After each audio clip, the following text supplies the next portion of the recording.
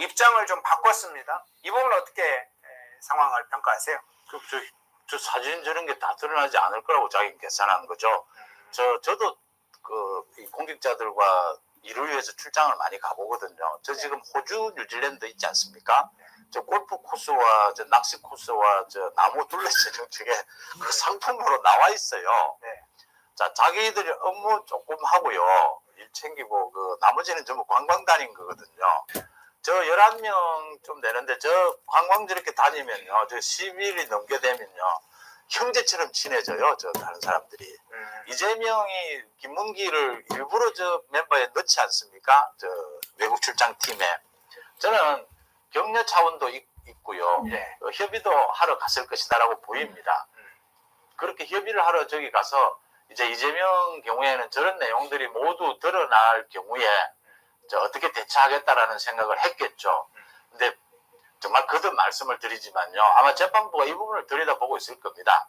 이 선거에 있어서 거짓말을 하는 경우에 이 거짓말이 선거에 영향을 끼칠 목적이었느냐 아니었느냐 그 정도를 결정하는 가장 중요한 것은요. 이 말의 강도와 말하는 장소입니다. 이재명이 2018년에 지가 살아났다라고 지금 큰소리 치는 건요. 토론회장에서 나온 거예요. 그래서 적극적 거짓말, 소극적 거짓말이라는 희한한 논리가 동원이 되는데요. 이번에 한 두 가지 거짓말은요. 이재명이 하나는 국정조사장에서 하나는 1대1 SBS 그 방송에서 나온 거예요. 이건 자기가 뭐 얼떨결에 거짓말을 했다. 뭐 이것도 통하지 않는 겁니다. 국정감사장은 자기가 준비한 거예요. 야당이 계속해서 캐묻습니다. 그 경기도의 국정감사장에서요. 지금 국토부가 그걸 강압할 수 있다라고 생각하느냐?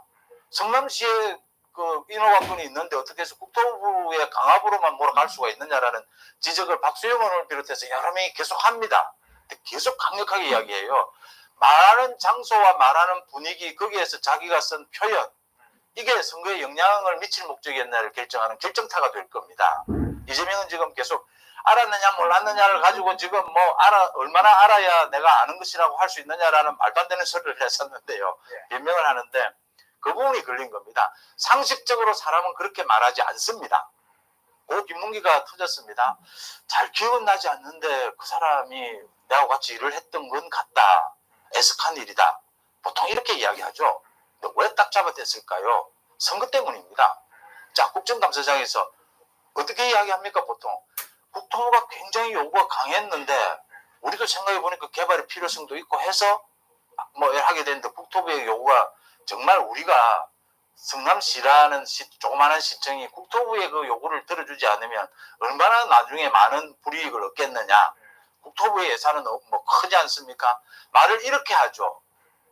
국토부의 강압 때문에 했다라고 딱 자르지 않습니다. 자르니 왜 잘랐을까요?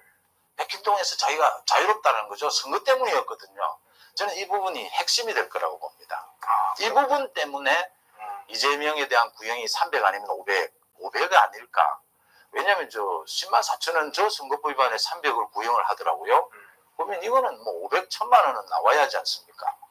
그럼 마지막 질문 이거 지금 드릴게요. 지난 6일에 공직선거법 때는 이제 김문기 씨 관련된 걸 피고인심을 주로 했지 않습니까? 그런데 그때 다루지 못한 게 선거법의 두 가지 중에 하나였던 지금 말씀하신 백현동 개발 과정에서 국토부가 용도 변경을 압박했다.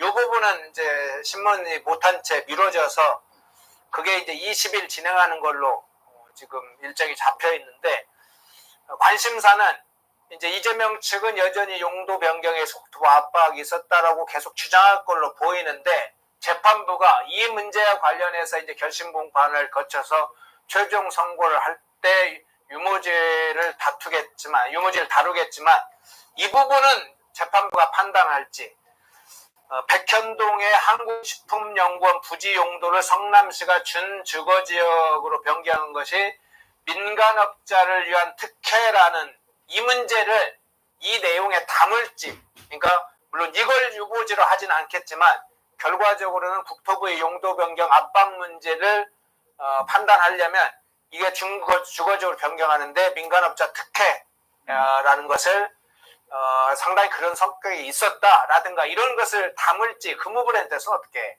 생각을 할까요? 진짜 꼭 말씀드리고 우리 시청자들이 알아야 될 부분이죠. 이거 백현동 재판의 핵심입니다.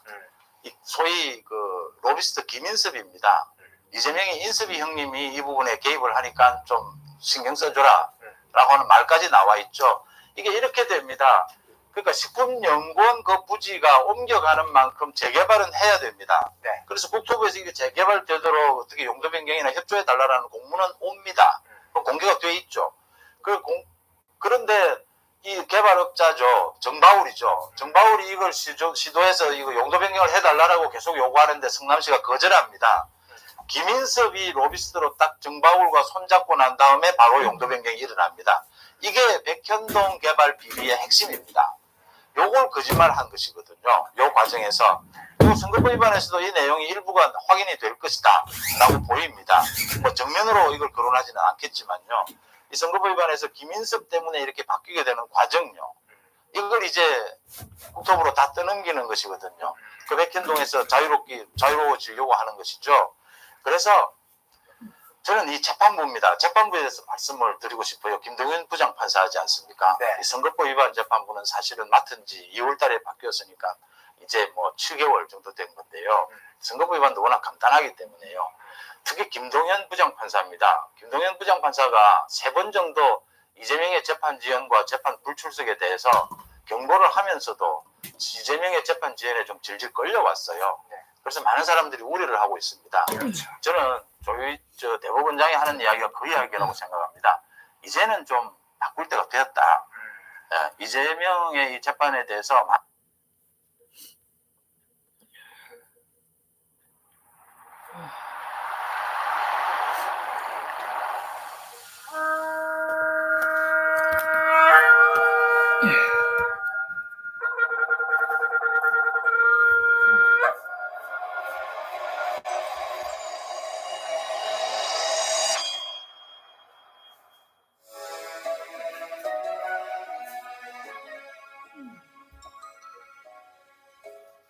Vaikra, Leviticus chapter 1. And Yahweh called unto Moshe, and spoke unto him out of the tabernacle of the assembly, saying, Speak unto the children of Yasharel, and say unto them, If any man of you bring an offering unto Yahweh, ye shall bring your offering of the cattle, even of the herd and of the flock. If his offering be a burnt sacrifice of the herd, let him offer a male without blemish. He shall offer it of his own voluntary will, at the door of the tabernacle of the assembly before Yahweh. And he shall put his hand upon the head of the burnt offering, and it shall be accepted for him to make an atonement for him. And he shall kill the bullock before Yahweh, and the priests, Aharon's sons, shall bring the blood, and sprinkle the blood round about upon the altar that is by the door of the tabernacle of the assembly. And he shall flay the burnt offering, and cut it into his pieces. And the sons of Aharon the priest shall put fire upon the altar, and lay the wood in order upon the fire. And the priests, Aharon's sons, shall lay the parts, the head, the fat, in order upon the wood that is on the fire, which is upon the altar. But his inwards and his legs shall he wash in water, and the priest shall burn all on the altar, to be a burnt sacrifice, an offering made by fire, of sweet savor unto Yahweh. And if his offering be of the flocks, namely of the sheep, or of the goats, for a burnt sacrifice, he shall bring it a male without blemish. And he shall kill it on the side of the altar northward, before Yahweh and the priest. Aharon's sons shall sprinkle his blood round about upon the altar. And he shall cut it into his pieces, with his head and his fat, and the priest shall lay them in order on the wood that is on the fire, which is upon the altar. But he shall wash the inwards of the legs with water, and the priest shall bring it all, and burn it upon the altar. It is a burnt sacrifice, an offering made by fire, of sweet savor unto Yahweh. And if the burnt sacrifice for his offering to Yahweh be of fowls, then he shall bring his offering of turtle doves, or of young pigeons. And the priest shall bring it unto the altar, and wring off his head, and burn it on the altar, and the blood thereof shall be wrung out at the side of the altar. And he shall pluck away his crop with his feathers, and cast it beside the altar on the east part, by the place of the ashes. And he shall cleave it with the wings thereof, but shall not divide it asunder. And the priest shall burn it upon the altar, upon the wood that is upon the fire. It is a burnt sacrifice, an offering made by fire, of sweet savor unto Yahweh. Vayikra, Leviticus chapter 2. And when any will offer a meat offering unto Yahweh, his offering shall be of fine flour, and he shall pour oil upon it, and put frankincense thereon.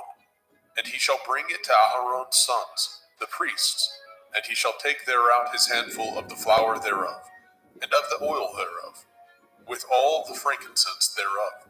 And the priest shall burn the memorial of it upon the altar, to be an offering made by fire, of a sweet savor unto Yahweh. And the remnant of the meat offering shall be Aaron's and his sons. It is a thing most holy of the offerings of Yahweh, made by fire. And if you bring an oblation of meat offering, baken in the oven, it shall be matzah cakes of fine flour, mingled with oil, or matzah wafers anointed with oil. And if your oblation be a meat offering, baken in a pan, it shall be of fine flour, unleavened, mingled with oil. You shall part it in pieces, and pour oil thereon. It is a meat offering. And if your oblation be a meat offering, baken in the frying pan, it shall be made of fine flour with oil. And you shall bring the meat offering that is made of these things unto Yahweh. And when it is presented unto the priest, he shall bring it unto the altar. And the priest shall take from the meat offering a memorial thereof, and shall burn it upon the altar. It is an offering made by fire, of sweet savor unto Yahweh. And that which is left of the meat offering shall be Aaron's and his sons. It is a thing most holy of the offerings of Yahweh made by fire. No meat offering which ye shall bring unto Yahweh shall be made with leaven, for ye shall burn no leaven, nor any honey, in any offering of Yahweh made by fire. As for the oblation of the firstfruits, ye shall offer them unto Yahweh, but they shall not be burnt on the altar for a sweet savor. And every oblation of your meat offering shall ye season with salt, neither shall ye suffer the salt of the covenant of your Elohim to be lacking from your meat offering. And all your offerings you shall offer salt. And if you offer a meat offering of your firstfruits unto Yahweh, you shall offer the meat offering of your firstfruits, green ears of grain dried by the fire, even grain beaten out of full ears. And you shall put oil upon it, and lay frankincense thereon. It is a meat offering. And the priest shall burn the memorial of it, part of the beaten grain thereof, and part of the oil thereof, with all the frankincense thereof. It is an offering made by fire unto Yahweh. Vayikra, Leviticus chapter 3. And if his oblation be a sacrifice of peace offering, if he offer it of the herd, whether it be a male or a female, he shall offer it without blemish before Yahweh. And he shall lay his hand upon the head of his offering, and kill it at the door of the tabernacle of the assembly. And Aaron's sons, the priests, shall sprinkle the blood upon the altar round about. And he shall offer of the sacrifice of the peace offering an offering made by fire unto Yahweh, the fat that covers the inwards, and all the fat that is upon the inwards, and the 2 kidneys, and the fat that is on them, which is by the flanks, and the caul above the liver, with the kidneys, it shall he take away. And Aaron's sons shall burn it on the altar upon the burnt sacrifice, which is upon the wood that is on the fire. It is an offering made by fire, of sweet savor unto Yahweh. And if his offering for a sacrifice of peace offering unto Yahweh be of the flock, male or female, he shall offer it without blemish. If he offer a lamb for his offering, then shall he offer before Yahweh. And he shall lay his hand upon the head of his offering, and kill it before the tabernacle of the assembly. And Aaron's sons shall sprinkle the blood thereof round about upon the altar. And he shall offer of the sacrifice of the peace offering an offering made by fire unto Yahweh, the fat thereof, and the whole rump. it shall he take off hard by the backbone, and the fat that covers the inwards, and all the fat that is upon the inwards, and the 2 kidneys, and the fat that is upon them, which is by the flanks, and the caul above the liver, and the kidneys, it shall he take away. And the priest shall burn it upon the altar. It is the food of the offering made by fire unto Yahweh. And if his offering be a goat, then he shall offer it before Yahweh. And he shall lay his hand upon the head of it, and kill it before the tabernacle of the assembly. And the sons of Aharon shall sprinkle the blood thereof upon the altar round about. And he shall offer thereof his offering, even an offering made by fire unto Yahweh, the fat that covers the inwards, and all the fat that is upon the inwards, and the 2 kidneys, and the fat that is upon them, which is by the flanks, and the caul above the liver, with the kidneys, it shall he take away. And the priest shall burn them upon the altar. It is the food of the offering, made by fire for a sweet savor. All the fat is Yahweh's. It shall be a perpetual statute for your generations throughout all your dwellings, that ye eat neither fat nor blood. Vayikra, Leviticus chapter 4.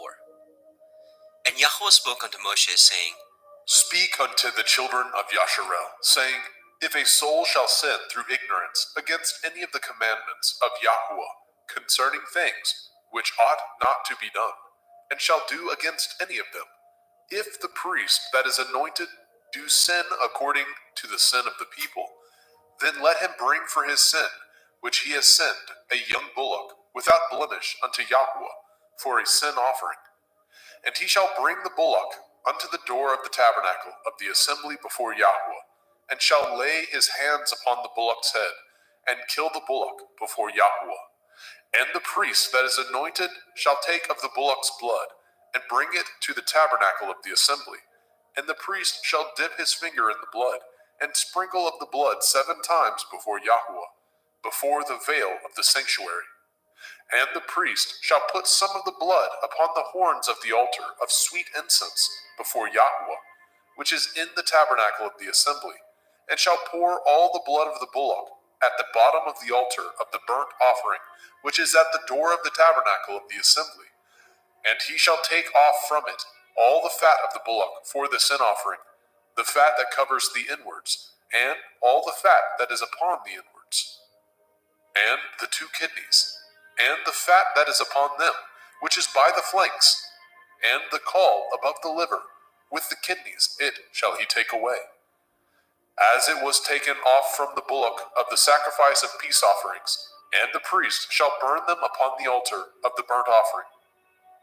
And the skin of the bullock, and all his flesh, with his head, and with his legs, and his inwards, and his dung, even the whole bullock shall he carry forth without the camp, unto a clean place, where the ashes are poured out, and burn him on the wood with fire. Where the ashes are poured out shall he be burnt. And if the whole assembly of Yasharel sin through ignorance, and the thing be hid from the eyes of the assembly, and they have done somewhat against any of the commandments of Yahweh, concerning things which should not be done, and are guilty, when the sin which they have sinned against it is known, then the assembly shall offer a young bullock for the sin, and bring him before the tabernacle of the assembly. And the elders of the assembly shall lay their hands upon the head of the bullock before Yahweh, and the bullock shall be killed before Yahweh. And the priest that is anointed shall bring of the bullock's blood to the tabernacle of the assembly. And the priest shall dip his finger in some of the blood, and sprinkle it 7 times before Yahweh, even before the veil. And he shall put some of the blood upon the horns of the altar, which is set before Yahweh, that is in the tabernacle of the assembly, and shall pour out all the blood at the bottom of the altar of the burnt offering, which is at the door of the tabernacle of the assembly. And he shall take all his fat from him, and burn it upon the altar. And he shall do with the bullock as he did with the bullock for a sin offering, so shall he do with this. And the priest shall make an atonement for them, and it shall be forgiven them. And he shall carry forth the bullock without the camp, and burn him as he burned the first bullock. It is a sin offering for the assembly.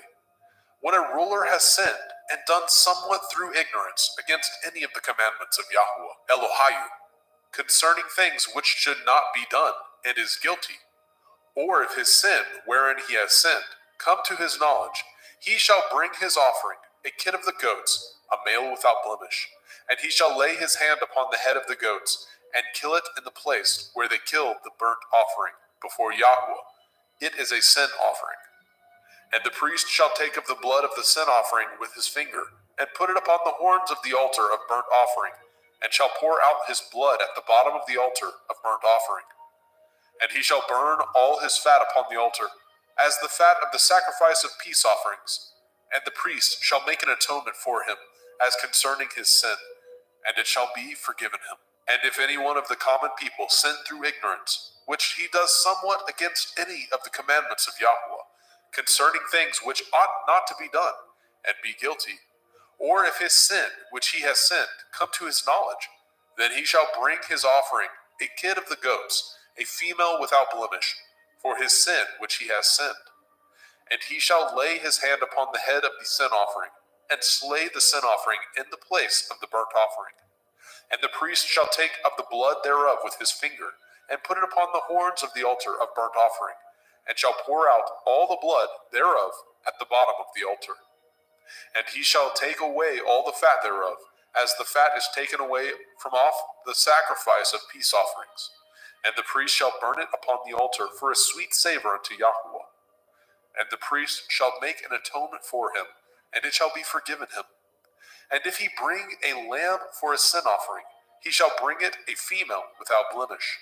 And he shall lay his hand upon the head of the sin offering, and slay it for the sin offering in the place where they killed the burnt offering.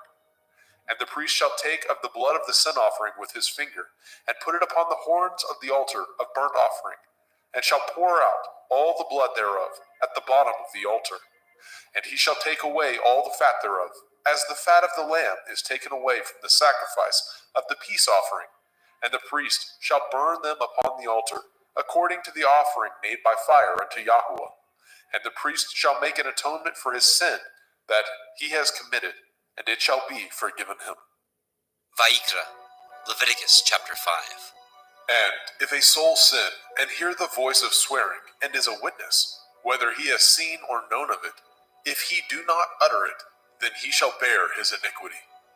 Or if a soul touch any unclean thing, whether it be a carcass of an unclean beast, or a carcass of unclean cattle, or the carcass of unclean creeping things, and if it be hidden from him, he also shall be unclean and guilty.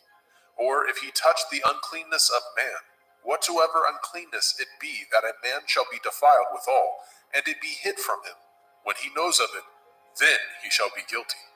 Or if a soul swear, pronouncing with his lips to do evil, or to do good, whatsoever it be that a man shall pronounce with an oath, and it be hid from him, when he knows of it, then he shall be guilty in one of these. And it shall be, when he shall be guilty in one of these things, that he shall confess that he has sinned in that thing.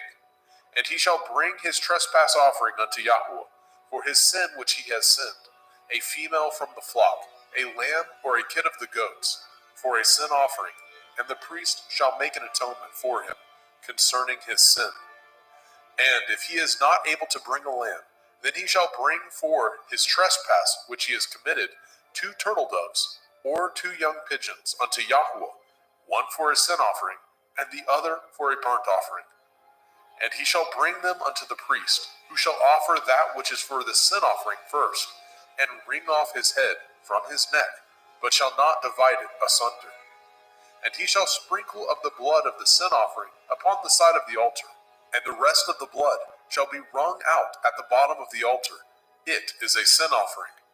And he shall offer the second for a burnt offering, according to the manner, and the priest shall make an atonement for him, for his sin which he has sinned, and it shall be forgiven him.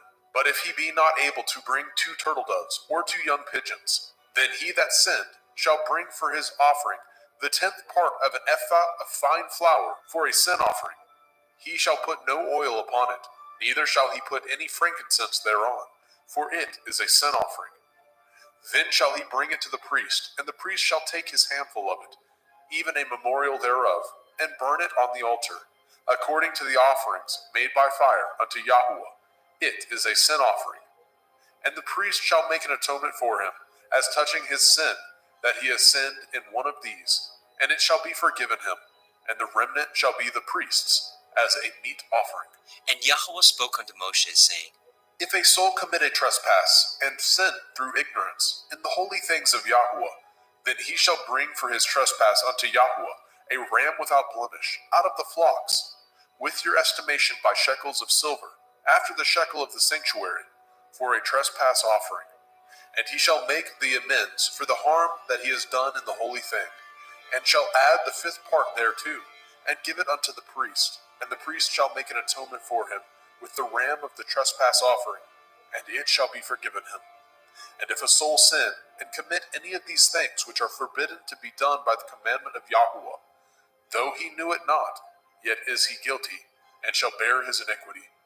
And he shall bring a ram without blemish out of the flock, with your estimation, for a trespass offering, unto the priest. And the priest shall make an atonement for him concerning his ignorance, wherein he erred, and knew it not, and it shall be forgiven him. It is a trespass offering. He has certainly trespassed against Yahuwah. Vayikra, Leviticus chapter 6.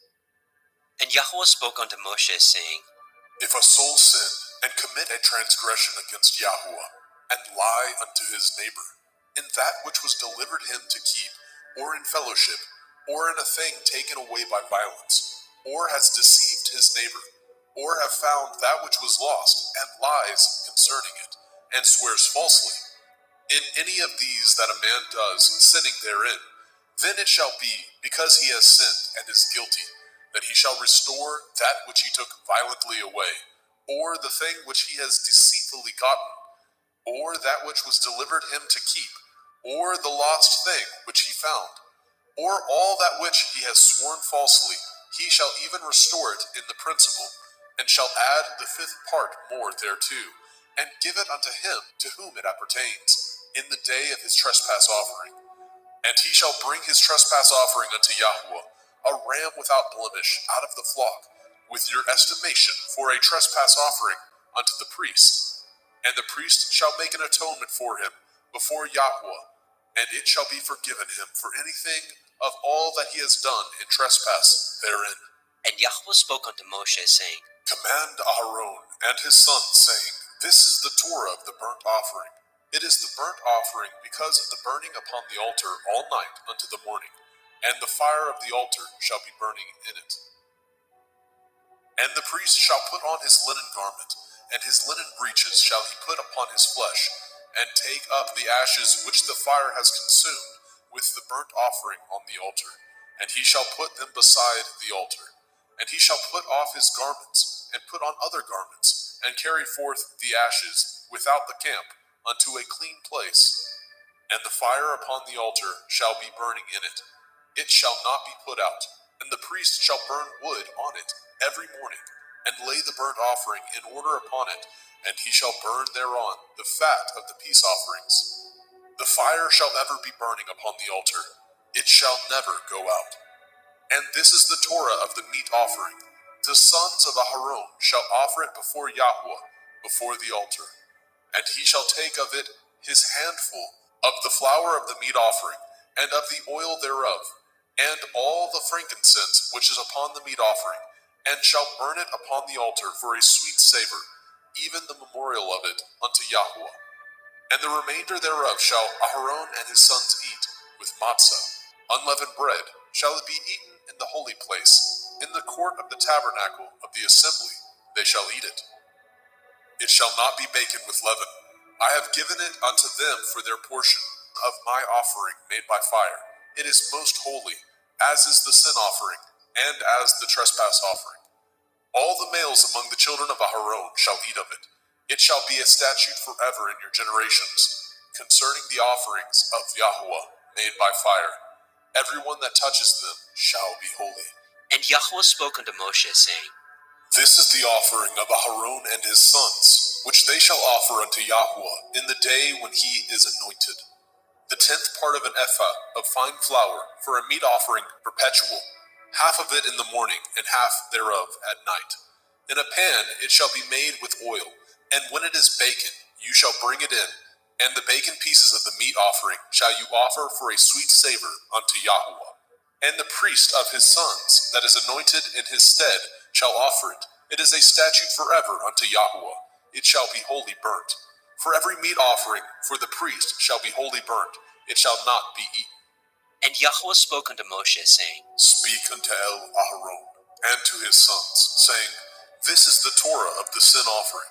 In the place where the burnt offering is killed, shall the sin offering be killed before Yahweh. It is most holy. The priest that offers it for sin shall eat it.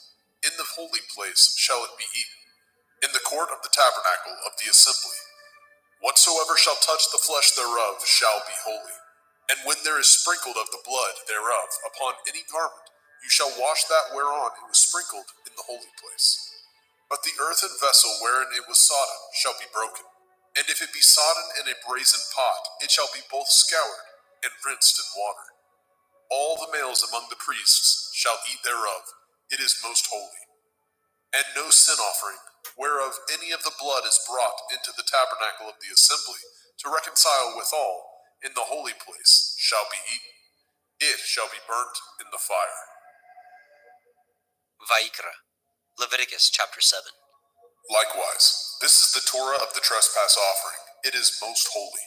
In the place where they kill the burnt offering, shall they kill the trespass offering, and the blood thereof shall he sprinkle round about upon the altar. And he shall offer it of all the fat thereof, the rump, the fat that covers the inwards, and the 2 kidneys, and the fat that is on them, which is by the flanks, and the caul that is above the liver, with the kidneys it shall he take away. And the priest shall burn them upon the altar for an offering made by fire unto Yahweh. It is a trespass offering. Every male among the priests shall eat thereof. It shall be eaten in the holy place. It is most holy. As the sin offering is, so is the trespass offering. There is one Torah for them. The priest that makes atonement therewith shall have it. And the priest that offers any man's burnt offering, even the priest shall have to himself the skin of the burnt offering which he has offered. And all the meat offering that is baken in the oven, and all that is dressed in the frying pan, and in the pan, shall be the priest's that offer it. And every meat offering mingled with oil, and dry, shall all the sons of Aharon have, one as much as another. And this is the Torah of the sacrifice of peace offerings, which he shall offer unto Yahweh. If he offer it for thanksgiving, then he shall offer with the sacrifice of thanksgiving matzah, unleavened cakes, mingled with oil, and matzah wafers anointed with oil, and cakes mingled with oil, of fine flour, fried. Besides the cakes, he shall offer for his offering hametz, leavened bread, with the sacrifice of thanksgiving of his peace offerings. And of it he shall offer one out of the whole oblation, for a heave offering unto Yahweh, and it shall be the priest that sprinkles the blood of the peace offerings. And the flesh of the sacrifice of his peace offerings for thanksgiving shall be eaten the same day that it is offered. He shall not leave any of it until the morning. But if the sacrifice of his offering be a vow, or a voluntary offering, it shall be eaten the same day that he offers his sacrifice. On the morrow also the remainder of it shall be eaten. But the remainder of the flesh of the sacrifice on the 3rd day shall be burnt with fire. And if any of the flesh of the sacrifice of his peace offerings be eaten at all on the 3rd day, it shall not be accepted, neither shall it be imputed unto him that offers it. It shall be an abomination, and the soul that eats of it shall bear his iniquity. And the flesh that touches any unclean thing shall not be eaten. It shall be burnt with fire. And as for the flesh, all that be clean shall eat thereof. But the soul that eats of the flesh of the sacrifice of peace offerings that pertain unto Yahweh, having his uncleanness upon him, even that soul shall be cut off from his people. Moreover, the soul that shall touch any unclean thing, as the uncleanness of man, or any unclean beast, or any abominable unclean thing, and eat of the flesh of the sacrifice of peace offerings, which pertain unto Yahweh, even that soul shall be cut off from his people. And Yahweh spoke unto Moshe, saying, Speak unto the children of Yasharel, saying, Ye shall eat no manner of fat, of ox or of sheep or of goat, and the fat of the beast that dies of itself, and the fat of that which is torn with beast, may be used in any other use, but ye shall in no wise eat of it. For whosoever eats the fat of the beast, of which men offer an offering made by fire unto Yahweh, even the soul that eats it shall be cut off from his people. Moreover, ye shall eat no manner of blood, whether it be of fowl or of beast, in any of your dwellings. Whatsoever soul it be that eats any manner of blood, even that soul shall be cut off from his people. And Yahweh spoke unto Moshe, saying, Speak unto the children of Yasharel, saying, He that offers the sacrifice of his peace offerings unto Yahweh shall bring his oblation unto Yahweh of the sacrifice of his peace offerings. His own hand shall bring the offerings of Yahweh made by fire. The fat with the breast it shall he bring, that the breast may be waved for a wave offering before Yahweh. And the priest shall burn the fat upon the altar, but the breast shall be Aharon's and his sons'. And the right shoulder shall ye give unto the priest for a heave offering of the sacrifices of your peace offerings.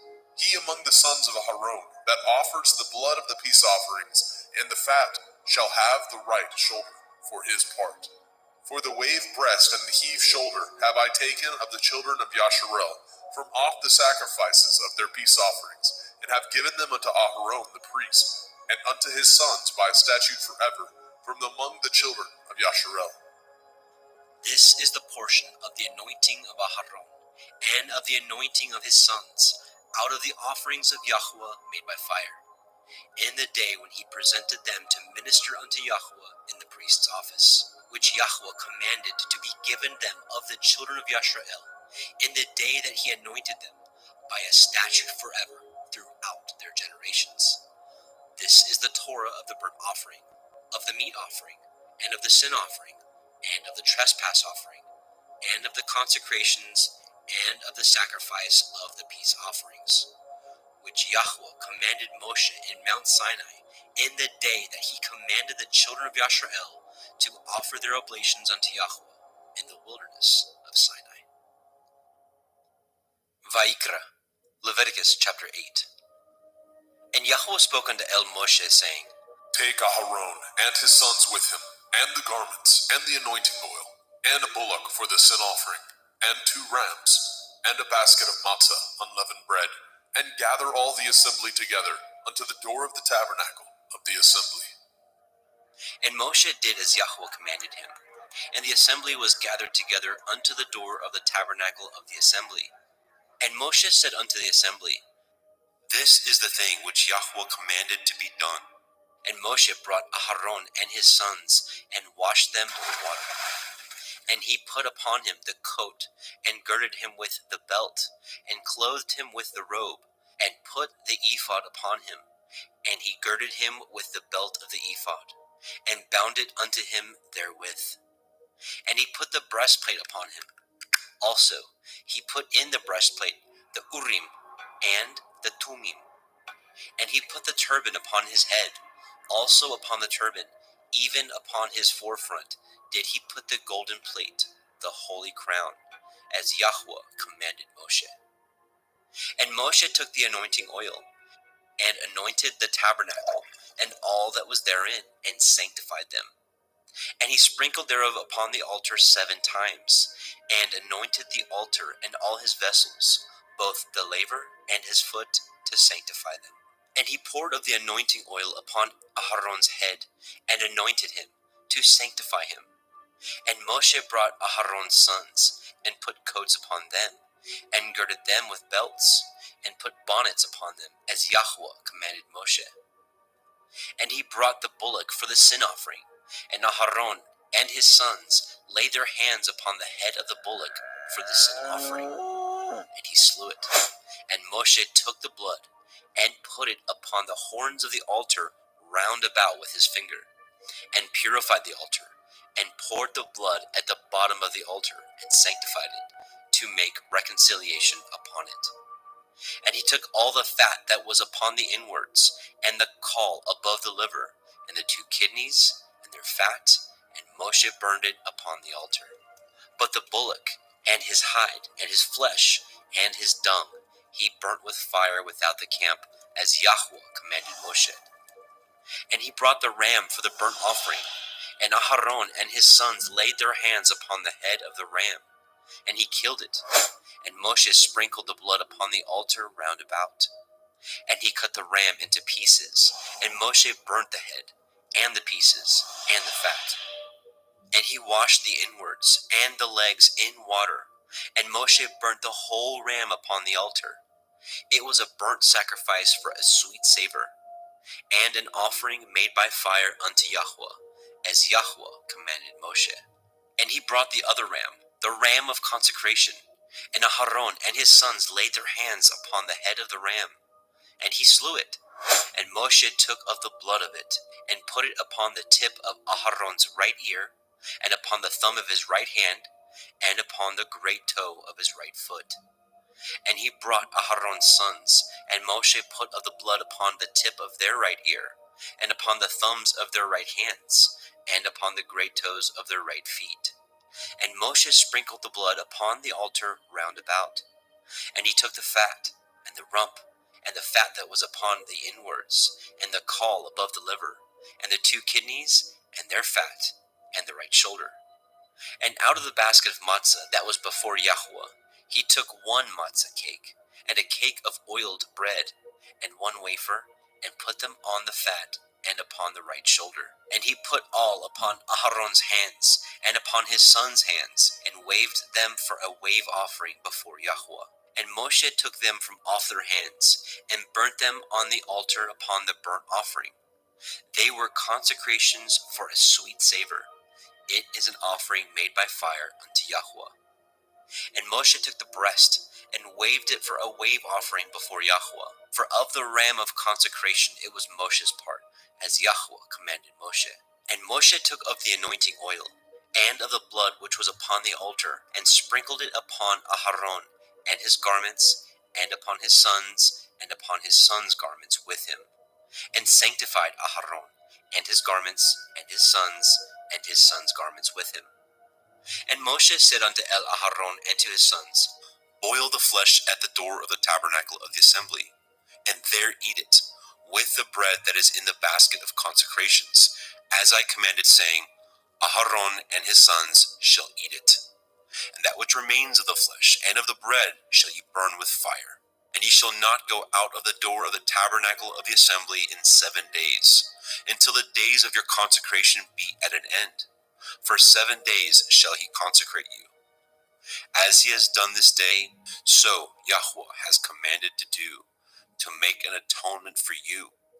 Therefore shall ye abide at the door of the tabernacle of the assembly day and night 7 days, and guard the watch of Yahweh, that ye die not. For so I am commanded. So Aharon and his sons did all the things which Yahweh commanded by the hand of Moshe. Vayikra, Leviticus chapter 9. And it came to pass on the 8th day that Moshe called Aharon and his sons and the elders of Yisrael. And he said unto Aharon, Take a young calf for a sin offering, and a ram for a burnt offering, without blemish, and offer them before Yahweh. And unto the children of Yisrael you shall speak, saying, Take ye a kid of the goats for a sin offering, and a calf and a lamb, both of the first year, without blemish, for a burnt offering. Also a bullock and a ram for peace offerings, to sacrifice before Yahweh, and a meat offering mingled with oil. For today Yahweh will appear unto you. And they brought which Moshe commanded before the tabernacle of the assembly. And all the assembly drew near and stood before Yahweh. And Moshe said, This is the thing which Yahweh commanded that ye should do, and the glory of Yahweh shall appear unto you. And Moshe said unto Aharon, Go unto the altar, and offer your sin offering, and your burnt offering, and make an atonement for yourself and for the people, and offer the offering of the people, and make an atonement for them, as Yahweh commanded. Aharon therefore went unto the altar, and slew the calf of the sin offering, which was for himself. And the sons of Aharon brought the blood unto him, and he dipped his finger in the blood, and put it upon the horns of the altar, and poured out the blood at the bottom of the altar. But the fat, and the kidneys, and the caul above the liver of the sin offering he burnt upon the altar, as Yahweh commanded Moshe. And the flesh and the hide he burnt with fire without the camp. And he slew the burnt offering, and Aharon's sons presented unto him the blood, which he sprinkled round about upon the altar. And they presented the burnt offering unto him, with the pieces thereof, and the head, and he burnt them upon the altar. And he did wash the inwards and the legs, and burnt them upon the burnt offering on the altar. And he brought the people's offering, and took the goat, which was the sin offering for the people, and slew it, and offered it for sin as the first. And he brought the burnt offering, and offered it according to the manner. And he brought the meat offering, and took a handful thereof, and burnt it upon the altar, beside the burnt sacrifice of the morning. He slew also the bullock and the ram for a sacrifice of peace offerings, which was for the people. And Aharon's sons presented unto him the blood, which he sprinkled upon the altar round about. And the fat of the bullock and of the ram, the rump, and that which covers the inwards, and the kidneys, and the caul above the liver, and they put the fat upon the breasts, and he burnt the fat upon the altar. And the breasts and the right shoulder Aharon waved for a wave offering before Yahweh, as Moshe commanded. And Aharon lifted up his hand toward the people, and blessed them, and came down from offering of the sin offering, and the burnt offering, and peace offerings. And Moshe and Aharon went into the tabernacle of the assembly, and came out, and blessed the people. And the glory of Yahweh appeared unto all the people. And there came a fire out from before Yahweh, and consumed upon the altar the burnt offering and the fat, which when all the people saw, they shouted and fell on their face. Vaikra, Leviticus chapter 10. And Nadab and Abihu, the sons of Aharon, took either of them his censer, and put fire therein, and put incense thereon, and offered strange fire before Yahweh, which he commanded them not. And there went out fire from Yahweh, and devoured them, and they died before Yahweh. Then Moshe said unto El Aharon, This is that Yahweh spoke, saying, I will be sanctified in them that come nigh me, and before all the people I will be glorified. And Aharon held his peace. And Moshe called Mishael and Elishaphan, the sons of Uzziel, the uncle of Aharon, and said unto them, Come near, carry your brethren from before the sanctuary out of the camp. So they went near, and carried them in their coats out of the camp, as Moshe had said. And Moshe said unto El Aharon, and unto Eleazar, and unto Ithamar his sons, Uncover not your heads, neither rend your clothes, lest ye die, and lest the wrath come upon all the people. But let your brethren, the whole house of Yashrael, bewail the burning which Yahweh has kindled. And ye shall not go out from the door of the tabernacle of the assembly, lest ye die. For the anointing oil of Yahweh is upon you. And they did according to the word of Moshe.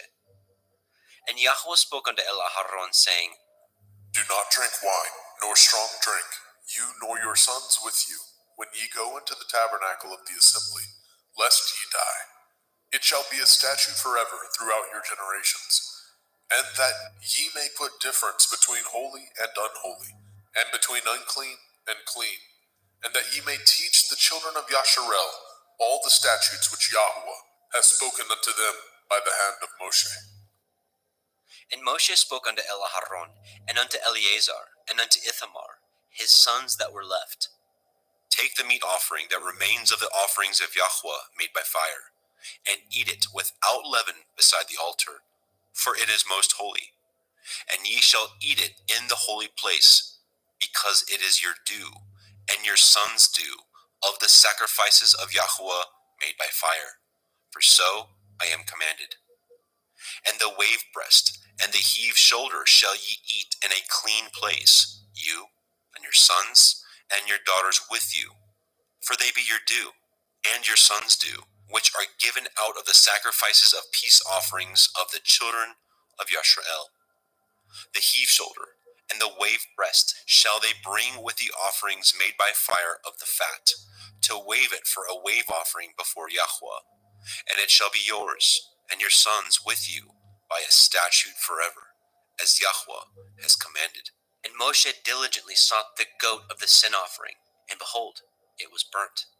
And he was angry with Eleazar and Ithamar, the sons of Aharon, which were left alive, saying, Wherefore have ye not eaten the sin offering in the holy place, seeing it is most holy?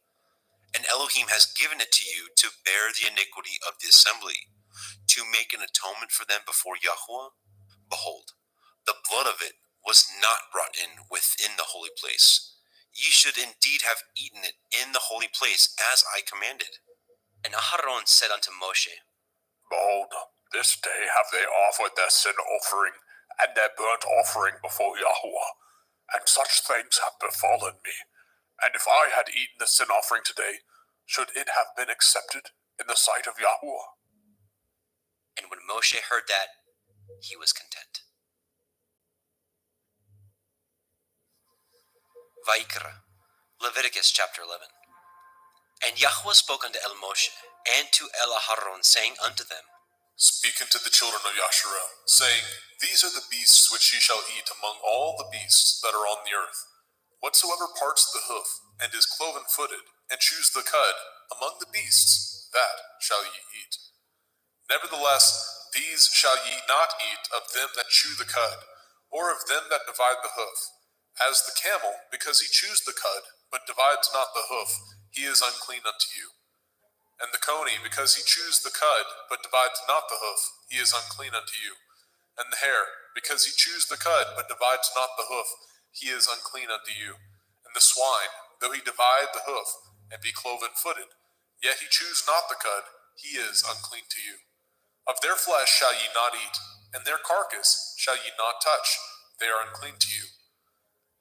These shall ye eat of all that are in the waters. Whatsoever has fins and scales in the waters, in the seas, and in the rivers, them shall you eat.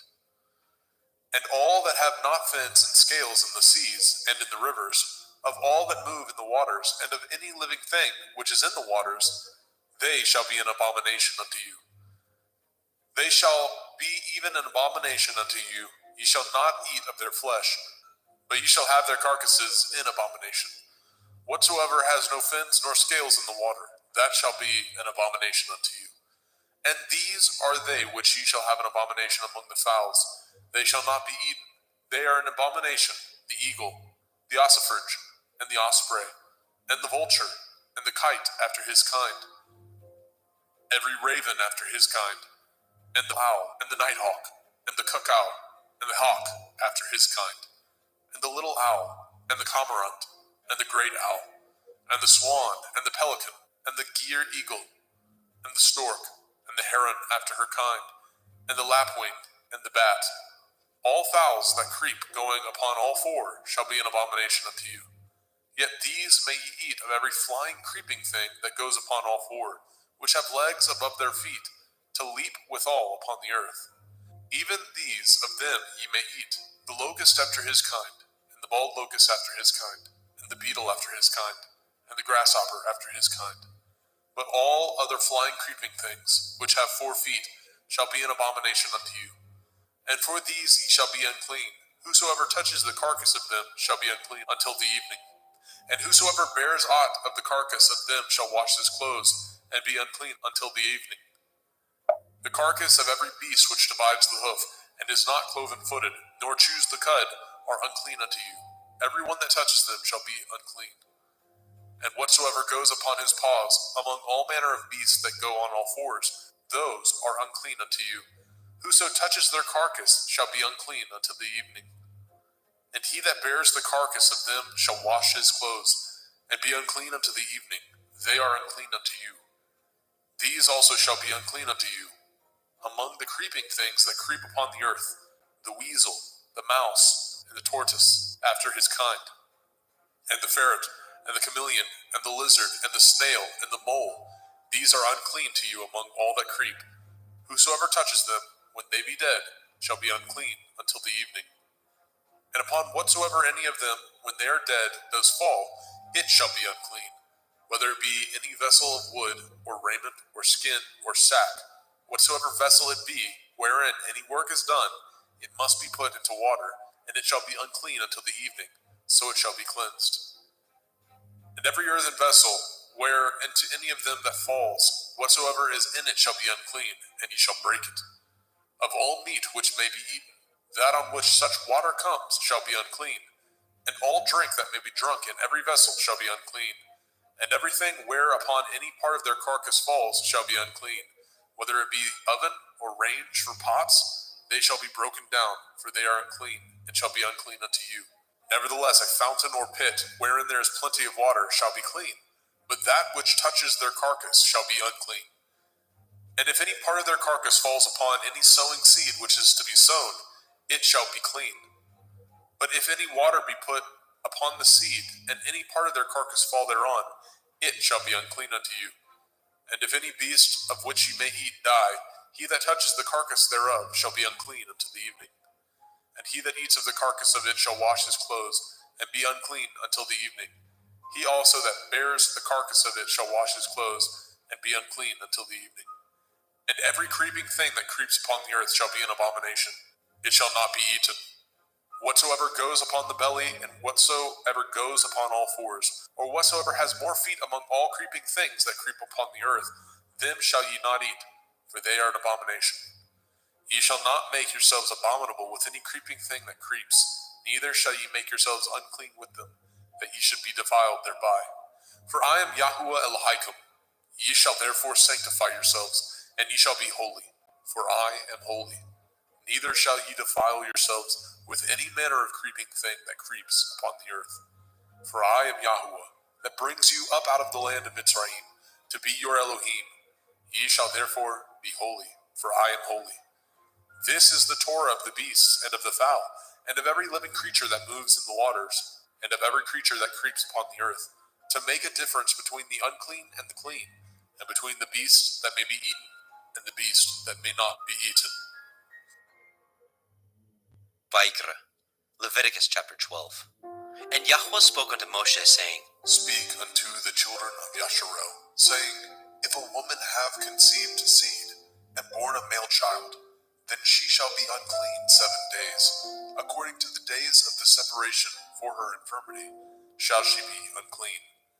And in the 8th day, the flesh of his foreskin shall be circumcised. And she shall then continue in the blood of her purifying 33 days. She shall touch no hallowed thing, nor come into the sanctuary, until the days of her purifying be fulfilled. But if she bear a female child, then she shall be unclean 2 weeks, as in her separation, and she shall continue in the blood of her purifying 66 days. And when the days of her purifying are fulfilled, for a son or for a daughter, she shall bring a lamb of the first year for a burnt offering, and a young pigeon or a turtle dove for a sin offering, unto the door of the tabernacle of the assembly, unto the priest, who shall offer it before Yahuwah, and make an atonement for her, and she shall be cleansed from the issue of her blood. This is the Torah for her that has borne a male or a female. And if she be not able to bring a lamb, then she shall bring 2 turtle doves or 2 young pigeons, the one for the burnt offering, and the other for a sin offering. And the priest shall make an atonement for her, and she shall be clean. Vaikra, Leviticus chapter 13. And Yahweh spoke unto El Moshe and El Aharon, saying, When a man shall have in the skin of his flesh a rising, a scab, or a bright spot, and it be in the skin of his flesh, like the plague of leprosy, then he shall be brought unto El Aharon the priest, or unto one of his sons the priests. And the priest shall look on the plague in the skin of the flesh, and when the hair in the plague is turned white, and the plague in sight be deeper than the skin of his flesh, it is a plague of leprosy, and the priest shall look on him and pronounce him unclean. If the bright spot be white in the skin of his flesh, and in sight be not deeper than the skin, and the hair thereof be not turned white, Then the priest shall shut up him that has the plague 7 days.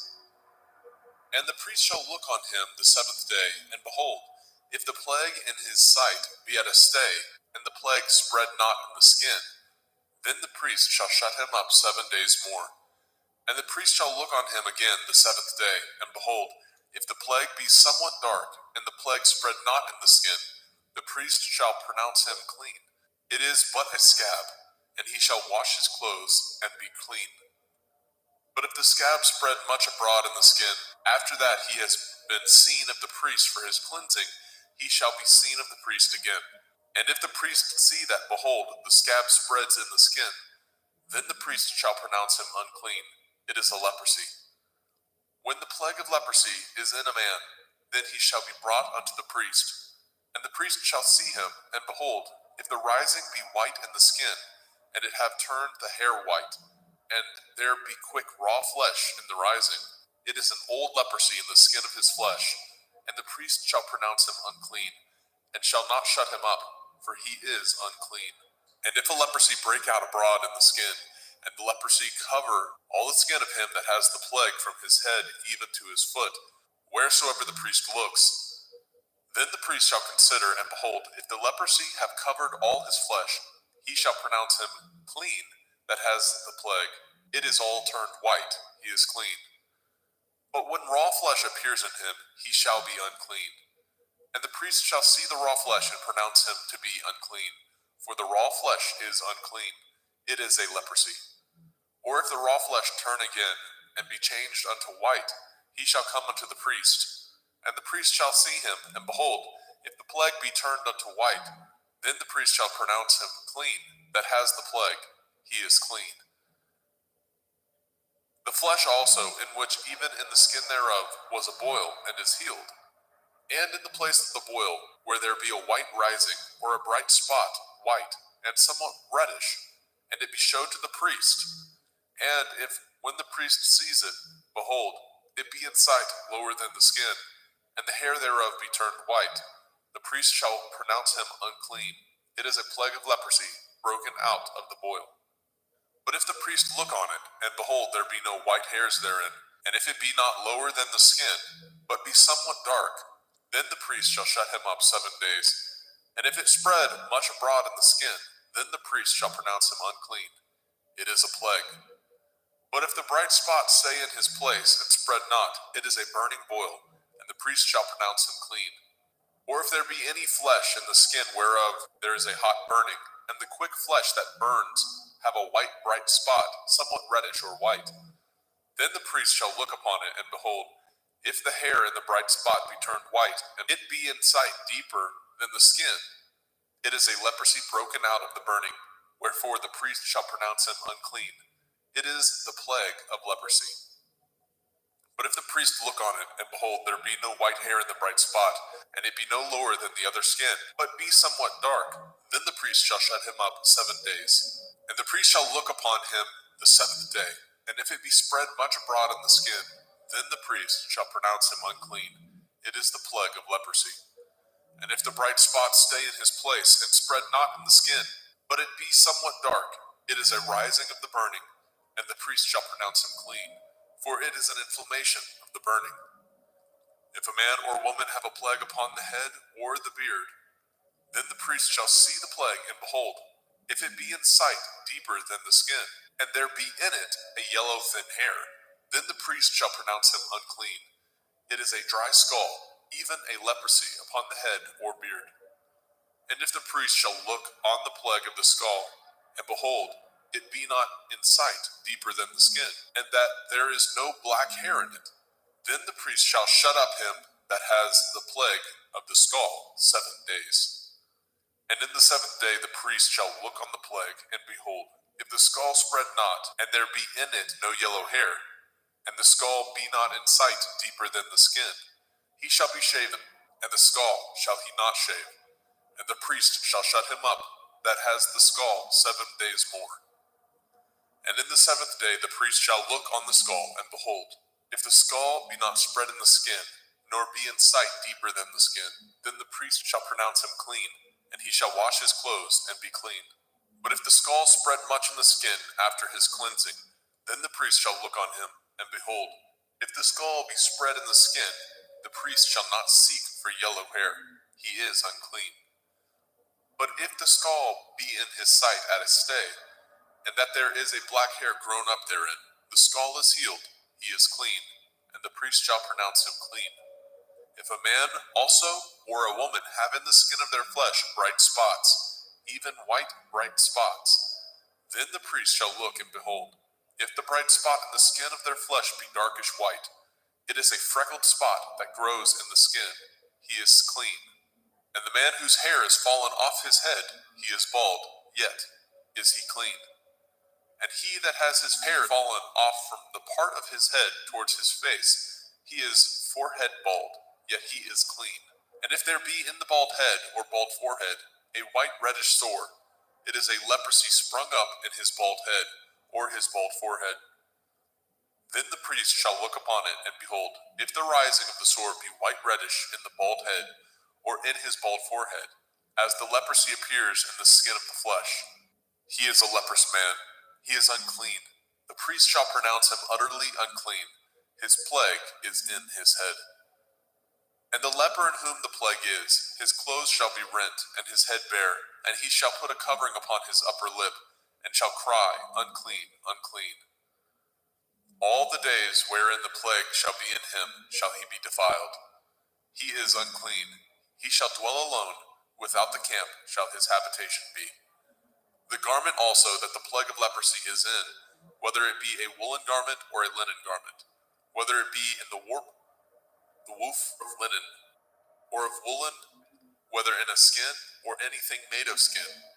And if the plague be greenish or reddish in the garment or in the skin, either in the warp or in the woof or in anything of skin, it is a plague of leprosy, and shall be showed unto the priest. And the priest shall look upon the plague, and shut up it that has the plague 7 days. And he shall look on the plague on the 7th day. If the plague be spread in the garment, either in the warp or in the woof or in a skin, or in any work that is made of skin, the plague is a fretting leprosy, it is unclean. He shall therefore burn that garment, whether warp or woof, in woolen or in linen, anything of skin wherein the plague is, for it is a fretting leprosy, it shall be burnt in the fire. And if the priest shall look and behold, the plague be not spread in the garment, either in the warp or in the woof, or in anything of skin, then the priest shall command that they wash the thing wherein the plague is, and he shall shut it up 7 days more. And the priest shall look on the plague after that it is washed, and behold, if the plague have not changed his color, and the plague be not spread, it is unclean. You shall burn it in the fire. It is a fret inward, whether it be bare within or without. And if the priest look and behold the plague be somewhat dark after the washing of it, then he shall rend it out of the garment, or out of the skin, or out of the warp, or out of the woof. And if it appear still in the garment, either in the warp or in the woof, or in anything of skin, it is a spreading plague. You shall burn that wherein the plague is with fire. And the garment, either warp or woof, or whatsoever thing of skin it be, which you shall wash, if the plague be departed from them, then it shall be washed the 2nd time, and shall be clean. This is the Torah of the plague of leprosy, in a garment of woolen or linen, either in warp or woof, or in anything of skins, to pronounce it clean, or to pronounce it unclean. Vaikra, Leviticus chapter 14. And Yahweh spoke unto Moshe, saying, This shall be the Torah of the leper in the day of his cleansing.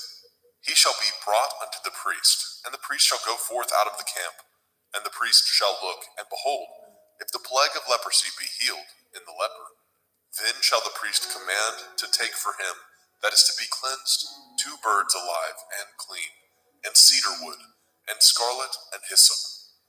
And the priest shall command that one of the birds be killed in an earthen vessel over running water. As for the living bird, he shall take it, and the cedar wood, and the scarlet, and the hyssop, and shall dip them, and the living bird in the blood of the bird that was killed over the running water. And he shall sprinkle upon him that is to be cleansed from the leprosy 7 times, and shall pronounce him clean, and shall let the living bird loose into the open field. And he that is to be cleansed shall wash his clothes and shave off all his hair, and wash himself in water, that he may be clean. And after that he shall come into the camp, and shall tarry abroad out of his tent 7 days. But it shall be on the 7th day that he shall shave all his hair off his head, and his beard, and his eyebrows, even all his hair he shall shave off, and shall wash his clothes. Also shall he wash his flesh in water, and shall be clean. And on the 8th day he shall take 2 he-lambs without blemish, and 1 ewe-lamb of the first year without blemish, and 3/10 deal of fine flour for a meat offering, mingled with oil, and 1 log of oil. And the priest that makes him clean shall present the man that is to be made clean, and those things before Yahweh at the door of the tabernacle of the assembly. And the priest shall take 1 he-lamb, and offer him for a trespass offering, and the log of oil, and wave them for a wave offering before Yahweh. And he shall slay the lamb in the place where he shall kill the sin offering and the burnt offering in the holy place. For as the sin offering is the priest's, so is the trespass offering. It is most holy. And the priest shall take some of the blood of the trespass offering, and the priest shall put it upon the tip of the right ear of him that is to be cleansed, and upon the thumb of his right hand, and upon the great toe of his right foot. And the priest shall take some of the log of oil, and pour it into the palm of his own left hand. And the priest shall dip his right finger in the oil that is in his left hand, and shall sprinkle of the oil with his finger 7 times before Yahweh. And of the rest of the oil that is in his hand shall the priest put upon the tip of the right ear of him that is to be cleansed, and upon the thumb of his right hand, and upon the great toe of his right foot, upon the blood of the trespass offering. And the remnant of the oil that is in the priest's hand he shall pour upon the head of him that is to be cleansed, and the priest shall make an atonement for him before Yahweh. And the priest shall offer the sin offering, and make an atonement for him that is to be cleansed from his uncleanness, and afterwards he shall kill the burnt offering. And the priest shall offer the burnt offering and the meat offering upon the altar, and the priest shall make an atonement for him, and he shall be clean. And if he be poor, and cannot get so much, then he shall take 1 lamb for a trespass offering to be waved, to make an atonement for him, and 1/10 deal of fine flour mingled with oil for a meat offering, and a log of oil, and 2 turtle doves, or 2 young pigeons, such as he is able to get, and the one shall be a sin offering, and the other a burnt offering. And he shall bring them on the 8th day for his cleansing unto the priest, unto the door of the tabernacle of the assembly before Yahweh. And the priest shall take the lamb of the trespass offering, and the log of oil, and the priest shall wave them for a wave offering before Yahweh. And he shall kill the lamb of the trespass offering, and the priest shall take some of the blood of the trespass offering, and put it upon the tip of the right ear of him that is to be cleansed, and upon the thumb of his right hand, and upon the great toe of his right foot. And the priest shall pour of the oil into the palm of his own left hand. And the priest shall sprinkle with his right finger some of the oil that is in his left hand 7 times before Yahweh. And the priest shall put of that oil that is in his hand upon the tip of the right ear of him that is to be cleansed, and upon the thumb of his right hand, and upon the great toe of his right foot, upon the place of the blood of the trespass offering. And the rest of the oil that is in the priest's hand he shall put upon the head of him that is to be cleansed, to make an atonement for him before Yahweh. And he shall offer the 1 of the turtle doves, or of the young pigeons, such as he can get, even such as he is able to get, the 1 for a sin offering, and the other for a burnt offering, with the meat offering. And the priest shall make an atonement for him that is to be cleansed before Yahweh. This is the Torah of him in whom is the plague of leprosy, whose hand is not able to get that which pertains to his cleansing. And Yahweh spoke unto El Moshe and unto El Aharon, saying, When ye are come into the land of Canaan, which I give to you for a possession, and I put the plague of leprosy in a house of the land of your possession, and he that owns the house shall come and tell the priest, saying, It seems to me there is, as it were, a plague in the house. Then the priest shall command that they empty the house before the priest go into it, to see the plague, that all that is in the house be not made unclean. And afterward The priest shall go in to see the house, and he shall look on the plague, and behold, if the plague be in the walls of the house, with hollow strakes, greenish or reddish, which in sight are lower than the wall, then the priest shall go out of the house to the door of the house, and shut up the house 7 days. And the priest shall come again the 7th day, and shall look, and behold, if the plague be spread in the walls of the house, then the priest shall command that they take away the stones in which the plague is, and they shall cast them into an unclean place without the city. And he shall cause the house to be scraped within round about, and they shall pour out the dust that they scrape off without the city into an unclean place. And they shall take other stones, and put them in the place of those stones, and he shall take other mortar, and shall plaster the house. And if the plague come again, and break out in the house, after that he has taken away the stones, and after he has scraped the house, and after it is plastered, then the priest shall come and look, and behold, if the plague be spread in the house, it is a fretting leprosy in the house, it is unclean.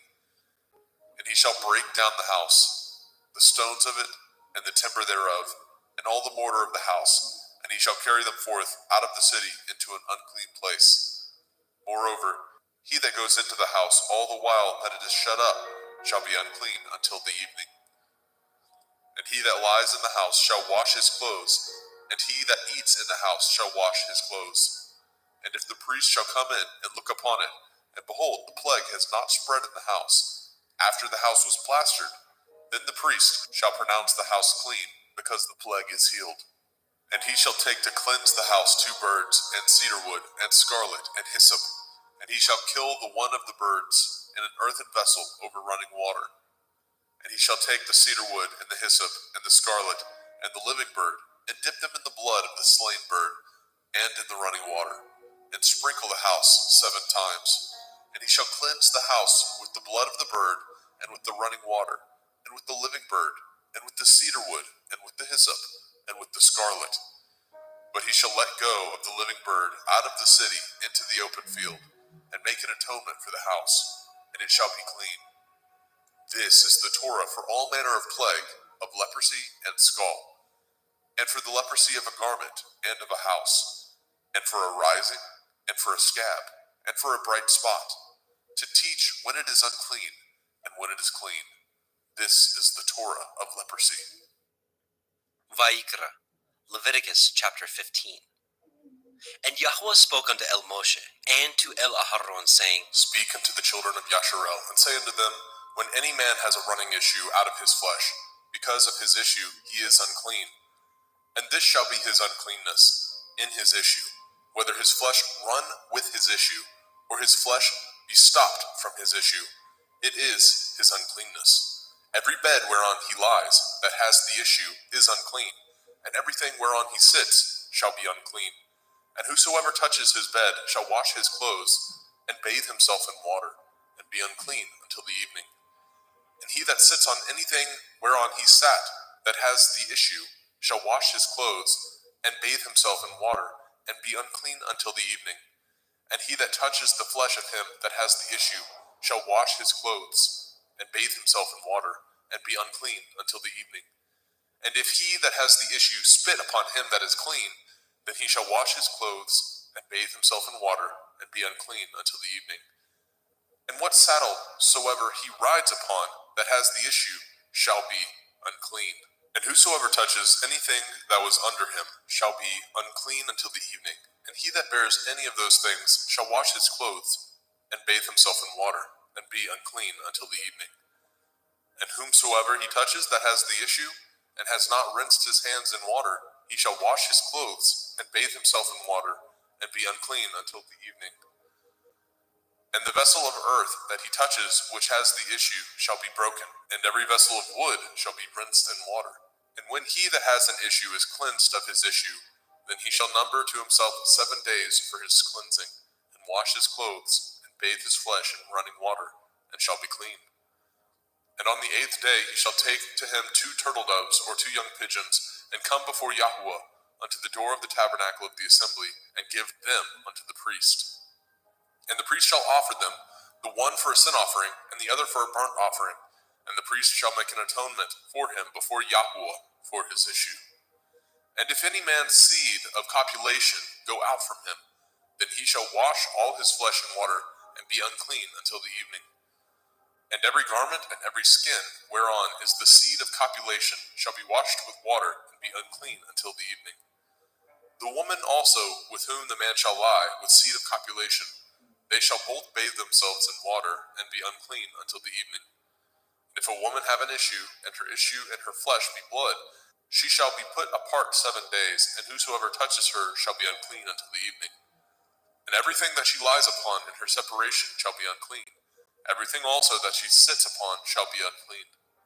And whosoever touches her bed shall wash his clothes, and bathe himself in water, and be unclean until the evening. And whosoever touches anything that she sat upon shall wash his clothes, and bathe himself in water, and be unclean until the evening. And if it be on her bed, or on anything whereon she sits, when he touches it, he shall be unclean until the evening. And if any man lie with her at all, and her flower be upon him, he shall be unclean 7 days, and all the bed whereon he lies shall be unclean. And if a woman have an issue of her blood many days out of the time of her separation, or if it run beyond the time of her separation, all the days of the issue of her uncleanness shall be as the days of her separation. She shall be unclean. Every bed whereon she lies, all the days of her issue, shall be unto her as the bed of her separation, and whatsoever she sits upon shall be unclean, as the uncleanness of her separation.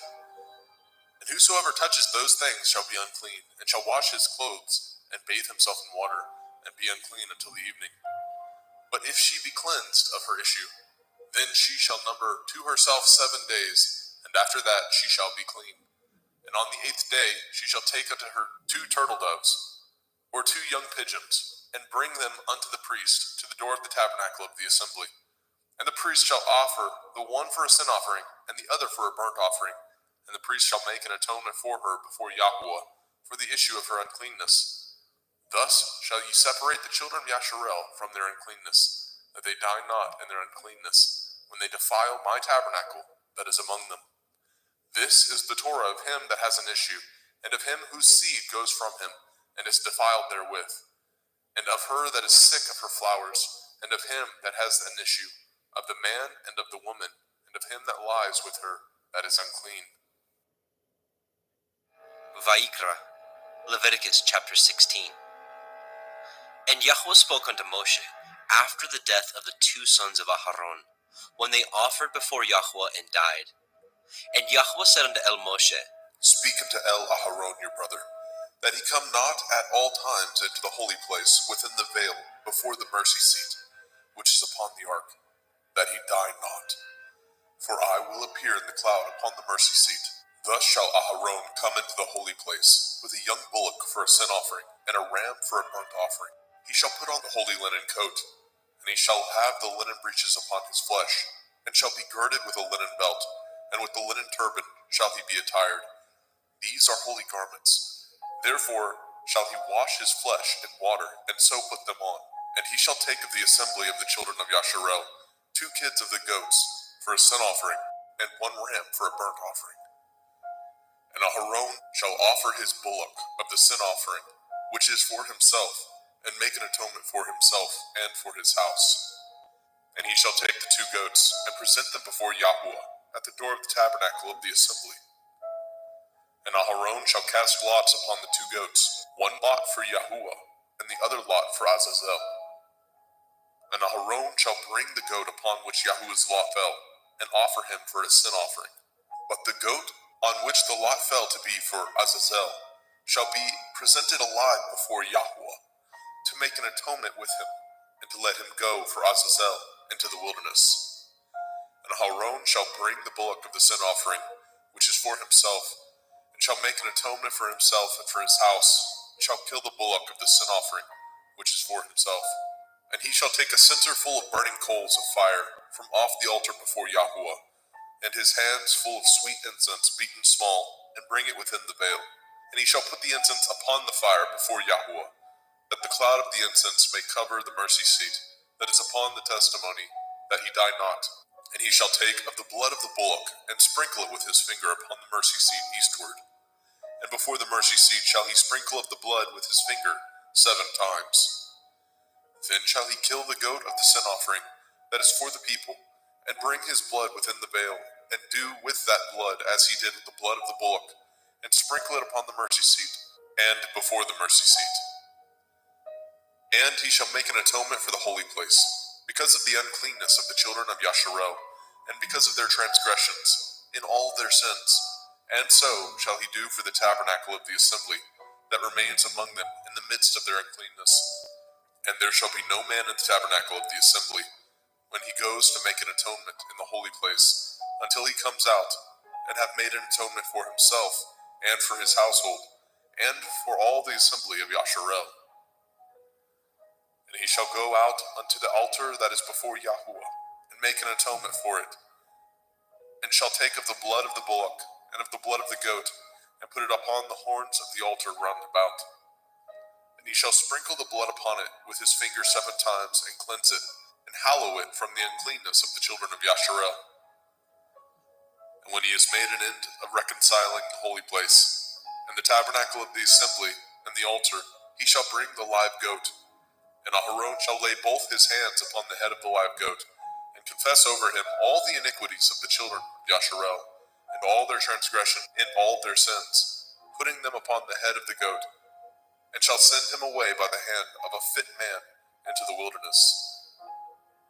And the goat shall bear upon him all their iniquities, unto a land not inhabited, and he shall let go the goat in the wilderness. And Aharon shall come into the tabernacle of the assembly, and shall put off the linen garments which he put on when he went into the holy place, and shall leave them there. And he shall wash his flesh with water in the holy place, and put on his garments, and come forth, and offer his burnt offering, and the burnt offering of the people, and make an atonement for himself and for the people. And the fat of the sin offering shall he burn upon the altar. And he that let go the goat for Azazel shall wash his clothes, and bathe his flesh in water, and afterwards come into the camp.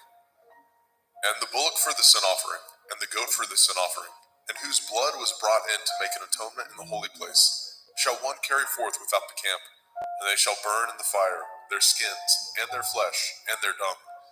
And he that burns them shall wash his clothes, and bathe his flesh in water, and afterwards he shall come into the camp. And this shall be a statute forever unto you, that in the 7th month, on the 10th day of the month, ye shall afflict your souls, and do no work at all, whether it be one of your own country, or a stranger that sojourns among you. For on that day shall the priest make an atonement for you, to cleanse you, that ye may be clean from all your sins before Yahuwah. It shall be a Sabbath of rest unto you, and ye shall afflict your souls by a statute forever. And the priest, whom he shall anoint, and whom he shall consecrate to minister in the priest's office in his father's stead, shall make the atonement, and shall put on the linen clothes, even the holy garments. And he shall make an atonement for the holy sanctuary, and he shall make an atonement for the tabernacle of the assembly, and for the altar, and he shall make an atonement for the priests, and for all the people of the assembly. And this shall be an everlasting statute unto you, to make an atonement for the children of Yasharel for all their sins once a year. And he did as Yahweh commanded Moshe.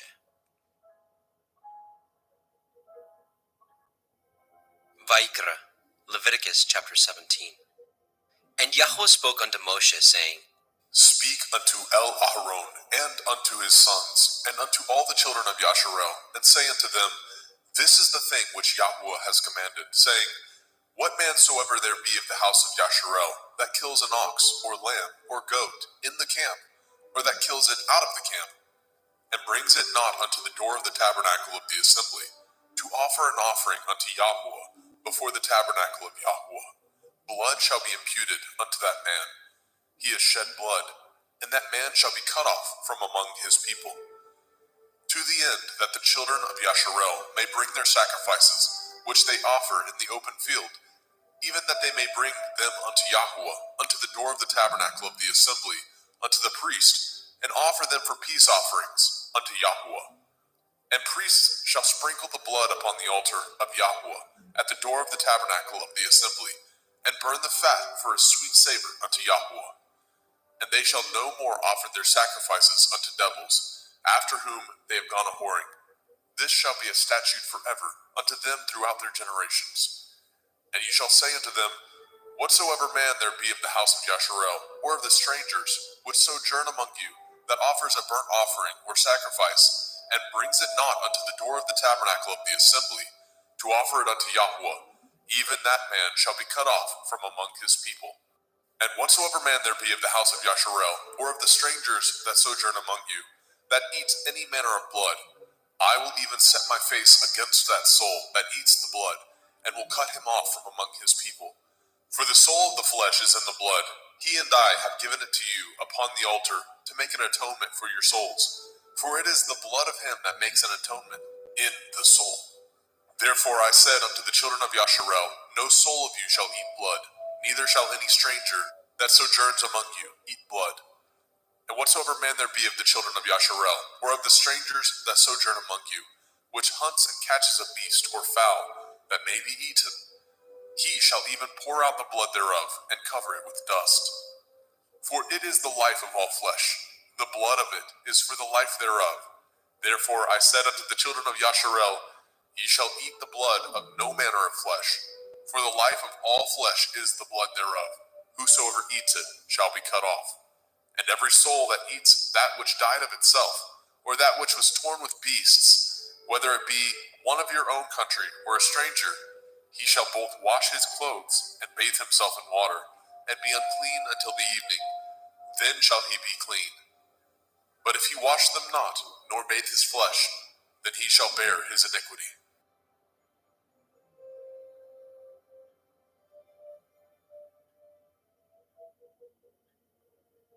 Vaikra, Leviticus chapter 18. And Yahweh spoke unto Moshe, saying, Speak unto the children of Yasharel, and say unto them, I am Yahweh Elohim. After the doings of the land of Mitzrayim, where ye dwell, shall ye not do. And after the doings of the land of Canaan, whither I bring you, shall ye not do. Neither shall ye walk in their ordinances. Ye shall do my judgments, and guard my ordinances, to walk therein. I am Yahuwah Elohim.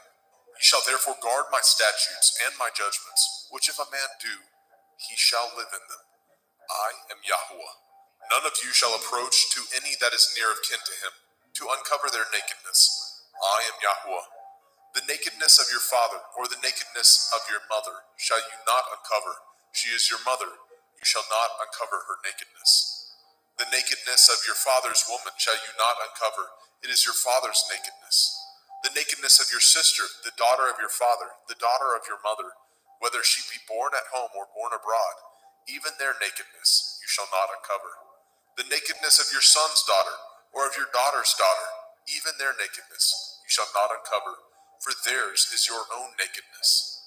The nakedness of your father's woman's daughter, begotten of your father, she is your sister, you shall not uncover her nakedness. You shall not uncover the nakedness of your father's sister, she is your father's near kinswoman. You shall not uncover the nakedness of your mother's sister, for she is your mother's near kinswoman. You shall not uncover the nakedness of your father's brother. You shall not approach to his woman, she is your aunt.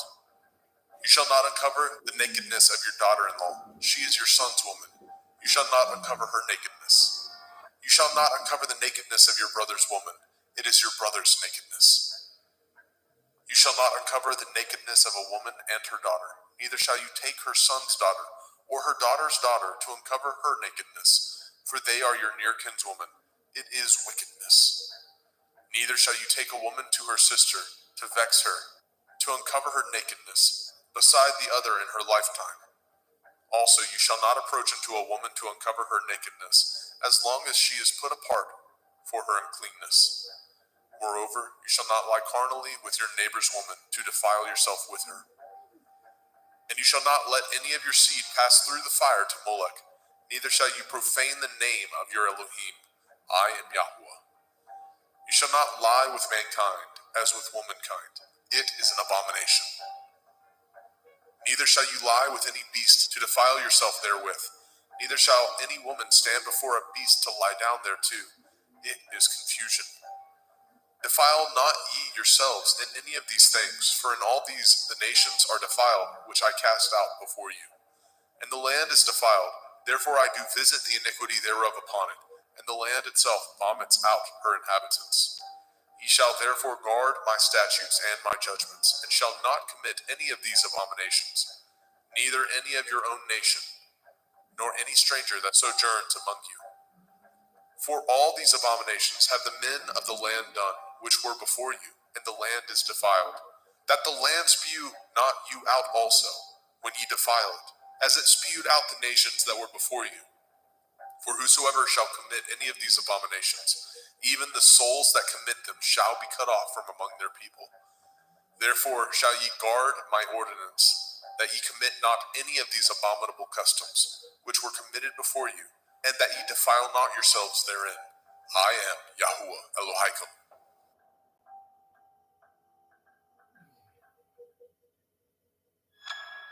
Vaikra, Leviticus chapter 19. And Yahweh spoke unto Moshe, saying, Speak unto all the assembly of the children of Yasharel, and say unto them, Ye shall be holy, for I, Yahuwah Elohaikum, am holy. Ye shall fear every man his mother and his father, and guard my Shabbathot. I am Yahuwah Elohaikum. Turn ye not unto idols, nor make to yourselves molten Elohim. I am Yahuwah Elohaikum.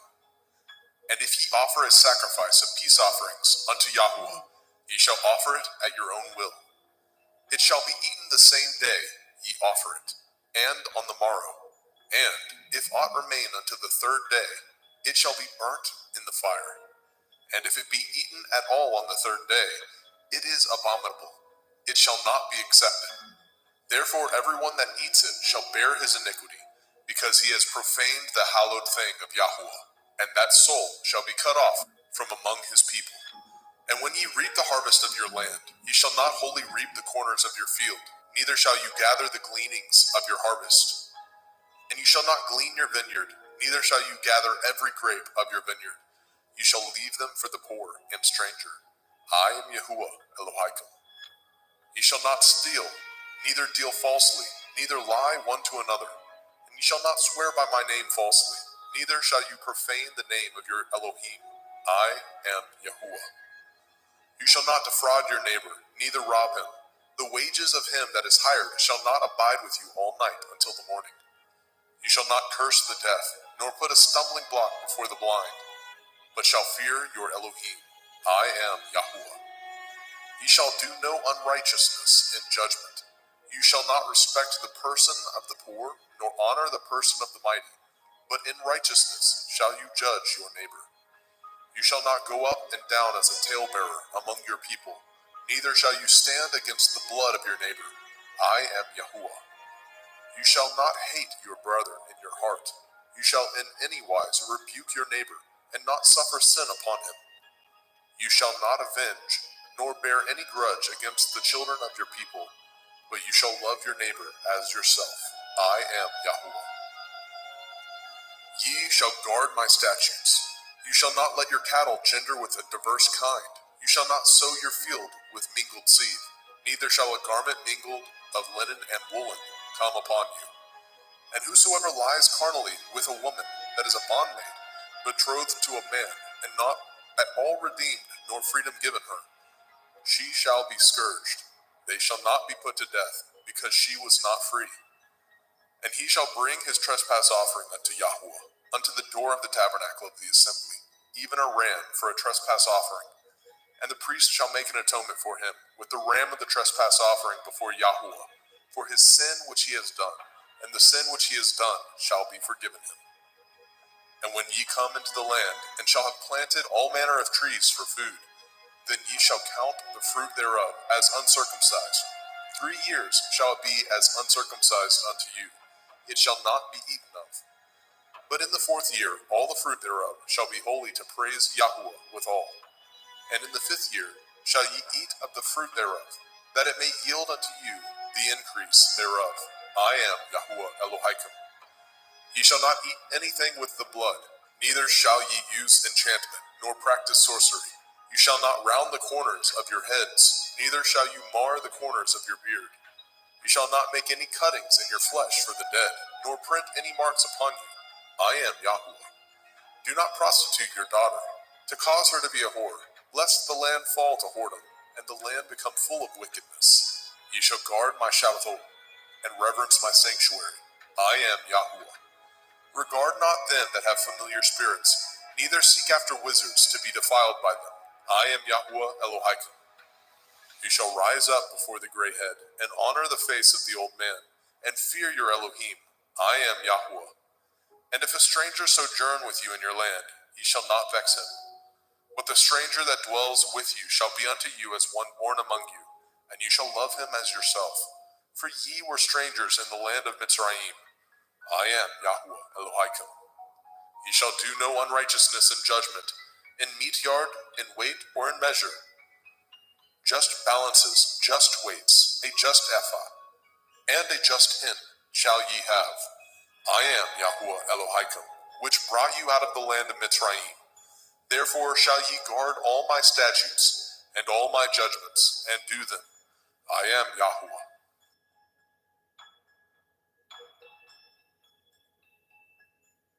Vaikra, Leviticus chapter 20. And Yahweh spoke unto Moshe, saying, Again you shall say to the children of Yasharel, whosoever he be of the children of Yasharel, or of the strangers that sojourn in Yasharel, that gives any of his seed unto Molech, he shall surely be put to death. The people of the land shall stone him with stones. And I will set my face against that man, and I will cut him off from among his people, because he has given of his seed unto Molech, to defile my sanctuary, and to profane my holy name. And if the people of the land do any ways hide their eyes from the man, when he gives of his seed unto Molech, and kill him not, then I will set my face against that man, and against his family, and will cut him off, and all that go a-whoring after him, to commit whoredom with Molech, from among their people. And the soul that turns after such as have familiar spirits, and after wizards, to go a-whoring after them, I will even set my face against that soul, and will cut him off from among his people.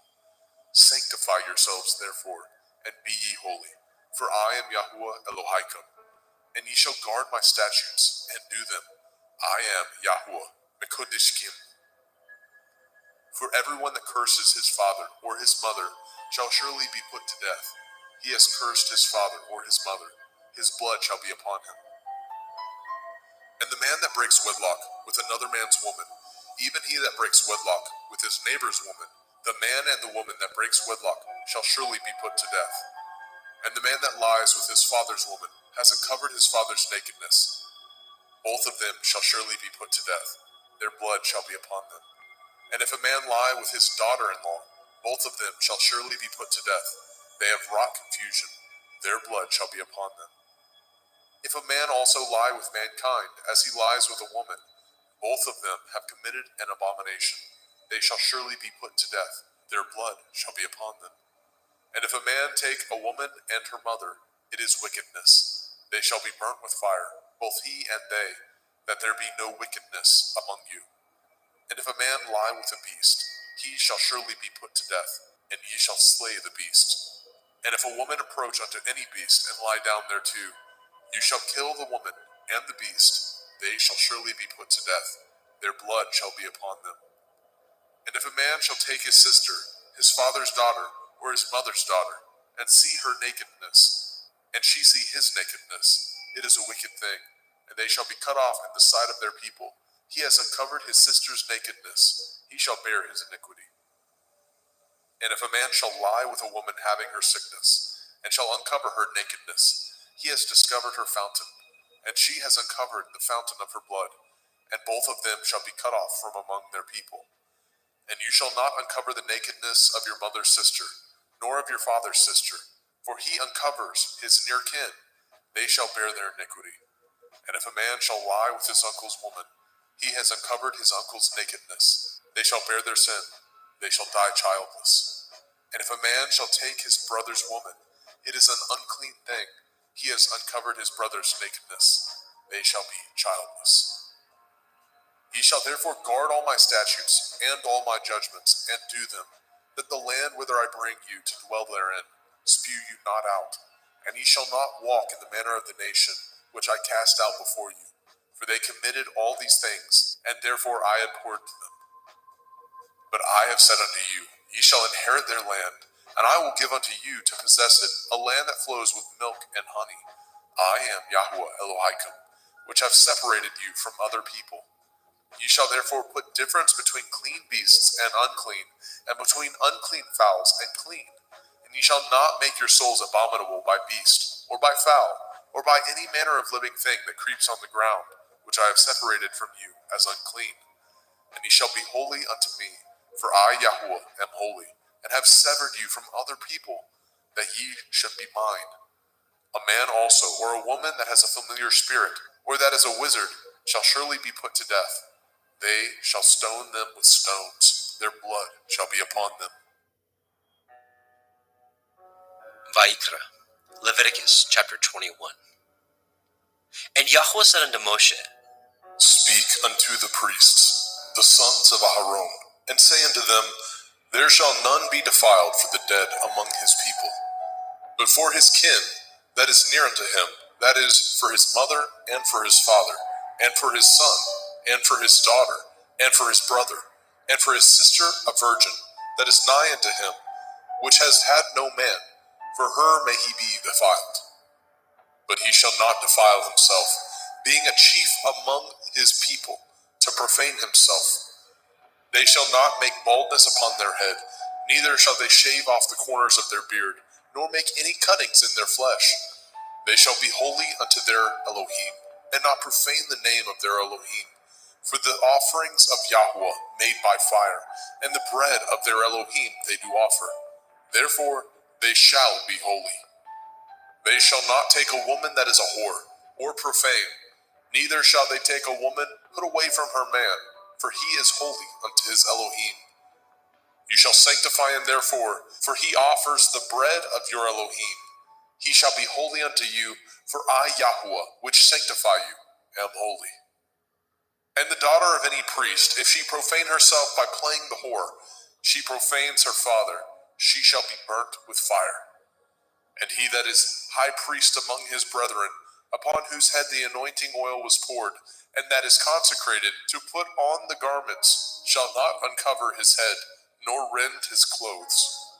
Neither shall he go in to any dead body, nor defile himself for his father, or for his mother. Neither shall he go out of the sanctuary, nor profane the sanctuary of his Elohim, for the crown of the anointing oil of his Elohim is upon him. I am Yahuwah. And he shall take a woman in her virginity, a widow or a divorced woman, or profane, or a harlot, these shall he not take, but he shall take a virgin of his own people to be his woman. Neither shall he profane his seed among his people, for I, Yahuwah, do sanctify him. And Yahweh spoke unto Moshe, saying, Speak unto Aharon, saying, Whosoever he be of your seed in their generations, that has any blemish, let him not approach to offer the bread of his Elohim. For whosoever man he be that has a blemish, he shall not approach, a blind man or a lame, or he that has a flat nose, or anything superfluous, or a man that is broken-footed, or broken-handed, or crook-backed, or a dwarf, or that has a blemish in his eye, or be scurvy, or scabbed, or has his stones broken. No man that has a blemish of the seed of Aharon the priest shall come nigh to offer the offerings of Yahuwah, made by fire. He has a blemish. He shall not come nigh to offer the bread of his Elohim. He shall not eat the bread of his Elohim, both of the most holy and of the holy. Only he shall not go in unto the veil, nor come nigh unto the altar, because he has a blemish, that he profane not my sanctuaries, for I, Yahuwah, do sanctify them. And Moshe told it unto Aharon, and to his sons, and to all the children of Yashrael. Vayikra, Leviticus chapter 22. And Yahweh spoke unto Moshe, saying, Speak unto Aharon and to his sons, that they separate themselves from the holy things of the children of Yasharel, and that they profane not my holy name in those things, which they hallow unto me. I am Yahuwah. Say unto them, Whosoever he be of all your seed among your generations, that goes unto the holy things, which the children of Yasharel hallow unto Yahuwah, having his uncleanness upon him, that soul shall be cut off from my presence. I am Yahuwah. What man soever of the seed of Aaron is a leper, or has a running issue, he shall not eat of the holy things until he be clean.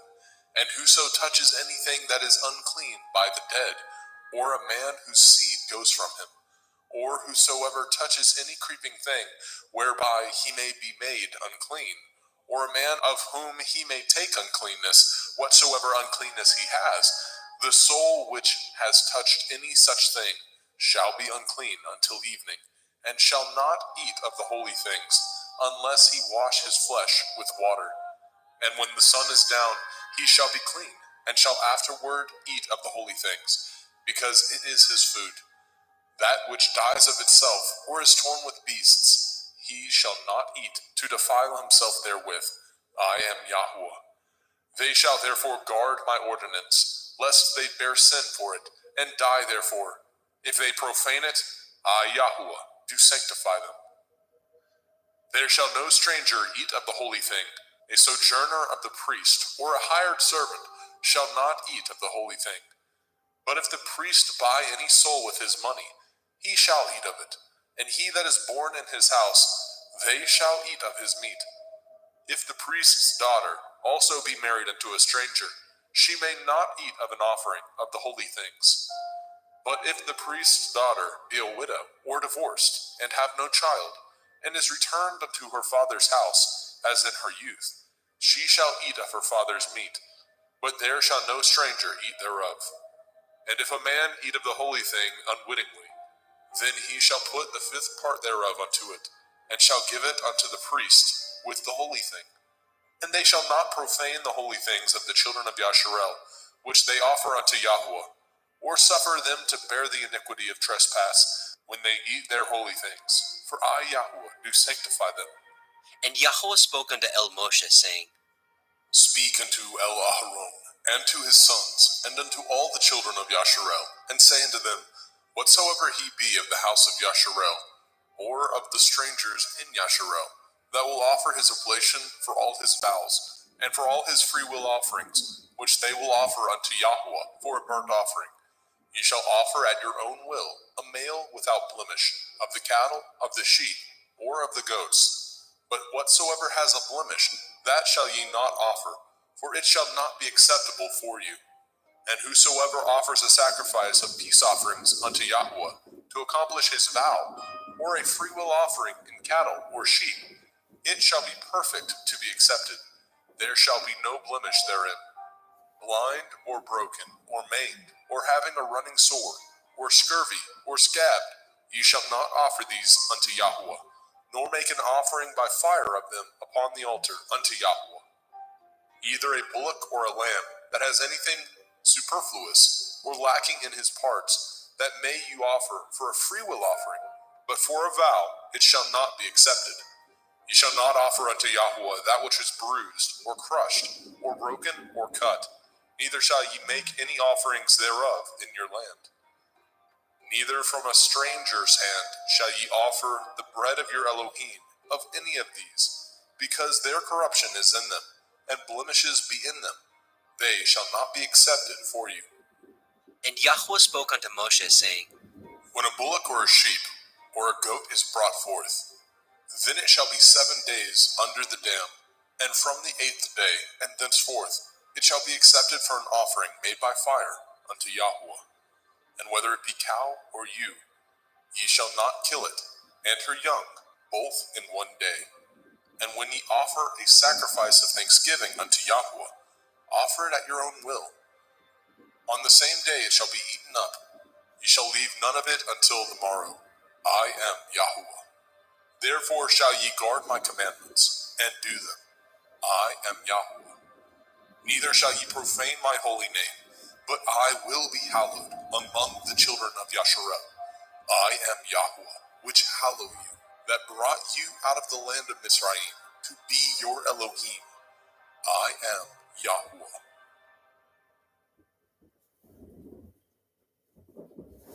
Vayikra, Leviticus chapter 23. And Yahweh spoke unto Moshe, saying, Speak unto the children of Yasharel, and say unto them concerning the feasts of Yahuwah, which ye shall proclaim to be holy assemblies, even these are my feasts. 6 days shall work be done, but the 7th day is the Sabbath of rest, a holy assembly. Ye shall do no work therein. It is the Sabbath of Yahuwah in all your dwellings.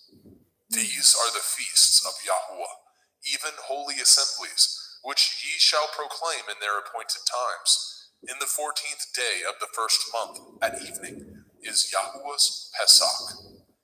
And on the 15th day of the same month is the feast of Matzah unto Yahuwah. 7 days he must eat matzah, unleavened bread. In the first day ye shall have a holy assembly. Ye shall do no servile work therein, but ye shall offer an offering made by fire unto Yahuwah 7 days. In the 7th day is a holy assembly. Ye shall do no servile work therein.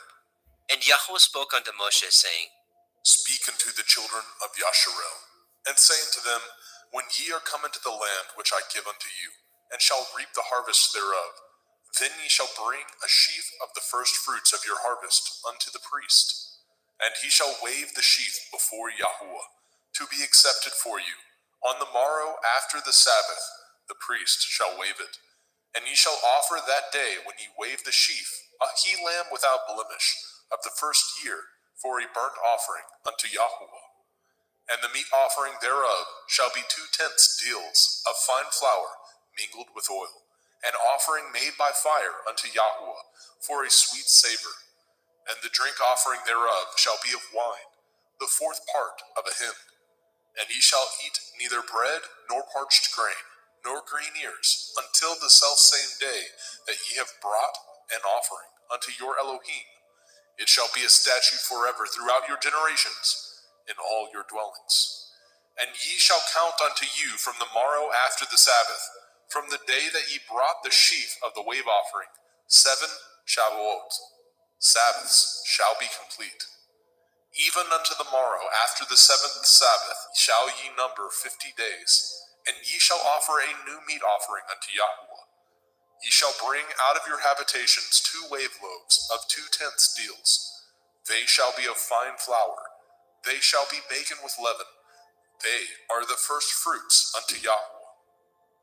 And ye shall offer with the bread 7 lambs, without blemish of the first year, and 1 bullock, and 2 rams. They shall be for a burnt offering unto Yahuwah, with their meat offering and their drink offerings, even an offering made by fire of sweet savor unto Yahuwah. Then ye shall sacrifice 1 kid of the goats for a sin offering, and 2 lambs of the first year for a sacrifice of peace offerings. And the priest shall wave them with the bread of the first fruits for a wave offering before Yahuwah.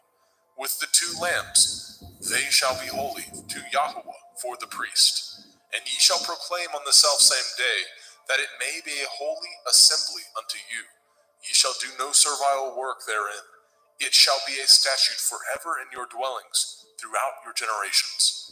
And when ye reap the harvest of your land, you shall not make clean riddance of the corners of your field when you reap.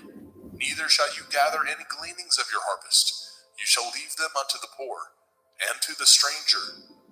I am Yahuwah Elohim. And Yahweh spoke unto Moshe, saying, Speak unto the children of Yasharel, saying, In the 7th month, on the first day of the month, shall ye have a Sabbath, a memorial of blowing of shofarot, Yom Teruah, the feast of trumpets, the day of the awakening blast, a holy assembly. Ye shall do no servile work therein, but ye shall offer an offering made by fire unto Yahuwah. And Yahweh spoke unto Moshe, saying, Also on the 10th day of this 7th month is Yom Kippurim, the day of atonement. It shall be a holy assembly unto you, and ye shall afflict your souls, and offer an offering made by fire unto Yahuwah. And ye shall do no work in that same day, for it is Yom Kippurim, to make an atonement for you before Yahuwah Elohim.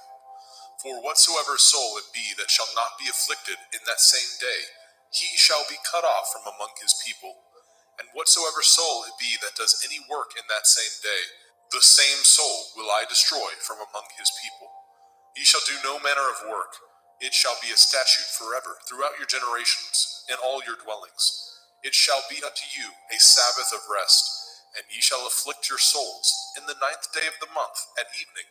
From evening unto evening shall ye celebrate your Sabbath. And Yahweh spoke unto Moshe, saying, Speak unto the children of Yasharel, saying, The 15th day of this 7th month shall be the feast of Sukkot, tabernacles, for 7 days unto Yahweh. On the first day shall be a holy assembly. Ye shall do no servile work therein. 7 days ye shall offer an offering made by fire unto Yahweh. On the 8th day shall be a holy assembly unto you, and ye shall offer an offering made by fire unto Yahweh. It is a solemn assembly, and ye shall do no servile work therein. These are the feasts of Yahweh, which ye shall proclaim to be holy assemblies, to offer an offering made by fire unto Yahweh, a burnt offering and a meat offering, a sacrifice and drink offerings, everything upon his day. Besides the Shavuot, Sabbaths of Yahweh, and beside your gifts, and beside all your vows, and beside all your freewill offerings, which ye give unto Yahweh. Also in the 15th day of the 7th month, when ye have gathered in the fruit of the land, ye shall keep a feast unto Yahweh 7 days. On the first day shall be a Sabbath, and on the 8th day shall be a Sabbath. And ye shall take you on the first day the boughs of goodly trees, branches of palm trees, and the boughs of fig trees, and willows of the brook, and ye shall rejoice before Yahweh Elohim 7 days. And ye shall keep it a feast unto Yahweh 7 days in the year. It shall be a statute forever in your generations. Ye shall celebrate it in the 7th month. Ye shall dwell in sukkahs, booths, 7 days. All that are Yasharel born shall dwell in sukkahs. That your generations may know that I made the children of Yasharel to dwell in sukkahs, when I brought them out of the land of Mitzrayim. I am Yahweh Elohim. And Moshe declared unto the children of Yasharel the feasts of Yahweh.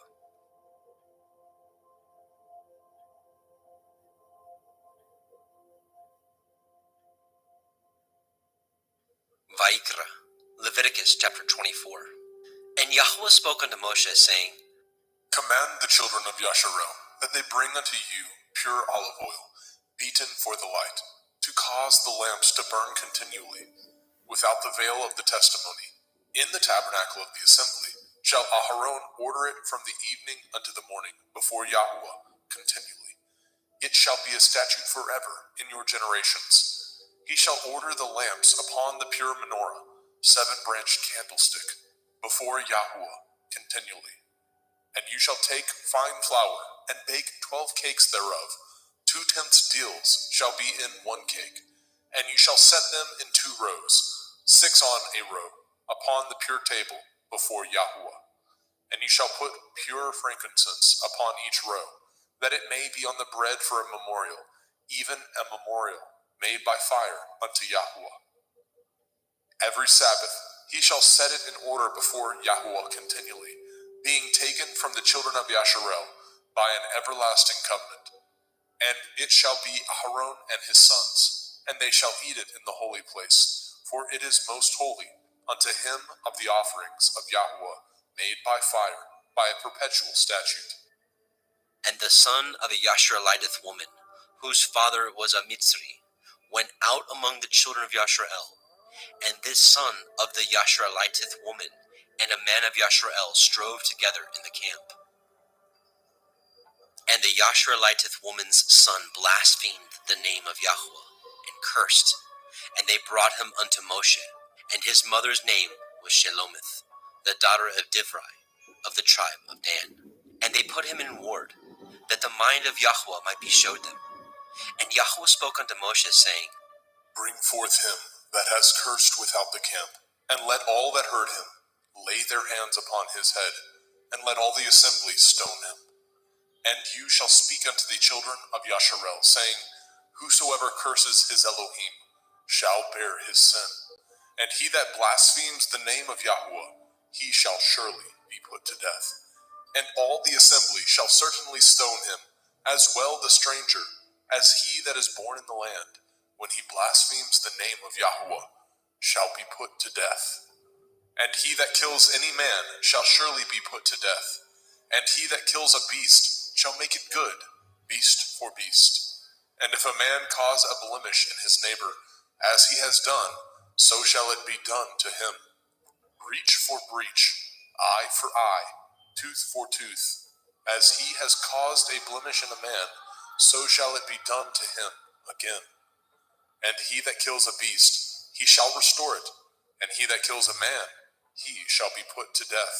Ye shall have one manner of law, as well for the stranger, as for one of your own country. For I am Yahweh Elohim. And Moshe spoke to the children of Yashrael, that they should bring forth him that had cursed out of the camp, and stone him with stones. And the children of Yashrael did as Yahweh commanded Moshe.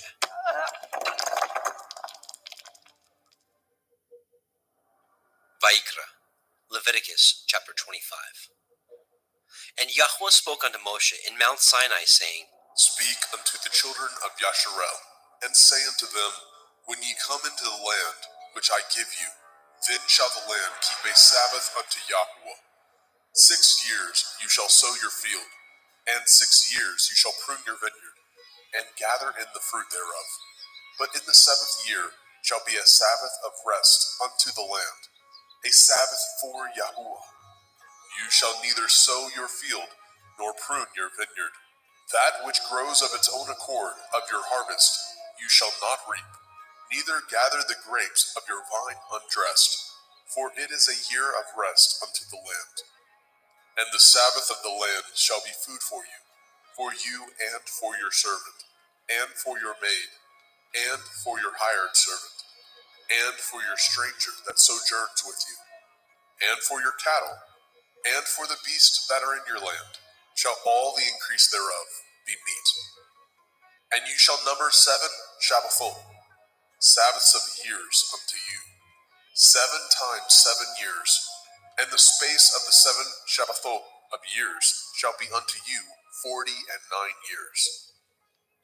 Then shall you cause the shofar of the Jubilee to sound on the 10th day of the 7th month, in Yom Kippurim, the day of atonement, shall ye make the shofar sound throughout all your land. And ye shall hallow the 50th year, and proclaim liberty throughout all the land unto all the inhabitants thereof. It shall be a jubilee unto you, and ye shall return every man unto his possession, and ye shall return every man unto his family. A jubilee shall that 50th year be unto you. Ye shall not sow, neither reap that which grows of itself in it, nor gather the grapes in it of your vine undressed. For it is the Jubilee, it shall be holy unto you. Ye shall eat the increase thereof out of the field. In the year of this Jubilee, ye shall return every man unto his possession. And if ye sell aught unto your neighbor, or buy aught of your neighbor's hand, ye shall not oppress one another. According to the number of years after the Jubilee, you shall buy of your neighbor, and according unto the number of years of the fruits, he shall sell unto you. According to the multitude of years, you shall increase the price thereof, and according to the fewness of years, you shall diminish the price of it. For according to the number of the years of the fruits, he sells unto you. Ye shall not therefore oppress one another, but you shall fear your Elohim, for I am Yahweh Elohim. Wherefore ye shall do my statutes, and guard my judgments, and do them, and ye shall dwell in the land in safety. And the land shall yield her fruit, and ye shall eat your fill, and dwell therein in safety. And if ye say, What shall we eat the 7th year? Behold, we shall not sow, nor gather in our increase. Then I will command my blessing upon you in the 6th year, and it shall bring forth fruit for 3 years. And ye shall sow the 8th year, and eat yet of old fruit until the 9th year. Until her fruits come in, ye shall eat of the old store. The land shall not be sold forever, for the land is mine, and ye are strangers and sojourners with me. And in all the land of your possession ye shall grant a redemption for the land. If your brother be waxen poor, and has sold away some of his possession, and if any of his kin come to redeem it, then shall he redeem that which his brother sold. And if the man have not to redeem it, and himself be able to redeem it, then let him count the years of the sale thereof, and restore the overplus unto the man whom he sold it, that he may return unto his possession. But if he be not able to restore it to him, then that which is sold shall remain in the hand of him that has bought it until the year of Jubilee. And in the Jubilee it shall go out, and he shall return unto his possession. And if a man sell a dwelling house in a walled city, then he may redeem it within a whole year after it is sold. Within a full year may he redeem it. And if it be not redeemed within the space of a full year, then the house that is in the walled city shall be established forever to him, that brought it throughout his generations. It shall not go out in the Jubilee. But the houses of the villages which have no wall round about them shall be counted as the fields of the country. They may be redeemed, and they shall go out in the Jubilee.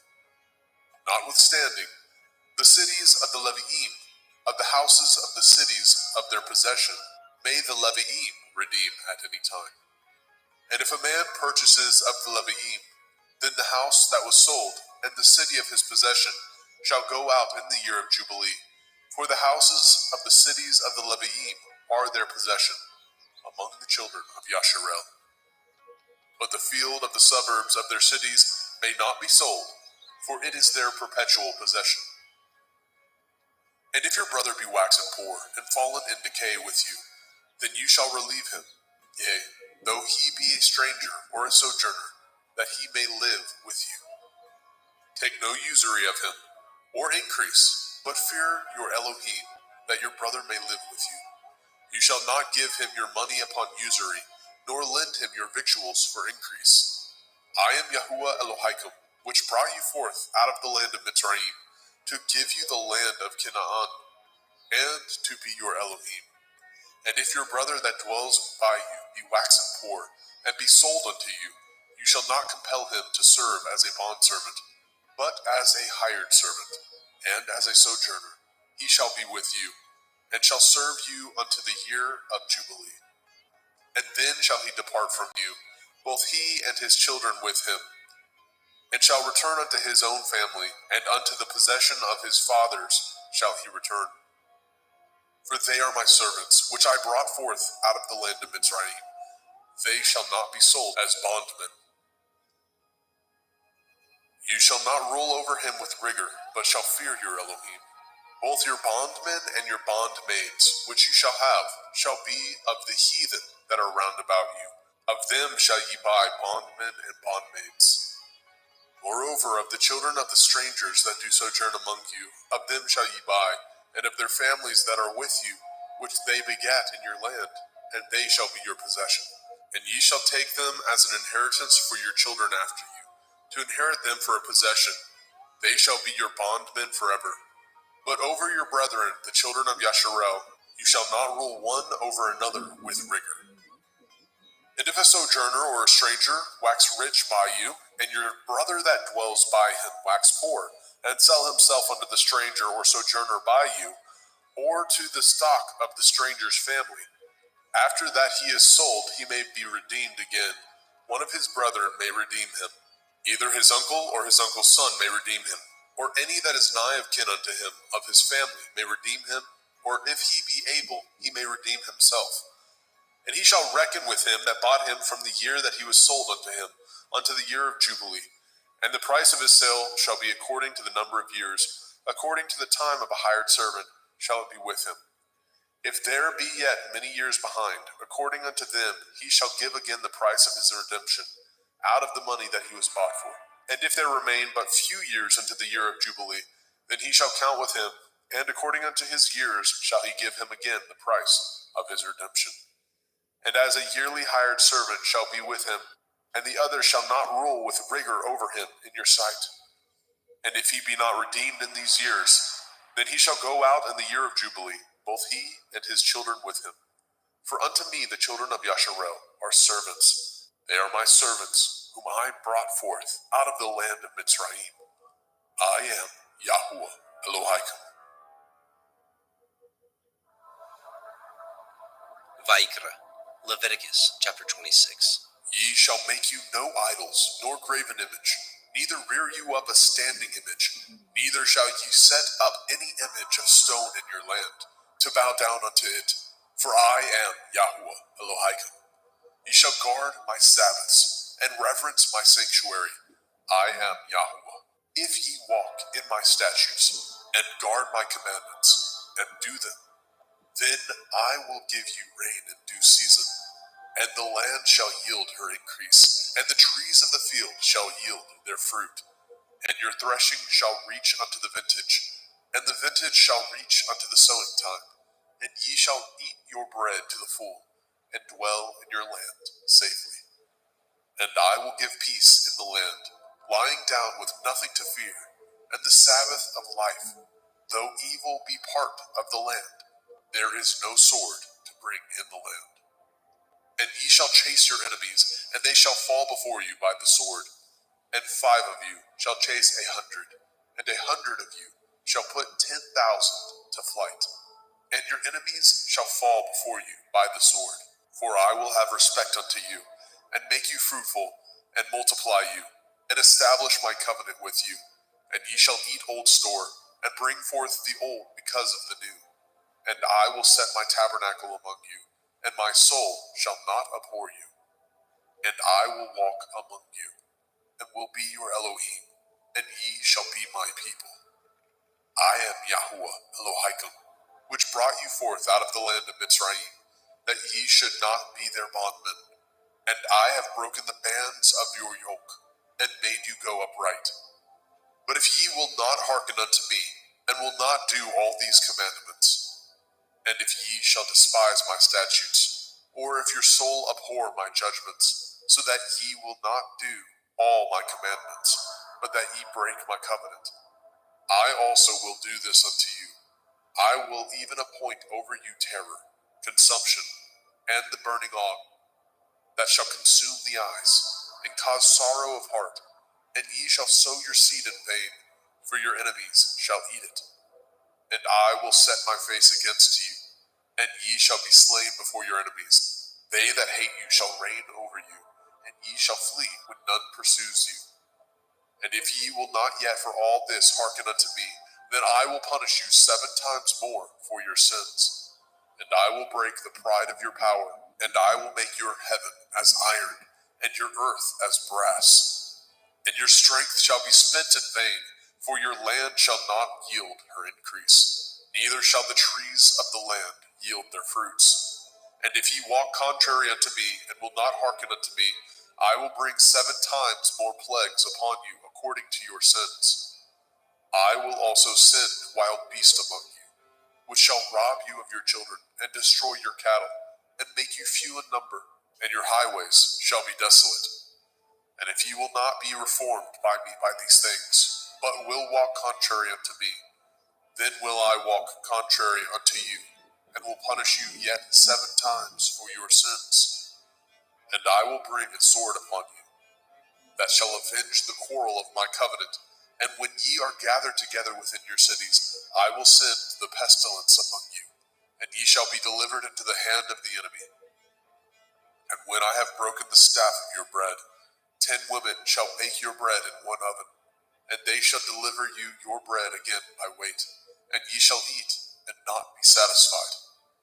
And if ye will not for all this hearken unto me, but walk contrary unto me, then I will walk contrary unto you also in fury, and I, even I, will chastise you 7 times for your sins. And ye shall eat the flesh of your sons, and the flesh of your daughters shall ye eat. And I will destroy your high places, and cut down your images, and cast your carcasses upon the carcasses of your idols, and my soul shall abhor you. And I will make your cities waste, and bring your sanctuaries unto desolation. And I will not smell the savor of your sweet odors. And I will bring the land unto desolation, and your enemies which dwell therein shall be astonished at it.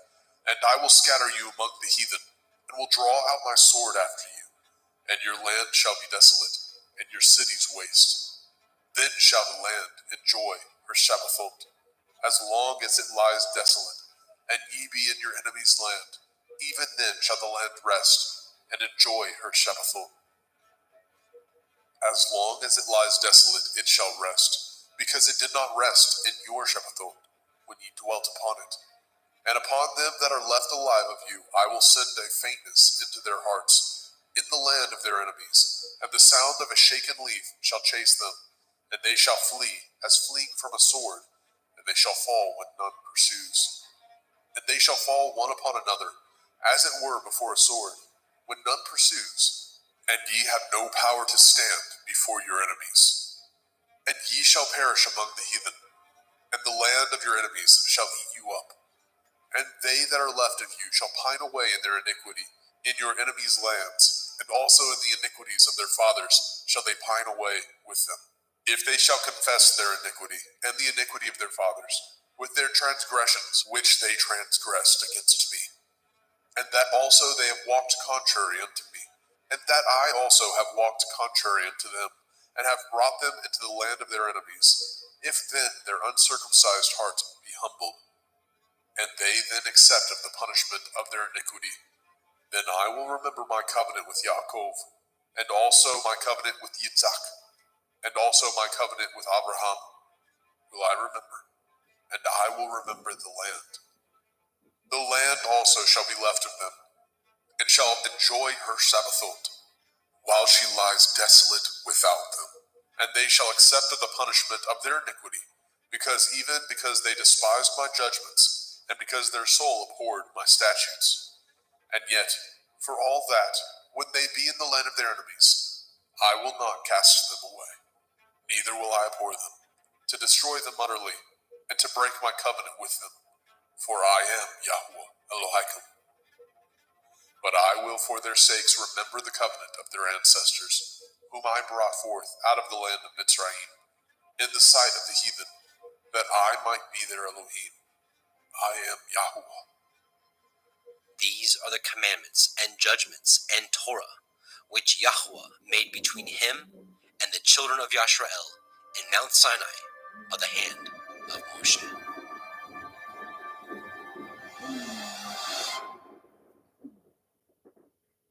Vayikra, Leviticus chapter 27. And Yahweh spoke unto Moshe, saying, Speak unto the children of Yasharel, and say unto them, when a man shall make a singular vow, the persons shall be for Yahuwah by your estimation. And your estimation shall be of the male from 20 years old, even unto 60 years old. Even your estimation shall be 50 shekels of silver, after the shekel of the sanctuary. And if it be a female, then your estimation shall be 30 shekels. And if it be from 5 years old, even unto 20 years old, then your estimation shall be of the male 20 shekels, and for the female 10 shekels. And if it be from a month old, even unto 5 years old, then your estimation shall be of the male 5 shekels of silver, and for the female your estimation shall be 3 shekels of silver. And if it be from 60 years old and above, if it be a male, then your estimation shall be 15 shekels, and for the female 10 shekels. But if he be poorer than your estimation, then he shall present himself before the priest, and the priest shall value him according to his ability. That vow shall the priest value him. And if it be a beast, whereof men bring an offering unto Yahuwah, all that any man gives of such unto Yahuwah shall be holy. He shall not alter it, nor change it, a good for a bad, or a bad for a good. And if he shall at all change beast for beast, then it and the exchange thereof shall be holy. And if it be any unclean beast, of which they do not offer a sacrifice unto Yahuwah, then he shall present the beast before the priest. And the priest shall value it, whether it be good or bad, as you value it. Who are the priest, so shall it be. But if he will at all redeem it, then he shall add a 5th part thereof unto your estimation. And when a man shall sanctify his house to be holy unto Yahuwah, then the priest shall estimate it, whether it be good or bad. As the priest shall estimate it, so shall it stand. And if he that sanctified it will redeem his house, then he shall add the fifth part of the money of your estimation unto it, and it shall be his. And if a man shall sanctify unto Yahuwah some part of a field of his possession, then your estimation shall be according to the seed thereof. A omer of barley seed shall be valued at 50 shekels of silver. If he sanctify his field from the year of Jubilee, according to your estimation, it shall stand. But if he sanctify his field after the Jubilee, then the priest shall reckon unto him the money according to the years that remain, even unto the year of Jubilee, and it shall be abated from your estimation. And if he that sanctified the field will in any wise redeem it, then he shall add the fifth part of the money of your estimation unto it, and it shall be assured to him. And if he will not redeem the field, or if he have sold the field to another man, it shall not be redeemed any more. But the field, when it goes out in the Jubilee, shall be holy unto Yahuwah. As a field devoted, the possession thereof shall be the priest's.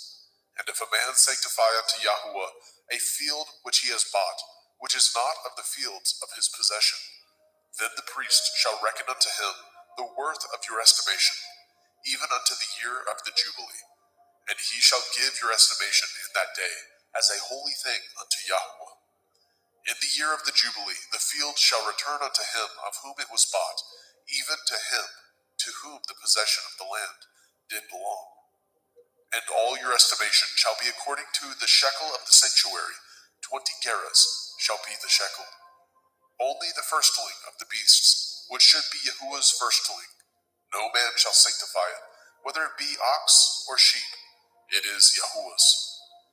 And if it be of an unclean beast, and he shall redeem it according to your estimation, and shall add a fifth part of it thereto, or if it be not redeemed, then it shall be sold according to your estimation. Notwithstanding, no devoted thing that a man shall devote unto Yahuwah of all that he has, both of man and beast, and of the field of his possession, shall be sold or redeemed. Every devoted thing is most holy unto Yahuwah. None devoted, which shall be devoted of men, shall be redeemed, but shall surely be put to death. And all the tithe of the land, whether of the seed of the land, or of the fruit of the tree, is Yahuwah's. It is holy unto Yahuwah. And if a man shall at all redeem aught of his tithes, he shall add thereto the fifth part thereof. And concerning the tithe of the herd, or of the flock, even of whatsoever passes under the rod, the 10th shall be holy unto Yahuwah. He shall not search whether it be good or bad, neither shall he change it. And if he change it at all, then both it and the change thereof shall be holy. It shall not be redeemed. These are the commandments which Yahuwah commanded Moshe for the children of Yisrael in Mount Sinai.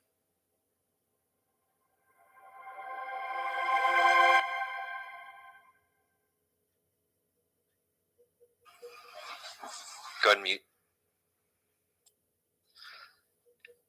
And welcome, brothers and sisters. Welcome to the Parable of the Vineyard YouTube channel. Today we will be reading the whole book of the law, the Torah, Yahuwah's instructions for life. We'll be reading Bereshit, Genesis, Shemot, Exodus, Vaikra, Leviticus, Bamidbar, Numbers, and Devarim, Deuteronomy, and we will be reading from the Sefer version. Our desire is that this blesses you and your family in the midst of our changing world and during the week of unleavened bread. While the world is currently in fear and has cast off the yoke of the Torah, we know there is a group of peculiar people that Yahuwah is waking up and bringing back to his ways and giving us peace within these dark final hours. Hallelujah. Let's take a moment and bow our heads and bow our hearts to Yahuwah as we petition him to bless this meeting, bless this reading. Yahuwah Sebaoth, we come to you in Yahusha's name, the Elohim of Avraham, Yitzchak, and Yaakov. We thank you, Abba, for waking us up in these dark times, waking us up to belief in your true Son, Yahushua HaMashiach, who gave himself, offered himself for us, and his blood cleanses us. We thank you. We also thank you for waking us up to your marvelous Torah, Abba, and we pray that this is a sweet savor before you, and we pray that the words of this Torah penetrate the hearts of anyone that may hear it. We thank you, we honor you, and we bless you. In Yahushua's mighty name, Amen. So let us take a moment, brothers and sisters, to bless Yahweh for his goodness, for Yahushua, who has cleansed us and redeemed us by his blood, and for his set-apart spirit he has given to us to lead us into all truth. O Yahweh, open our eyes and ears to behold the wondrous things in your Torah, and to cultivate in our hearts seed that we may produce the fruit that you desire for man, to sing praises unto you for your mighty works, to bless you and our obedience to your eternal Torah. So, before we get started, Yevarechecha Yahweh ve'yishmerecha, Ya'er Yahweh panav elecha vechnuneka, Yisa Yahweh panav elecha ve'yashem lecha shalom. Yahweh bless you and keep you. Yahweh make his face shine upon you and be gracious unto you. Yahweh lift up his countenance upon you and give you peace. All right, brothers and sisters, here we go. We're going to read the entire Torah. So I pray that you're ready, and I pray that these words penetrate your heart today. We'll be myself, Adam Fink. We'll have two Adams, myself. We'll have Adam Roberge. We'll have two Justins as well. We have Justin McRoberts, who's with me now. Justin Best from Christian Truthers will be joining us in a little bit, and Jeremy Fox. So two Adams, two Justins, and a Jeremy. So I'm going to do a screen share, and we will get started.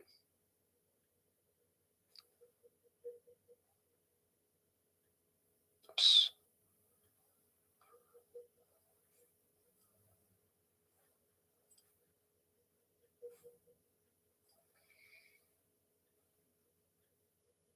Okay. Genesis. Bereshit. Genesis 1:1. In the beginning, Elohim created the heavens and the earth was without form and void, and darkness was upon the face of the deep, and the Ruach Elohim moved upon the face of the waters. And Elohim said, "Let there be light," and there was light. And Elohim saw the light, that it was good, and Elohim divided the light from the darkness. And Elohim called the light day, and the darkness he called night, and the evening and the morning were the first day. And Elohim said, "Let there be a firmament in the midst of the waters, and let it divide the waters from the waters." And Elohim made the firmament, and divided the waters which were under the firmament from the waters which were above the firmament. And it was so. And Elohim called the firmament heaven, and the evening and the morning were the second day. And Elohim said, "Let the waters under the heavens be gathered together into one place, and let the dry land appear." And it was so. And Elohim called the dry land earth, and gathering together of the waters called he seas. And Elohim saw that it was good. And Elohim said, "Let the earth bring forth grass, the herb yielding seed, and the fruit tree yielding fruit after his kind, whose seed is in itself upon the earth." And it was so.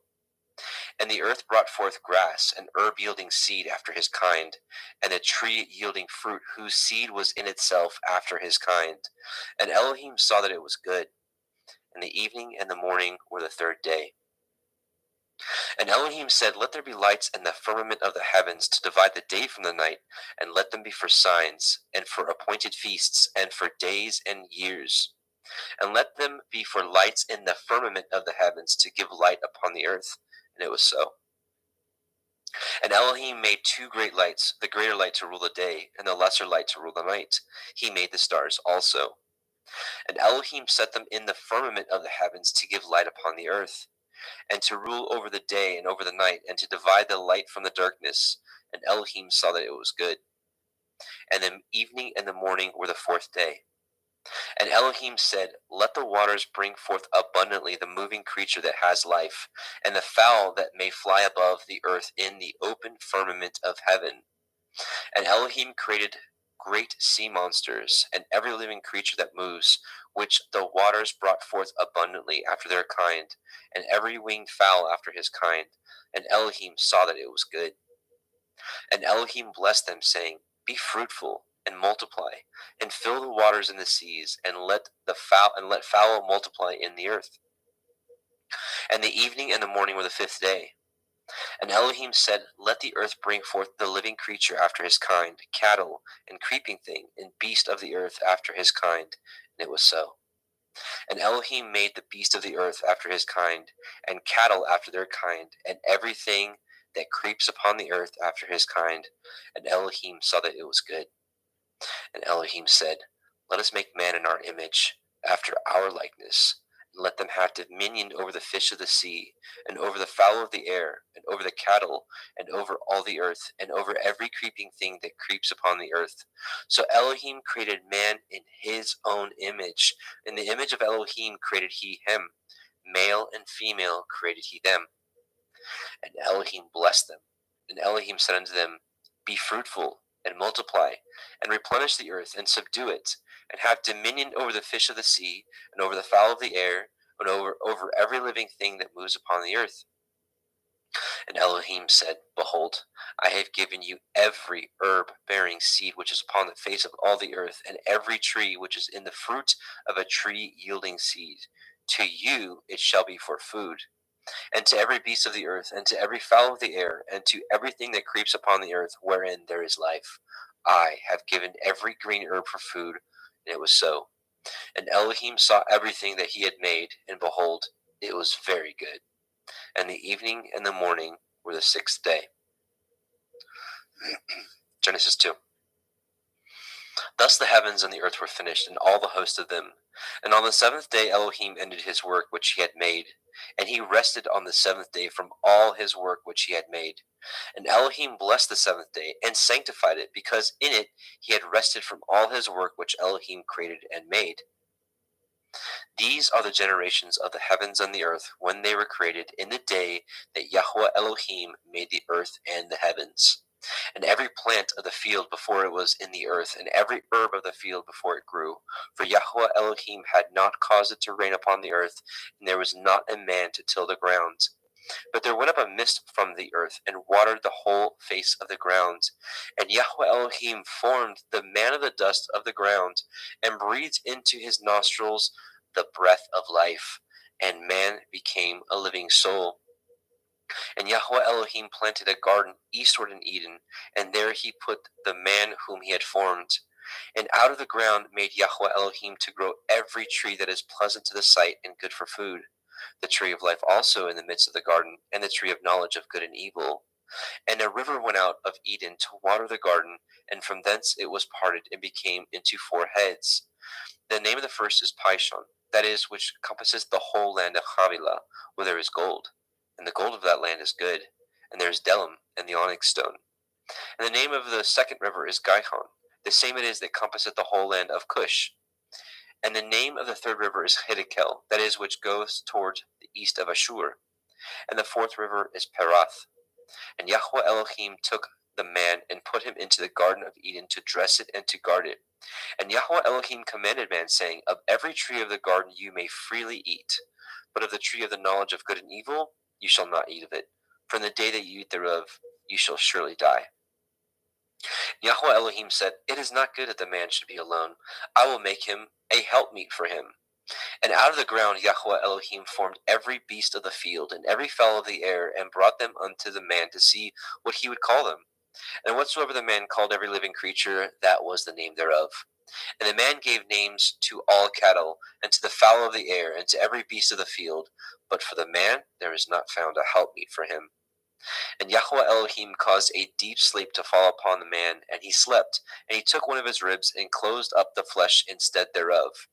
And the rib which Yahweh Elohim had taken from man made he a woman, and brought her unto the man. And the man said, This is now bone of my bones, and flesh of my flesh. She shall be called woman, because she was taken out of man. Therefore shall a man leave his father and his mother, and shall cleave unto his woman, and they shall be one flesh. And they were both naked, and the man and his woman were not ashamed. Genesis 3. Now the serpent was more subtle than any beast of the field which Yahweh Elohim had made. And he said unto the woman, Yea, as Elohim said, Ye shall not eat of every tree of the garden. And the woman said unto the serpent, We may eat of the fruit of the trees of the garden, but of the fruit of the tree which is in the midst of the garden, Elohim hath said, Ye shall not eat of it, neither shall ye touch it, lest ye die.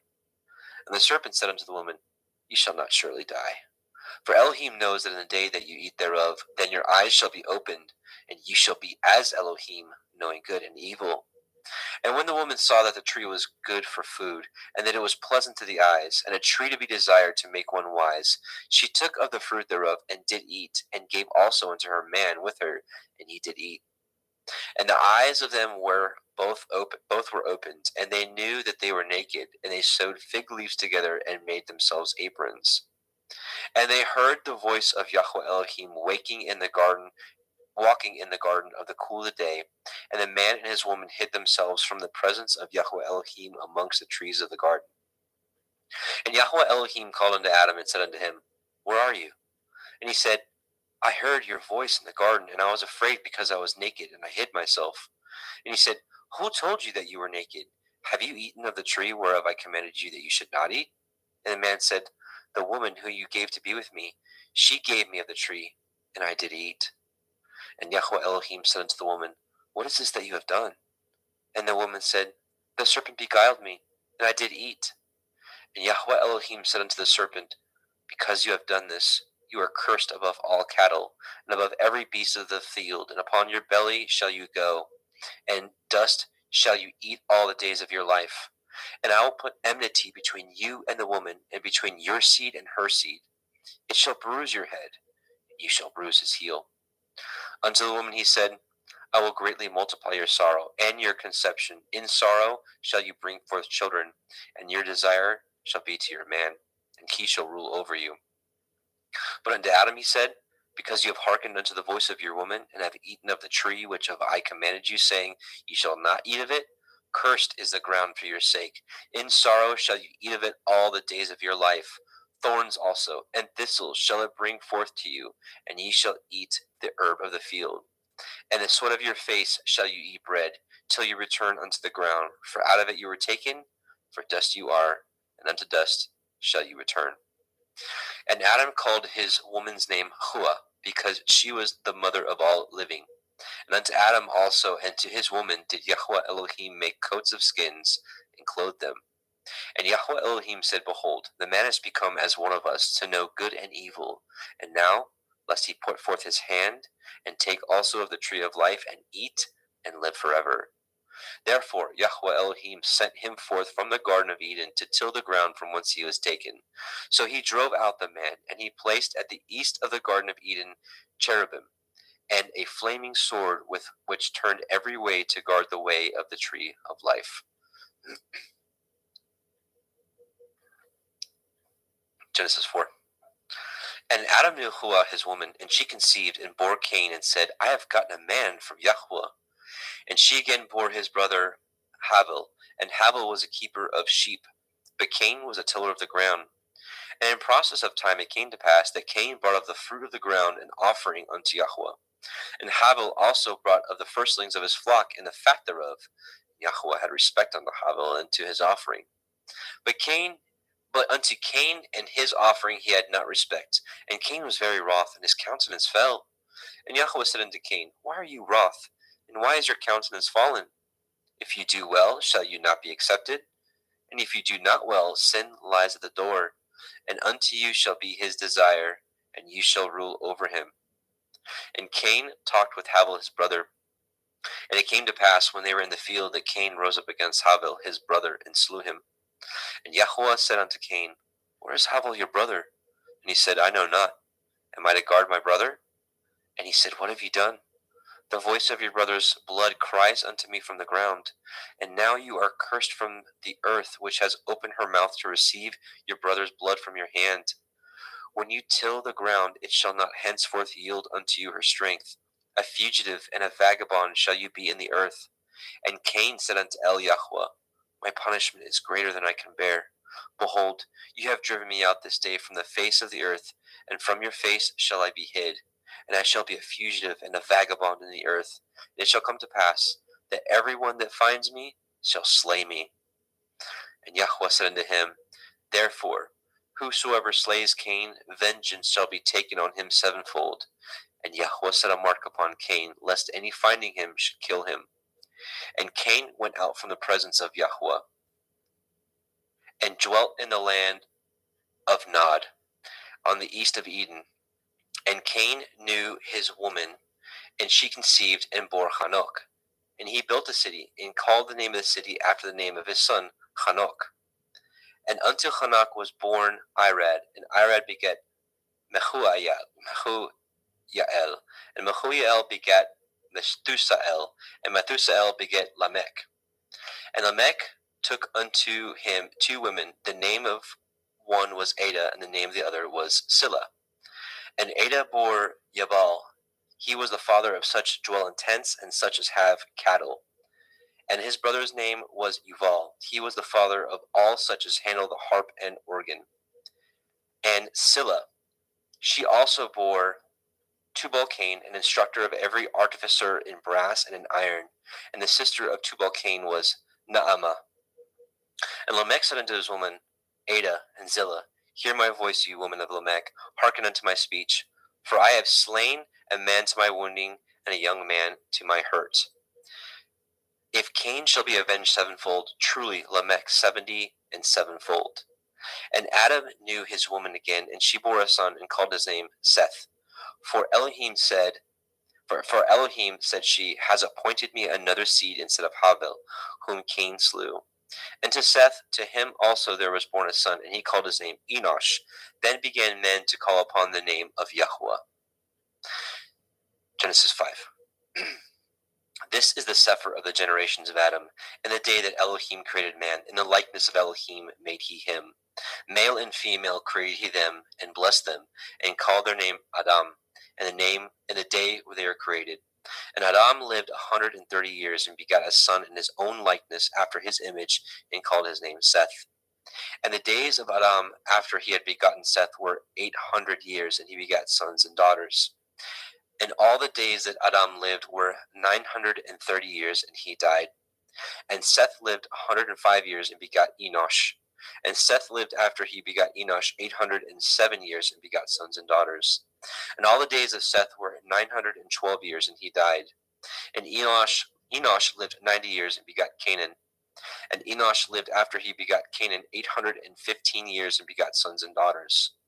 And all the days of Enosh were 905 years, and he died.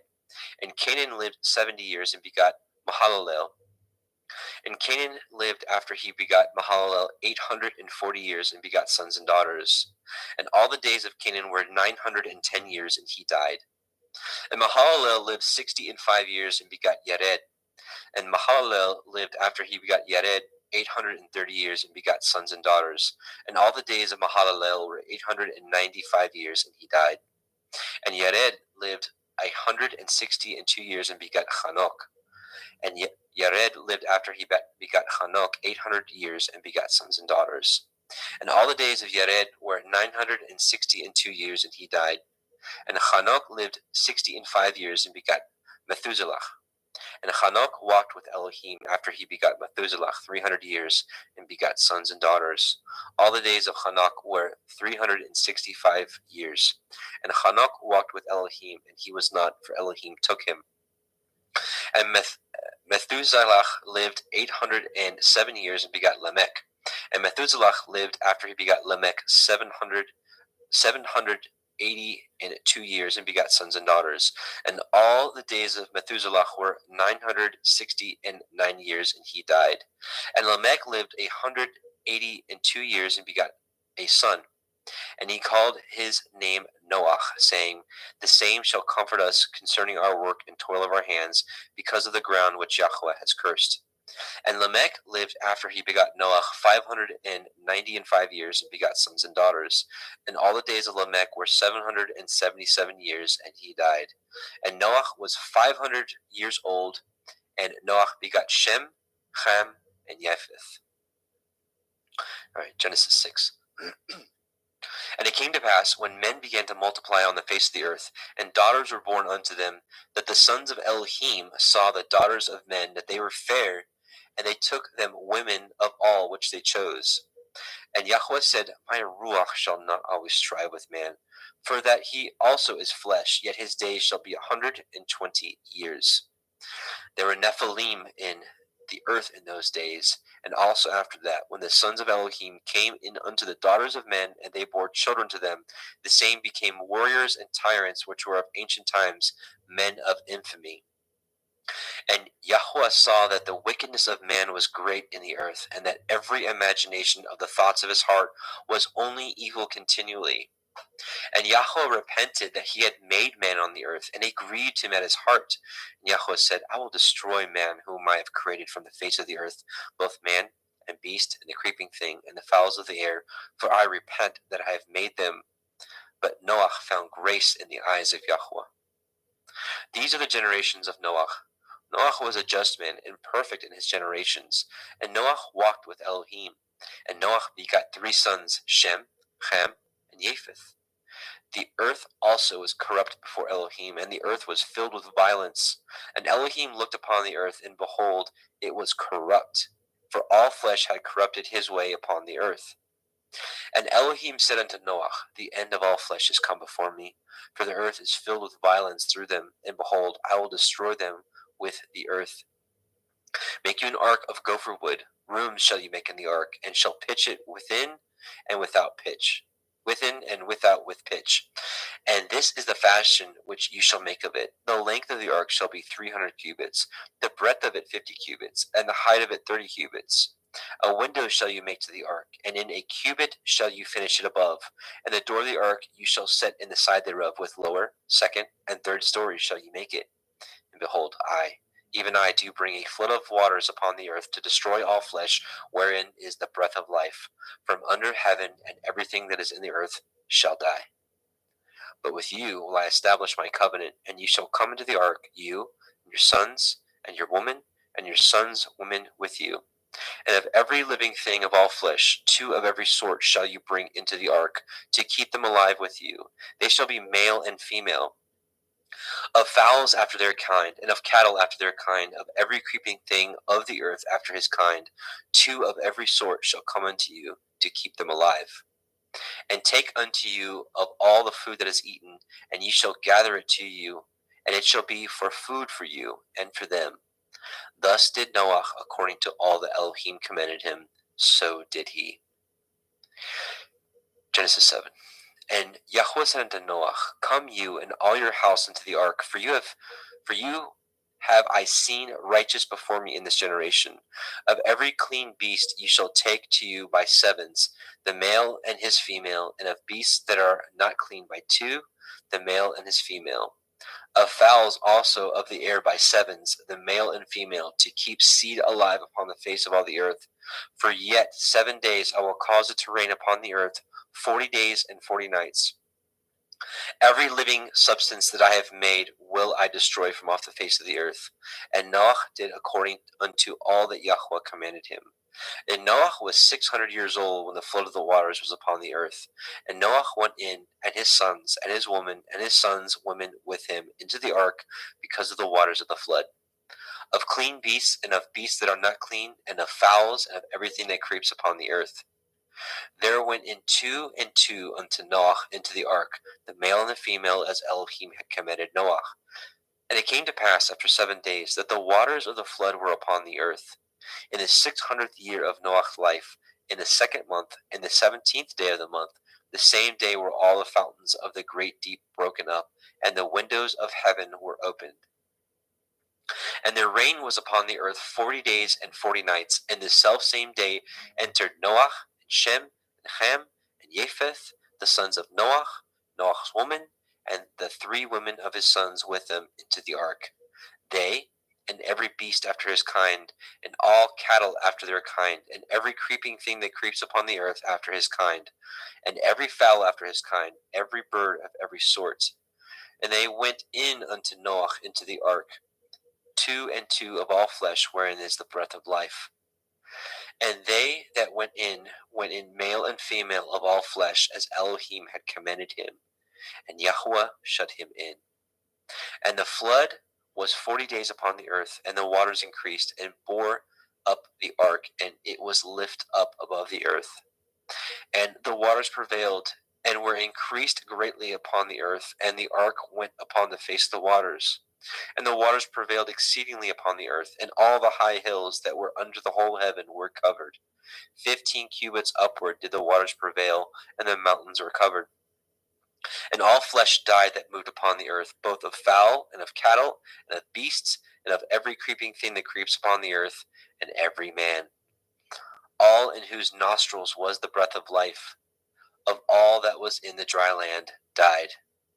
And every living substance was destroyed which was upon the face of the ground, both man and cattle, and the creeping things, and the fowls of the heavens, and they were destroyed from the earth, and Noah only remained alive, and they that were with him in the ark. And the waters prevailed upon the earth 150 days. Genesis 8. And Elohim remembered Noah, and every living thing, and all the cattle that was with him in the ark. And Elohim made a wind to pass over the earth, and the waters assuaged. The fountains also of the deep and the windows of heaven were stopped, and the rain from the heaven was restrained. And the waters returned from off the earth continually, and after the end of the 150 days the waters were abated. And the ark rested in the 7th month, on the 17th day of the month, upon the mountains of Ararat. And the waters decreased continually until the 10th month. In the 10th month, on the 1st day of the month, were the tops of the mountains seen. And it came to pass at the end of 40 days that Noah opened the window of the ark which he had made, and he sent forth a raven which went to and fro until the waters were dried up from off the earth. Also he sent forth a dove from him to see if the waters were abated from off the face of the ground. But the dove found no rest for the sole of her foot, and she returned unto him into the ark, for the waters were on the face of the earth, face of the whole earth. Then he put forth his hand and took her and pulled her in unto him into the ark. And he stayed yet other 7 days, and again he sent forth the dove out of the ark. And the dove came in to him in the evening, and lo, in her mouth was an olive leaf plucked off. So Noah knew that the waters were abated from off the earth. And he stayed yet other 7 days, and sent forth the dove, which returned not again unto him any more. And it came to pass in the 601st year, in the 1st month, the 1st day of the month, the waters were dried up from off the earth. And Noah removed the covering of the ark, and looked, and behold, the face of the ground was dry. And in the 2nd month, on the 27th day of the month, the earth dried. And Elohim spoke unto Noah, saying, Go forth of the ark, you and your woman, and your sons women with you. Bring forth with you every living thing that is with you, of all flesh, both of fowl and of the cattle, and of every creeping thing that creeps upon the earth, that they may breed abundantly in the earth, and be fruitful and multiply upon the earth. And Noah went forth, and his sons, and his woman, and his sons' women with him. Every beast, every creeping thing, and every fowl, and whatsoever creeps upon the earth after their kinds, went forth out of the ark. And Noah built an altar unto Yahweh, and took of every clean beast, and of every clean fowl, and offered burnt offerings on the altar. And Yahweh smelled a sweet savor. And Yahweh said in his heart, I will not again curse the ground any more for man's sake. For the imagination of man's heart is evil from his youth. Neither will I again smite any more everything living as I have done. While the earth remains, seed time and harvest, and cold and heat, and summer and winter, and day and night shall not cease. And Elohim blessed Noah and his sons, and said unto them, Be fruitful, and multiply, and replenish the earth. And the fear of you and the dread of you shall be upon every beast of the earth, and upon every fowl of the air, upon all that moves upon the earth, and upon all the fish of the sea. Into your hand are they delivered. Every moving thing that lives shall be meat for you, even as the green herb have I given you all things. But flesh with the life thereof, which is the blood thereof, shall you not eat. And surely your blood of your lives will I require. At the hand of every beast will I require it. At the hand of man, at the hand of every man's brother will I require the life of man. Whoso sheds man's blood, by man shall his blood be shed. For in the image of Elohim made he man. And you, be ye fruitful, and multiply, and bring forth abundantly in the earth, and multiply therein. And Elohim spoke unto Noah and to his sons with him, saying, And I, behold, I establish my covenant with you, and with your seed after you, and with every living creature that is with you, of the fowl, of the cattle, and of every beast of the earth with you, from all that go out from the ark, to every beast of the earth. And I will establish my covenant with you. Neither shall all flesh be cut off any more by the waters of a flood, neither shall there any more be a flood to destroy the earth. And Elohim said, This is the sign of the covenant which I make between me and you and every living creature that is with you for perpetual generations. I do set my bow in the cloud, and it shall be for a sign of a covenant between me and the earth. And it shall come to pass, when I bring a cloud over the earth, that the bow shall be seen in the cloud. And I will remember my covenant which is between me and you and every living creature of all flesh, and the waters shall no more become a flood to destroy all the earth, all the flesh. And the bow shall be in the cloud, and I will look upon it, that I may remember the everlasting covenant between Elohim and every living creature of all flesh that is upon the earth. And Elohim said unto Noah, This is the sign of the covenant which I have established between me and all flesh that is upon the earth. And the sons of Noah that went forth of the ark were Shem, Ham, and Japheth. And Ham is the father of Canaan. These are the three sons of Noah, and of them was the whole earth overspread. And Noah began to be a husbandman, and he planted a vineyard. And he drank of the wine and was drunken, and he was uncovered within his tent. And Ham, the father of Canaan, saw the nakedness of his father, and told his two brethren without. And Shem and Japheth took a garment, and laid it upon both their shoulders, and went backward, and covered the nakedness of their father, and their faces were backward, and they saw not their father's nakedness. And Noah awoke from his wine, and knew what his younger son had done unto him. And he said, Cursed be Canaan, a servant of servants shall he be unto his brethren. And he said, Blessed be Yahweh Elohai of Shem, and Canaan shall be his servant. Elohim shall enlarge Japheth, and he shall dwell in the tents of Shem, and Canaan shall be his servant. And Noah lived after the flood 350 years, and all the days of Noah were 950 years, and he died. Genesis 10. Now these are the generations of the sons of Noah, Shem, Ham, and Japheth, and unto them were sons born after the flood. The sons of Japheth, Gimmer, and Magog, and Madai, and Yavan, Tubal, and Meshech, and Tirach. And the sons of Gimmer, Ashkenaz, and Riphath, and Togarma. And the sons of Yavan, Elisha, Tarshish, Kittim, and Dodanim. By these were the isles of the other nations divided in their lands, everyone after his tongue, after their families, in their nations. And the sons of Ham, Cush, and Mitzrayim, and Put, and Canaan. And the sons of Cush, Cheva, Chavila, Kavta, and Raama, Kavteka. And the sons of Raama, Sheva, and Dedan. And Cush begat Nimrod, and he began to be a warrior and hunter in the earth. He was a warrior and a hunter before Yahweh. Wherefore it is said, even as Nimrod, the warrior hunter before Yahweh. And the beginning of his kingdom was Babel, and Erech, and Akkad, and Calneh in the land of Shinar. Out of that land went forth Ashur, and built Nineveh, and the city Rehoboth, and Kelach. And Resen, between Nineveh and Kelach, the same is a great city. And Mitzrayim begat Ludim, and Anamim, and Lehavim, and Naphtuchim, and Pathrusim, and Kalusim, out of whom came Pelishtim, and Kaphtorim. And Canaan begat Sidon, his firstborn, and Heth, and the Yebusi, and the Amori, and the Girgashi, and the Chevi, and the Arki, and the Chini, and the Arvadi, and the Tsemari, and the Hamathi, and afterward were the families of the Canaanim spread abroad. And the border of Canaanim was from Sidon, as you come unto Gerar, unto Gaza, as you go unto Sodom, and Gomorrah, and Admah, and Sevim, and even unto Lasha. These are the sons of Ham, after their families, after their tongues, in their countries, and in their nations. And unto Shem also, the father of all the children of Eber, the brother of Japheth, the elder, even to him were children born. And the children of Shem, Elam, Ashur, Arphaxad, and Lud, and Aram. And the children of Aram, Uz, Hul, Gether, and Mash. And Arphaxad begat Shelach, and Shelach begat Eber. And unto Eber were born two sons. The name of one was Peleg, for in his days the earth was divided. And his brother's name was Yoktan.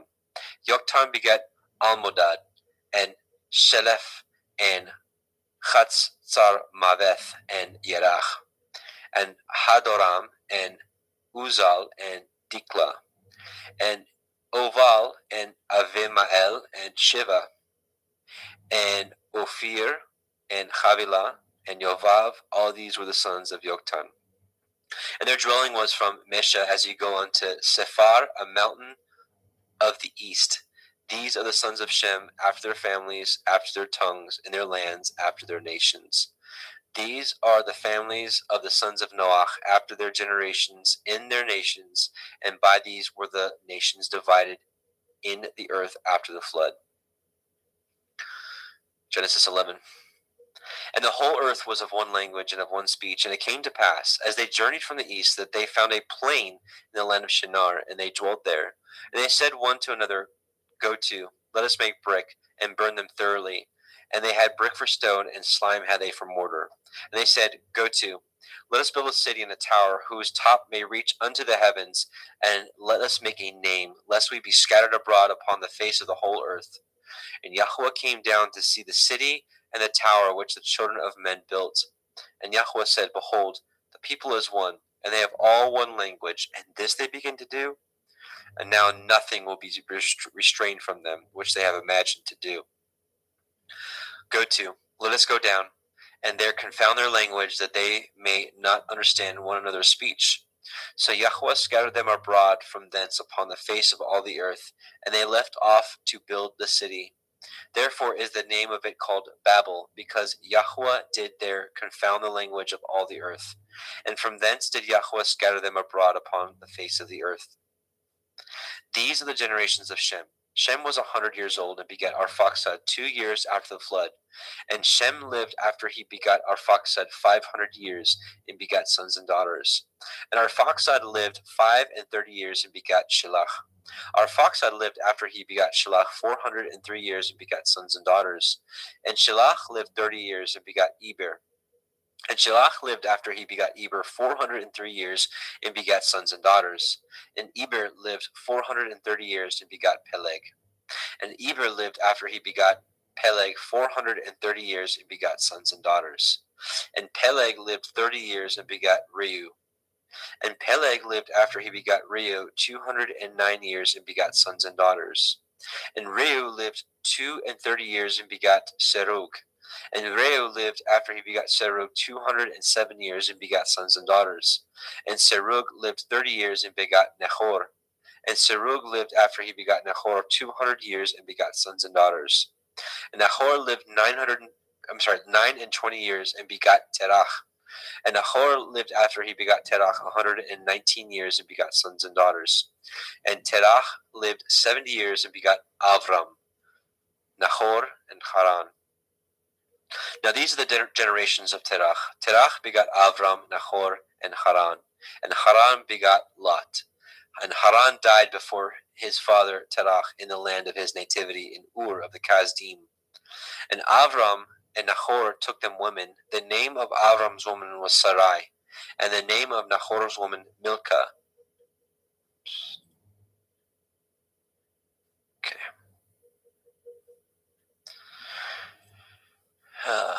Sorry. And the name of Nahor's woman Milcah, the daughter of Haran, the father of Milcah, and the father of Yechan. But Sarai was barren; she had no child.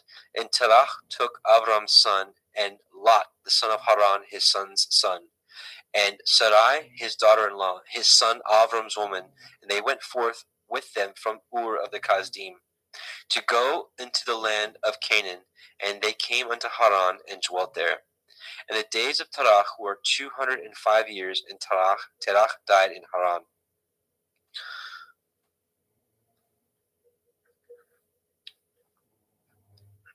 Genesis 12.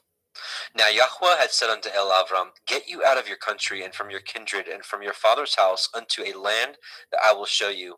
And I will make of you a great nation, and I will bless you, and make your name great, and you shall be a blessing. And I will bless them that bless you, and curse him that curses you. And in you shall all families of the earth be blessed. So Avram departed as Yahweh had spoken unto him, and Lot went with him. And Avram was 75 years old when he departed out of Haran. And Avram took Sarai his woman, and Lot his brother's son, and all their substance they had gathered, and the souls that they had gotten in Haran. They went forth to go into the land of Canaan, and into the land of Canaan they came. And Avram passed through the land unto the place of Shechem, unto the plain of Moreh, and the Canaanite was then in the land. And Yahweh appeared unto Avram, and said, Unto your seed will I give this land. And there built he an altar unto Yahweh, who had appeared unto him. And he removed from thence unto a mountain on the east of Bethel, and pitched his tent, having Bethel on the west, and Ai on the east. And there he built an altar unto Yahweh, and called upon the name of Yahweh. And Avram journeyed, going on still towards the Negev. And there was a famine in the land, and Avram went down into Mitzrayim to sojourn there, and for the famine was grievous in the land. And it came to pass, when he was come near to enter into Mitzrayim, that he said unto Sarai his woman, Behold now, I know that you are a fair woman to look upon.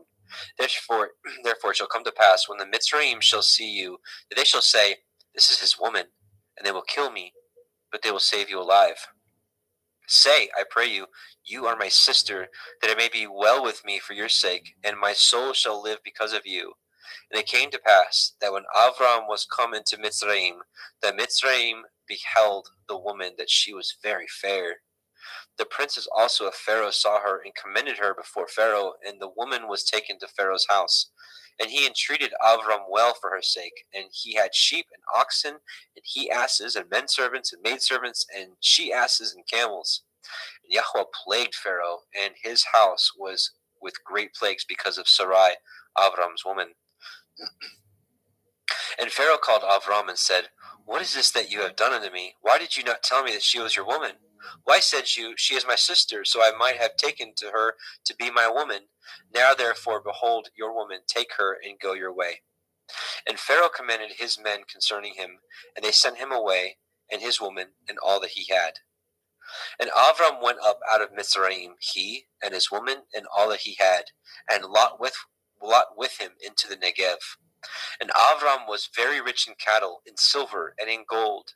And he went on his journey from the Negev even to Bethel, unto the place where his tent had been at the beginning, between Bethel and Ai, unto the place of the altar which he had made there at the first. And there Avram called on the name of Yahweh. And Lot also, which went with Avram, had flocks and herds and tents. And the land was not able to bear them, that they might dwell together, for the substance was great, so that they could not dwell together. And there was a strife between the herdsmen of Avram's cattle and the herdsmen of Lot's cattle. And the Canaanite and the Perizzite dwelled then in the land. And Avram said unto Lot, Let there be no strife, I pray you, between me and you, and between my herdsmen and your herdsmen, for we be brethren. Is not the whole land before you? Separate yourself, I pray you, from me. And if you will take the left hand, then I will go to the right. Or if you depart to the right hand, then I will go to the left. And Lot lifted up his eyes, and beheld all the circle of the Yarden, that it was well watered everywhere, before Yahweh destroyed Sodom and Gomorrah, even as the garden of Yahweh, like the land of Mitzrayim, as he come unto Zoar. Then Lot chose him all the circle of the Yarden, and Lot journeyed east, and they separated themselves the one from the other. Avram dwelt in the land of Canaan, and Lot dwelt in the cities of the circle of the Yarden, and pitched his tent towards Sodom. But the men of Sodom were wicked and sinners before Yahweh exceedingly. Yahweh said unto Avram, after that Lot was separated from him, Lift up your eyes now, and look from the place where you are northward, and southward, and eastward, and westward. For all the land which you see, to you will I give it, and to your seed forever. And I will make your seed as the dust of the earth, so that if a man can number the dust of the earth, then shall your seed also be numbered. Arise, walk through the land in the length of it, and in the breadth of it, for I will give it unto you. Then Avram removed his tent and came and dwelt in the plain of Mamre, which is in Hebron, and built there an altar unto Yahweh. Genesis 14. And it came to pass in the days of Amraphel, king of Shinar, Arioch, king of Elakar, and Chedorlaomer, king of Elam, and Tidal, king of nations, that these made war with Bera, king of Sodom, and with Birsha, king of Gomorrah, Shinav, king of Admah, and Shemeber, king of Sevaim, and the king of Bela, which is Soar. All these were joined together in the valley of Siddim, which is the Salt Sea. 12 years they served Chedorlaomer. In the 13th year they rebelled. And in the 14th year came Chedorlaomer and the kings that were with him, and smote the Rephaim in Ashtaroth, Karnaim, and the Zuzim in Ham, and the Emim in Shaveh Kirathim, and the Horim in Mount Seir unto El Paran, which is by the wilderness. And they returned and came to Ain Mishpat, which is Kadesh, and smote all the country of Amalekim, and also the Amorim that dwelt in Chatzon Tamar. And there went out the king of Sodom, and the king of Gomorrah, and the king of Admah, and the king of Zevim, and the king of Bela, the same as Zoar, and they joined battle with them in the valley of Siddim, with Chedorlaomer, the king of Elam, and with Tidal, king of nations, and Amraphel, king of Shinar, and Arioch, king of Elakar, 4 kings with 5. And the valley of Siddim was full of slime pits, and the kings of Sodom and Gomorrah fled, and fell there, and they that remained fled to the mountains. And they took all the goods of Sodom and Gomorrah, and all their victuals, and went their way. And they took Lot, Avram's brother's son, who dwelt in Sodom, and his goods, and departed. And there came one that had escaped, and told Avram the Ivri, for he dwelt in the plain of Mamre the Emori, brother of Eshcol, and brother of Aner, and these were confederate with Avram. And when Avram heard that his brother was taken captive, he armed his trained servants, born in his own house, 318, and pursued them unto Dan. And he divided himself against them, and he and his servants by night, and smote them, and pursued them unto Hova, which is on the left hand of Damascus. And he brought back all the goods, and also brought again his brother Lot and his goods, and all, and the women also, and the people. And the king of Sodom went out to meet him after his return from the slaughter of Chedorlaomer, and of the kings that were with him at the valley of Shaveh, which is the king's valley. And Melchizedek, king of Shalem, brought forth bread and wine, and he was the priest of El Elyon. And he blessed him and said, Blessed be Avram of El Elyon, possessor of heaven and earth, and blessed be El Elyon, which has delivered your enemies into your hand. And he gave him tithes of all. And the king of Sodom said unto El Avram, Give me the persons, and take the goods to yourselves. And Avram said to the king of Sodom, I have lifted up my hand unto El Yahweh, El Elyon, the possessor of heaven and earth, that I will not take from a thread even to a shoe latchet, and that I will not take anything that is yours, lest you should say, I have made Avram rich, save only that which the young men have eaten, and the portion of the men which went with me, Aner, Eshcol, and Mamre, let them take their portion. Genesis 15. After these things, the word of Yahweh came unto El Avram in a vision, saying, Fear not, Avram, I am your shield and your exceeding great reward. And Avram said, Adonai Yahweh, what will you give me, seeing I go childless? And the steward of my house is this Eliezer of Damascus. And Avram said, Behold, to me you have given no seed, and lo, one born in my house is my heir. And behold, the word of Yahweh came unto him, saying, This shall not be your heir, but he that shall come forth out of your own generation shall be your heir. And he brought him forth abroad, and said, Look now toward the heavens, and count the stars, if you be able to number them. And he said unto him, So shall your seed be. And he believed in Yahweh, and he counted it to him for righteousness. And he said unto him, I am Yahweh that brought you out of Ur of the Kasdim to give you this land to inherit it. And he said, Adonai Yahweh, whereby shall I know that I shall inherit it? And he said unto him, Take me a heifer of 3 years old, and a she-goat of 3 years old, and a ram of 3 years old, and a turtle dove, and a young pigeon. And he took unto him all these, and divided them in the midst, and laid each piece one against the other, but the birds he divided not. And when the fowls came down upon the carcasses, Avram drove them away. And when the sun was going down, a deep sleep fell upon Avram, and lo, a horror of great darkness fell upon him.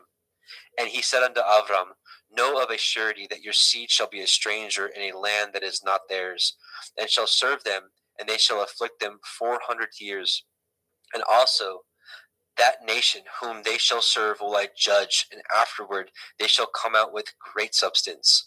And ye shall go to your fathers in peace. Ye shall be buried in a good old age. But in the 4th generation they shall come hither again, for the iniquity of the Amorim is not yet full. And it came to pass that when the sun went down, and it was dark, behold, a smoking furnace, and a burning lamp that passed between those pieces. In the same day Yahweh cut a covenant with Avram, saying, Unto your seed have I given this land, from the river of Mitzrayim unto the great river, the river Pereth. The Cananim, and the Kenizim, and the Kadmonim, and the Hittim, and the Perizim, and the Rephaim, and the Amorim, and the Cananim, and the Girgashim, and the Yebusim. And here we will stop and change over. I see Justin Best is with us. So Justin McRoberts, Justin is going to take the next portion because he's got a limited time. Welcome, Brother Justin. Muted, I think, maybe. I can't hear you. I'm sorry about that. Shalom. There you are. Welcome, brother. Thank you. So we just left off at the end of 15. So do you want to pick it up? You can have a screen share and pick it up at 16. Yep, absolutely. Genesis chapter 16, Sarai and Hagar. Now Sarai, Abram's woman, bore him no children, and she had a handmaid, a Mitzri, whose name was Hagar. And Sarai said unto Abram, Behold now, Yahweh has restrained me from bearing. I pray you, go in unto my maid, that I obtain children by her. And Abram hearkened to the voice of Sarai. And Sarai, Abram's woman, took Hagar, her maid, the Mitzrayim, after Abram had dwelt 10 years in the land of Canaan, and gave her to her man Abram to be his woman. And he went in unto Hagar, and she conceived. And when she saw that she had conceived, her mistress was despised in her eyes. And Sarai said unto Abram, My wrong be upon you. I have given my maid into your bosom. And when she saw that she had conceived, I was despised in her eyes. Yahweh judge between me and you. But Abram said unto Sarai, Behold, your maid is in your hand. Do to her as it pleases you. And when Sarai dealt hardly with her, she fled from her face. And the angel of Yahweh found her by a fountain of water in the wilderness, by a fountain in the way of Shur. And he said, Hagar, Sarai's maid, whence came you, and whither will you go? And she said, I flee from the face of my mistress Sarai. And the angel of Yahweh said unto her, Return to your mistress, and submit yourself under her hands. And the angel of Yahweh said unto her, I will multiply your seed exceedingly, that it shall not be numbered for multitude.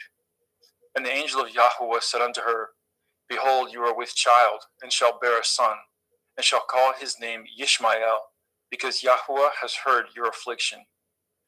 And he will be a wild man. His hand will be against every man, and every man's hand against him, and he shall dwell in the presence of all his brethren. And she called the name of Yahweh that spoke unto her, You see me. For she said, Have I also here looked after him that sees me? Wherefore the well was called Ber Lachor Roy. Behold, it is between Kadesh and Bered. And Hagar bore Abram a son, and Abram called his son's name, which Hagar bore, Yishmael. And Abram was 86 years old when Hagar bore Yishmael to Abram. Genesis 17.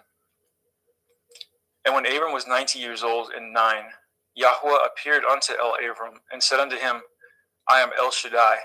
Walk before me and be perfect, and I will make my covenant between me and you, and will multiply you exceedingly. And Abram fell on his face, and Elohim talked with him, saying, As for me, behold, my covenant is with you, and you shall be a father of many nations. Neither shall your name any more be called Abram, but your name shall be called Abraham, for a father of many nations have I made you. And I will make you exceeding fruitful, and I will make nations of you, and kings shall come out of you. And I will establish my covenant between me and you and your seed after you in their generations for an everlasting covenant, to be Elohim unto you and to your seed after you. And I will give unto you and to your seed after you the land wherein you are a stranger, all the land of Canaan, for an everlasting possession, and I will be their Elohim. And Elohim said unto Abraham, You shall guard my covenant, therefore, you and your seed after you in their generations. This is my covenant, which ye shall guard, between me and you and your seed after you. Every male child among you shall be circumcised, and ye shall circumcise the flesh of your foreskin, and it shall be a sign of the covenant betwixt me and you. And he that is 8 days old shall be circumcised among you, every male child in your generations. He that is born in the house or bought with money of any stranger, which is not of your seed. He that is born in your house, and he that is bought with your money, must need to be circumcised. And my covenant shall be in your flesh for an everlasting covenant. And the uncircumcised male child, whose flesh of his foreskin is not circumcised, that soul shall be cut off from his people. He has broken my covenant. And Elohim said unto Abraham, As for Sarai your woman, you shall not call her name Sarai, but Sarah shall be her name. And I will bless her, and give you a son also of her. Yea, I will bless her, and she shall be a mother of nations. Kings of people shall be of her. Then Abraham fell upon his face and laughed, and said in his heart, Shall a child be born unto him that is 100 years old? And shall Sarah, that is 90 years old, bear? And Abraham said unto Elohim, Oh, that Ishmael might live before you. And Elohim said, Sarah your woman shall bear you a son indeed, and you shall call his name Yitzchak, and I will establish my covenant with him for an everlasting covenant, and with his seed after him. And as for Ishmael, I have heard you. Behold, I have blessed him, and I will make him fruitful, and I will multiply him exceedingly. 12 princes shall he beget, and I will make him a great nation. But my covenant will I establish with Yitzchak, which Sarah shall bear unto you at the set time in the next year. And he left off talking with him, and Elohim went up from Abraham. And Abraham took Ishmael his son, and all that were born in his house, and all that were bought with his money, every male among the men of Abraham's house, and circumcised the flesh of their foreskin in the selfsame day, as Elohim had said unto him. And Abraham was 90 years old and 9 when he was circumcised in the flesh of his foreskin. And Ishmael his son was 13 years old when he was circumcised in the flesh of his foreskin. And the selfsame day was Abraham circumcised, and Ishmael his son. And all the men of his house, born in the house and bought with money of the stranger, were circumcised with him. And Yahweh appeared unto him in the plains of Mamre, and he sat at the tent door in the heat of the day. And he lifted up his eyes and looked, and lo, 3 men stood by him. And when he saw them, he ran to meet them from the tent door, and bowed himself toward the ground, and said, My Adonai, if now I have found favor in your sight, pass not away, I pray you, from your servant. Let a little water, I pray you, be fetched, and wash your feet, and rest yourselves under the tree. And I will fetch a morsel of bread, and comfort ye in your hearts. After that ye shall pass on, for therefore are you come to your servant. And he said, So do as you have said.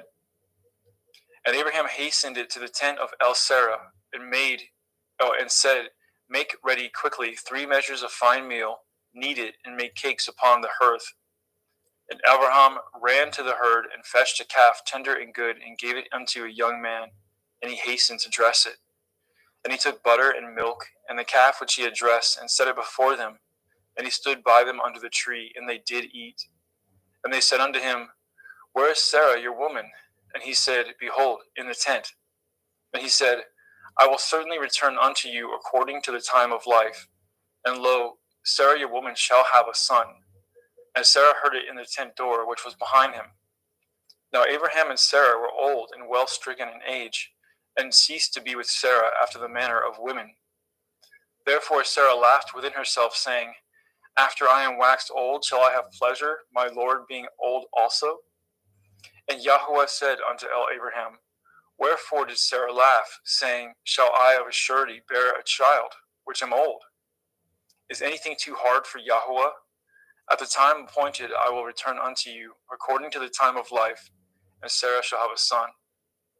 Then Sarah denied, saying, I laughed not, for she was afraid. And he said, Nay, but you did laugh.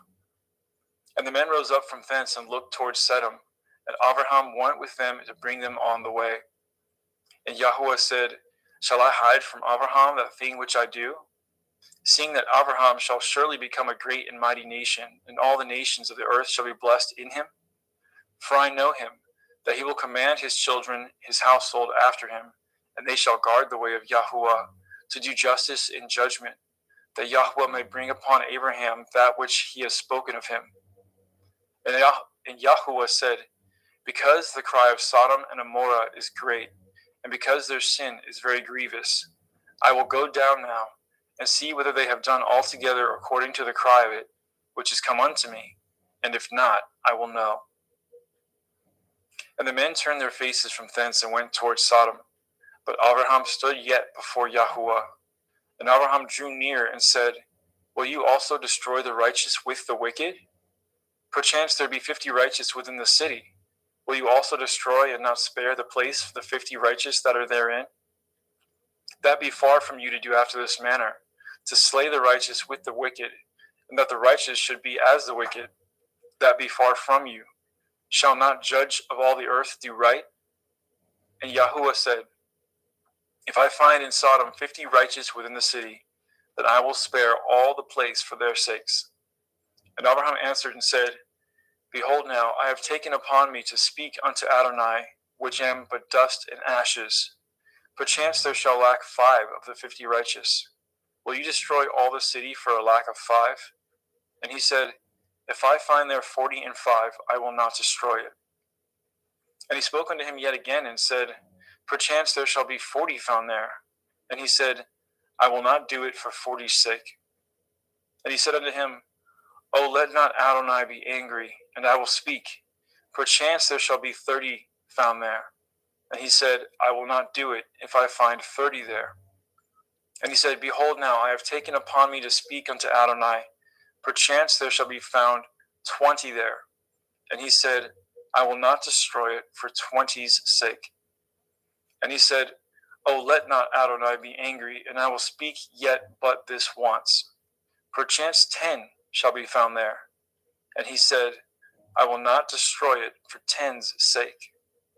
And Yahweh went his way as soon as he had left communing with Abraham, and Abraham returned unto his place. Genesis 19. And there came 2 angels to Sodom at evening, and Lot sat in the gate of Sodom. And Lot, seeing them, rose up to meet them, and he bowed himself with his face towards the ground. And he said, Behold now, my lords, turn in, I pray you, into your servant's house, and tarry all night, and wash your feet, and ye shall rise up early and go on your ways. And they said, Nay, but we will abide in the street all night. And he pressed upon them greatly, and they turned in unto him, and entered into his house. And he made them a feast, and did bake matzah, unleavened bread, and they did eat. But before they lay down, the men of the city, even the men of Sodom, compassed the house round, both old and young, all the people from every quarter. And they called unto Lot, and said unto him, Where are the men which came in to you this night?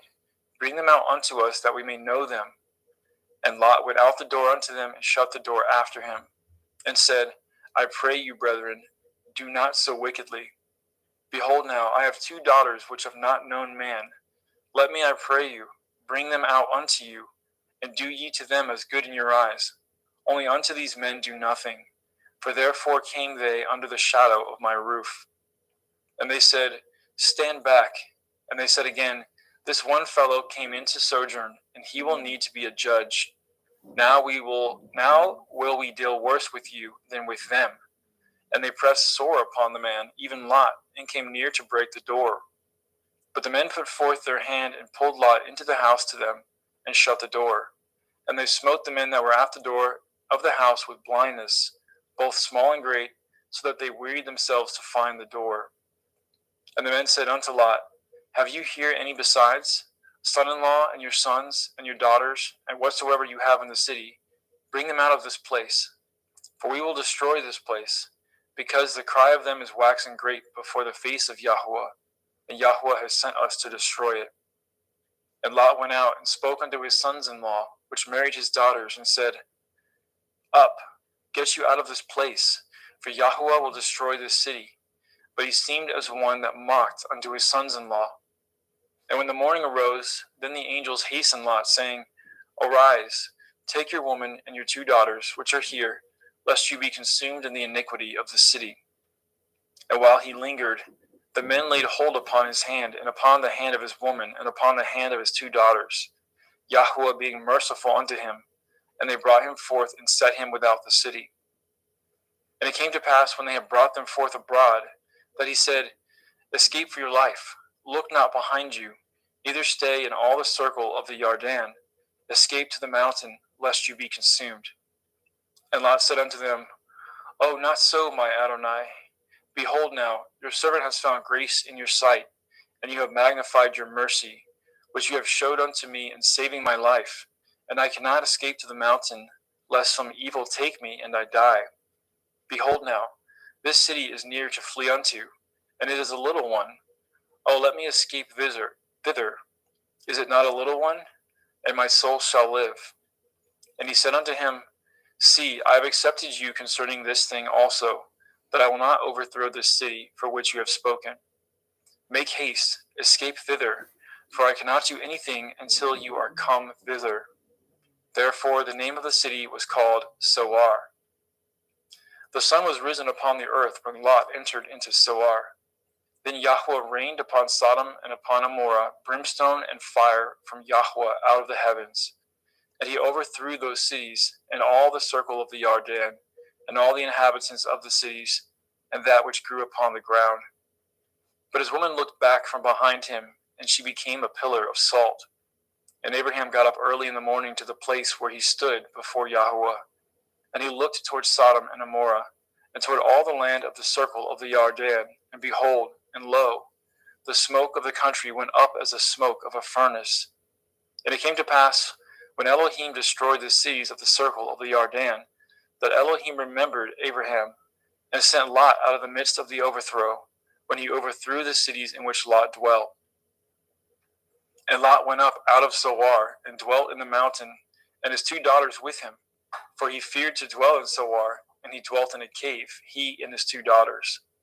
And the firstborn said unto the younger, Our father is old, and there is not a man in the earth to come in unto us after the manner of all the earth. Come, let us make our father drink wine, and we will lie with him, that we may preserve seed of our father. And they made their father drink wine that night, and the firstborn went in, and lay with her father, and he perceived not when she lay down, nor when she arose. And it came to pass on the morrow that the firstborn said unto the younger, Behold, I lay yesternight with my father. Let us make him drink wine this night also, and go in, and lie with him, that we may preserve seed for our father. And they made their father drink wine that night also, and the younger arose, and lay with him, and he perceived not when she lay down, nor when she arose. Thus were both the daughters of Lot with child by their father. And the firstborn bore a son, and called his name Moab. The same is the father of Moabim unto this day. And the younger, she also bore a son, and called his name Ben-Ami. The same is the father of the children of Ammon unto this day. Genesis 20. Let's get a sip of water.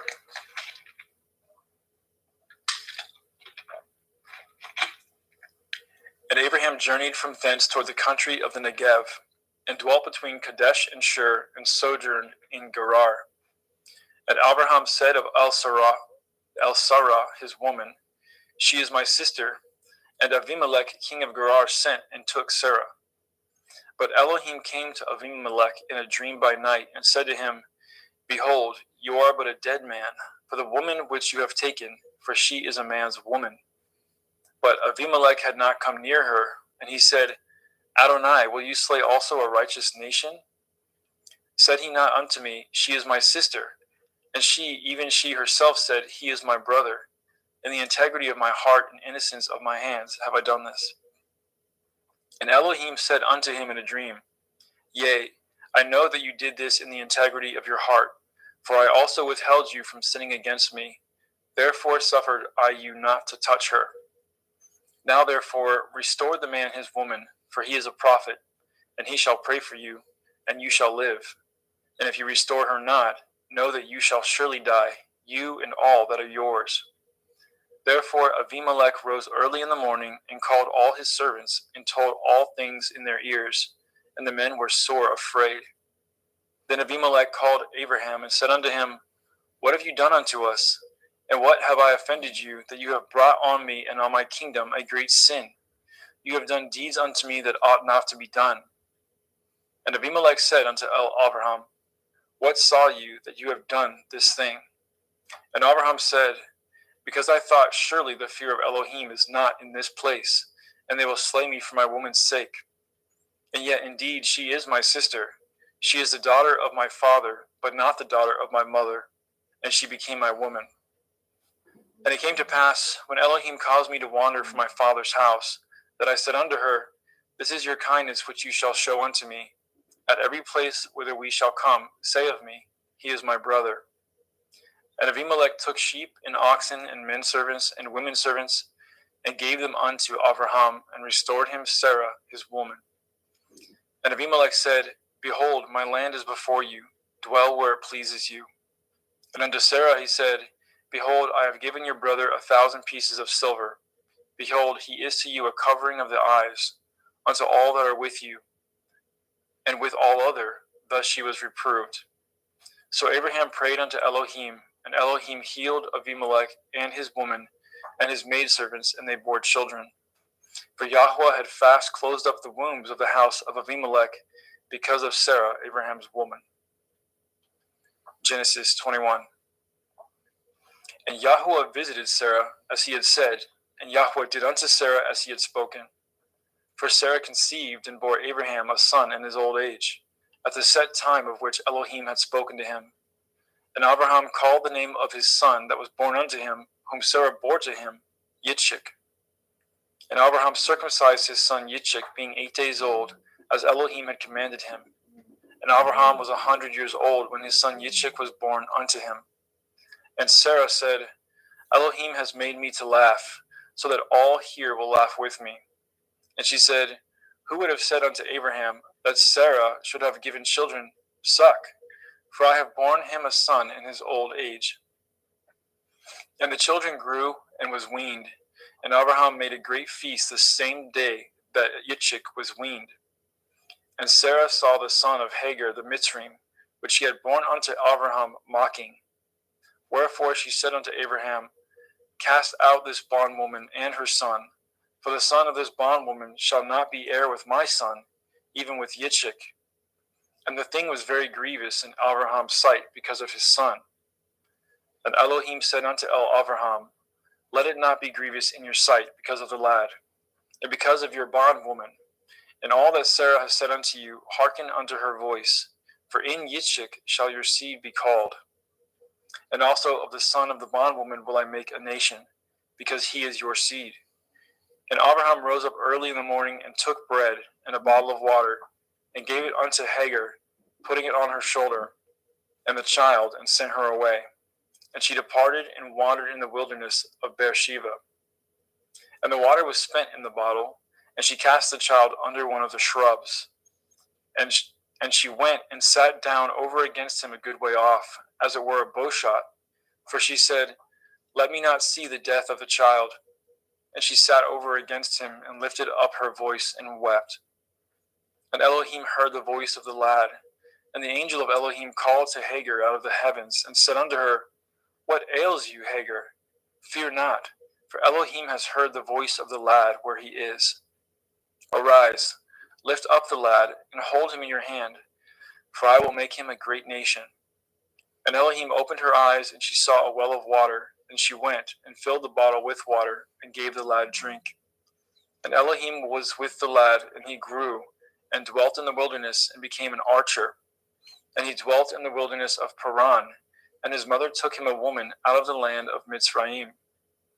And it came to pass at that time, that Abimelech and Pekol, the chief captain of his host, spoke unto Abraham, saying, Elohim is with you in all that you do.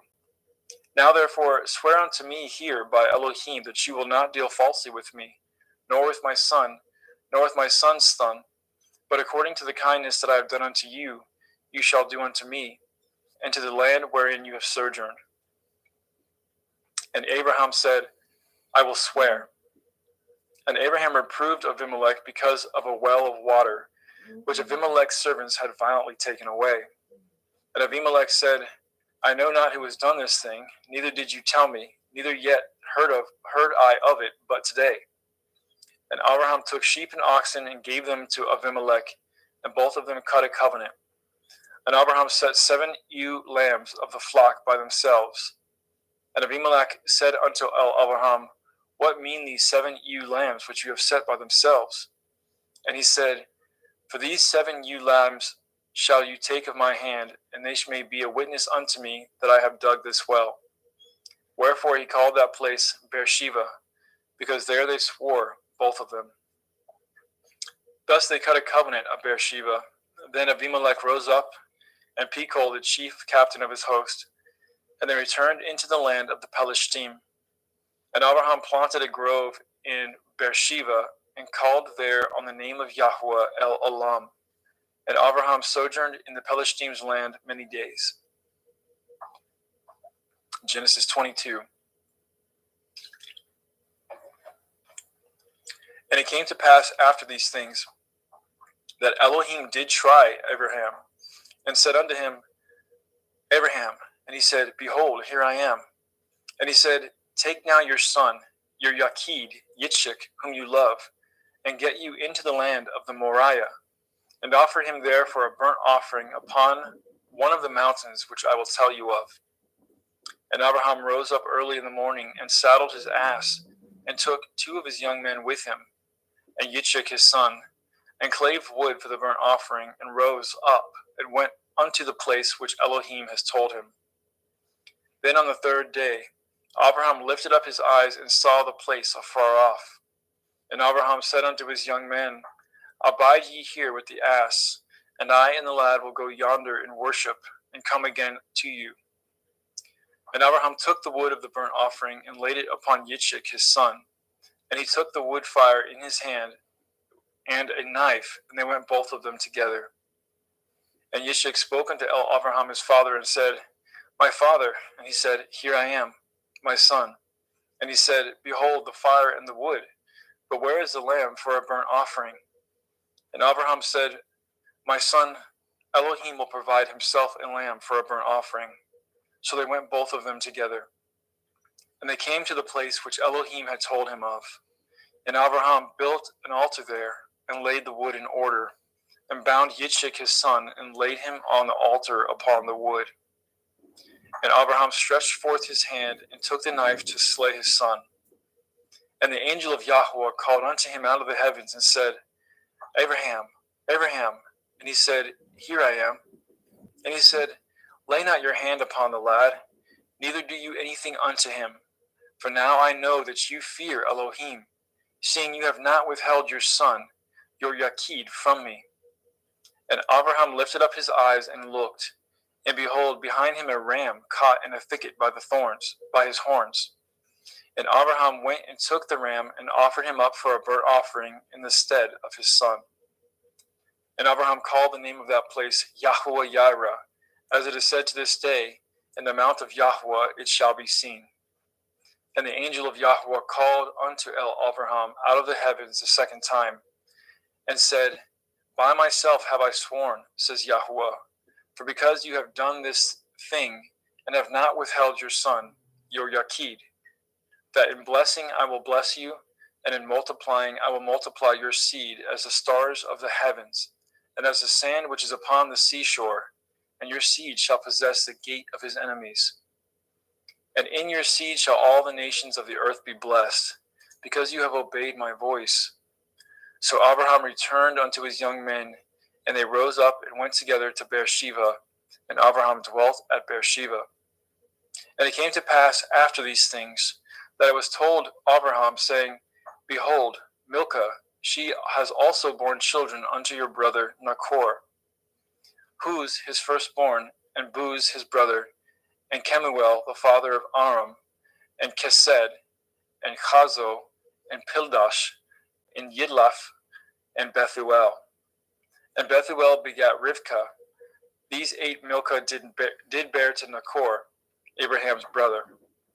And his concubine, whose name was Reumah, she bore also Teba, and Gama, and Thahash, and Ma'akah. Genesis chapter 23.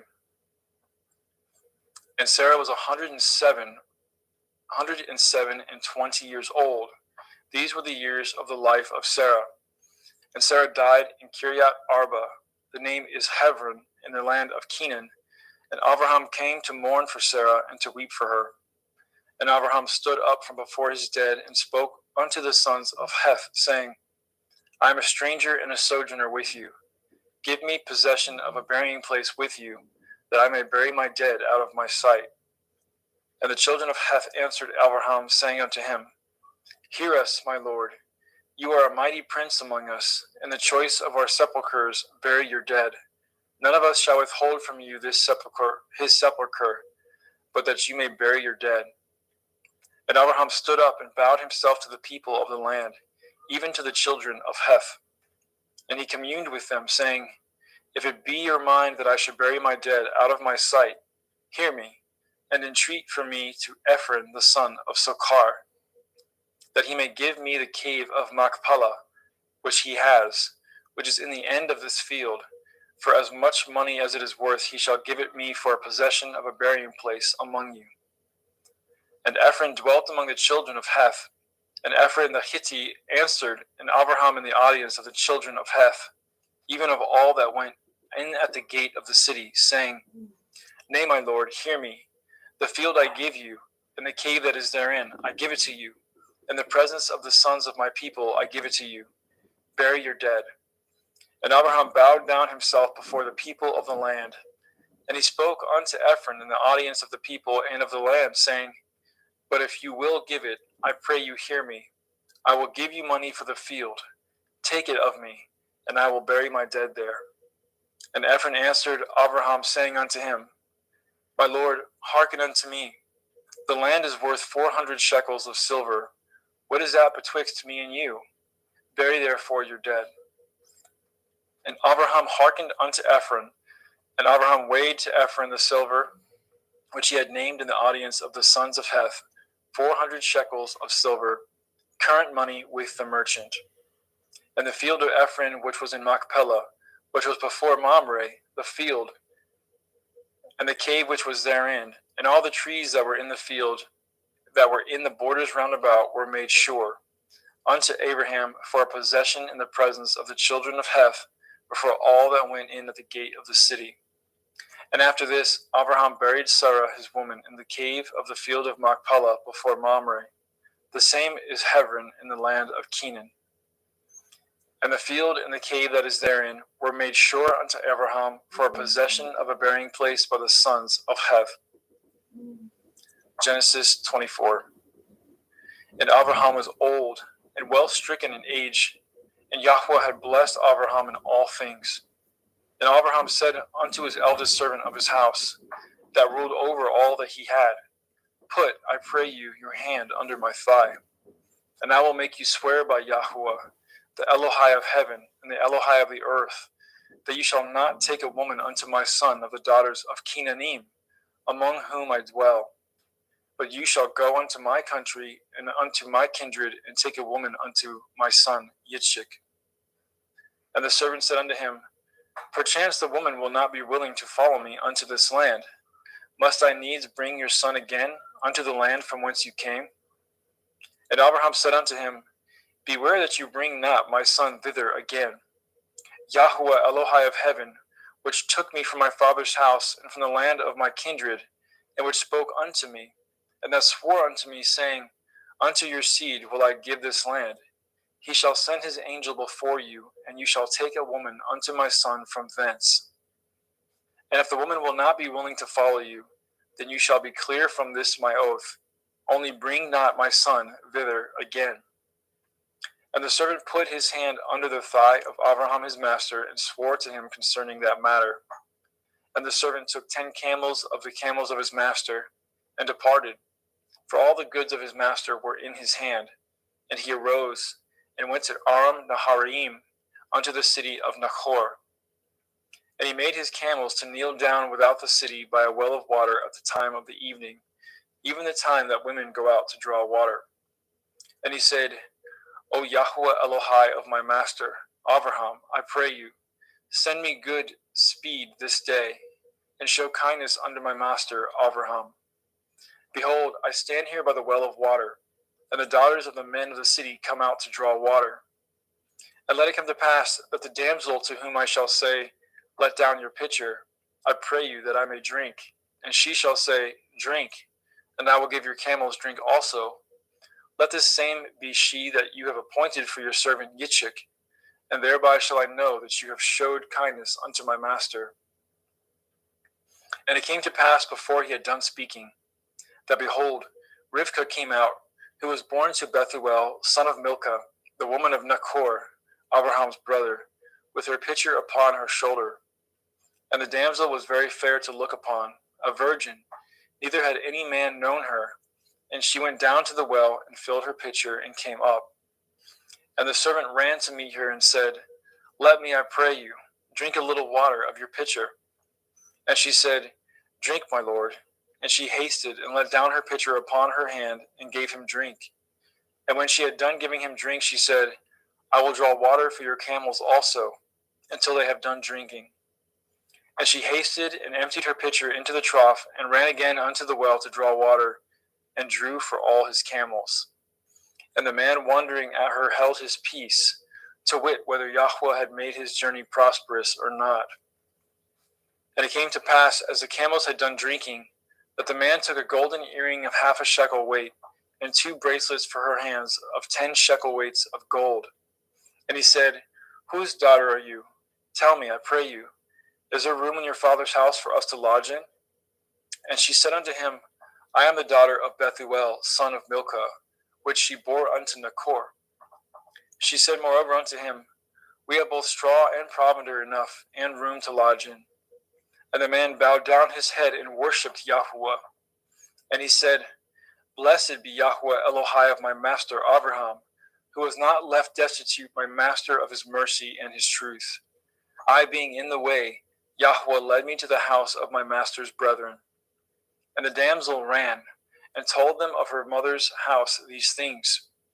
And Rivkah had a brother, and his name was Lavan. And Lavan ran out unto the man unto the well. And it came to pass, when he saw the earring and the bracelets upon his sister's hands, and when he heard the words of Rivkah his sister, saying, Thus spoke the man unto me, that he came unto the man, and behold, he stood by the camels at the well. And he said, Come in, you blessed of Yahweh, wherefore stand you without? For I have prepared the house and room for the camels. And the man came into the house, and he ungirded his camels, and gave straw and provender for the camels, and water to wash his feet, and the men's feet that were with him. And there was set meat before him to eat.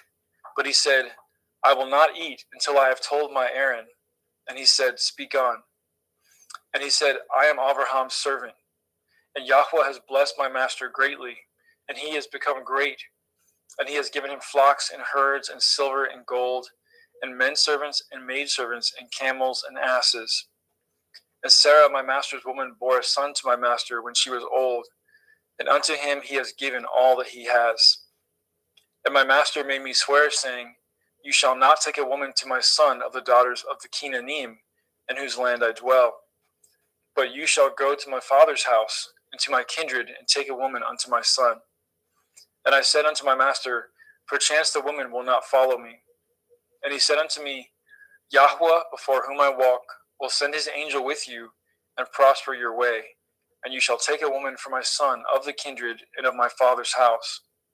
Then shall you be clear from this my oath, when you come to my kindred, and if they give not you one, you shall be clear from my oath.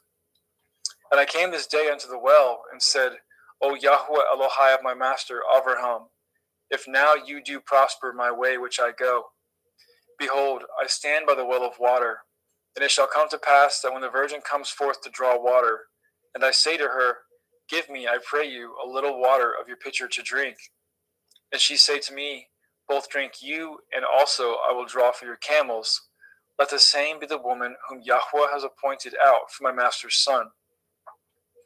And before I had done speaking in my heart, behold, Rivkah came forth with her pitcher on her shoulder, and she went down unto the well and drew water. And I said unto her, let me drink, I pray you. And she made haste and let down her pitcher from her shoulder, and said, drink, and I will give your camels drink also. So I drank, and she made the camels to drink also. And I asked her and said, whose daughter are you? And she said, the daughter of Bethuel, Nachor's son, whom Milcah bore unto him. And I put the earring upon her face and the bracelets upon her hands. And I bowed down my head and worshipped Yahweh, and blessed Yahweh Elohai of my master Avraham, which had led me in the right way to take my master's brother's daughter unto his son. And now, if ye will deal kindly and truly with my master, tell me, and if not, tell me, that I may turn to the right hand or to the left. Then Lavan and Bethuel answered and said, the thing proceeds from Yahweh. We cannot speak unto you bad or good. Behold, Rivkah is before you. Take her and go, and let her be your master's son's woman, as Yahweh has spoken. And it came to pass that when Abraham's servant heard their words, he worshipped Yahweh, bowing himself to the earth. And the servant brought forth jewels of silver and jewels of gold, and raiment, and gave them to Rivkah. And he also gave to her brother and to her mother precious things. And they did eat and drink, he and the men that were with him, and tarried all night. And they rose up in the morning, and he said, send me away unto my master. And her brother and her mother said, let the damsel abide with us a few days, at the least 10.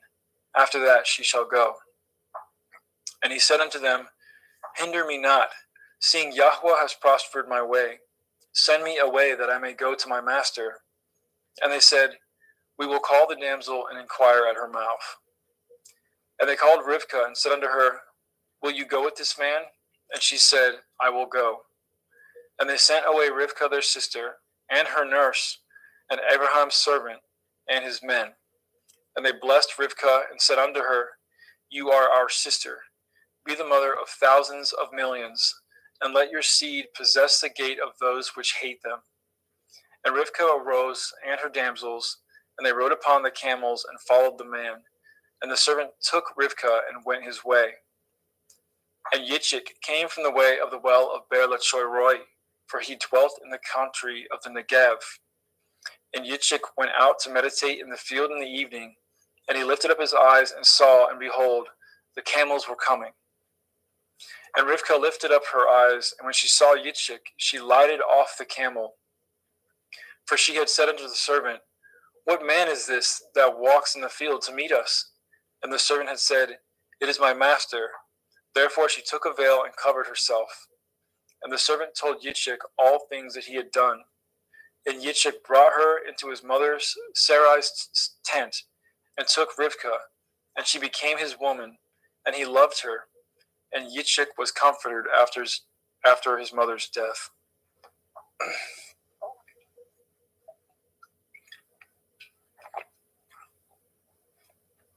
Genesis chapter 25.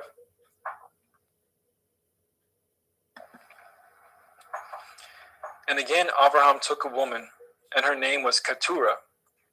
And she bore him Zimran, and Yokshan, and Medan, and Midian, and Yishbak, and Shuach.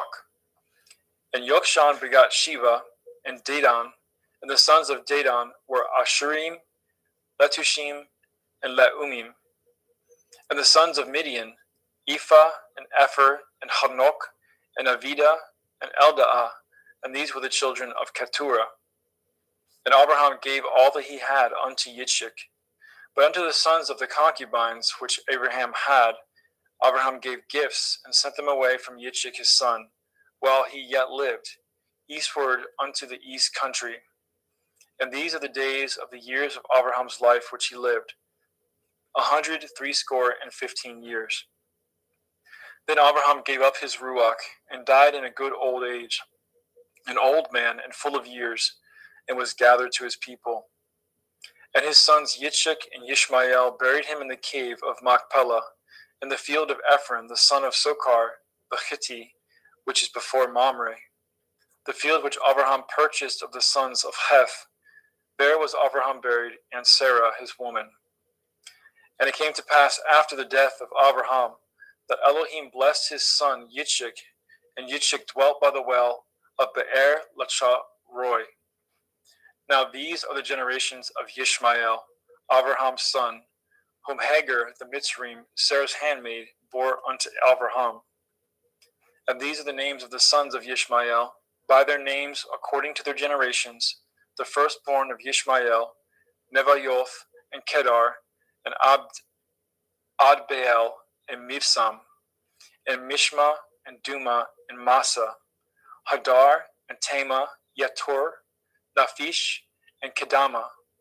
These are the sons of Yishmael, and these are their names, by their towns and by their castles, 12 princes according to their nations.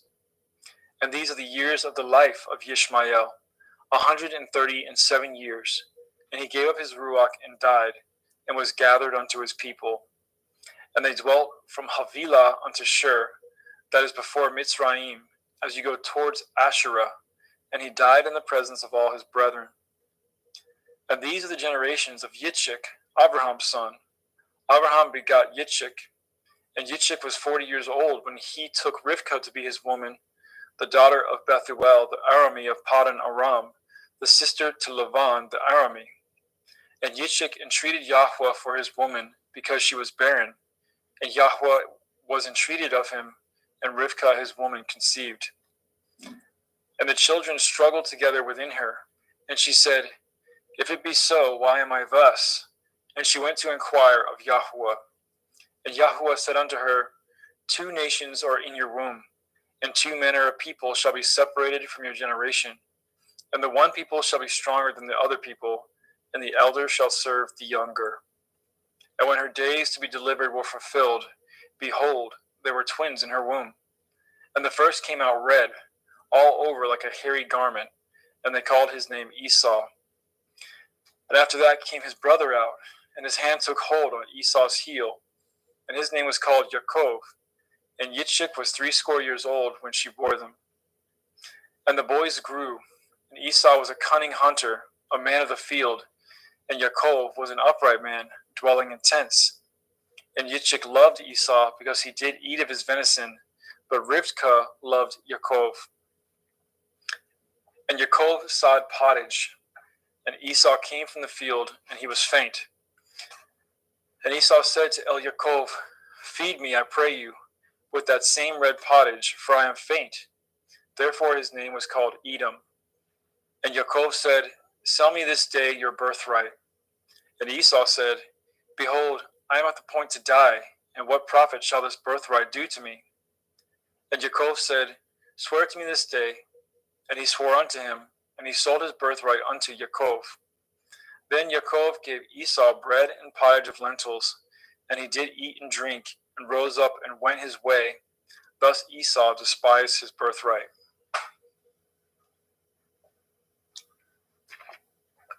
Genesis chapter 26. And there was a famine in the land beside the first famine that was in the days of Abraham. And Yitzchak went unto Abimelech, king of the Pelishtim, unto Gerar. And Yahweh appeared unto him and said, Go not down into Mitzrayim. Dwell in the land which I shall tell you of. Sojourn in this land, and I will be with you, and I will bless you. For unto you and unto your seed I will give all these countries, and I will perform the oath which I swore unto Abraham your father. And I will make your seed to multiply as the stars of heaven, and I will give unto your seed all these countries, and in your seed shall all the nations of the earth be blessed. because that Abraham obeyed my voice and did guard my watch, my commandments, my statutes, and my Torah. And Yitzchak dwelt in Gerar. And the men of the place asked him of his woman, and he said, She is my sister.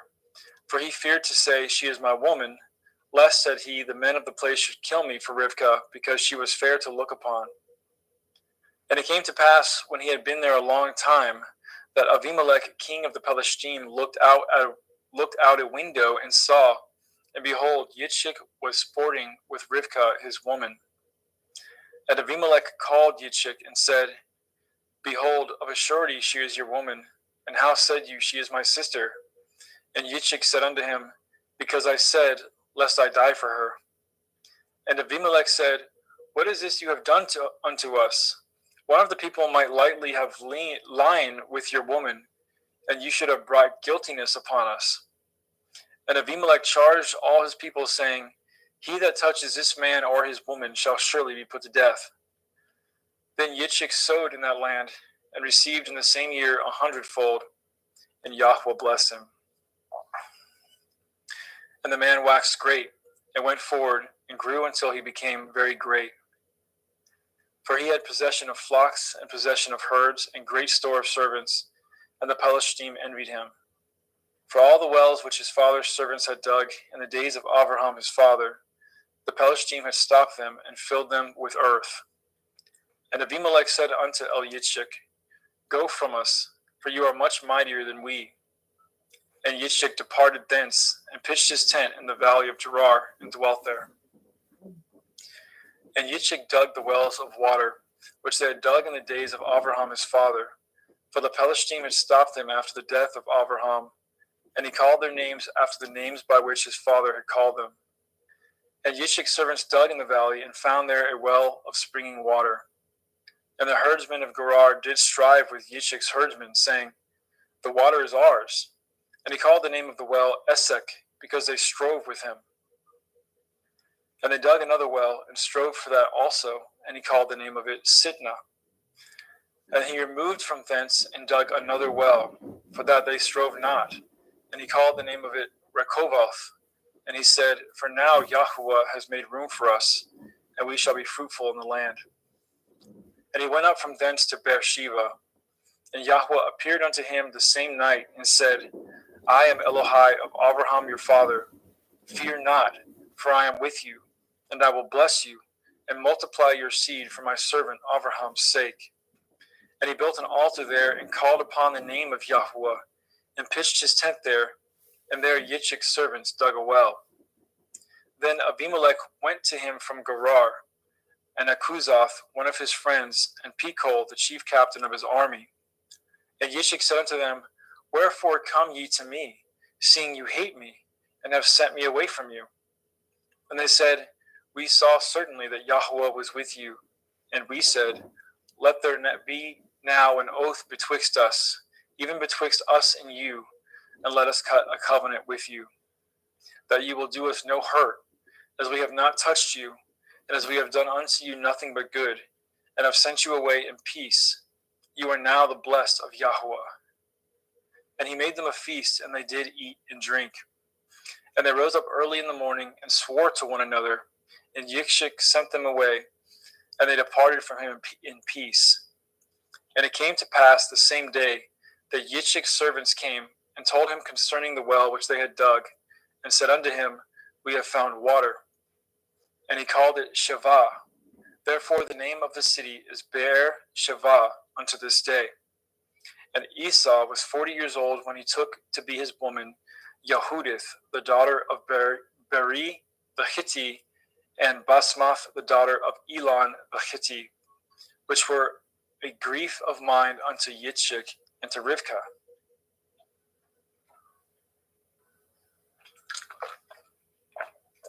Genesis 27. And it came to pass that when Yitzchak was old, and his eyes were dim, so that he could not see, he called Esau his eldest son, and said unto him, My son. And he said unto him, Behold, here I am. And he said, Behold now, I am old, I know not the day of my death. Now therefore take, I pray you, your weapons, your quiver, and your bow, and go out to the field and take me some venison, and make me savory meat, such as I love, and bring it to me that I may eat it, that my soul may bless you before I die. And Rivkah heard when Yitzchak spoke to Esau his son, and Esau went to the field to hunt for venison and to bring it. And Rivkah spoke unto Yaakov her son, saying, Behold, I heard your father speak unto Esau your brother, saying, Bring me some venison, and make me savory meat, that I may eat and bless you before Yahweh, before my death. Now therefore, my son, obey my voice according to that which I command you. Go now to the flock, and fetch me from thence 2 good kids of the goats, and I will make them savory meat for your father, such as he loves. And you shall bring it to your father, that he may eat, and that he may bless you before his death. And Yaakov said to Rivkah his mother, Behold, Esau my brother is a hairy man, and I am a smooth man. My father perchance will feel me, and I shall seem to him as a deceiver, and I shall bring a curse upon me, and not a blessing. And his mother said unto him, Upon me be your curse, my son. Only obey my voice, and go fetch me them. And he went, and he fetched, and brought them to his mother. And his mother made savory meat, such as his father loved. And Rivkah took goodly raiment from her eldest son Esau, which were with her in the house, and put them upon Yaakov her younger son. And she put the skins of the kids of the goats upon his hands and upon the smooth of his neck. And she gave the savory meat, the bread, which she had prepared, into the hand of her son Yaakov. And he came unto his father and said, My father. And he said, Here I am. Who are you, my son? And Yaakov said unto his father, I am Esau, your firstborn. I have done according as you bade me. Arise, I pray you. Sit and eat of my venison, that your soul may bless me. And Yitzchak said unto his son, How is it that you have found it so quickly, my son? And he said, Because Yahweh Elohika brought it to me. And Yitzchak said unto Yaakov, Come near, I pray you, that I may feel you, my son, whether you be my very son Esau or not. And Yaakov went near unto Yitzchak his father, and he felt him, and said, The voice is Yaakov's voice, but the hands are the hands of Esau. And he discerned him not, because his hands were hairy, as his brother Esau's hands. So he blessed him. And he said, Are you my very son Esau? And he said, I am. And he said, Bring it near to me, and I will eat of my son's venison, that my soul may bless you. And he brought it near to him, and he did eat. And he brought him wine, and he drank. And his father Yitzchak said unto him, Come near now, and kiss me, my son. And he came near and kissed him. And he smelled the smell of his raiment, and he blessed him, and said, See, the smell of my son is as the smell of a field which Yahweh has blessed. Therefore Elohim give you the dew of heaven, and the fatness of the earth, and plenty of grain and wine. Let people serve you, and nations bow down to you. Be Lord over your brethren, and let your mother's sons bow down to you. Cursed be everyone that curses you, and blessed be he that blesses you. And it came to pass, as soon as Yitzchak had made an end of blessing Yaakov, and Yaakov was yet scarce gone out from the presence of Yitzchak his father, that Esau his brother came in from his hunting. And he also made a savory meat, and brought it unto his father, and said unto his father, Let my father arise, and eat of his son's venison, that your soul may bless me. And Yitzchak his father said unto him, Who are you? And he said, I am your son, your firstborn Esau. And Yitzchak trembled very exceedingly, and said, Who? Where is he that has taken venison and brought it to me? And I have eaten of all before you came, and have blessed him. Yea, and he shall be blessed. And when Esau heard the words of his father, he cried with a great and exceeding bitter cry, and said unto his father, Bless me, even me also, O my father. And he said, Your brother came with subtlety, and has taken away your blessing.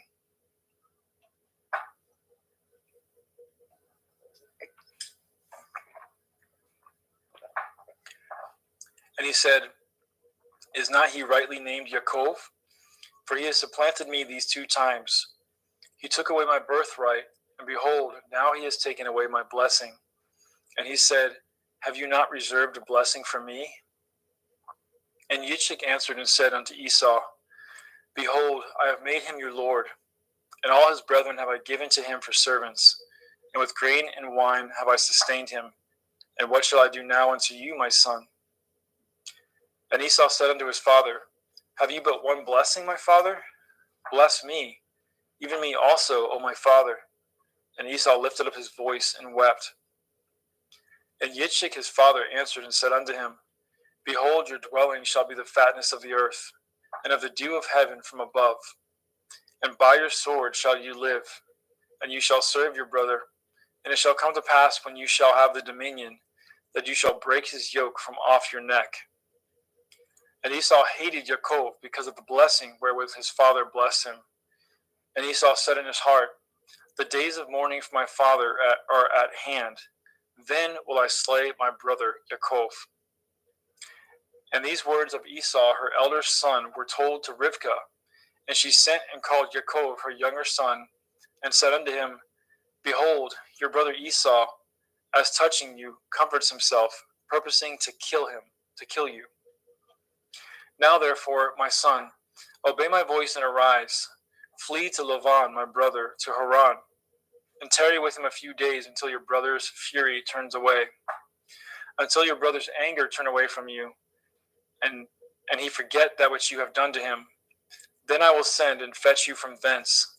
Why should I be deprived also of you both in one day?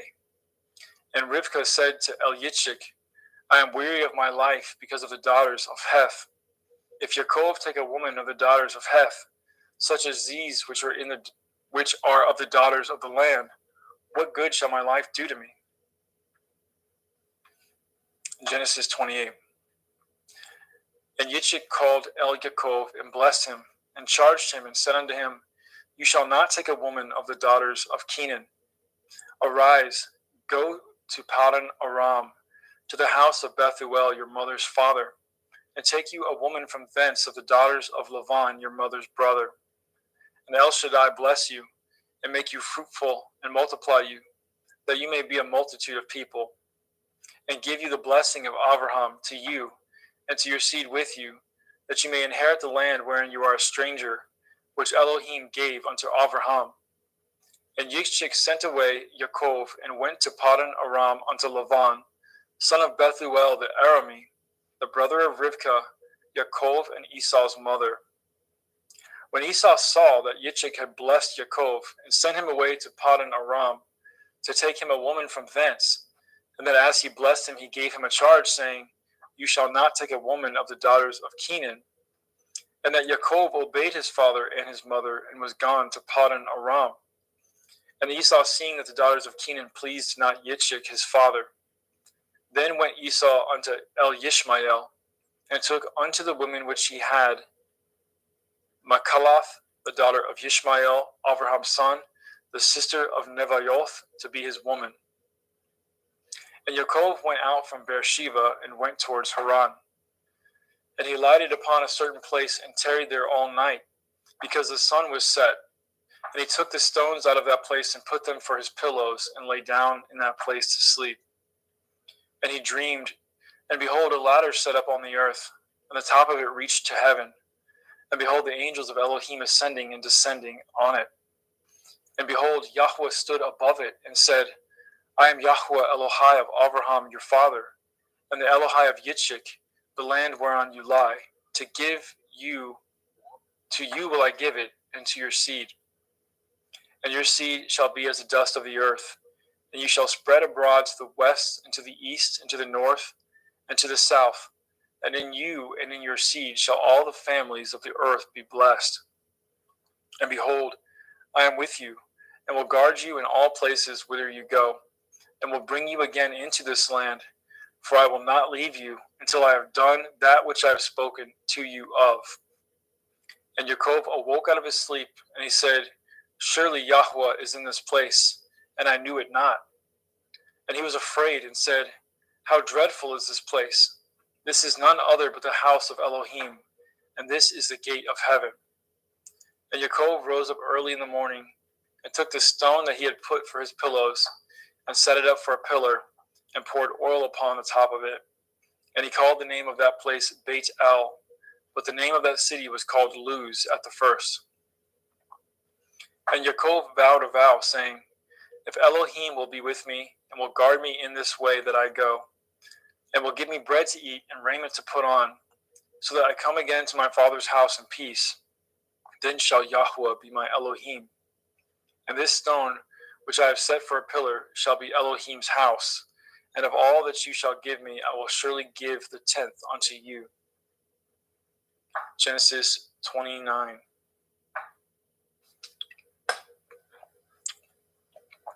Then Yaakov went on his journey and came into the land of the people of the east.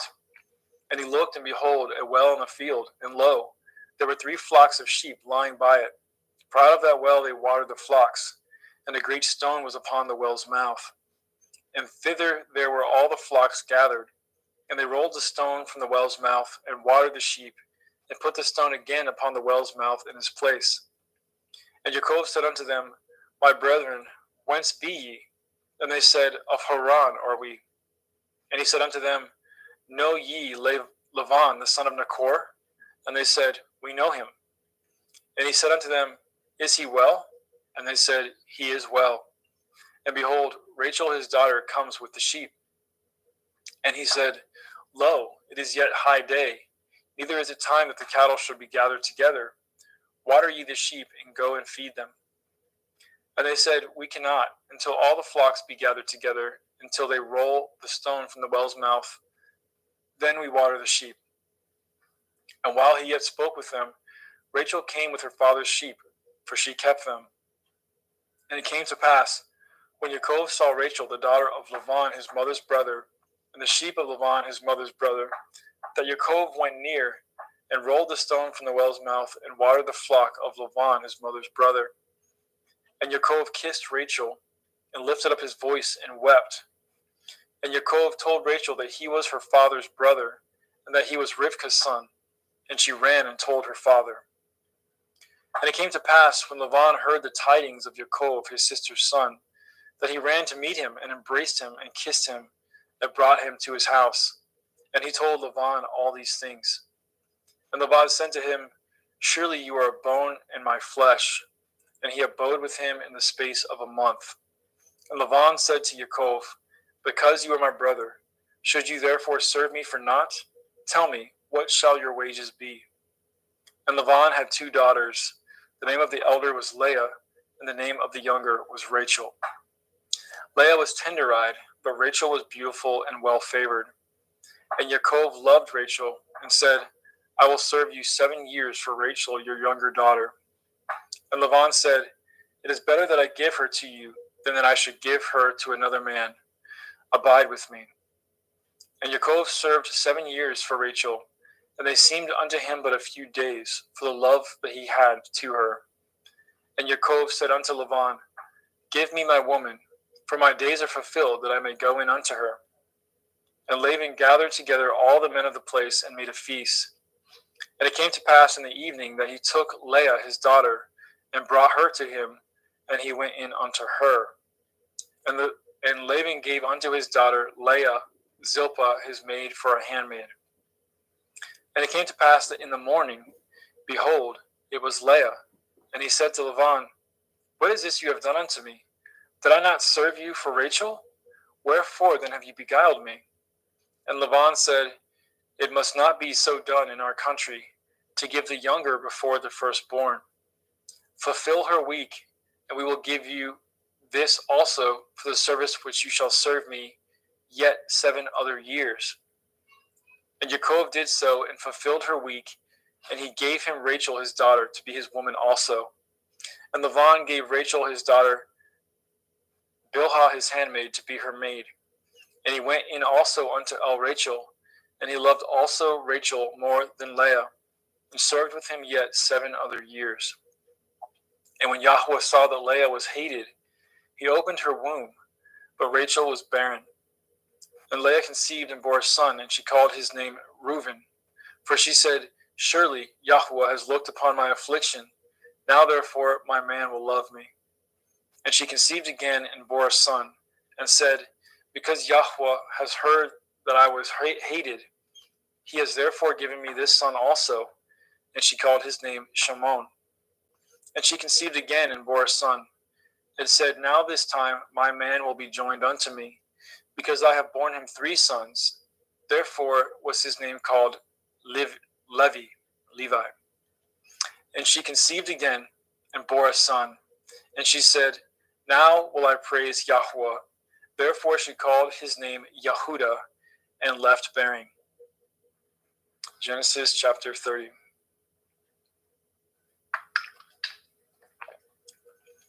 And when Rachel saw that she bore Yaakov no children, Rachel envied her sister, and said unto Yaakov, Give me children, or else I die. And Yaakov's anger was kindled against Rachel, and he said, Am I in Elohim's stead, who has withheld from you the fruit of the womb? And she said, Behold, my maid Bilhah, go in unto her, and she shall bear upon my knees, that I may also have children by her. And she gave him Bilhah her handmaid to be his woman, and Yaakov went in unto her. And Bilhah conceived and bore Yaakov a son. And Rachel said, Elohim has judged me, and has also heard my voice, and has given me a son. Therefore called she his name Dan. And Bilhah, Rachel's maid, conceived again, and bore Yaakov a second son. And Rachel said, With great wrestlings have I wrestled with my sister, and I have prevailed. And she called his name Naphtali. And when Leah saw that she had left bearing, she took Zilpah, her maid, and gave her to Yaakov to be his woman. And Zilpah, Leah's maid, bore Yaakov a son. And Leah said, A troop comes. And she called his name Gad. And Zilpah, Leah's maid, bore Yaakov a second son. And Leah said, Happy am I, for the daughters will call me blessed. And she called his name Asher. And Reuben went in the days of wheat harvest, and found mandrakes in the field, and brought them unto his mother Leah. Then Rachel said unto Leah, Give me, I pray you, of your son's mandrakes. And she said unto her, Is it a small matter to you that you have taken my man? And would you take away my son's mandrakes also? And Rachel said, Therefore he shall lie with you tonight for your son's mandrakes. And Yaakov came out of the field in the evening, and Leah went out to meet him, and said, You must come in unto me, for surely I have hired you with my son's mandrakes. And he lay with her that night. And Elohim hearkened unto Leah, and she conceived and bore Yaakov the 5th son. And Leah said, Elohim has given me my hire, because I have given my maiden to my man. And she called his name Yishakar. And Leah conceived again, and bore Yaakov the 6th son. And Leah said, Elohim has endued me with good dowry. Now will my man dwell with me, because I have borne him 6 sons. And she called his name Zebulun. And afterwards she bore a daughter, and called her name Dinah. And Elohim remembered Rachel, and Elohim hearkened to her, and opened her womb. And she conceived, and bore a son, and said, Elohim has taken away my reproach. And she called his name Joseph, and said, Yahweh shall add to me another son.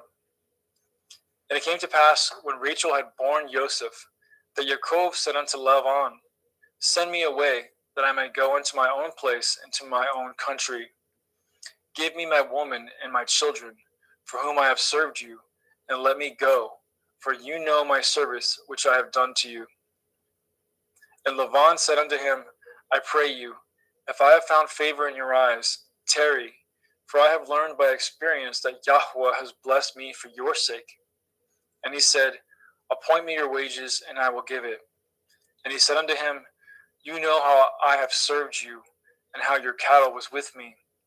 For it was little which you had before I came, and it is now increased unto a multitude. And Yahweh has blessed you since my coming. And now when shall I provide for my own house also? And he said, What shall I give you? And Yaakov said, You shall not give me anything.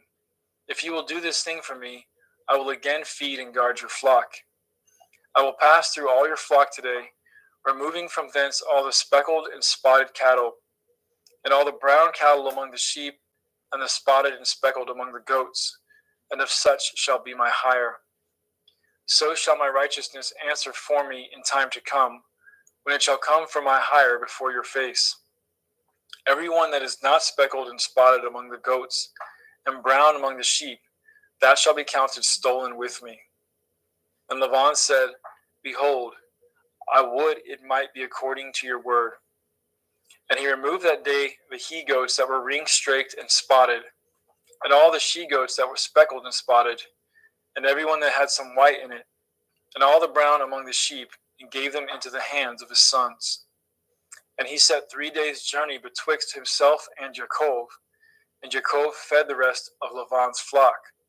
And Jacob took him rods of green poplar, and of the hazel and chestnut tree, and piled white strakes in them, and made the white appear which was in the rods. And he set the rods which he had pilled before the flocks, in the gutters and the watering troughs, when the flocks came to drink, that they should conceive when they came to drink. And the flock conceived before the rods, and brought forth cattle ring-straked, speckled, and spotted. And Jacob did separate the lambs, and set the faces of the flocks towards the ring-straked, and all the brown in the flock of Laban. And he put his own flocks by themselves, and put them not unto Laban's cattle. And it came to pass, whensoever the stronger cattle did conceive, that Jacob laid the rods before the eyes of the cattle in the gutters, that they might conceive among the rods. But when the cattle were feeble, he put them not in. So the feebler were Laban's, and the stronger Jacob's. And the man increased exceedingly, and had much cattle, and maidservants, and manservants, and camels, and asses. Thank you, brother.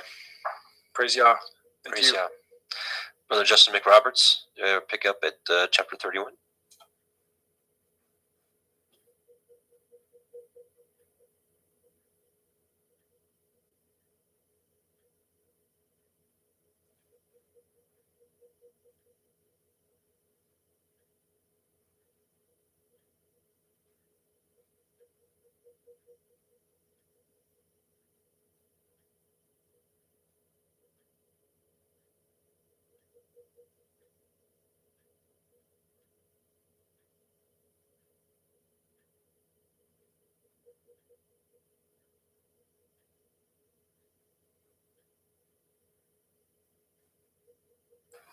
I apologize for that. Genesis 31.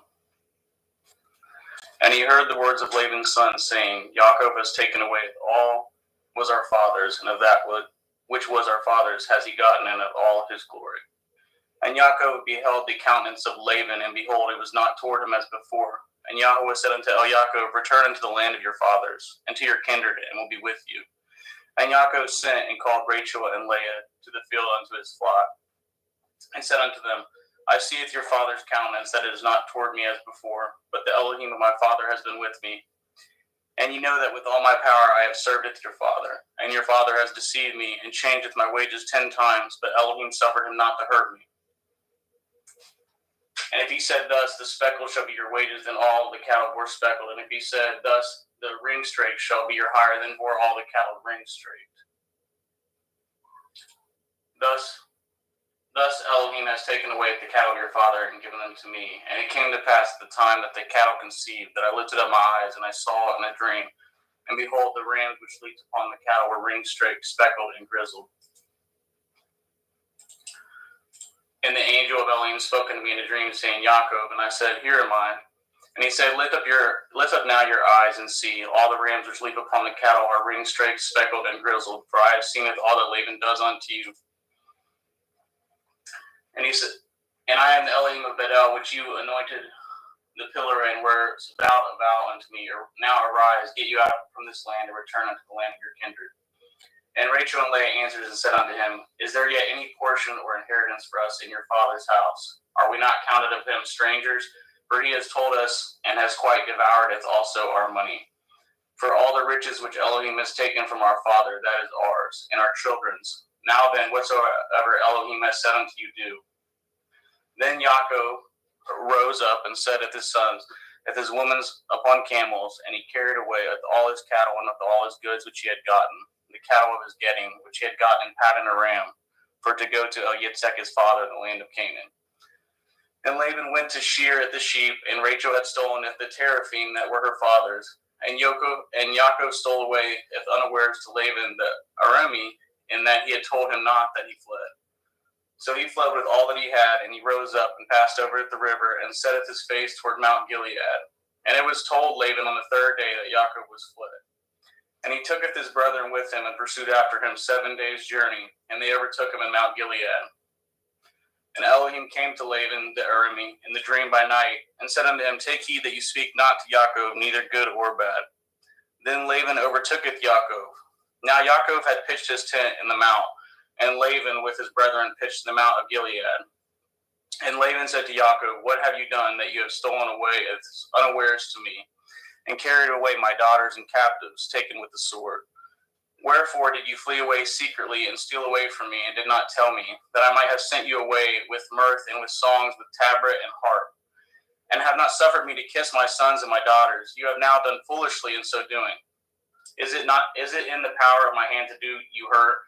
But the Elohim of your father spoke unto me yesternight, saying, Take heed that you speak not to Yaakov, either good or bad. And now, though you would needs be gone, because you sore longed after your father's house, yet wherefore have you stolen my Elohim? And Yaakov answered and said to Laban, Because I was afraid, for I said, Perchance you would take by force your daughters from me. With whomsoever you findeth your Elohim, let him not live. Before our brethren discern what is yours with me, and take it to you. For Yaakov knew not that Rachel had stolen them. And Laban went into Yaakov's tent, and into Leah's tent, and into the two maiden servants' tents, but he found them not. Then went he out of Laban's tent, and entered into Rachel's tent. Now Rachel had taken at the teraphim, and put them in the camel's furniture, and sat upon them. And Laban searched all the tent, but he found them not. And she said to her father, Let it not displease my lord, that I cannot rise up before you, for the custom of women is upon me. And he searched, but found not the teraphim. And Yaakov was wroth, and chode with Laban. And Yaakov answered and said to Laban, What is my transgression? What is my sin, that you have hotly pursued after me? Whereas you have searched all my stuff, what have you found of all your household stuff? Set it here before my brethren and your brethren, that they may be judged betwixt us both.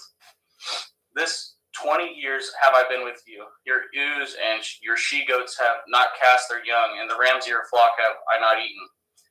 That which was torn of beasts I brought not unto you.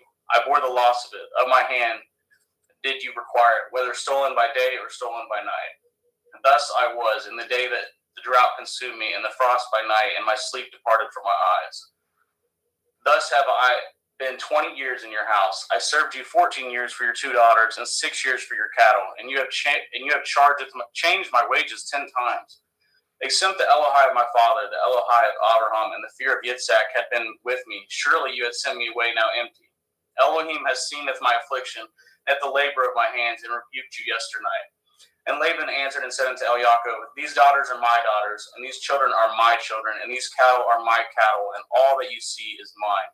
And what can I do this day unto these my daughters, or unto these children which they have borne? Now therefore, let us cut a covenant, I and you, and let it be for a witness between me and you. And Yaakov took a stone and set it up for a pillar, and Yaakov set it unto his brethren Gasher stones, and they took stones and made a heap, and they did eat there upon the heap. And Laban called it Yegar Sahudotha, but Yaakov called it Gal-Aid. And Laban said, This heap is a witness between me and you this day. Therefore was the name of it called Galeed. And Mitzpah, for he said, Yahweh watch between me and you when we are absent one from another. If you shall afflicteth my daughters, or if you shall take other women besides my daughters, no man is with us. See Elohim as witness betwixt me and you. And Laban said to Yaakov, Behold this heap, and behold this pillar which I have cast betwixt me and you. This heap be witness, and this pillar be witness, that I will not pass over at this heap to you, and you shall not pass over at this heap and at this pillar unto me for harm. The Elohai of Abraham and the Elohai of Nachor and the Elohai of their father judged betwixt us. And Yaakov swore by the fear of his father Yitzhak. Then Yaakov offered sacrifice upon the mountain, called his brethren to eat bread, and they did eat bread and tarried all night in the mount. And early in the morning Laban rose up and kissed his sons and his daughters and blessed them, and Laban departed and returned unto his place. Genesis chapter 32. And Yaakov went on his way, and the angels of Elohim met him. And when Yaakov saw them, he said, This is Elohim's host. And he called the name of that place Machanaim. And Yaakov sent messengers before him to Esau his brother unto the land of Seir in the country of Edom. And he commanded them, saying, Thus shall you speak unto my lord Esau, your servant Yaakov, says thus, I have sojourned with Laban and stayed there until now. And I have oxen and asses, flocks and men servants and women servants. And I have sent to tell my lord that I may find grace in your sight.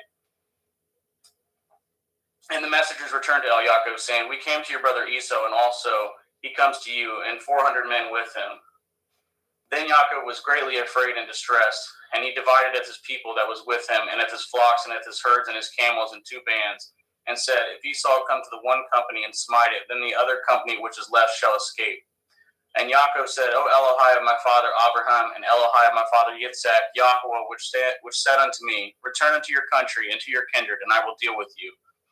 I am not worthy of the least of all the mercies and of all the truth which you have showed unto your servant. For with my staff I passed over this Yarden, and now I am become 2 bands. Deliver me, I pray you, from the hand of my brother, from the hand of Esau, for I fear him, lest he will come and smite me and the mother with the children. And you said, I will surely do you good, and maketh your seed as the sand of the sea, which cannot be numbered for multitude.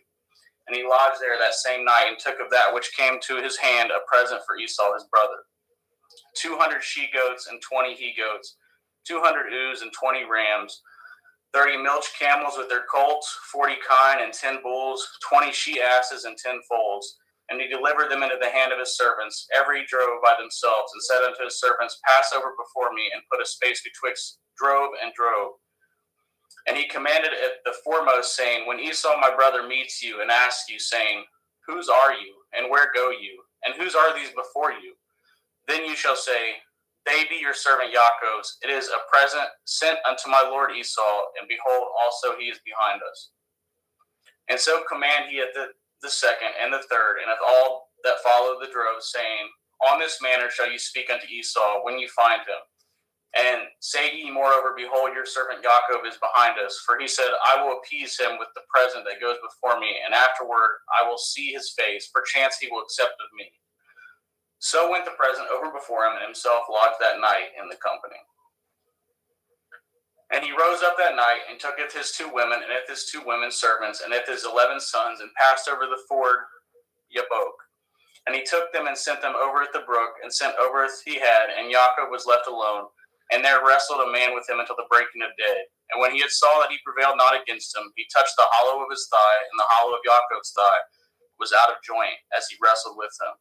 And he said, Let me go, for the day breaks. And he said, I will not let you go, except you bless me. And he said unto him, What is your name? And he said, Yaakov. And he said, Your name shall be called no more Yaakov, but Yashrael. For as a prince have you power with Elohim and with men, and have prevailed. And Yaakov asked him and said, Tell me, I pray you, your name. And he said, Wherefore is it that you do ask after my name? And he blessed him there. And Yaakov called the name of that place Penuel, for I have seen Elohim face to face, and my life is preserved. And as he passed over Penuel, the sun rose upon him, and he halted upon his thigh. Therefore the children of Yashrael eat not of the sinew which shrank, which is upon the hollow of the thigh unto this day, but because he touched the hollow of Yaakov's thigh and the sinew that shrank. Genesis 33. And Yaakov lifted up his eyes and looked, and behold, Esau came, and with him 400 men. And he divided the children unto Leah, and unto Rachel, and unto the 2 handmaids. And he putteth the handmaids and their children foremost, and Leah and her children after, and Rachel and Joseph hindermost. And he passed over before them and bowed himself to the ground 7 times until he came near to his brother. And Esau ran to meet him and embraced him and fell on his neck and kissed him, and they wept. And he lifted up his eyes and saw at the woman and at the children, and said, Who are those with you? And he said, The children which Elohim has graciously given to your servant. Then the handmaidens came near, they and their children, and they bowed themselves. And Leah also with her children came near and bowed themselves. After came Joseph near, and Rachel, and they bowed themselves. And he said, What do you mean by all this drove which I met? And he said, "These are to find grace in the sight of my Lord."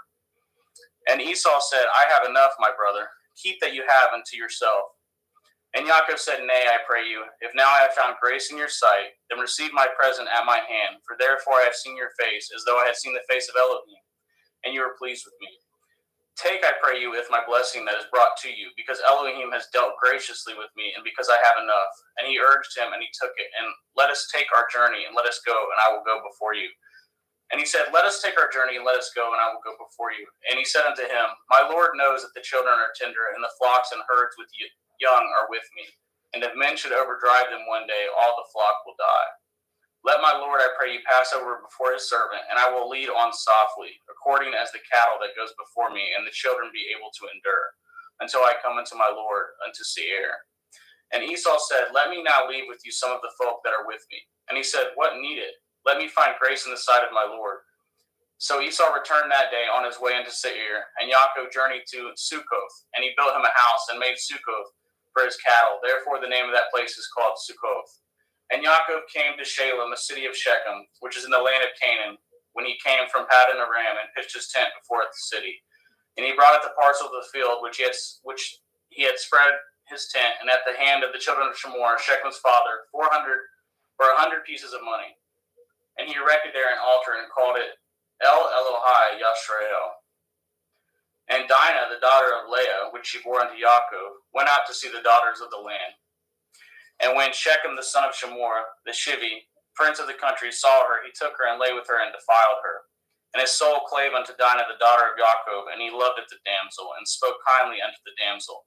And Shechem spoke unto his father Hamor, saying, "Get me at this damsel to be my woman." And Yaakov heard that he had defiled Dinah, his daughter. Now his sons were with his cattle in the field, and Yaakov held his peace until they were come. And Hamor, the father of Shechem, went out unto Yaakov to commune with him. And the sons of Yaakov came out of the field when they had heard it, and the men were grieved, and they were very wroth, because they had wrought folly in Yashrael, and lying with Yaakov's daughter, which thing ought not to be done. And Hamor communed with them, saying, "The soul of my son Shechem longs for your daughter. I pray you give him to be his woman. And make ye marriages with us, and giveth your daughters unto us, and take our daughters unto you. And ye shall dwell with us, and the land shall be before you. Dwell and trade ye therein, and get your possessions therein." And Shechem said unto her father and unto her brethren, "Let me find grace in your eyes, and what shall ye say unto me, I will give. Ask me never so much dowry and gift, and I will give according as ye shall say unto me, but give me at the damsel to be my woman." And the sons of Yaakov answered as Shechem and as Hamor his father deceitfully, and said, "Because he has defiled Dinah their sister." And they said unto them, "We cannot do this thing, to giveth our sister to one that is uncircumcised, for that were reproach unto us. But in this will we consent unto you, if you will be as we be, that every male of you be circumcised, then will we give our daughter unto you, and we will take your daughter to us, and we will dwell with you, and we will become one people. But if you will not hearken unto us to be circumcised, then will we taketh our daughter, and we will be gone." And the words pleased Hamor and Shechem, Hamor's son. And the young man deferred not to do this thing, because he had delight in Yaakov's daughter, and he was more honorable than all the house of his father. And Hamor and Shechem his son came into the gate of their city, and communed with the men of their city, saying, "These men are peaceable with us, therefore let them dwell in the land and trade therein, for the land, behold, it is large enough for them. Let us take it their daughters to us for women, and let us give them our daughters. Only herein will the men consent unto us for to dwell with us, to be one people. If every male among us be circumcised as they are circumcised. Shall not their cattle and their substance and every beast of theirs be ours? Only let us consent unto them, and they will dwell with us." And unto Hamor and unto Shechem his son hearkened all that went out of the gate of his city, and every male was circumcised, all that went out of the gate of his city. And it came to pass on the third day, when they were sore, that two of the sons of Yaakov, Shimon and Levi, Dinah's brethren, took each man his sword, and came upon the city boldly, and slew all the males.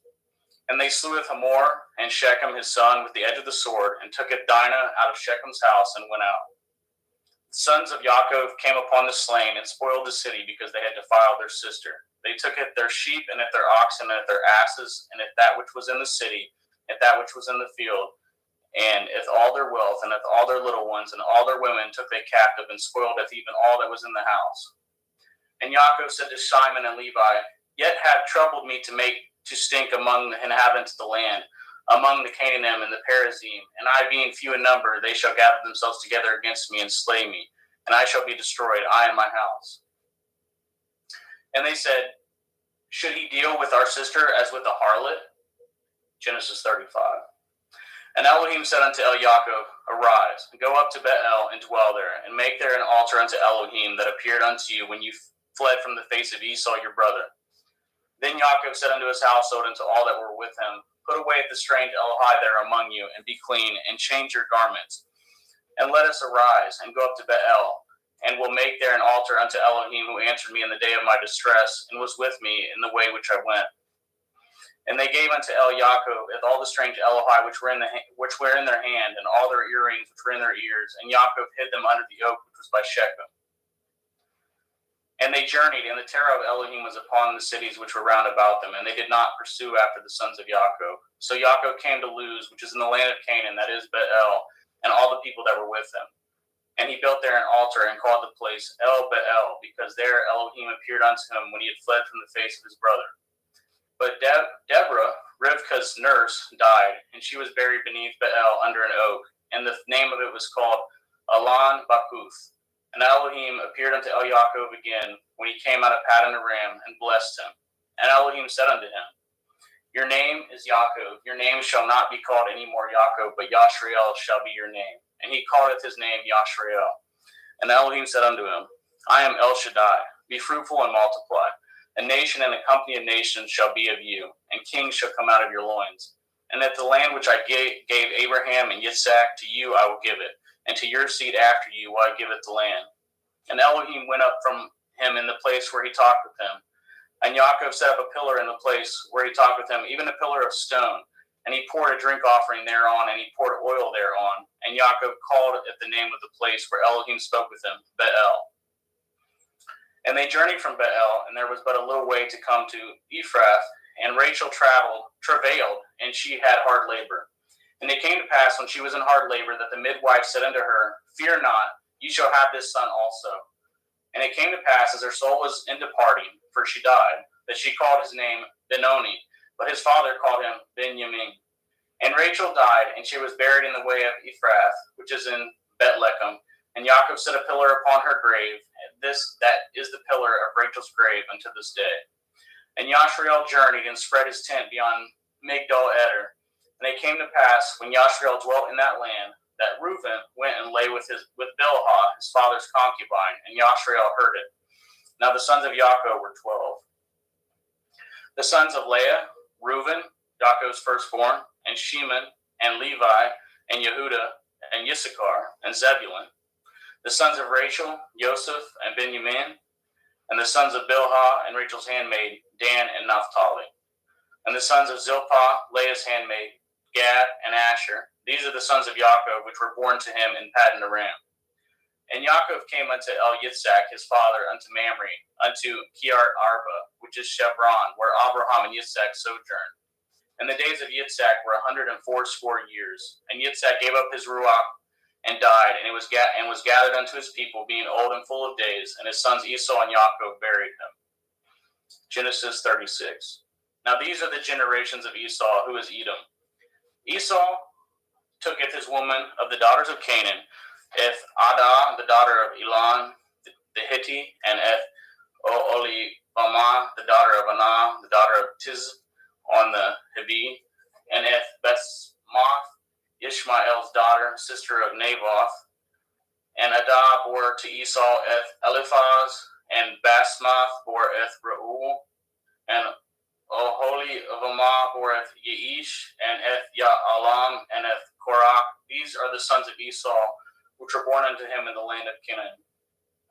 And Esau tooketh his woman, and his sons, and his daughters, and all the persons of his house, and his cattle, and all his beasts, and all his substance, which he had got in the land of Canaan, and went into the country from the face of his brothers Yaakov. For the riches were more than that they might dwell together, and the land wherein they were strangers could not bear them both because of their cattle. Thus dwelt Esau in Mount Seir, and Esau is Edom. And these are the generations of Esau, the father of the Edim in Mount Seir. These are the names of Esau's sons: Eliphaz, the son of Adah, the woman of Esau; Reuel, the son of Basmath, the woman of Esau. And the sons of Eliphaz were Taman, Omar, Sapho, and Gatam, and Kenaz. And Timnah was concubine to Eliphaz, Esau's son, and she bore to Eliphaz Amalek. And these were the sons of Adah, Esau's woman. And these are the sons of Reuel, Nakath, and Zerach, Shema, and Mizah. These were the sons of Basmath, Esau's woman. And these were the sons of Olivamah, the daughter of Anah, the daughter of Tizivon, Esau's woman. And she bore to Esau Eth Yeish, and Eth Ya'alam, and Eth Korah. And these were dukes of the sons of Esau, the sons of Eliphaz, the firstborn son of Esau: Duke Taman, Duke Omar, Duke Zapho, Duke Kenaz, Duke Korah, Duke Gatam, and Duke Amalek. These are the dukes that come of Eliphaz in the land of Edom. These were the sons of Adah. And these are the sons of Reuel, Esau's son: Duke Nakath, Duke Zerach, Duke Shema, Duke Mizah. These are the dukes that came of Reuel in the land of Edom. These are the sons of Basmath, Esau's woman. And these are the sons of Oholibamah, Esau's woman: Duke Yeish, Duke Ya'alam, Duke Korah. These were the dukes that came of Olivamah, daughter of Anah, Esau's woman. These are the sons of Esau, who is Edom, and these are their dukes. These are the sons of Seir, the Hori, who inhabited the land: Lotan, and Shoval, and Tizivon, and Anah, and Dishon, and Etzer, and Dishon. These are the dukes of Horium, and the children of Seir in the land of Edom. And the children of Lotan were Harai and Haman, and Lotan's sister was Timnah. And the children of Shoval were these: Elion, Menakath, and Ebal, Shephi, and Onam. And these are the children of Tevion, both Ayah and Anah. And this was Anah that founded the mules in the wilderness, and he fed the asses of Tiziv on his father. And the children of Anah were these: Dishon and Oholibamah, the daughter of Anah. And these are the children of Dishon: Himdan, and Eshban, and Yithran, and Haran. The children of Etzer are these: Bilhan, and Zabon, and Akon. The children of Dishon are these: Uts and Aran. These are the dukes that came of the Chorim: Duke Lotan, Duke Shoval, Duke Sivan, Duke Anah, Duke Dishon, Duke Etzer, Duke Dishon. These are the dukes that came of Hori among their dukes in the land of Seir. And these are the kings that reigned in the land of Edom, before they reigned any king over the children of Yashrael. And Bela, the son of Beor, reigned in Edom, and the name of his city was Dinhabah. And Bela died, and Jovab, the son of Zerach of Botzrah, reigned in his stead. And Jovab died, and Shusham of the land of Taimani reigned in his stead. And Husham died, and Hadad, son of Badad, who smoteth Midian in the field of Moab, reigned in his stead, and the name of his city was Avioth. And Hadad died, and Sumla of Mesrekah reigned in his stead. And Samla died, and Shaul of Rechoboth by the river reigned in his stead. And Shaul died, and Baal Shanan, the son of Achbor, reigned in his stead. And Baal Hanan, the son of Achbor, died, and Hadar reigned in his stead. And the name of his city was Pau, and his woman's name was Mehetabel, and the daughter of Metred, the daughter of Mezahav. And these are the names of the dukes that came of Esau, according to their families, after their places, by their names: Dukes Timnah, Duke Eliah, Duke Yetheth, Duke Olihavamah, Duke Elah, Duke Peon, Duke Kenaz, Duke Taman, Duke Mithitzer, Duke Magdiel, Duke Eram. These be the dukes of Edom, according to their habitations in the land of their possessions. He is Esau, the father of the Edomim. Genesis chapter 37. And Yaakov dwelt in the land wherein his father was a stranger, in the land of Canaan. These are the generations of Yaakov. Joseph, being 17 years old, was feeding a flock with his brethren, and the lad was with his sons of Bilhah, and with the sons of Zilpah, his father's woman. And Joseph broughteth unto his father their evil report. Now Yashrael loveth Joseph more than all his children, because he was the son of his old age, and made him a coat of many colors. And when his brethren saw that their father loved him more than all his brethren, they hated him, and could not speak peaceably unto him. And Joseph dreamed a dream, and he told it his brethren, and they hated him yet the more.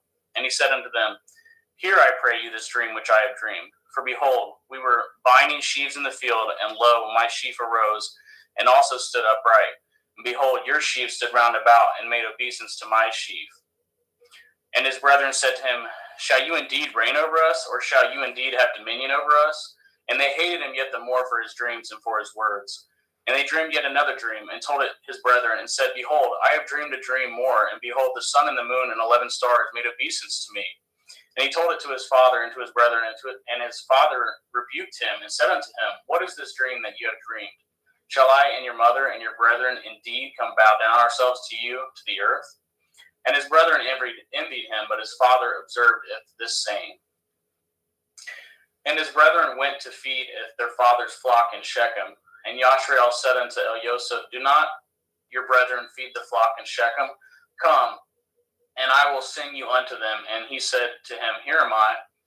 And he said unto him, Go, I pray you, seeth whether it will be well with your brethren, and well with your flocks, and bring me word again. So he sent him out of the valley of Chevron, and he came to Shechem. And a certain man found him, and behold, he was wandering in the field. And the man asked him, saying, What do you seek? And he said, I seeketh my brethren. Tell me, I pray you, where they feed their flocks. And the man said, They departed hence, for I heard them say, Let us go to Dothan. And Joseph went after his brethren, and found them in Dothan. And when they saw him afar off, even before he came near unto them, they conspired against him to slay him. And they said one to another, Behold, this dreamer comes. Come now, therefore, and let us slay him, and cast him into some pit. And we will say, Some evil beast has devoured him, and we shall see what will become of his dreams. And Reuben heard it, and delivered him out of their hands, and said, Let us not kill him. And Reuben said unto them, Shed no blood, but cast him into this pit that is in the wilderness, and lay no hand upon him, that he might rid him out of their hands, to deliver him to his father again. And it came to pass, when Joseph was come unto his brethren, that they stripped Joseph out of his coat, and the coat of many colors that was on him. And they took him and cast him into a pit, and the pit was empty. There was no water in it. And they sat down to eat bread, and they lifted up their eyes and looked, and behold, a company of Ishmaelim came from Gilead with their camels, bearing spicery and balm and myrrh, going to carry it down to Mitzrayim. And Yehudah said unto his brethren, What profit is it if we slayeth our brother and concealeth his blood? Come and let us sell him to the Ishmaelim, and let not our hand be upon him, for he is our brother and our flesh. And his brethren were content.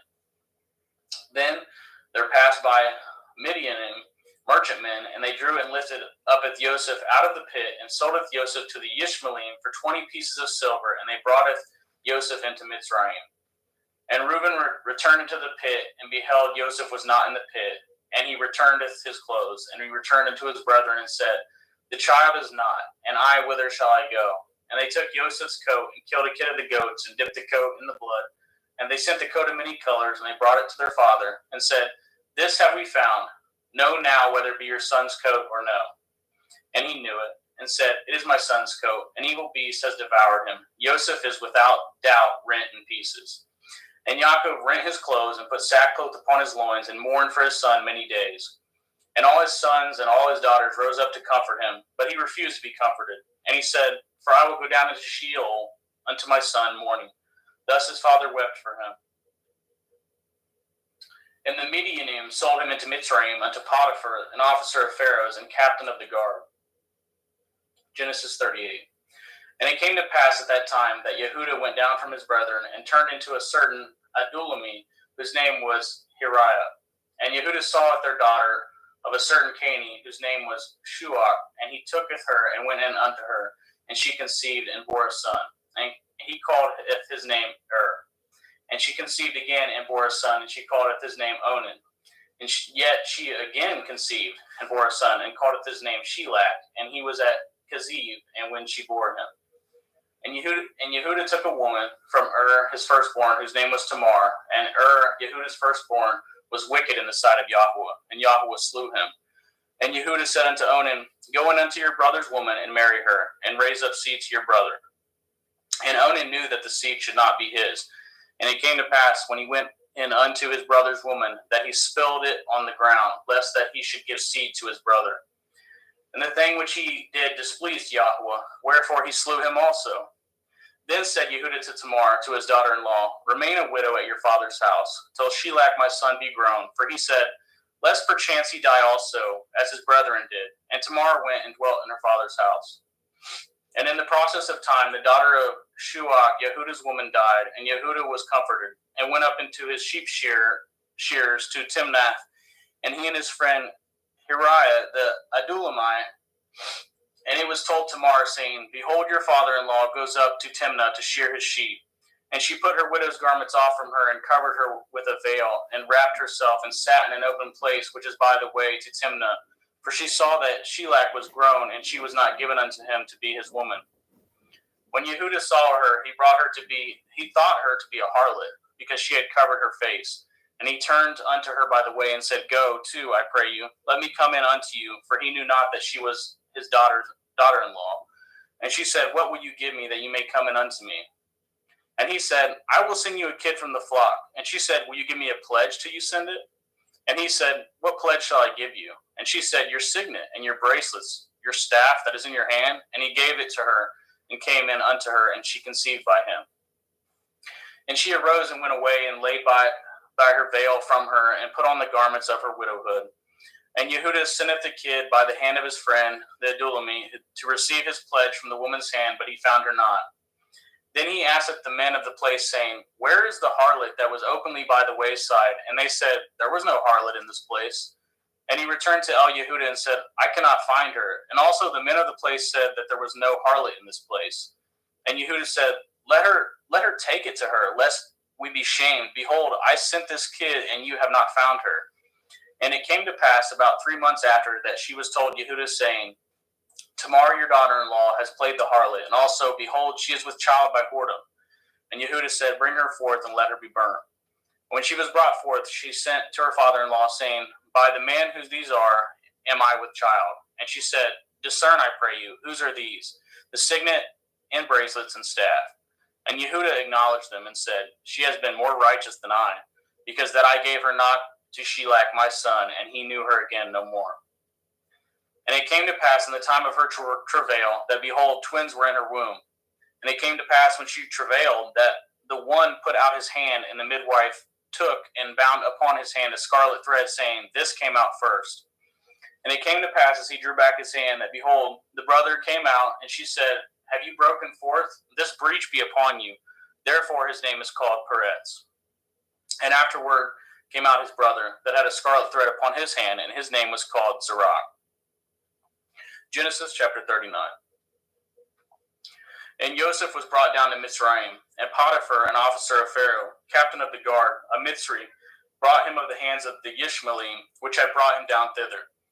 And Yahuwah was with Joseph, and he was a prosperous man, and he was in the house of his master, the Mitzri. And his master saweth that Yahuwah was with him, and that Yahuwah made all that he did to prosper in his hand. And Joseph found grace in his sight, and he served him, and he made him overseer over his house, and all that he had put in his hand. And it came to pass from the time that he had made him overseer in the house, and over all that he had, the Yahuwah blessed at the Mitzri's house, for Joseph's sake. And the blessing of Yahuwah was upon all that he had in the house and in the field. And he left all that he had in Joseph's hand, and he knew not aught he had, save the bread which he did eat. And Joseph was a goodly person and well favored.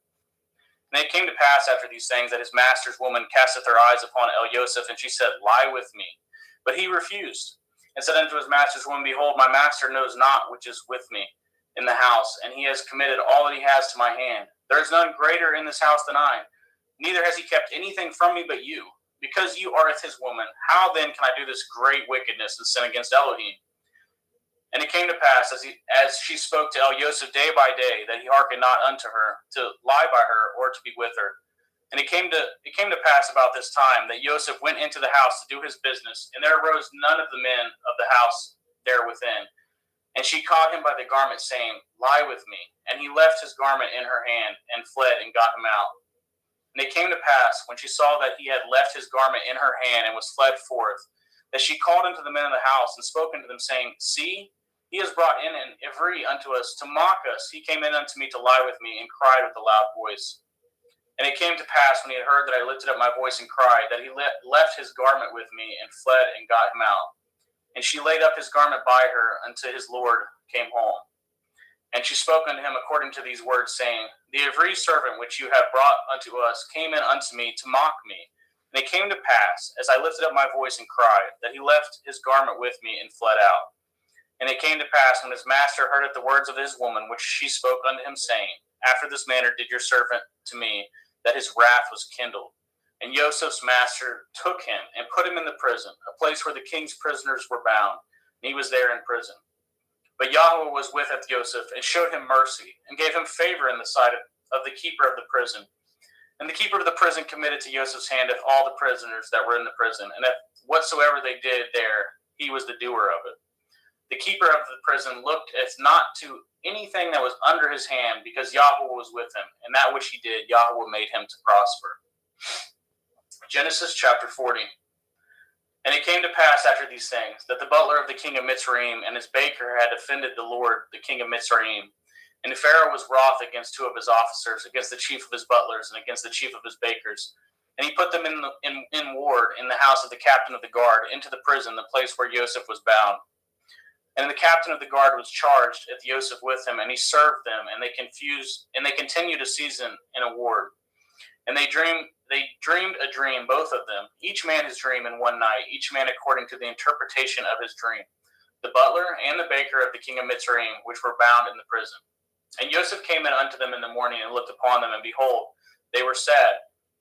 And he asked of Pharaoh's officers that were with him in the ward of the Lord's house, saying, Wherefore look ye so sadly today? And they said unto him, We have dreamed a dream, and there is no interpreter of it. And Joseph said unto them, Do not interpretations belong to Elohim? Tell me them, I pray you. And the chief butler tooketh his dream to Joseph, and said to him, In my dream, behold, a vine was before me. And in the vine were 3 branches, and it was as though it budded. And her blossoms shot forth, and the clusters thereof brought forth ripe grapes. And Pharaoh's cup was in my hand, and I took it the grapes, and pressed them into Pharaoh's cup, and gave it the cup into Pharaoh's hand. And Joseph said unto him, This is the interpretation of it. The 3 branches are 3 days. Yet within 3 days shall Pharaoh lift up your head, and restore unto your place, and you shall deliver Pharaoh's cup into his hand, after the former manner when you were his butler.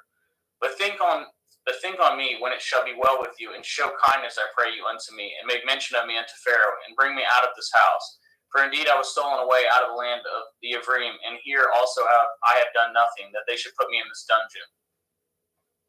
When the chief baker saw that the interpretation was good, he said unto Joseph, I also was in my dream, and behold, I had 3 white baskets on my head.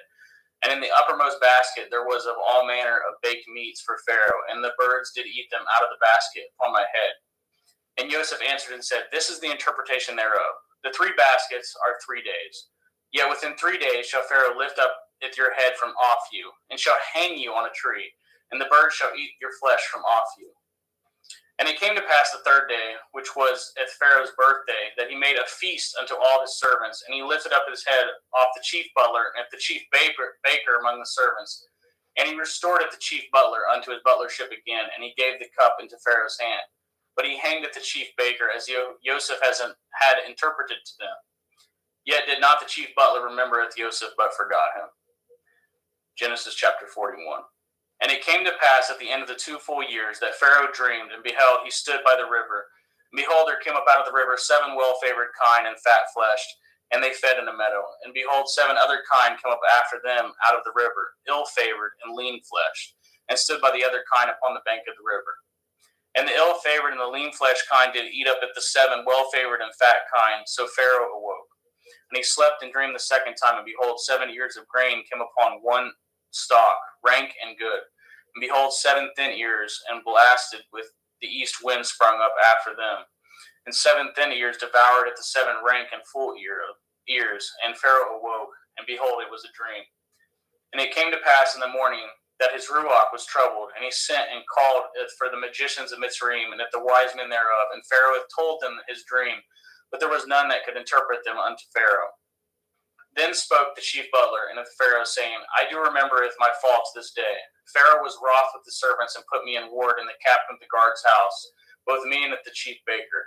And we dreamed a dream in one night, I and he. We dreamed each man according to the interpretation of his dream.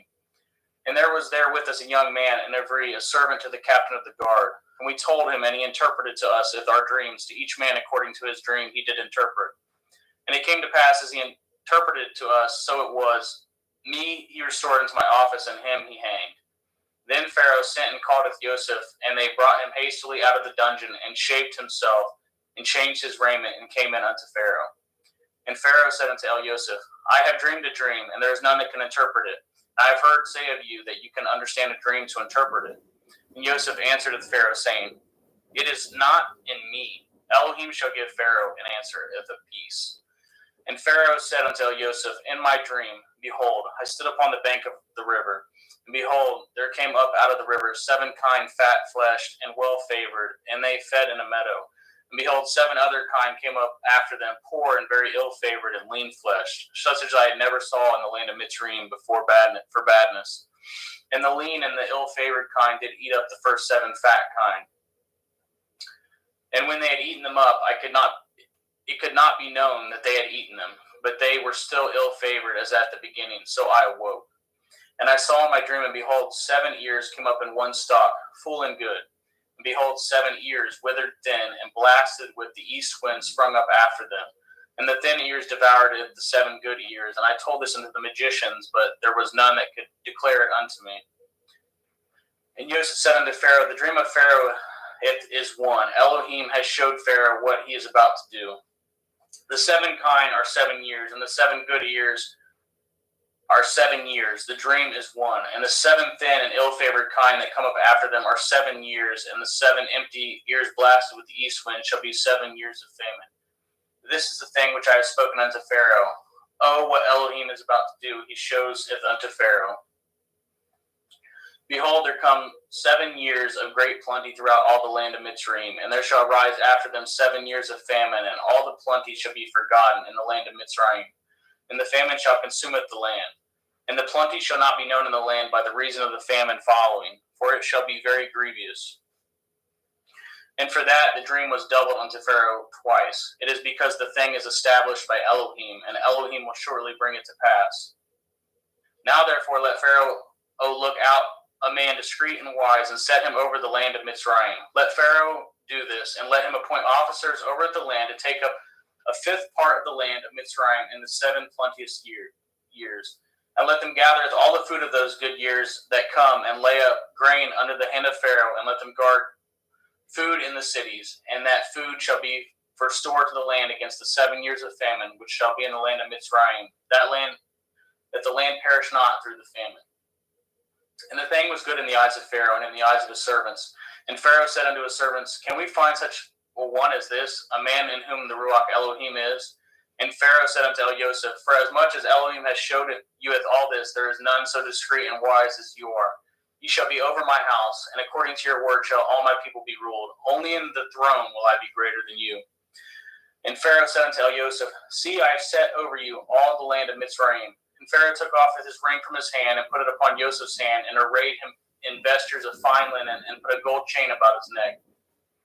And he made him to ride in the 2nd chariot which he had, and they cried before him, Bow the knee. And he made him ruler over all the land of Mitzrayim. And Pharaoh said unto Joseph, I am Pharaoh, and without you shall no man lift up this hand, at this foot in all the land of Mitzrayim. And Pharaoh called Joseph's name Sopheth Panah, and he gave him to be his woman, Asenath, the daughter of Potiphar's priest of On. And Joseph went out over all the land of Mitzrayim. And Joseph was 30 years old when he stood before Pharaoh, king of Mitzrayim. And Joseph went out from the presence of Pharaoh, and went throughout all the land of Mitzrayim. And in the 7 plenteous years the earth brought forth by handfuls. And he gathered up all the food of the 7 years which were in the land of Mitzrayim, and laid up the food in the cities, and the food of the field which was round about every city laid he up in the same. And Joseph gathered grain as the sand of the sea, very much, until he left numbering, for it was without number. And unto Joseph were born 2 sons before the years of famine came, which Asenath, the daughter of Potiphar, priest of On, bore unto him. And Joseph called up the name of the firstborn Manasseh, for Elohim said, He has made me forget my toil in all my father's house.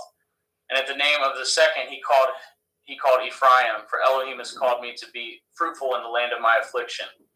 And the 7 years of plenteous that was in the land of Mitzrayim were ended, and the 7 years of famine began to come, according as Joseph had said. And the famine was in all the lands, but in all the land of Mitzrayim there was bread. And when all the land of Mitzrayim was famished, the people cried to Pharaoh for bread. And Pharaoh said unto all the Mitzrayim, Go unto El Joseph, what he says to you, do. And the famine was over all the face of the earth, and Joseph opened all the storehouses and sold unto the Mitzrayim, and the famine was waxed sore in the land of Mitzrayim. And all the countries came into Mitzrayim to El Joseph to buy grain, because that the famine was so sore in all the lands. Genesis 42. Now when Yaakov saw that there was grain in Mitzrayim, Yaakov said unto his sons, Why do you look one upon another? And he said, Behold, I have heard that there is grain in Mitzrayim. Get you down thither, and buy for us from thence, that we may live and not die. And Joseph's 10 brethren went down to buy grain in Mitzrayim. But if Benjamin, Joseph's brother, Yaakov sent not with his brethren, for he said, Lest perchance mischief befall him. And the sons of Yashriel came to buy grain among those that came, for the famine was in the land of Canaan. And Joseph was the governor over the land, and he it was that sold all the people of the land. And Joseph's brethren came and bowed down themselves before him with their faces to the earth. And Joseph saweth his brethren, and he knew them, but made himself strange unto them, and spoke roughly unto them. And he said unto them, Whence come ye?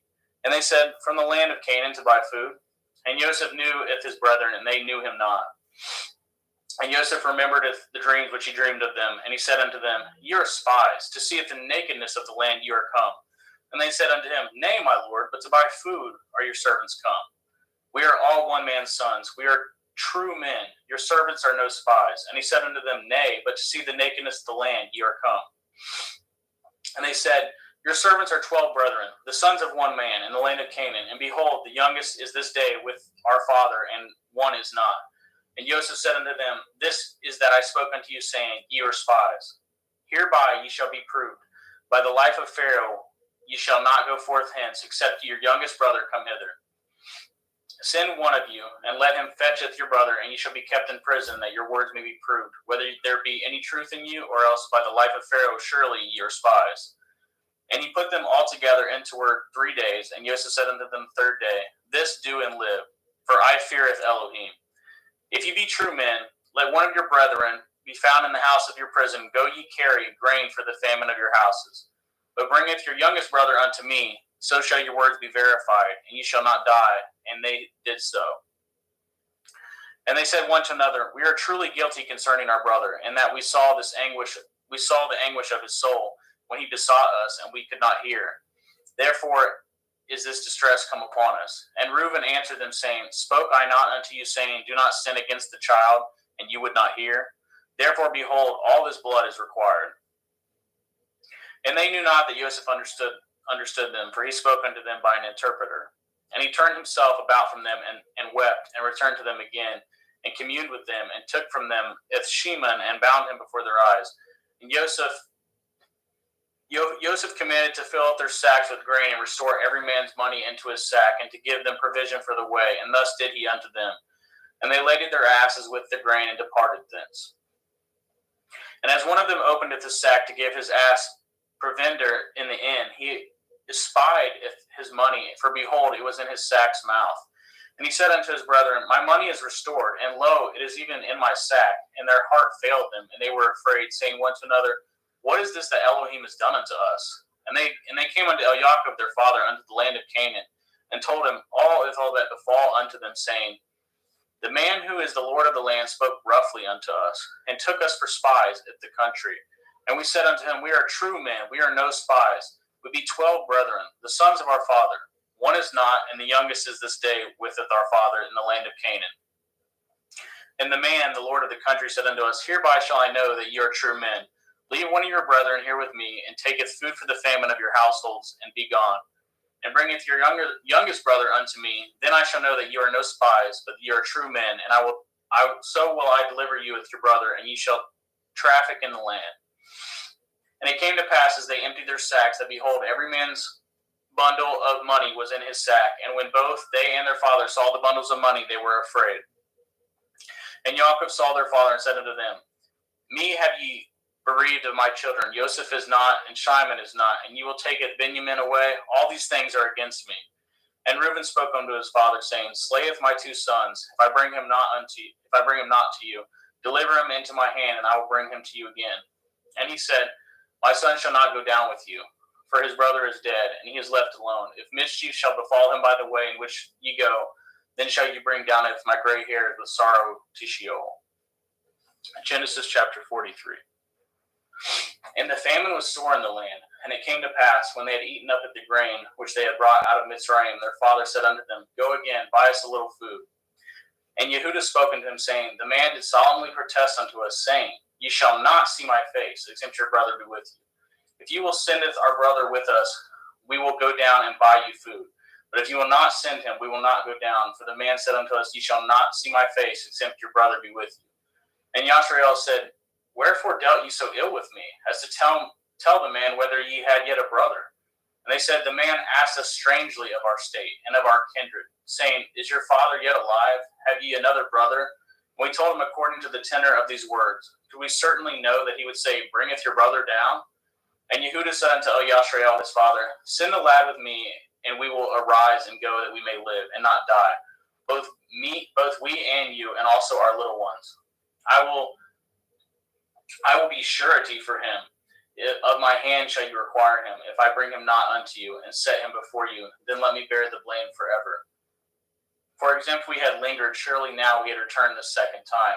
And their father Yashrael said unto them, If it must be so now, do this. Take of the best fruits in the land in your vessels, and carry down the man a present, a little balm, a little honey, spices and myrrh, nuts and almonds. And take a double money in your hand, and the money that was brought again in the mouth of your sacks. Carry it again in your hand, and perchance it was an oversight. Taketh your brother, and arise, go again unto the man. And El Shaddai give you mercy before the man, that he may send away to your other brother, and of Benjamin, if I be bereaved of my children, I am bereaved. And the men took that present, and they took double money in their hand, and Benjamin and rose up and went down to Mitzrayim and stood before Joseph. And when Joseph saw Benjamin with them, he said to the ruler of the house, Bring these men home and slay, and make ready, for if these men shall dine with me at noon. And the men did as Joseph bade, and the man brought the men into Joseph's house. And the men were afraid, because they were brought into Joseph's house. And they said, Because of the money that was returned in our sacks at the first time are we brought in, that he may seek occasion against us, and fall upon us, and take us for bondmen and with our asses. And they came near to the steward of Joseph's house, and they communed with him at the door of the house, and said, O sir, we came indeed down at the first time to buy food. And it came to pass, when we came to the inn, that we opened our sacks, and behold, every man's money was in the mouth of his sack, and our money is full weight, and we have brought it again in our hand. And other money have we brought down in our hand to buy food. We cannot tell who put our money in our sacks. And he said, Peace be to you. Fear not. Your Elohim and the Elohim of your father has given you the treasure in your sacks. I had your money, and he brought it Shimon out unto them.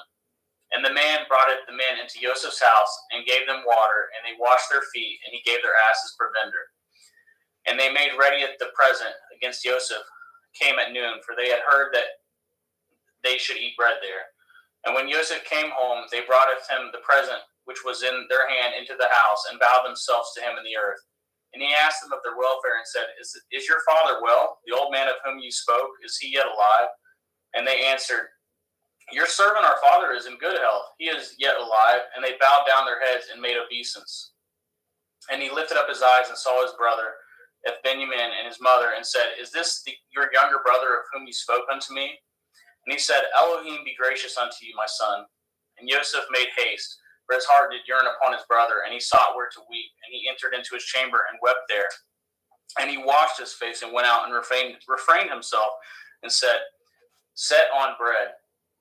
And they set on for him by himself, and for them by themselves, and for the Mitzrayim which did eat with him by themselves, because the Mitzrayim might not eat bread with the Ephraim, for that is an abomination unto the Mitzrayim.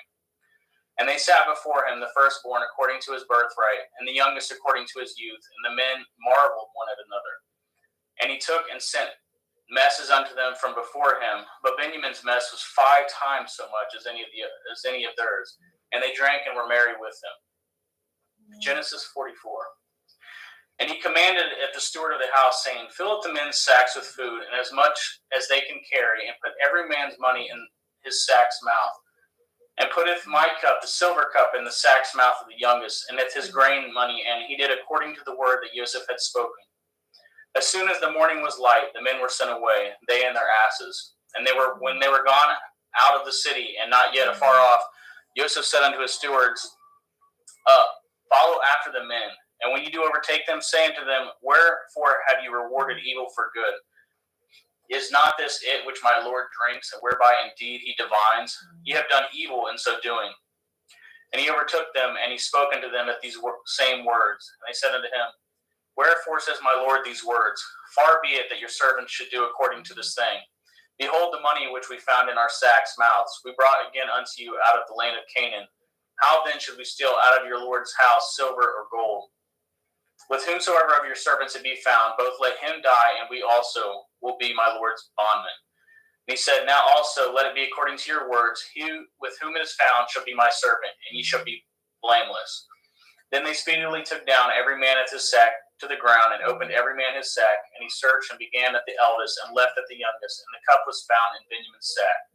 Then they rent their clothes, and laded every man his asses, and returned to the city. And Yehudah and his brethren came to Joseph's house, for he was yet there, and they fell before him on the ground. And Joseph said unto them, what deed is this that ye have done? Know ye not that such a man as I can certainly divine? And Yehudah said, what shall we say unto my Lord? What shall we speak? Or how shall we clear ourselves? Elohim has found out the iniquity of your servants. Behold, we are my Lord's servants, both we and he also with whom the cup is found. And he said, far be it that I should do so. But the man in whose hand the cup is found, he shall be my servant. And as for you, get up in peace unto your father. Then Yehudah came near unto him and said, O my Lord, let your servant, I pray you, speak a word of my Lord's ears, and let not your anger burn against your servant, for you are even as Pharaoh. My Lord asked of his servant, saying, have ye a father or a brother? And we said unto my Lord, we have a father, and an old man, and a child of his old age, a little one, and his brother is dead, and he is alone, left of his mother, and his father loves him. And you said unto your servants, bring down unto me, that I may set my eyes upon him. And we said unto my Lord, the lad cannot leaveth his father, for if he should leaveth his father would die. And you said unto your servants, except your youngest brother come down with you, ye shall see my face no more. And it came to pass, when we came up unto your servant my father, we told him the words of my Lord. And our father said, go again, and buy us a little food. And we said, we cannot go down. If our youngest brother be with us, then we will go down, for we may not see the man's face, except our youngest brother be with us. And your servant my father said unto us, ye know that my woman bore me 2 sons, and the one went out from me, and I said, surely he is torn in pieces, and I saw him not since. If ye take this also from me, and mischief befall him, ye shall bring down with my gray hairs with sorrow to Sheol. Now therefore, when I come to your servant my father, and the lad be not with us, seeing that his life is bound up in the lad's life, it shall come to pass, when he sees that the lad is not with us, he will die. And your servant shall bring down at the gray hairs of your servant our father with sorrow to Sheol. For your servant became surety for the lad unto my father, saying, if I bring him not unto you, then I shall bear the blame to my father forever. Now therefore I pray you, let your servant abide instead of the lad in a bondman to my Lord, and let the lad go up with his brethren. For how shall I go up to my father, and the lad be not with me, lest perchance I see the evil that should come on my father? Genesis 45. Then Joseph could not refrain himself before all them that stood by him, and he cried, caused every man to go out from me. And there stood no man with him, while Joseph made himself known unto his brethren. And he wept at the loud, and the Mitzrayim in the house of Pharaoh heard. And Joseph said unto his brethren, I am Joseph. Does my father yet live? And his brethren could not answer him, for they were troubled at his presence. And Joseph said unto his brethren, come near to me, I pray you. And they came near. And he said, I am Joseph your brother, whom ye sold into Mitzrayim. Now therefore be not grieved nor angry with yourselves that ye sold me hither, for Elohim did send me before you to preserve life. For these 2 years has the famine been in the land, and yet there are 5 years in the which that there shall neither be earing nor harvest. And Elohim sent me before you to preserve you a posterity in the earth, and to save your life by a great deliverance. So now it was not you that sent me hither, but Elohim, and he has made me a father to Pharaoh, and the Lord of all his house, and the ruler throughout all the land of Mitzrayim. Haste ye, and go up to my father, and saying to him, Thus says your son Joseph, Elohim has made me the Lord of Mitzrayim. Come down unto me, tarry not. And ye shall dwell in the land of Goshen, and ye shall be near unto me, you and your children, and your children's children, and your flocks, and your herds, and all that you have. And there will I nourish you, for yet there are 5 years of famine, lest you and your household and all that you have come to poverty. And behold, your eyes see, and the eyes of my brother Benjamin that is in my mouth that speaks unto you. And ye shall tell my father all my glory in Mitzrayim, and all that ye have seen, and ye shall haste and bring down my father hither. And he fell upon his brother Benjamin's neck and wept, and Benjamin wept upon his neck. Moreover, he kissed all his brethren and wept upon them. And after that, his brethren talked with him. And the fame thereof was heard in Pharaoh's house, saying, Joseph's brethren are come. And it pleased Pharaoh well and his servants. And Pharaoh said unto Joseph, Say unto your brethren, This do ye, ladeth your beasts, and go get you unto the land of Canaan, and taketh your father and of your households, and come unto me, and I will give you the good of the land of Mitzrayim, and ye shall eat the fat of the land. Now you are commanded, this do ye, take your wagons out of the land of Mitzrayim for your little ones and for your women, and bringeth your father, and come. Also regard not your stuff, for the good of all the land of Mitzrayim is yours. And the children of Yashriel did so, and Joseph gave them wagons according to the commandment of Pharaoh, and gave them provision for the way. To all of them he gave each man changes of raiment, but to Benjamin he gave 300 pieces of silver and 5 changes of raiment. And to his father he sent after this manner 10 asses laden with good things of Mitzrayim, and 10 she-asses laden with grain and bread and meat for his father by the way. So he sent his brethren away, and they departed. And he said unto them, See that ye fall not out by the way. And they went up out of Mitzrayim, and came into the land of Canaan, unto Yaakov their father, and told him, saying, Joseph is yet alive, and he is governor over all the land of Mitzrayim. And Yaakov's heart fainted, for he believed them not. And they told him all the words of Joseph, which he had said unto them. And when he had saw the wagons which Joseph had sent to carry him, the ruach of Yaakov their father revived. And Yashriel said, It is enough. Joseph, my son, is yet alive. I will go and see him before I die. Thank you, brother.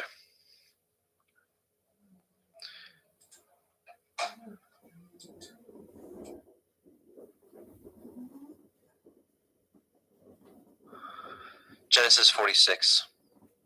And Yashrael took his journey with all he had, and came to Beersheba, and offered sacrifices unto the Elohim of his father Yitzchak. And Elohim spoke unto Yashrael in the visions of the night, and said, Yaakov, Yaakov. And he said, Here am I. And he said, I am El, the Elohai of your father. Fear not to go down into Mitzrayim, for I will there make of you a great nation. And I will go down with you into Mitzrayim, and I will also surely bring you up again, and Joseph shall put his hand upon your eyes. And Yaakov rose up from Beersheba, and the sons of Yashrael carried Yaakov their father, and their little ones, and their women, in the wagons which Pharaoh had sent to carry him. And they took their cattle and their goods, which they had gotten in the land of Canaan, and came into Mitzrayim, Yaakov and all his seed with him. His sons and his sons' sons with him, his daughters and his sons' daughters, and all his seed brought he with him into Mitzrayim. And these are the names of the children of Yashrael, which came into Mitzrayim, Yaakov and his sons, Reuben, Yaakov's firstborn. And the sons of Reuben, Hanok, and Palu, and Chetzron, and Carmi. And the sons of Shimon, Yemuel, Yamin, Ohad, and Yakin, and Sochar, and Shaul, the son of a Canaanite woman. And the sons of Levi, Gershon, Kohath, and Merari. And the sons of Yehuda, and Onan, and Shelach, and Peretz, and Zerach. But and Onan died in the land of Canaan. And the sons of Peretz were Chetzron and Hamul. The sons of Yisachar, Tola, Pua, and Yov, and Shimron. The sons of Zebulun, Sered, and Elion, and Yachael. These be the sons of Leah, which she bore unto Yaakov in Padan Aram, with his daughter Dinah. All the souls of his sons and daughters were 33. And the sons of Gad, Siphon, Chagai, Shunai, and Etzbon, and Eri, and Arodai, and Arelai. The sons of Asher, Yimna, Yitzchav, and Yishvai, and Berai, and Serach their sister. The sons of Beriah, Hever, and Malkiel. These are sons of Zilpah, whom Lavan to Leah his daughter, who gave to Leah his daughter. And these she bore unto Yaakov, even 16 souls. The sons of Rachel, Yaakov's woman, Joseph and Benjamin. And unto Joseph in the land of Mitzrayim were born Manasseh and Ephraim, with Asenath, the daughter of Potipharah, priest of On, bore unto him.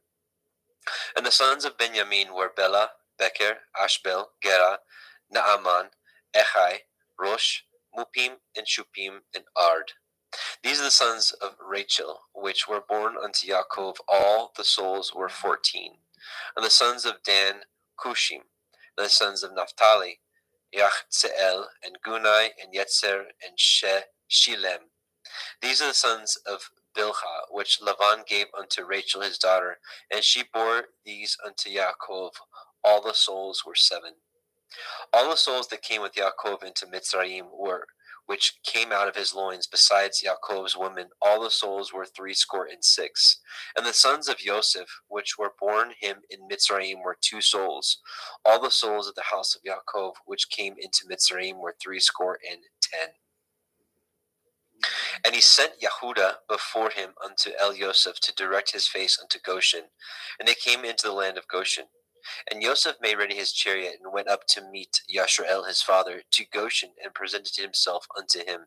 And he fell on his neck, and he wept on his neck a good while.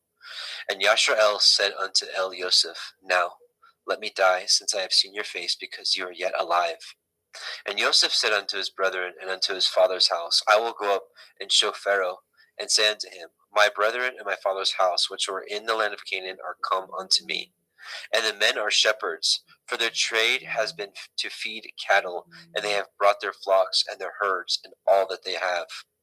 And it shall come to pass, when Pharaoh shall call you, and shall say, What is your occupation?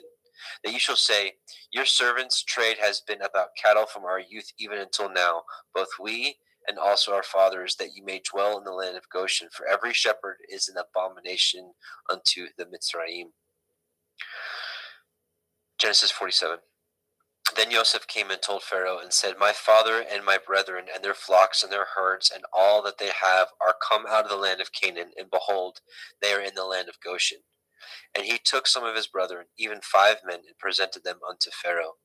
And Pharaoh said unto his brethren, What is your occupation? And they said unto Pharaoh, Your servants are shepherds, both we and also our fathers. They said moreover unto Pharaoh, For to sojourn in the land are we come, for your servants have no pasture for their flocks, for the famine is sore in the land of Canaan. Now therefore, we pray you, let your servants dwell in the land of Goshen. And Pharaoh spoke unto El Yosef, saying, Your father and your brethren are come unto you. The land of Mitzrayim is before you. In the best of the land make your father and your brethren to do well. In the land of Goshen let them dwell. And if you know any men of activity among them, then make them rulers over my cattle. And Joseph brought in Yaakov his father, and set him before Pharaoh, and Yaakov blessed Pharaoh. And Pharaoh said unto El Yaakov, How old are you? And Yaakov said unto Pharaoh, The days of the years of my pilgrimage are 130 years. Few and evil have the days of the years of my life been, and have not attained unto the days of the years of the life of my fathers, and the days of their pilgrimage. And Yaakov blessed Pharaoh, and went out from before Pharaoh. And Joseph placed his father and his brethren, and gave them a possession in the land of Mitzrayim, in the best of the land, in the land of Ramesses, as Pharaoh had commanded. And Joseph nourished his father and his brethren, and all his father's household with bread according to their families. And there was no bread in all the land, for the famine was very sore, so that the land of Mitzrayim and all the land of Canaan fainted by reason of the famine. And Joseph gathered all the money that was found in the land of Mitzrayim and in the land of Canaan for the grain which they bought. And Joseph brought the money into Pharaoh's house. And when money failed in the land of Mitzrayim and in the land of Canaan, all the Mitzrayim came unto El Yosef and said, Give us bread, for why should we die in your presence? For the money fails. And Joseph said, Give your cattle, and I will give you for your cattle if money fail. And they brought their cattle unto El Yosef, and Yosef gave them bread in exchange for horses, and for the flocks, and for the cattle of the herds, and for asses. And he fed them with bread for all their cattle for that year. When that year was ended, they came unto him a second year, and said unto him, We will not hide it from my lord, how that our money is spent. My lord also has our herds of cattle. There is not aught left in the sight of my lord but our bodies and our lands. Wherefore shall we die before your eyes, both we and our land? Buy us and our land for bread, and we and our land will be servants to the Pharaoh, and give us seed that we may live and not die, that the land be not desolate. And Joseph bought all the land of Mitzrayim for Pharaoh, and the Mitzrayim sold every man his field, because of the famine prevailed over them. So the land became Pharaoh's. And as for the people, he removed them to cities from one end of the borders of Mitzrayim even to the other end thereof. Only the land of the priests bought he not, for the priests had a portion assigned them of Pharaoh, and did eat their portion which Pharaoh gave them, wherefore they sold not their lands. Then Joseph said unto the people, Behold, I have bought you this day and your land for Pharaoh. Lo, here is seed for you, and ye shall sow the land. And it shall come to pass in the increase that you will give the fifth part unto Pharaoh, and 4 parts shall be your own, for seed of the field, and for your food, and for them of your household, and for food for your little ones. And they said, You have saved our lives. Let us find grace in the sight of my Lord, and we will be Pharaoh's servants. And Joseph made it a law over the land of Mitzrayim unto this day, that Pharaoh should have a 5th part, except the land of the priests only, which became not Pharaoh's. And Yashrael dwelt in the land of Mitzrayim, in the country of Goshen, and they had possessions therein, and grew and multiplied exceedingly. And Yaakov lived in the land of Mitzrayim 17 years. So the whole age of Yaakov was 147 years. And the time drew nigh that Yashrael must die. And he called his son Joseph, and said unto him, If now I have found grace in your sight, put, I pray you, your hand under my thigh, and deal kindly and truly with me. Bury me not, I pray you, in Mitzrayim. But I will lie with my fathers, and you shall carry me out of Mitzrayim, and bury me in their burying place. And he said, I will do as you have said. And he said, Swear unto me. And he swore unto him. And Yashrael bowed himself upon the bed's head.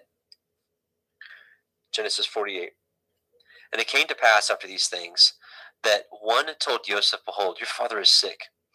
And he took him with him his 2 sons, Manasseh and Ephraim. And one told Yaakov, and said, Behold, your son Joseph comes unto you. And Yashrael strengthened himself, and sat upon the bed.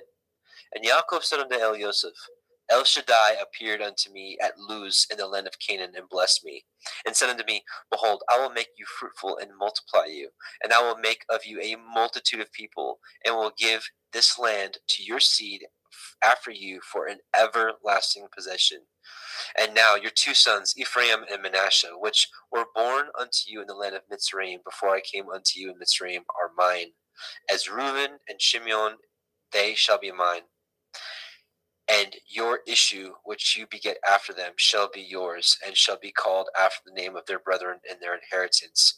And as for me, when I came from Padan Aram, Rachel died by me in the land of Canaan in the way, when yet there was but a little way to come unto Ephratah. And I buried her there in the way of Ephratah, the same is Bethlehem. And Yashrael beheld Joseph's sons, and said, Who are these? And Joseph said unto his father, These are my sons, whom Elohim has given me in this place. And he said, Bring them, I pray you, unto me, and I will bless them. Now the eyes of Yashrael were dim for age, so that he could not see. And he brought them near unto him, and he kissed them, and embraced them. And Yashrael said unto El Joseph, I had not thought to see your face, and lo, Elohim has showed me also your seed. And Joseph brought them out from between his knees, and he bowed himself with his face to the earth.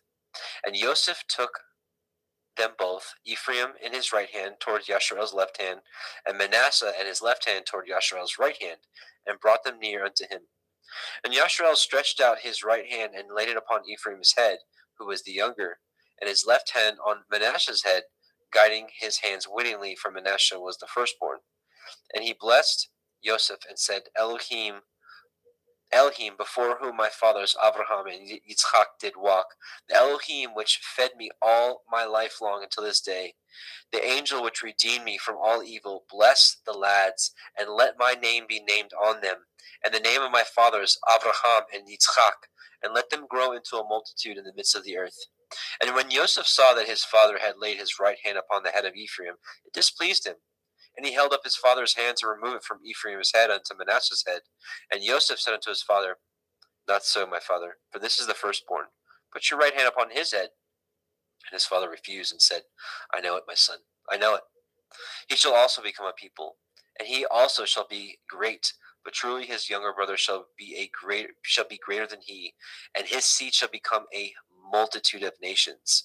And he blessed them that day, saying, And you shall Yashrael bless, saying, Elohim make you as Ephraim and as Manasseh. And he set Ephraim before Manasseh. And Yashrael said unto Elioseph, Behold, I die, but Elohim shall be with you, and bring you again into the land of your fathers. Moreover, I have given to you one portion above your brethren, which I took out of the hand of the Emori with my sword and with my bow. Genesis 49. And Yaakov called unto his sons and said, Gather yourselves together, that I may tell you that which shall befall you in the last days. Gather yourselves together and hear, ye sons of Yaakov, and hearken unto Yashrael your father. Reuben, you are my firstborn, my might, in the beginning of my strength, the excellency of dignity, and the excellency of power. Unstable as water, you shall not excel, because you went up to your father's bed, then defiled it. He went up to my couch. Shimon and Levi are brethren. Instruments of cruelty are in their habitations. O my soul, come not into their secret, unto their assembly. My honor be not united. For in their anger they slew a man, and in their self-will they dug down a wall. Cursed be their anger, for it was fierce, and their wrath, for it was cruel. I will divide them in Yaakov, and scatter them in Yashrael. Yehuda, you are he whom your brethren shall praise. Your hand shall be in the necks of your enemies. Your father's children shall bow down before you. Yehuda is a lion's whelp. From the prey, my son, you are gone up. He stooped down. He couched as a lion, and as an old lion, who shall rouse him up? The scepter shall not depart from Yehuda, nor a Torah giver from between his feet, until Shiloh come, and unto him shall the gathering of the people be. Binding his foal unto the vine, and his ass's colt unto the choice vine, he washed his garments in wine, and his clothes in the blood of grapes. His eyes shall be red with wine, and his teeth white with milk. Zebulun shall dwell at the haven of the sea. He shall be a haven for ships, and his border shall be on the Sidon. Issachar is a strong ass's couching down between two burdens. And he saw that rest was good, and the land that it was pleasant, and bowed his shoulder to bear, and became a servant unto tribute. Dan shall judge his people, as one of the tribes of Yashrael. Dan shall be a serpent by the way, an adder in the path that bites the horse's heels, so that his rider shall fall backwards. I have waited for your Yeshua, O Yahweh. Gad, a troop shall overcome him, but he shall overcome at the last. Out of Asher his bread shall be fat. He shall yield royal dainties. Naphtali is a hind let loose. He gives goodly words. Joseph is a fruitful bough, even a fruitful bough by a well, whose branches run over the wall. The archers have sorely grieved him, and shot at him, and hated him. But his bow abode in strength, and the arms of his hands were made strong by the hands of the mighty Elohim of Yaakov. From thence the shepherd, the stone of Yashrael. Even by the Elohim of your father, who shall help you, and by El Shaddai, who shall bless you with blessings of heaven above, blessings of the deep that lies under, blessings of the breasts and the womb. The blessings of your father have prevailed above the blessings of my progenitors unto the utmost bound of the everlasting hills. They shall be on the head of Joseph, and on the crown of the head of him that was separate from his brethren. Benjamin shall raven as a wolf. In the morning he shall devour the prey, and at night he shall divide the spoil. All these are the 12 tribes of Yashrael, and this is it that their father spoke unto them, and blessed them, every one according to his blessing he blessed them. And he charged them, and said unto them, I am to be gathered unto my people. bury me with my fathers in the cave that is in the field of Ephron the Hittite, in the cave that is in the field of Machpelah, which is before Mamre in the land of Canaan, which Abraham bought with the field of Ephron the Hittite for possession of a burying place. There they buried Abraham and Sarah his woman. There they buried Yitzchak and Rivka his woman, and there I buried Leah. The purchase of the field and of the cave that is therein was from the children of Heth. And when Yaakov had made an end of commanding his sons, he gathered up his feet into the bed and yielded up his ruach and was gathered unto his people. Genesis 50. And Joseph fell upon his father's face and wept upon him and kissed him. And Joseph commanded his servants, the physicians, to embalm his father, and the physicians embalmed Yashrael. And 40 days were fulfilled for him. For so are fulfilled the days of those which are embalmed, and the Mitzrayim mourned for him 60 days. And when the days of his mourning were past, Joseph spoke unto the house of Pharaoh, saying, If now I have found grace in your eyes, speak, I pray you, in the ears of Pharaoh, saying, My father made me swear, saying, Lo, I die. In my grave which I have dug for me in the land of Canaan, there shall you bury me. Now therefore, let me go up, I pray you, and bury my father, and I will come again. And Pharaoh said, Go up, bury your father, according as he made you swear. And Joseph went up to bury his father, and with him went all the servants of Pharaoh, the elders of his house, and all the elders of the land of Mitzrayim. And all the house of Joseph and his brethren and his father's house, only their little ones and their flocks and their herds they left in the land of Goshen. And there went up with him both chariots and horsemen, and it was a very great company. And they came to the threshing floor of Atad, which is beyond the Yarden, and there they mourned with a great and very sore lamentation. And he made a mourning for his father 7 days. And when the inhabitants of the land, the Canaanim, saw the mourning in the floor of Atad, they said, This is a grievous mourning to the Mitzrayim. Wherefore the name of it was called Avel Mitzrayim, which is beyond the Yarden. And his sons did unto him according as he commanded them. For his sons carried him into the land of Canaan, and buried him in the cave of the field of Machpelah, which Abraham bought with the field for a possession of a burying place of Ephron the Hittite before Mamre. And Joseph returned into Mitzrayim, he and his brethren, and all that went up with him to bury his father after he had buried his father.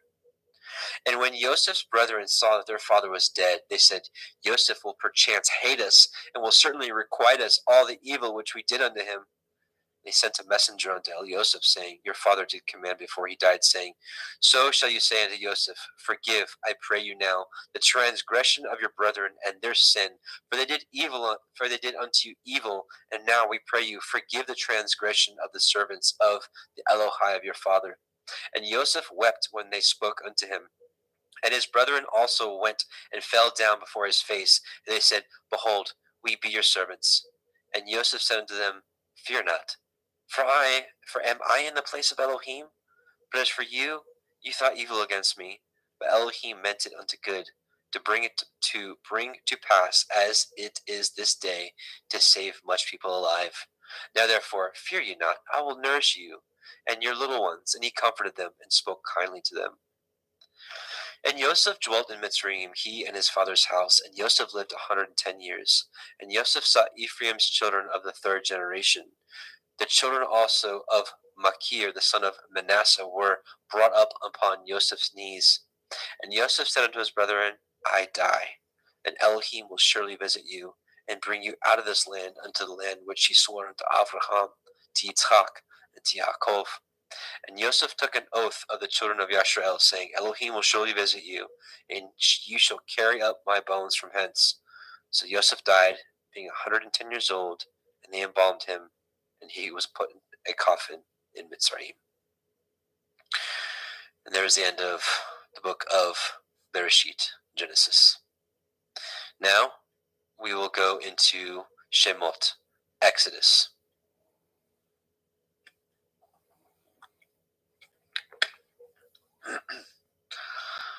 Exodus 1:1.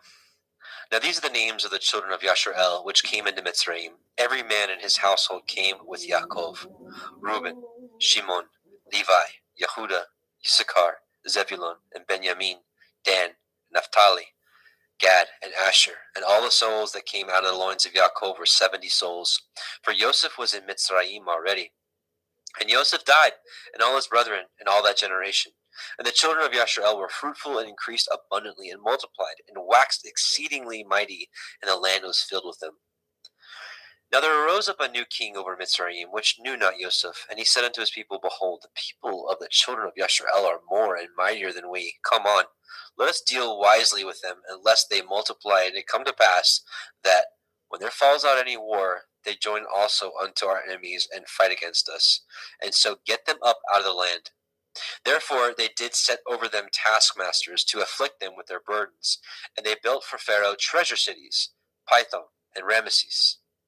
But the more they afflicted them, the more they multiplied and grew, and they were grieved because of the children of Yasharel. And the Mitzrayim made the children of Yasharel to serve with rigor, and they made their lives bitter with hard bondage, in mortar and in brick, and in all manner of service in the field.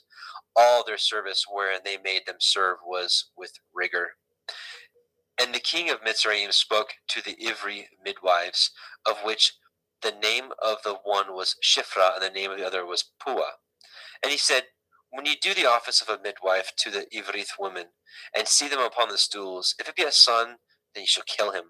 But if it be a daughter, then she shall live. But the midwives feared Elohim, and did not as the king of Mitzrayim commanded them, but saved the men children alive. And the king of Mitzrayim called for the midwives, and said unto them, Why have ye done this thing, and have saved the men children alive? And the midwives said unto Pharaoh, Because the Ivrith women are not as the Mitzri women, for they are lively, and are delivered before the midwives come in unto them. Therefore Elohim dealt well with the midwives, and the people multiplied and waxed very mighty. And it came to pass, because the midwives feared Elohim, that he made them houses. And Pharaoh charged all his people, saying, Every son that is born ye shall cast into the river, and every daughter ye shall save alive. Exodus 2. There went a man of the house of Levi, and took to be his woman a daughter of Levi. And the woman conceived, and bore a son. And when she saw him that he was a goodly child, she hid him 3 months. And when she could no longer hide him, she took for him an ark of bulrushes, and daubed it with slime and with pitch, and put the child therein, and she laid it in the reeds by the river's brink. And his sister stood afar off, to wit what would be done to him. And the daughter of Pharaoh came down to wash herself at the river, and her maidens walked along the riverside. When she saw the ark among the reeds, she sent her maid to fetch it. And when she had opened it, she saw the child, and behold, the babe wept. And she had compassion on him, and said, This is one of the Ephraim children. Then said his sister to Pharaoh's daughter, Shall I go and call to you a nurse of the Evrith woman, that she may nurse the child for you? And Pharaoh's daughter said to her, Go. And the maid went and called the child's mother. And Pharaoh's daughter said unto her, Take this child away, and nurse it for me, and I will give you your wages. And the woman took the child, and nursed it. And the child grew, and she brought him unto Pharaoh's daughter, and became her son. And she called his name Moshe. And she said, Because I drew him out of the water. And it came to pass in those days, when Moshe was grown, that he went out unto his brethren, and looked on their burdens. And he spied a Mitzri smiting an Ivri, one of his brethren. And he looked this way and that way. And when he saw that there was no man, he slew the Mitzri, and hid him in the sand. And when he went out the second day, behold, 2 men of the Ephraim strove together. And he said unto him that did wrong, Wherefore smite you your fellow? And he said, Who made you a prince and a judge over us? Intend you to kill me as you did the Mitzri? And Moshe feared, and said, Surely this thing is known. Now when Pharaoh heard this thing, he sought to slay Moshe. But Moshe fled from the face of Pharaoh, and dwelt in the land of Midian. And he sat down by a well. Now the priest of Midian had 7 daughters, and they came and drew water, and filled the troughs to water their father's flock. And the shepherds came and drove them away, but Moshe stood up and helped them, and watered the flock. And when they came to Reuel, their father, he said, How is it that you are come so soon today? And they said, A Mitzri delivered us out of the hand of the shepherds, and also drew water enough for us, and watered the flock. And he said to his daughters, Where is he? Why is it that ye have left the man? Call him, that he may eat bread. And Moshe was content to dwell with the man, and he gave Moshe Zipporah his daughter. And she bore him a son, and he called his name Gershom, for he said, I have been a stranger in a strange land. And it came to pass in the process of time that the king of Mitzrayim died, and the children of Yasharel sighed by reason of the bondage, and they cried, and their cry came up unto Elohim by reason of the bondage. And Elohim heard their groaning, and Elohim remembered his covenant with Avraham, and with Yitzchak, and with Yaakov. And Elohim looked upon the children of Yasharel, and Elohim had respect unto them. Now, Exodus chapter 3. Now, Moshe kept the flock of Yithro, his father-in-law, the priest of Midian, and he led the flock to the backside of the desert and came to the mountains of Elohim, even to Horeb. And the angel of Yahweh appeared unto him in a flame of fire out of the midst of a thorn bush, and he looked, and behold, the thorn bush burned with fire, and the thorn bush was not consumed. And Moshe said, I will now turn aside and see this great sight, for why the thorn bush is not burnt? And Yahweh saw that he had turned aside to see. Elohim called to him out of the midst of the thorn bush and said, Moshe, Moshe. He said, Here am I. He said, Draw not nigh hither. Put off your shoes from off your feet, for the place whereon you stand is holy ground. Moreover, he said, I am the Elohai of your father, the Elohai of Avraham, the Elohai of Yitzchak, the Elohai of Yaakov. And Moshe hid his face, for he was afraid to look upon Elohim. And Yahweh said, I have surely seen the affliction of my people, which are in Mitzrayim, and I have heard their cry by reason of their taskmasters, for I know their sorrows. And I come down to deliver them out of the hand of the Mitzrayim, and to bring them up out of the land unto a good land, and a large, and unto a land flowing with milk and honey, unto the place of the Canaanim, and the Chittim, and the Amorim, and the Perizim, and the Chivim, and the Yebusim. Now therefore, behold, the cry of the children of Yasharel is come unto me, and I have also seen the oppression wherewith the Mitzrayim oppress them. Come now therefore, and I will send you unto Pharaoh, that you may bring forth my people, the children of Yasharel, out of Mitzrayim. And Moshe said unto Elohim, Who am I, that I should go unto Pharaoh, that I should bring forth the children of Yasharel out of Mitzrayim? He said, Certainly, I will be with you, and this shall be a sign unto you that I have sent you. When you have brought forth the people out of Mitzrayim, you shall serve Elohim upon this mountain. And Moshe said unto Elohim, Behold, when I come unto the children of Yasharel, and shall say unto them, The Elohai of your fathers has sent me unto you, and they shall say to me, What is his name? What shall I say unto them? And Elohim said unto Moshe, Echaya, Asher Echaya, I am that I am. And he said, Thus shall you say unto the children of Yasharel, Ahaya, I am, has sent me unto you. And Elohim said moreover unto Moshe, Thus shall you say unto the children of Yasharel, Yahuwah Elohai of your fathers, the Elohai of Avraham, the Elohai of Yitzchak, and the Elohai of Yaakov, has sent me unto you. This is my name forever, and this is my mention unto all generations. Go and gather the elders of Yasharel together, and say unto them, Yahuwah Elohai of your fathers, the Elohai of Avraham, of Yitzchak, and Yaakov appeared unto me, saying, I have surely visited you, and seen that which is done unto you in Mitzrayim. And I have said, I will bring you up out of the affliction of the Mitzrayim unto the land of the Canaanim, and the Chittim, and the Amorim, and the Perizim, and the Chivim, and the Yebusim, unto a land flowing with milk and honey. And they shall hearken to your voice, and ye shall come, you and the elders of Yasharel, unto the king of Mitzrayim, and ye shall say unto him, Yahuwah Elohai of the Ivrim has met with us. And now, let us go, we beseech you, 3 days' journey into the wilderness.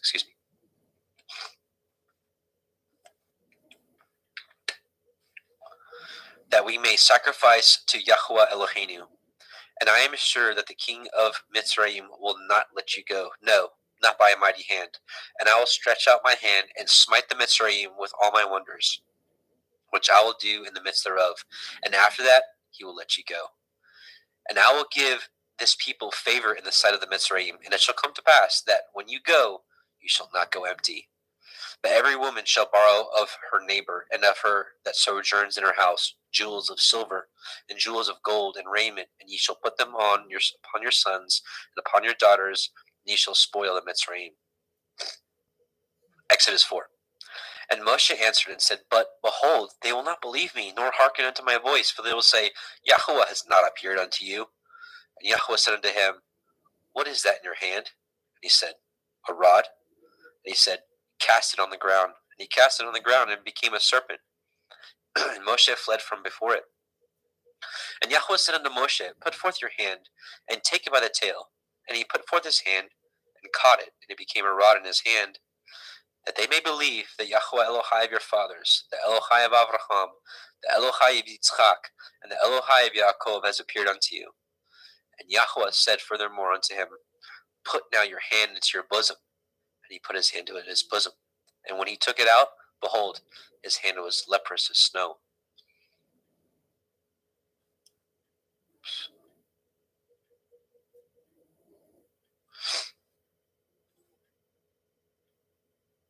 And he said, Put your hand into your bosom again. And he put his hand into his bosom again, and plucked it out of his bosom. And behold, it was turned again after his other flesh. And it shall come to pass, if they will not believe you, neither hearken to the voice of the first sign, that they will believe the voice of the latter sign. And it shall come to pass, if they will not believe also these two signs, neither hearken unto your voice, that you should take of the water of the river, and pour it upon the dry land, and the water which you take out of the river shall become blood upon the dry land. And Moshe said unto El Yahweh, O my Adonai, I am not eloquent, neither heretofore, nor since you have spoken unto your servant, but I am of slow speech, and of a slow tongue. And Yahweh said unto him, Who has made man's mouth? Or who makes the dumb, or the deaf, or the seeing, or the blind? Have not I, Yahweh? Now therefore go, and I will be with your mouth, and teach you what to say, what you shall say. And he said, O my Adonai, send, I pray you, by the hand of him whom you will send. And the anger of Yahweh was kindled against Moshe, and he said, Is not Aharon the Levi your brother? I know that he can speak well. And also, behold, he comes forth to meet you, and when he sees you, he will be glad in his heart. And you shall speak unto him, and put the words in his mouth, and I will be with your mouth, and with his mouth, and I will teach you what you shall do. And he shall be your spokesman unto the people, and he shall be even as he shall be to you instead of a mouth, and ye shall be to him instead of Elohim. And ye shall take this rod in your hand, wherewith you shall do signs. And Moshe went and returned to Yithro his father-in-law, and said unto him, Let me go, I pray you, and return unto my brethren which are in Mitzrayim, and see whether they yet be alive. And Yithro said to Moshe, Go in peace. And Yahweh said unto Moshe in Midian, Go, return into Mitzrayim, for all the men are dead which sought your life. And Moshe took his woman and his sons, and set them upon an ass, and returned to the land of Mitzrayim. And Moshe took the rod of Elohim in his hand. And Yahweh said unto Moshe, When you go to return into Mitzrayim, say that you do all those wonders before Pharaoh, which I have put in your hand. But I will harden his heart, that he shall not let the people go. And you shall say unto Pharaoh, Thus says Yahweh, Yashrael is my son, even my firstborn. And I say unto you, Let my son go, that he may serve me. And if you refuse to let him go, behold, I will slay your son, even your firstborn. And it came to pass by the way in the inn, that Yahweh met him and sought to kill him. Then Zipporah took a sharp stone, and cut off the foreskin of her son, and cast it at his feet, and said, Surely a bloody man you are to me. So he let him go. Then she said, A bloody man you are, because of the circumcision. And Yahweh said unto El Aharon, Go into the wilderness to meet Moshe. And he went, and he met him in the mount of Elohim, and kissed him. And Moshe told Aharon all the words of Yahweh who had sent him, and all the signs which he had commanded him. And Moshe and Aharon went and gathered together all the elders of the children of Yisrael. And Aharon spoke all the words which Yahweh had spoken unto Moshe, and did the signs in the sight of the people. And the people believed. And when they heard that Yahweh had visited the children of Yisrael, and that he had looked upon their affliction, then they bowed their heads and worshipped. Exodus 5. And afterward Moshe and Aharon went in and told Pharaoh, Thus says Yahweh Elohai of Yisrael, Let my people go, that they may hold a feast unto me in the wilderness. And Pharaoh said, Who is Yahweh, that I should obey his voice and let Yashrael go? I know not Yahweh, neither will I let Yashrael go. And they said, The Elohai of the Ivrim has met with us. Let us go, we pray you, 3 days' journey into the desert, and sacrifice unto Yahweh Eloheinu, lest he fall upon us with pestilence, or with the sword. And the king of Mitzrayim said unto them, Wherefore do ye, Moshe and Aharon, let the people from their works get you unto your burdens? And Pharaoh said, Behold, the people of the land now are many, and ye make them rest from their burdens. And Pharaoh commanded this same day the taskmasters of the people and their officers, saying, Ye shall no more give the people straw to make brick, as heretofore. Let them go and gather straw for themselves. And the tale of the bricks which they did make heretofore ye shall lay upon them. Ye shall not diminish aught thereof, for they be idle. Therefore they cry, saying, Let us go and sacrifice to our Elohim. Let their more work be laid upon the men, that they may labor therein, and let them not regard vain words. And their taskmasters of the people went out, and their officers, and they spoke to the people, saying, Thus says Pharaoh, I will not give you straw. Go ye, get you straw where you can find it, yet not aught of your work shall be diminished. So the people were scattered abroad throughout all the land of Mitzrayim to gather stubble instead of straw. And the taskmasters hasted them, saying, Fulfill your works, your daily tasks, as when there was straw. And the officers of the children of Yashrael, which Pharaoh's taskmasters had set over them, were beaten and demanded, Wherefore have ye not fulfilled your task in making brick both yesterday and today as heretofore? Then the officers of the children of Yashrael came and cried unto Pharaoh, saying, Wherefore deal you thus with your servants? There is no straw given unto your servants. And they say to us, Make brick, and behold, your servants are beaten, but the fault is in your own people. And he said, Ye are idle. Therefore ye say, Let us go and do sacrifice to Yahweh. Go therefore now and work, for there shall no straw be given you, yet ye shall deliver the tale of bricks. And the officers of the children of Yashrael did see that they were in evil case after it was said, Ye shall not diminish aught from your bricks of your daily tasks. And they met Moshe and Aharon, who stood in the way, as they came forth from Pharaoh. And they said unto him, Yahweh look upon you and judge, because you have made our savor to be abhorred in the eyes of Pharaoh and in the eyes of his servants, to put a sword in their hand to slay us.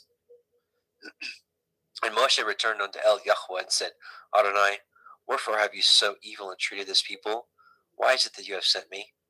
For since I came to Pharaoh to speak in your name, he has done evil to this people, neither have you delivered your people at all. Exodus chapter 6. Then Yahweh said unto Moshe, Now ye shall see what I will do to Pharaoh, for with a strong hand shall he let them go, and with a strong hand shall he drive them out of his land.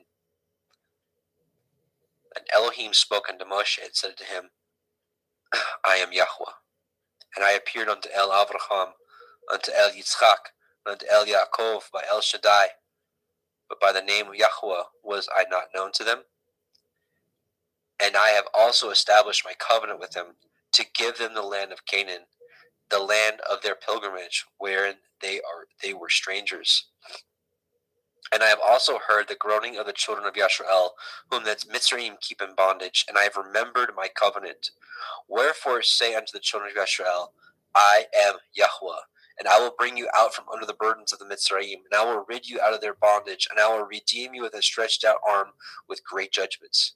And I will take you to me for a people, and I will be to you Elohim, and ye shall know that I am Yahweh Elohaikim, which brings you out from under the burdens of the Mitzrayim.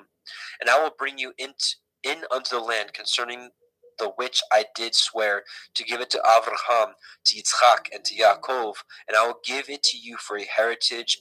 I am Yahweh. And Moshe spoke so unto the children of Yashrael, but they hearkened not unto Moshe for anguish of the Ruach, and for cruel bondage. And Yahweh spoke unto Moshe, saying, Go in, speak unto Pharaoh, king of Mitzrayim, that he let the children of Yashrael go out of his land. And Moshe spoke before Yahweh, saying, Behold, the children of Yashrael have not hearkened unto me. How then shall Pharaoh hear me, who am of uncircumcised lips? Yahweh spoke unto El Moshe and El Aharon, and gave them a charge unto the children of Yashrael, and unto Pharaoh the king of Mitzrayim, to bring the children of Yashrael out of the land of Mitzrayim. These be These be the heads of their fathers' houses. The sons of Reuben, the firstborn of Yashrael, Chanok and Palu, Chetzron and Carmi. These be the families of Reuben. And the sons of Shimon, Yemuel and Yamin and Ochad and Yakin and Sochar and Shaul and the son of a Canaanite woman. These are the families of Shimon. And these are the names of the sons of Levi according to their generations: Gershon, Kohath, Merari. And the years of the life of Levi were 137 years. The sons of Gershom, Livni and Shimi, according to their families. And the sons of Kohath, Amram, Yitzchar, Hebron, and Uziel. And the years of the life of Kohath were 133 years. And the sons of Merari, Machlai, and Mushai. These are the families of Levi according to their generations. Hang on, give me just a moment.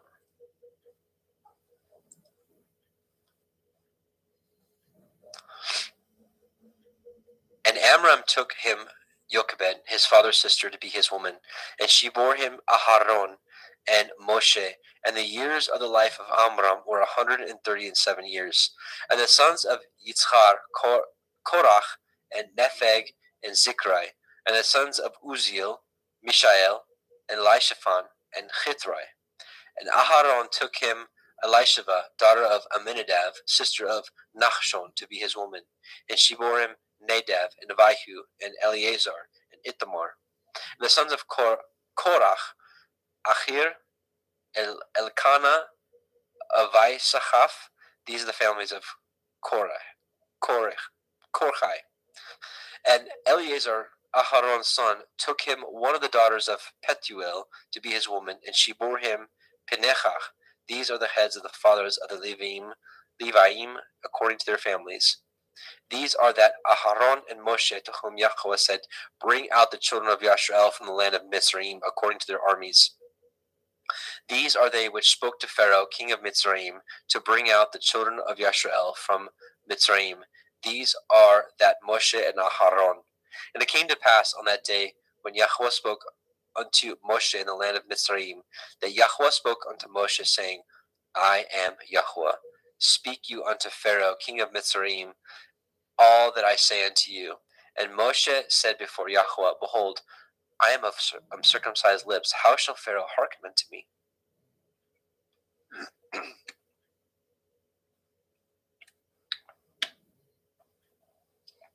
Exodus chapter 7. And Yahweh said unto Moshe, "See, I have made you an Elohim to Pharaoh, and Aharon your brother shall be your prophet. You shall speak all that I command you, and Aharon your brother shall speak unto Pharaoh, that he send the children of Yashrael out of his land. And I will harden Pharaoh's hearts, and multiply my signs and my wonders in the land of Mitzrayim. But Pharaoh shall not hearken unto you, that I may lay my hand upon Mitzrayim, and bring forth my armies and my people, the children of Yashrael, out of the land of Mitzrayim by great judgments. And the Mitzrayim shall know that I am Yahweh, when I stretch forth my hand upon Mitzrayim, and bring out the children of Yashrael from among them." And Moshe and Aharon did as Yahweh commanded them, so did they. And Moshe was 80 years old, and Aharon 83 years old, when they spoke unto Pharaoh. And Yahweh spoke unto El Moshe and unto El Aharon, saying, "When Pharaoh shall speak unto you, saying, Show a miracle for you, and then you shall say unto El Aharon, Take your rod and cast it before Pharaoh, and it shall become a serpent." And Moshe and Aharon went unto Pharaoh, and they did so as Yahweh had commanded. And Aharon cast down his rod before Pharaoh, and before his servants, and it became a serpent. Then Pharaoh also called the wise men and the sorcerers, now the magicians of Mitzrayim. They also did in like manner with their enchantments, for they cast down every man his rod, and they became serpents. But Aharon's rod swallowed up their rods. And he hardened Pharaoh's heart, that he hearkened not unto them, as Yahweh had said. And Yahweh said unto Moshe, "Pharaoh's heart is hardened; he refuses to let the people go. Get you unto Pharaoh in the morning. Lo, he goes out into the water, and you shall stand by the river's brink against he come, and the rod which was turned to a serpent shall you take in your hand." And you shall say unto him, Yahweh Elohai of the Ivrim has sent me unto you, saying, Let my people go, that they may serve me in the wilderness. And behold, hitherto you would not hear. Thus says Yahweh, and this you shall know that I am Yahweh. Behold, I will smite with the rod that is in my hand upon the waters which are in the river, and they shall be turned to blood.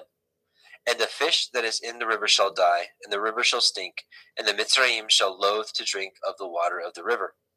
And Yahweh spoke unto Moshe, saying, Moshe, say unto Aharon, take your rod, and stretch out your hand upon the waters of Mitzrayim, upon their streams, upon their rivers, and upon their ponds, and upon all their pools of water, that they may become blood, and all that here may be blood throughout all the land of Mitzrayim, both in vessels of wood and in vessels of stone.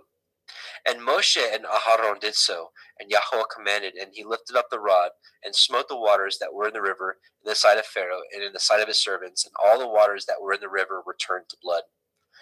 And the fish that was in the river died, and the river stank, and the Mitzrayim could not drink of the water of the river, and there was blood throughout all the land of Mitzrayim. And the magicians of Mitzrayim did so with their enchantments, and Pharaoh's heart was hardened, neither did he hearken unto them, as Yahweh had said. And Pharaoh turned and went into his house, neither did he set his heart to this also. And all the Mitzrayim dug round about the river for water to drink, for they could not drink of the water. And 7 days were fulfilled after that Yahweh had smitten the river. Exodus chapter 8. And Yahweh spoke unto Moshe, Go unto Pharaoh, and say unto him, Thus says Yahweh, Let my people go, that they may serve me. And if you refuse to let them go, behold, I will smite all your borders with frogs. And the river shall bring forth frogs abundantly, which shall go up and come into your house, and into your bedchamber, and upon your bed, and into the house of your servants, and upon your people, and into your ovens, and in your kneading troughs. And the frogs shall come up both on you, and upon your people, and upon all your servants. And Yahweh spoke unto Moshe, Say unto Aharon, Stretch forth your hand with your rod over the streams, over the rivers, and over the ponds, and cause frogs to come up upon the land of Mitzrayim. And Aharon stretched out his hand over the waters of Mitzrayim, and the frogs came up and covered the land of Mitzrayim. And the magicians did so with their enchantments, and brought up the frogs upon the land of Mitzrayim. Then Pharaoh called for Moshe and Aharon, and said, Entreat Yahweh that he may take away the frogs from me and my people, and I will let the people go, that they may do sacrifice unto Yahweh. And Moshe said unto Pharaoh, Glory over me. When shall I entreat for you, and for your servants, and for your people, to destroy the frogs from you and from your houses, that they may remain in the river only? And he said, Tomorrow. And he said, Be it according to your word, that you may know that there is none like unto Yahweh Elohenu. And the frogs shall depart from you, and from your houses, and from your servants, and from your people, they shall remain in the river only. And Moshe and Aharon went out from Pharaoh, and Moshe cried unto Yahweh because of the frogs which he had brought against Pharaoh. And Yahweh did according to the word of Moshe, and the frogs died out of the houses, out of the villages, and out of the fields. And they gathered them together upon heaps, and upon the land, and the land stank. But when Pharaoh saw that there was respite, he hardened his heart, and hearkened not unto them, as Yahweh had said. And Yahweh said unto Moshe, Say unto Aharon, Stretch out your rod, and smite the dust of the land, that it may become lice throughout all the land of Mitzrayim. And they did so. For Aharon stretched out his hand with his rod, and he smote the dust of the earth, and it became lice in man and in beast, and all the dust of the land became lice throughout all the land of Mitzrayim. And the magicians did so with their enchantments to bring forth lice, but they could not, because so there were lice upon man and upon beast. Then the magician said unto Pharaoh, This is the finger of Elohim. And Pharaoh's heart was hardened, and he hearkened not unto them, as Yahweh had said. And Yahweh said unto Moshe, Rise up early in the morning, and stand before Pharaoh. Lo, he comes forth to the water, and say unto him, Thus says Yahweh, Let my people go, that they may serve me. Else, if you will not let my people go, behold, I will send swarms of flies upon you, and upon your servants, and upon your people, and into your houses. And the houses of the Mitzrayim shall be full of the swarm of flies, and also the ground whereon they are And I will sever in that day the land of Goshen, in which my people dwell, that no swarms of flies shall be there, to the end you may know that I am Yahweh in the midst of the earth. And I will put a division between my people and your people. Tomorrow this shall this sign be. And Yahweh did so, and there came a grievous swarm of flies into the house of Pharaoh, and into his servants' houses, and into all the land of Mitzrayim. The land was corrupted by reason of the swarm of the flies. And Pharaoh called for Moshe and for Aharon, and said, Go ye, sacrifice to your Elohim in the land. And Moshe said, It is not meet so to do, for we shall sacrifice the abomination of the Mitzrayim to Yahweh Eloheinu. Lo, shall we sacrifice the abomination of the Mitzrayim before their eyes, and will they not stone us? We will go 3 days' journey into the wilderness, and sacrifice to Yahweh Eloheinu as he commanded us. And Pharaoh said, I will let you go, that you may sacrifice to Yahweh Elohika in the wilderness. Only ye shall not go very far away. Entreat for me. And Moshe said, Behold, I go out from you, and I will entreat El Yahweh that the swarms of flies may depart from Pharaoh, from his servants, and from his people tomorrow. But let not Pharaoh deal deceitfully any more in letting the people go to sacrifice, and not letting the people go to sacrifice to Yahweh. And Moshe went out from Pharaoh and entreated Yahweh. And Yahweh did according to the word of Moshe. And he removed the swarms of flies from Pharaoh, from his servant, and from his people. There remained not one. And Pharaoh hardened his heart at this time also, neither would he let the people go. Exodus chapter 9. Then Yahweh said unto El Moshe, Going unto Pharaoh, and tell him, Thus says Yahweh Elohai of the Ivrim, Let my people go, that they may serve me. For if you refuse to let them go, and will hold them still, behold, the hand of Yahweh is upon your cattle which is in the field, upon the horses, upon the asses, upon the camels, upon the oxen, and upon the sheep. There shall be a very grievous pestilence. And Yahweh shall sever between the cattle of Yashrael and the cattle of Mitzrayim, and there shall nothing die of all that is the children of Yashrael.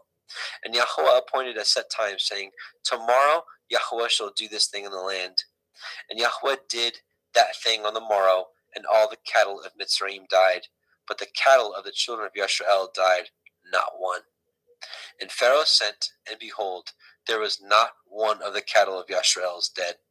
And the heart of Pharaoh was hardened, and he did not let the people go. And Yahweh said unto El Moshe and unto El Aharon, Take to you handfuls of ashes of the furnace, and let Moshe sprinkle it toward the heavens in the sight of Pharaoh. And it shall become small dust in the land of Mitzrayim, and shall be a boil breaking forth with blains upon man and upon beast throughout all the land of Mitzrayim. And they took ashes of the furnace and stood before Pharaoh, and Moshe sprinkled it up towards the heavens, and it became a boil breaking forth with blains upon man and upon beast. And the magicians could not stand before Moshe because of the boils, for the boil was upon the magicians and upon all the Mitzrayim. And Yahweh hardened the heart of Pharaoh, and he hearkened not unto them, as Yahweh had spoken unto El Moshe. And Yahweh said unto El Moshe, Rise up early in the morning, and stand before Pharaoh, and say unto him, Thus says Yahweh Elohai of the Ivrim, Let my people go, that they may serve me. For I will at this time send all my plagues upon your heart, and upon your servants, and upon your people, that you may know that there is none like me in all the earth. For now I will stretch out my hand, that I may smite you and your people with pestilence, and you shall be cut off from the earth. And in very deed for this cause have I raised you up, for to show in you my power, and that my name be declared throughout all the earth. Yet, as yet, exalt you yourself against my people, that you will not let them go? Behold, tomorrow, about this time, I will cause it to rain a very grievous hail, such as has not been in Mitzrayim since the foundation thereof, even until now. Send therefore now, and gather your cattle, and all that you have in the field, upon every man and beast which shall be found in the field, and shall not be brought home. The hail shall come down upon them, and they shall die. He that feared the word of Yahweh among the servants of Pharaoh made his servants and his cattle flee into the houses. And he that regarded not the word of Yahweh left his servants and his cattle in the field. And Yahweh said unto El Moshe, Stretch forth your hand towards the heavens, that there may be a hail in all the land of Mitzrayim, upon man, and upon beast, and upon every herb of the field throughout the land of Mitzrayim. And Moshe stretched forth his rod toward the heavens, and Yahweh sent thunder and hail, and the fire ran along upon the ground, and Yahweh rained hail upon the land of Mitzrayim. So there was hail, and fire mingled with the hail, very grievous, such as there was none like it in all the land of Mitzrayim, since it became a nation. And the hail smote through all the land of Mitzrayim, and all that was in the field, both man and beast, and the hail smote every herb of the field, and broke every tree of the field. Only in the land of Goshen, where the children of Yasharel were, was there no hail. And Pharaoh sent and called for Moshe and Aharon, and said unto them, I have sinned this time. Yahweh is righteous, and I and my people are wicked. Entreat El Yahweh, for it is enough, that there be no more mighty thunderings and hail, and I will let you go, and ye shall stay no longer. And Moshe said unto him, As soon as I am gone out of the city, I will spread abroad my hands unto El Yahweh, and the thunder shall cease, neither shall there be any more hail, that you may know how that the earth is Yahweh's. But as for you and your servants, I know that you will not yet fear Yahweh Elohim. And the flax and the barley was smitten, for the barley was in the ear, and the flax was bold. But the wheat and the rye were not smitten, for they were not grown up. And Moshe went out of the city from Pharaoh, and spread abroad his hands unto El Yahweh. And the thunders and the hails ceased, and the rain was not poured upon the earth. And when Pharaoh saw that the rain and the hail and the thunders were ceased, he sinned yet more, and hardened his heart, he and his servants. And the heart of Pharaoh was hardened, neither would he let the children of Yasharel go, as Yahweh had spoken by Moshe. Exodus chapter 10. And Yahweh said unto El Moshe, Go in unto Pharaoh, for I have hardened his heart, and the heart of his servants, that I might show these my signs before him, and that you may tell in the ears of your son and of your son's son, that what things I have wrought in Mitzrayim, and my signs which I have done among them, that ye may know how that I am Yahweh. And Moshe and Aharon came in unto Pharaoh, and said unto him, Thus says Yahweh Elohai of the Ivrim, How long will you refuse to humble yourselves before me? Let my people go, that they may serve me. Else, if you refuse to let my people go, behold, tomorrow I will bring the locust into your coasts, and they shall cover the face of the earth, that one cannot be able to see the earth, and they shall eat eat the remnant of that which is escaped, which remains of you from the hail, and ye shall eat every tree which grows for you out of the field. And they shall fill your houses, and the houses of all your servants, and the houses of all the Mitzrayim, which neither your fathers nor your fathers' fathers have seen since the day that they were upon the earth unto this day. And he turned himself and went out from Pharaoh. And Pharaoh's servant said to him, How long shall this man be a snare unto us? Let the men go, that they may serve Yahweh Elohim. Know you not that Mitzrayim is destroyed? And Moshe and Aharon were brought again unto Pharaoh, and he said unto them, Go, serve Yahweh Elohim. But who are they that shall go? And Moshe said, We will go with our young and with our old, with our sons and with our daughters, with our flocks and with our herds will we go, for we must hold a feast unto Yahweh. And he said to them, Let Yahweh be so with you, as I will let you go, and your little ones. Look to it, for evil is before you. Not so. Go now ye, that ye are men, and serve Yahweh, for that ye did desire. And they were driven out from Pharaoh's presence. And Yahweh said unto Moshe, Stretch out your hand over the land of Mitzrayim for the locusts, that they may come up upon the land of Mitzrayim, and eat every herb of the land, even all that the hail has left. And Moshe stretched forth his rod over the land of Mitzrayim, and Yahweh brought an east wind upon the land all that day and all that night. And when it was morning, the east wind brought the locust. And the locust went up over all the land of Mitzrayim, and rested in the coasts of Mitzrayim. Very grievous were they. Before them there were no such locusts as they, neither after them shall there be any such. For they covered the face of the whole earth, so that the land was darkened. They did eat of every herb of the land, and fruit of the trees which the hail had left, and there remained not any green thing in the trees or in the herbs of the field through all the land of Mitzrayim. Then Pharaoh called for Moshe and Aharon in haste, and he said, I have sinned against Yahweh Elohim and against you. Now therefore forgive, I pray you, my sin only this once, and entreat Yahweh Elohim that he may take away from me this death only. And he went out from Pharaoh and entreated Yahweh. And Yahweh turned a mighty strong west wind, which took away the locusts and cast them into the Red Sea. There remained not one locust in all the coast of Mitzrayim. But Yahweh hardened Pharaoh's heart so that he would not let the children of Yisrael go. And Yahweh said unto Moshe, stretch out your hand toward the heavens, that there may be a darkness over the land of Mitzrayim, even darkness which may be felt. And Moshe stretched forth his hand toward the heavens, and there was a thick darkness in all the land of Mitzrayim 3 days. They saw not one another, neither rose any from his place for 3 days, but all the children of Yisrael had light in their dwellings. And Pharaoh called unto Moshe and said, Go ye, serve Yahweh, only let your flocks and your herds be stayed. Let your little ones also go with you. And Moshe said, You must give us also sacrifices and burnt offerings, that we may sacrifice unto Yahweh Eloheinu. Our cattle also shall go with us. There shall not a hoof be left behind, for thereof must we take to serve Yahweh Eloheinu. And we know not whether what we must serve Yahweh until we have come hither. But Yahweh hardened Pharaoh's heart, and he would not let them go.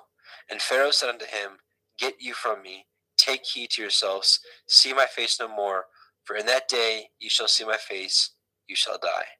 And Moshe said, You have spoken well. I will see your face again no more. Oops.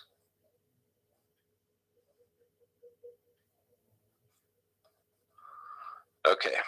And Brother Jeremy? Yes, you sir. with us? Okay. I'm going to pick it back up at chapter 11, verse 1. Yep.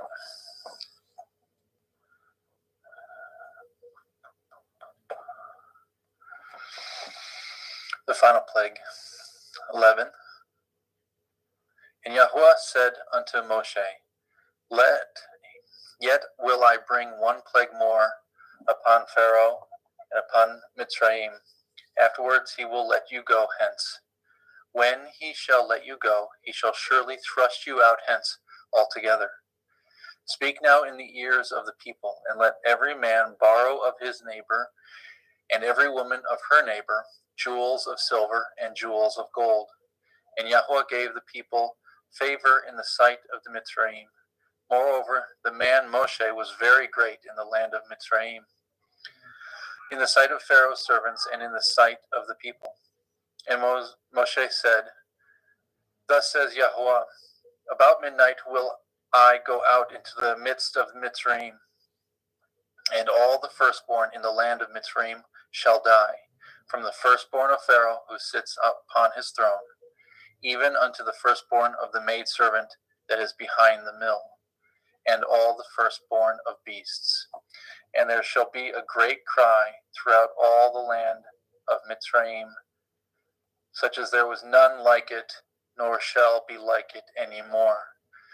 But against any of the children of Yasharel shall not a dog move his tongue, against man or beast, that ye may know how that Yahweh put a difference between the Mitzrayim and Yasharel. And all these your servants shall come down unto me, and bow down themselves unto me, saying, Get you out, and all the people that follow you. After that I will go out. And he went out from Pharaoh in great anger. And Yahweh said unto Moshe, Pharaoh shall not hearken unto you, that my wonders may be multiplied in the land of Mitzrayim. And Moshe and Aharon did all these wonders before Pharaoh, and Yahweh hardened Pharaoh's heart, so that he would not let the children of Yasharel go out of his land. And Yahweh spoke unto El Moshe and El Haron in the land of Mitzrayim, saying, This month shall be unto you the beginning of months. It shall be the first month of the year to you. Speak ye unto all the assembly of Yasharel, saying, In the 10th day of this month they shall take to them every man a lamb according to the house of their fathers, a lamb for a house. And if a household be too little for the lamb, let him and his neighbor next unto his house take it according to the number of souls. Every man according to his eating shall make your count for the lamb. Your lamb shall be without blemish, a male of the first year. Ye shall take it out from the sheep or the goat, or from the goats. Ye shall take it up until the 14th day of the same month, and the whole multitude of the assembly of Yasharel shall kill it in the evening. And they shall take the blood and shall strike it on the 2 side posts and on the upper doorpost of the houses wherein they shall eat it. And they shall eat the flesh in the night, roast with fire, and matzah, unleavened bread, and with bitter herbs they shall eat it. Eat not of it raw, nor sodden it at all with water, but roast with fire his head with his legs, and the purtenance thereof. And ye shall let nothing of it remain until the morning. That which remains of it until the morning shall ye burn with fire. And thus shall ye eat it, with your loins girded, your shoes on your feet, your staff in your hand, and ye shall eat it in haste. It is Yahuwah's Pesach. For I will pass through the land of Mitzrayim this night, and will smite all the firstborn in the land of Mitzrayim, both man and beast, and against all the Elohai of Mitzrayim will I execute judgment. I am Yahuwah.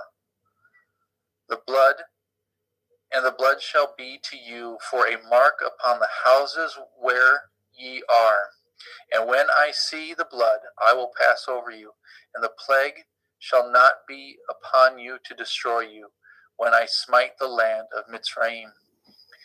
And this day shall be unto you for a memorial, and you shall keep it a feast to Yahuwah throughout your generations, and ye shall keep it a feast by an ordinance forever. 7 days shall ye eat matzah. Even the first day ye shall put away leaven out of your houses. For whosoever eats chametz from the first day until the 7th day, that soul shall be cut off from Yasharel. And in the first day there shall be a holy assembly, and in the 7th day there shall be a holy assembly to you. No manner of work shall be done in them, save that which every man must eat, that only may be done for you. And ye shall guard the feast of matzah. For in this selfsame day have I brought your armies out of the land of Mitzrayim. Therefore shall ye guard this day in your generations by an ordinance forever. In the first day, on the 14th, in the first month, on the 14th day of the month, at evening, shall ye eat matzah until the 21st day of the month at evening. 7 days shall there be no chametz found in your houses. For whosoever eats that which is with chametz, even that soul shall be cut off from the assembly of Yasharel, whether he be a stranger or born in the land. Ye shall eat nothing with chametz. In all your habitations shall ye eat matzah. Then Moshe called for all the elders of Yasharel, and said unto them, Draw out, and take you a lamb according to your families, and kill the Pesach. And ye shall take a bunch of hyssop, and dip it in the blood that is in the basin, and strike the lintel and 2 side posts with the blood that is in the basin. And none of you shall go out at the door of your house until the morning. For Yahweh shall pass through to smite the Mitzrayim when he sees the blood upon the lintel and on the two side posts. Yahweh will pass over the door and will not suffer the destroyer to come in unto your houses to smite you. And ye shall guard this thing for an ordinance to you and your sons forever. And it shall come to pass when ye are come to the land which Yahweh will give you according as he has promised, that ye shall guard this service. And it shall come to pass when your children shall say unto you, What mean ye by this service? That ye shall say, This is the sacrifice of Yahweh's Pesach, who passed over the houses of the children of Yasharel in Mitzrayim, when he smote the Mitzrayim and delivered our houses, and the people bowed the head and worshipped. And the children of Yasharel went away and did as Yahweh commanded Moshe and Aharon, so did they. Exodus 12:20. And it came to pass that at midnight Yahweh smote all the firstborn in the land of Mitzrayim, from the firstborn of Pharaoh that sat on his throne, unto the firstborn of the captive that was in the dungeon, and all the firstborn of cattle. And Pharaoh rose up in the night, and he and all his servants, and all the Mitzrayim. There was a great cry in Mitzrayim, for there was not a house where there was not one dead. And he called for Moshe and Aharon by night, and said, Rise up and get you forth from among my people, both ye and the children of Yasharel, and go and serve Yahweh, as ye have said.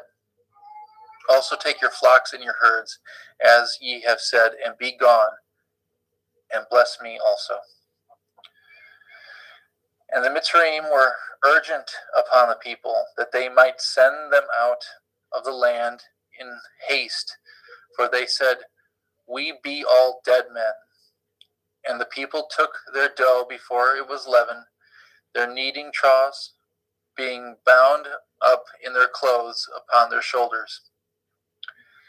And the children of Yasharel did according to the word of Moshe, and they borrowed of the Mitzrayim jewels of silver and jewels of gold and raiment.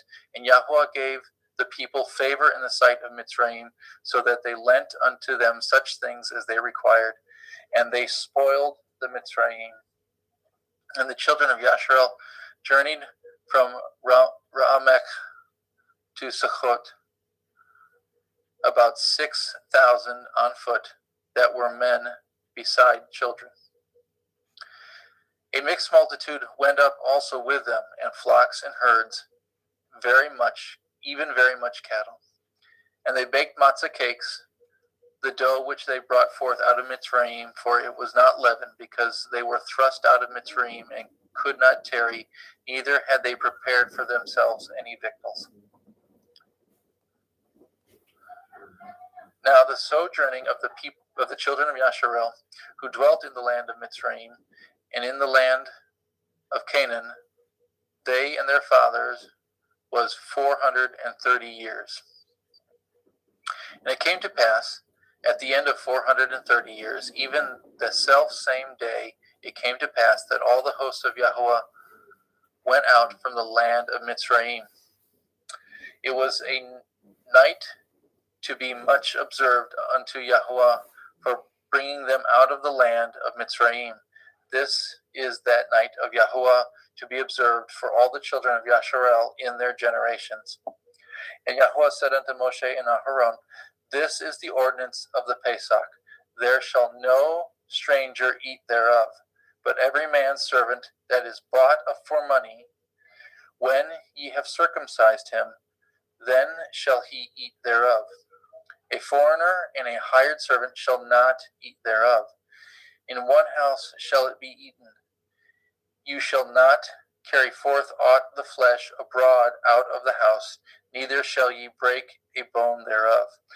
And all the assembly of Yasharel shall keep it. And when a stranger shall sojourn with you, and will keep the Pesach of Yahuwah, let all his males be circumcised. Then let him come near and keep it, and he shall be as one that is born in the land. For no uncircumcised person shall eat thereof. 1 Torah shall there be to him that is homeborn, and unto the stranger that sojourns among you. Thus did all the children of Yasharel, as Yahweh commanded Moshe and Aharon, so did they. And it came to pass the selfsame day that Yahweh did bring the children of Yasharel out of the land of Mitzrayim by their armies. Exodus 13. And Yahweh spoke unto Moshe, saying, Sanctify unto me all the firstborn, whatsoever opens the womb among the children of Yasharel, both man and of beast, it is mine. And Moshe said unto the people, Remember this day in which ye came from Mitzrayim out of the house of bondage, for by strength of hand Yahweh brought you out of this place. There shall no chametz be eaten. This day came ye out of in the month of Aviv. And it shall be when Yahweh shall bring you into the land of the Canaanim, and the Chittim, and the Emorim, and the Chivaim, and the Yevusim, which he swore unto your father, to give you a land flowing with milk and honey, that you shall keep this service in this month. 7 days you shall eat matzah, and in the 7th day there shall be a feast to Yahweh. Matzah shall be eaten 7 days, and there shall be no chametz be seen with you, neither shall there be leaven seen with you in all your quarters. And you shall show your son in that day, saying, This is done because of that which Yahweh did unto me when I came forth out of Mitzrayim. And it shall be as a sign upon your hand, and for a memorial between your eyes, that Yahweh's Torah may be in your mouth. For with a strong hand has Yahweh brought you out of Mitzrayim. You shall therefore guard this ordinance in his appointed time from year to year. And it shall be when Yahweh shall bring you into the land of the Canaanim, as he swore unto you and to your fathers, shall give it to you, that you shall set apart unto Yahweh all that open the womb, and every firstling that comes of a beast which you have. The males shall be Yahweh's, and every firstling of an ass you shall redeem with a lamb. And if you will not redeem it, then you shall break his neck. And all the firstborn of man among your children shall you redeem. It shall be when your son asks you in time to come, saying, What is this? That you shall say unto him, By strength of hand Yahweh brought us out of Mitzrayim from the house of bondage. And it came to pass, when Pharaoh would hardly let us go, that Yahweh slew all the firstborn in the land of Mitzrayim, both the firstborn of man and the firstborn of beast. Therefore I sacrifice to Yahweh all that opens the womb, being males. But all the firstborn of my children I redeem. And it shall be for a mark upon your hand, and for frontlets between your eyes. For by strength of hand Yahweh brought us forth out of Mitzrayim. And it came to pass, when Pharaoh had let the people go, that Elohim led them not through the way of the land of the Pelishtim, although it was near. For Elohim said, Lest perchance the people repent when they see war, and they return to Mitzrayim. But Elohim led the people about through the way of the wilderness of the Red Sea. And the children of Yasharel went up harnessed out of the land of Mitzrayim. And Moshe took the bones of Yosef with him, for he had straitly sworn, the children of Yasharel, saying, Elohim will surely visit you, and shall carry you, and ye shall carry up my bones away hence with you. And they took their journey from Sukkot, and encamped in Ethem, in the edge of the wilderness.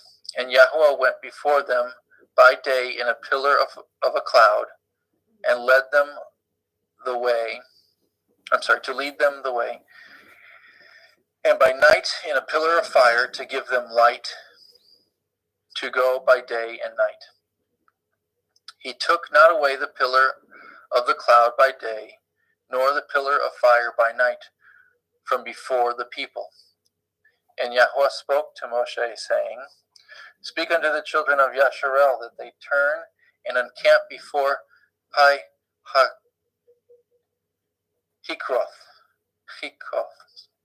between Migdol and the sea, over against Baal Zephon. Before it shall ye encamp by the sea. And Pharaoh will say to the children of Yasharel, They are entangled in the land, the wilderness has shut them in. And I will harden Pharaoh's heart, that he shall follow after them, and I will be honored upon Pharaoh and upon all his hosts, that the Mitzrayim may know that I am Yahweh. And they did so. And it was told the king of Mitzrayim that the people fled, and the heart of Pharaoh and his servants was turned against the people. And they said, Why have we done this, that we have let Yasharel go from serving us? And he made ready his chariot, and took his people with him. He took 600 chosen chariots, and all the chariots of Mitzrayim, and the captains over every one of them.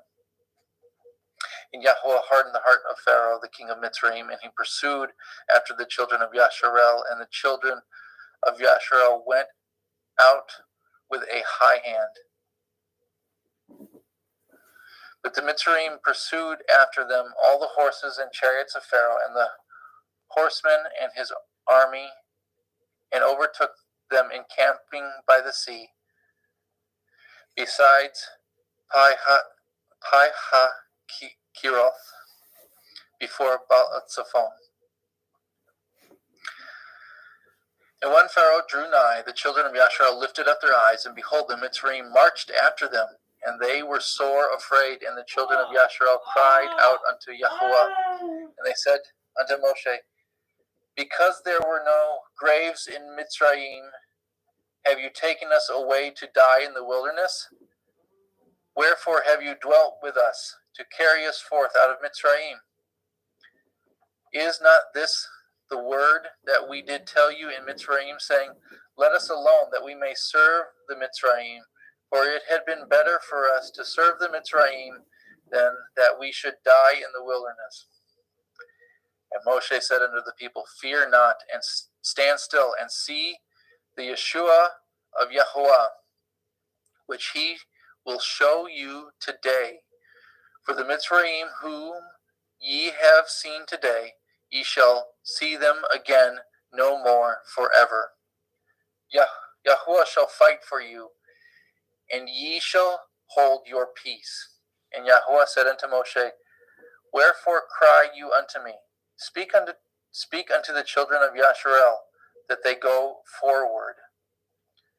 But lift up your rod, and stretch out your hand over the sea, and divide it. And the children of Yasharel shall go on dry ground through the midst of the sea. And I, behold, I will harden the hearts of the Mitzrayim, and they shall follow them. And I will get me honor upon Pharaoh, and upon all his hosts, upon his chariots, and upon his horsemen. And the Mitzrayim shall know that I am Yahweh, when I have gotten me honor upon Pharaoh, upon his chariots, and upon his horsemen. And the angel of Elohim, which went before the camp of Yasharel, removed and went before them, and the pillar of cloud went from before their face and stood behind them. And it came to pass, and it came between the camp of Mitzrayim and the camp of Yasharel, and it was a cloud and a darkness to them, but it gave light by night to these, so that the one came not near the other all the night. And Moshe stretched out his hand over the sea, and Yahweh caused the sea to go back by a strong east wind all that night, and made the sea dry land, and the waters were divided. And the children of Yasharel went into the midst of the sea upon the dry ground, and the waters were a wall unto them on their right hand and on their left. And the Mitzrayim pursued and went in after them in the midst of the sea, even all Pharaoh's horses, his chariots, and his horsemen.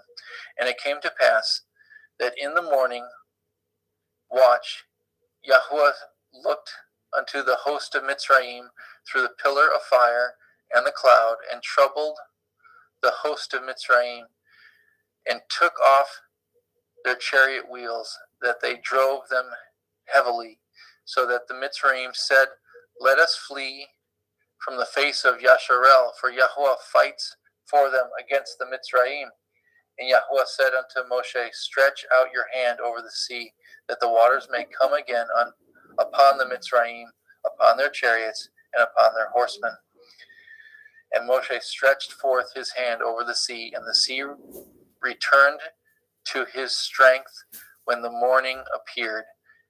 And the Mitzrayim fled against it, and Yahweh overthrew the Mitzrayim in the midst of the sea. And the waters returned and covered the chariots and the horsemen and all the host of Pharaoh that came into the sea after them. There remained not so much as one of them. But the children of Yasharel walked upon dry land in the midst of the sea, and the waters were a wall unto them on their right hand and on their left.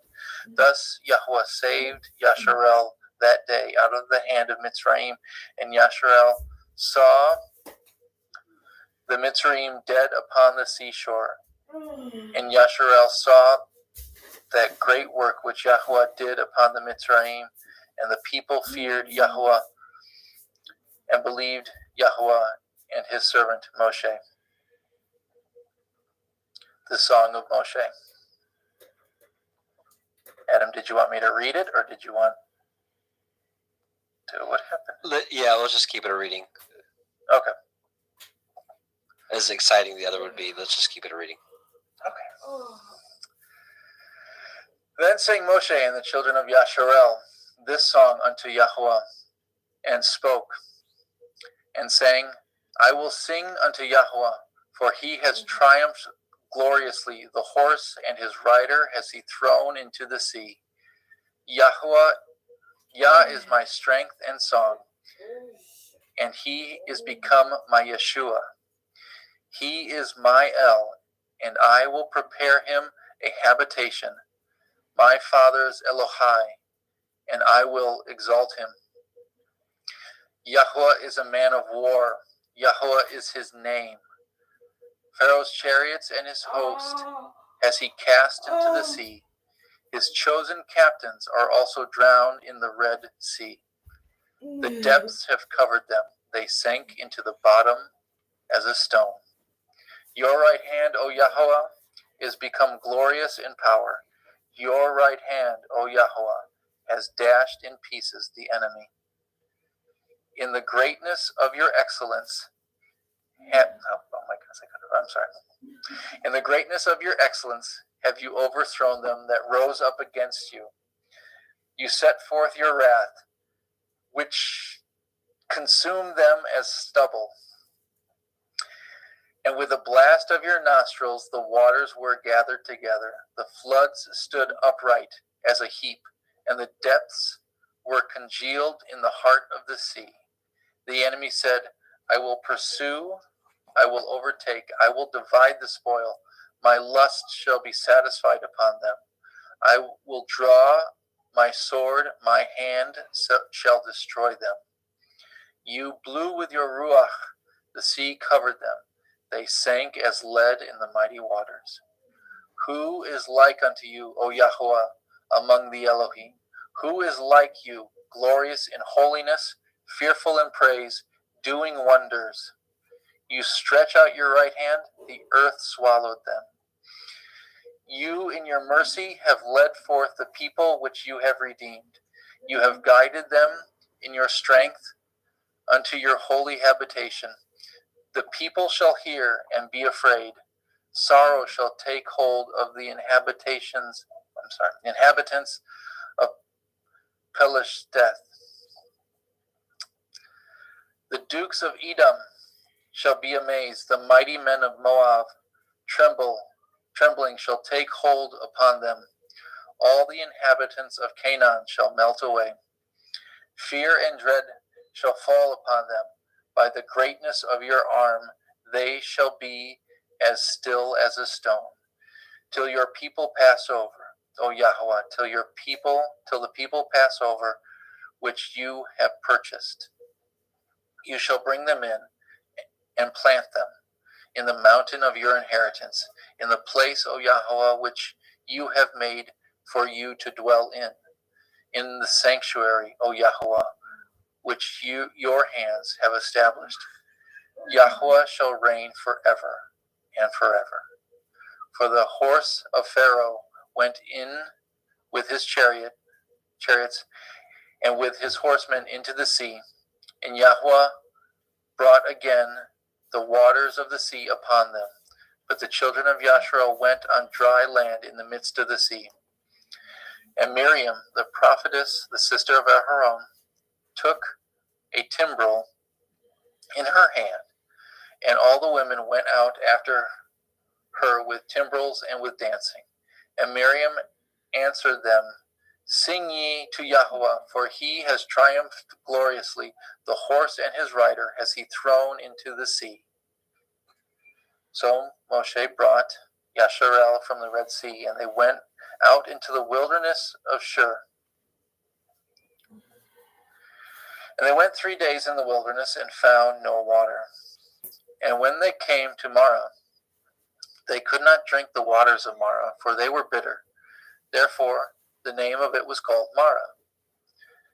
The people murmured against Moshe, saying, What shall we drink? And he cried unto Yahweh, and Yahweh showed him a tree, which when he had cast it into the waters were made sweet. There he made for them a statute and an ordinance, and there he proved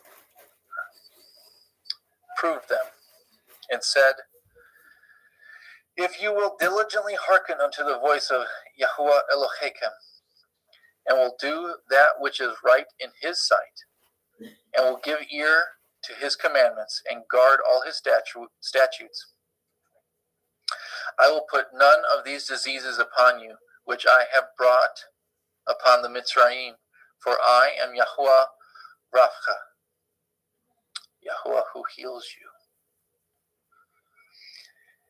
And they came to Elim, and there were 12 wells of water, and 70 palm trees, and they encamped there by the waters. Exodus 16. And they took their journey from Elim, and all the assembly of the children of Yasharel came into the wilderness of Sin, which is between Elim and Sinai. On the 15th day of the second month, after they departed out of the land of Mitzrayim, and the whole assembly of the children of Yasharel murmured against Moshe and Aharon in the wilderness. And the children of Yasharel said unto them, Would Elohim we had died by the hand of Yahweh in the land of Mitzrayim, when we sat by the flesh pots, and when we did eat bread to the full. For ye have brought us forth into this wilderness to kill this whole assembly with hunger. Then said Yahweh to Moshe, Behold, I will rain bread from the heavens for you, and the people shall go out and gather a certain rate every day, that I may prove them, whether they will walk in my Torah or no.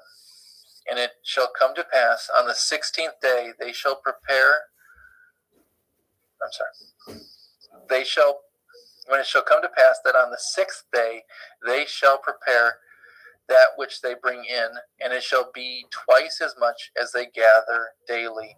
And Moshe and Aaron said unto the children of Yasharel, at evening, when ye shall know that Yahuwah has brought you out of the then you shall know that Yahuwah has brought you out of the land of Mitzrayim. And in the morning, then ye shall see the glory of Yahuwah. For he that hears your murmurings against Yahuwah, and what ye are that ye murmur against us. And Moshe said, this shall be when Yahuwah shall give you in the evening flesh to eat, and in the morning bread to the full, that Yahuwah hears your murmurings which ye murmur against him. And what are we? Your murmurings are not against us, but against Yahuwah. And Moshe spoke unto El-Haron, say unto all the assembly of the children of Yasharel, come near before Yahuwah, for he has heard your murmurings.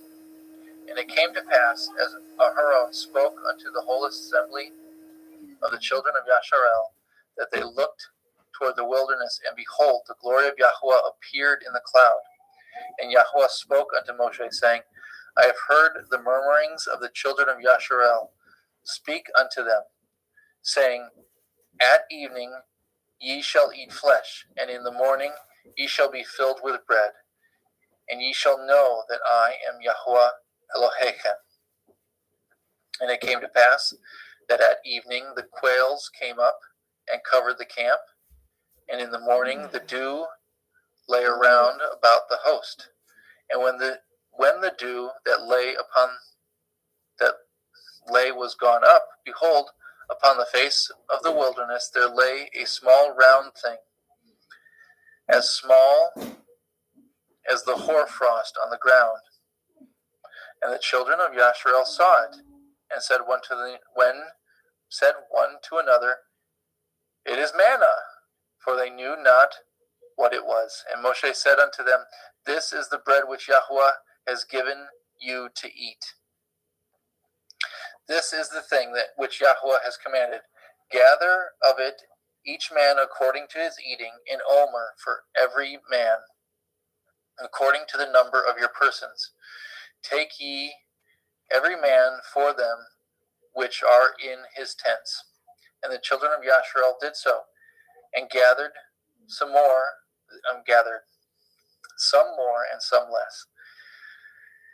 And when they did meet it with an omer,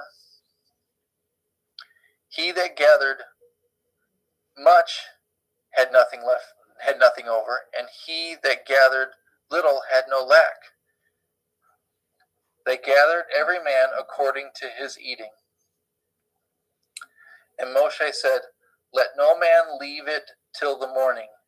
Notwithstanding they hearkened not unto Moshe, but some of them left of it until the morning. And it bred worms and stank, and Moshe was wroth with them. And they gathered it every morning, every man according to his eating, and when the sun waxed hot, it melted.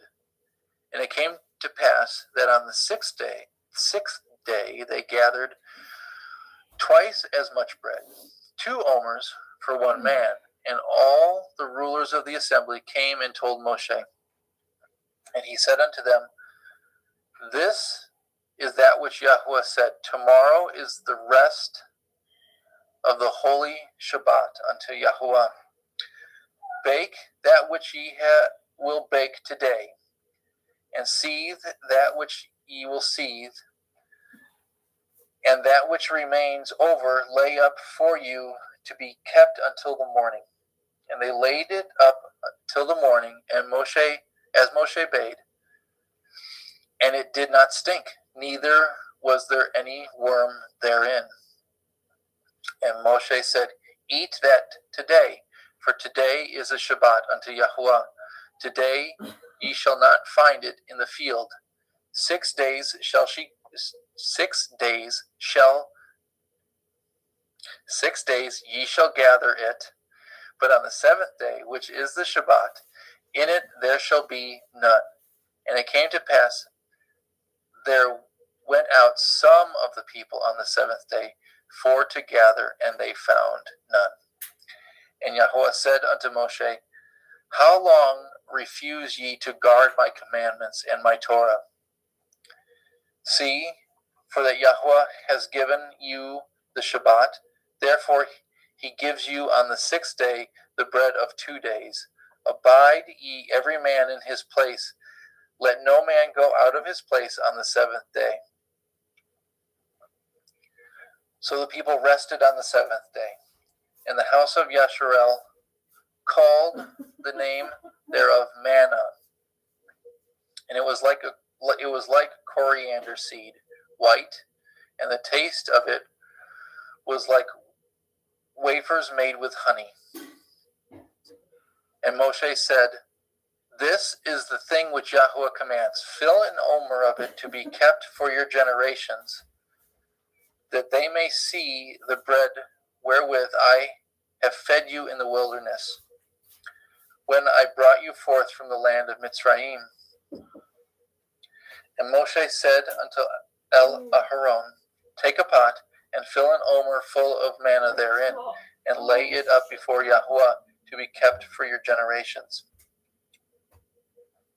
As Yahuwah commanded Moshe, so Aharon laid it up before the testimony to be kept. And the children of Yasharel did eat manna 40 years, until they came into the land inhabited. They did eat manna until they came into the borders of the land of Canaan. Now an omer is the 10th part of an ephah. One moment, sorry.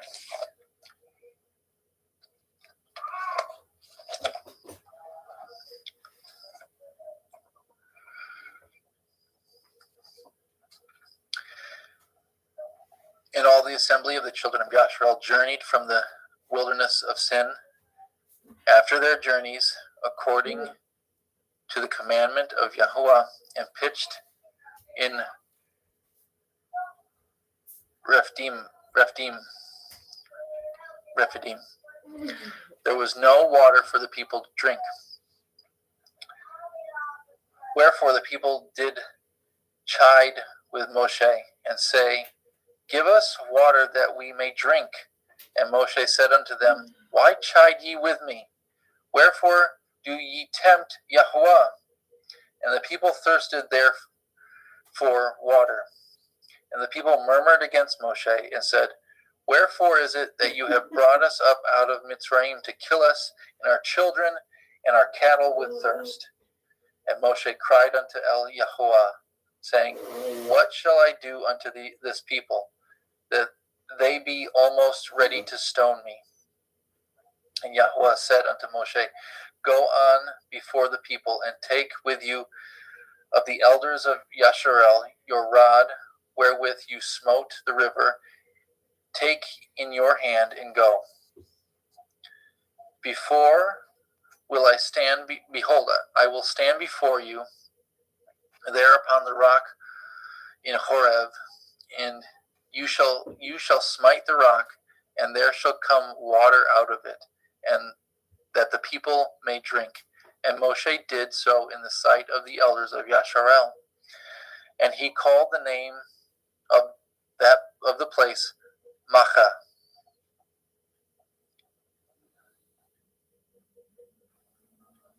And Merivah, because of the chiding of the children of Yasharel, and because they tempted Yahuwah, saying, Is Yahuwah among us or not?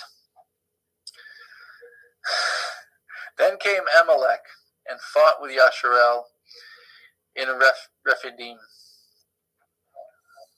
And Moshe said unto Yahusha, Choose us out men, and go out and fight with Amalek. Tomorrow I will stand on the top of the hill with the rod of Elohim in my hand. So Yahusha did as Moshe had said to him, and fought with Amalek. And Moshe and Aharon and Hur went up on the top of the hill. And it came to pass, when Moshe held up his hand, that Yasharel prevailed. And when he let down his hand, Amalek prevailed.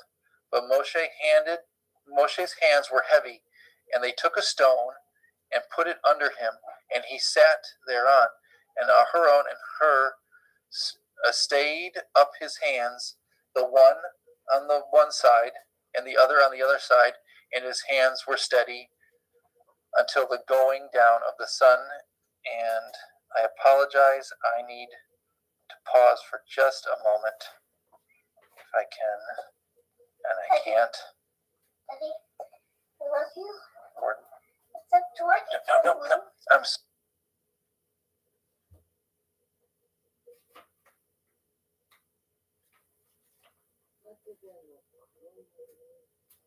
Okay, let's see if I can share my screen and pick up.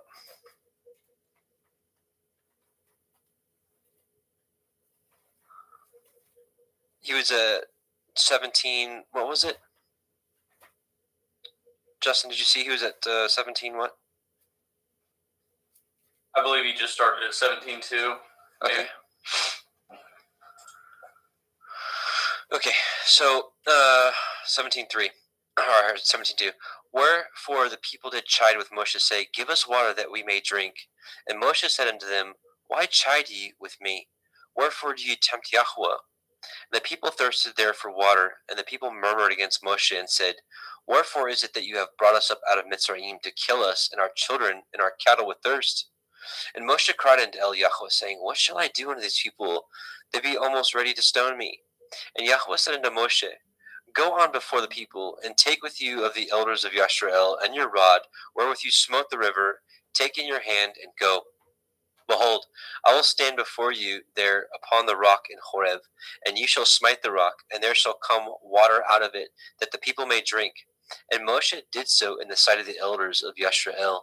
And he called the name of the place Makkah and Merivah, because of the chiding of the children of Yashrael, and because they tempted Yahweh, saying, Is Yahweh among us or not? Then came Amalek and fought with Yashrael in Rephidim. And Moshe said unto Yahusha, Choose us out men, and go out, fight with Amalek tomorrow.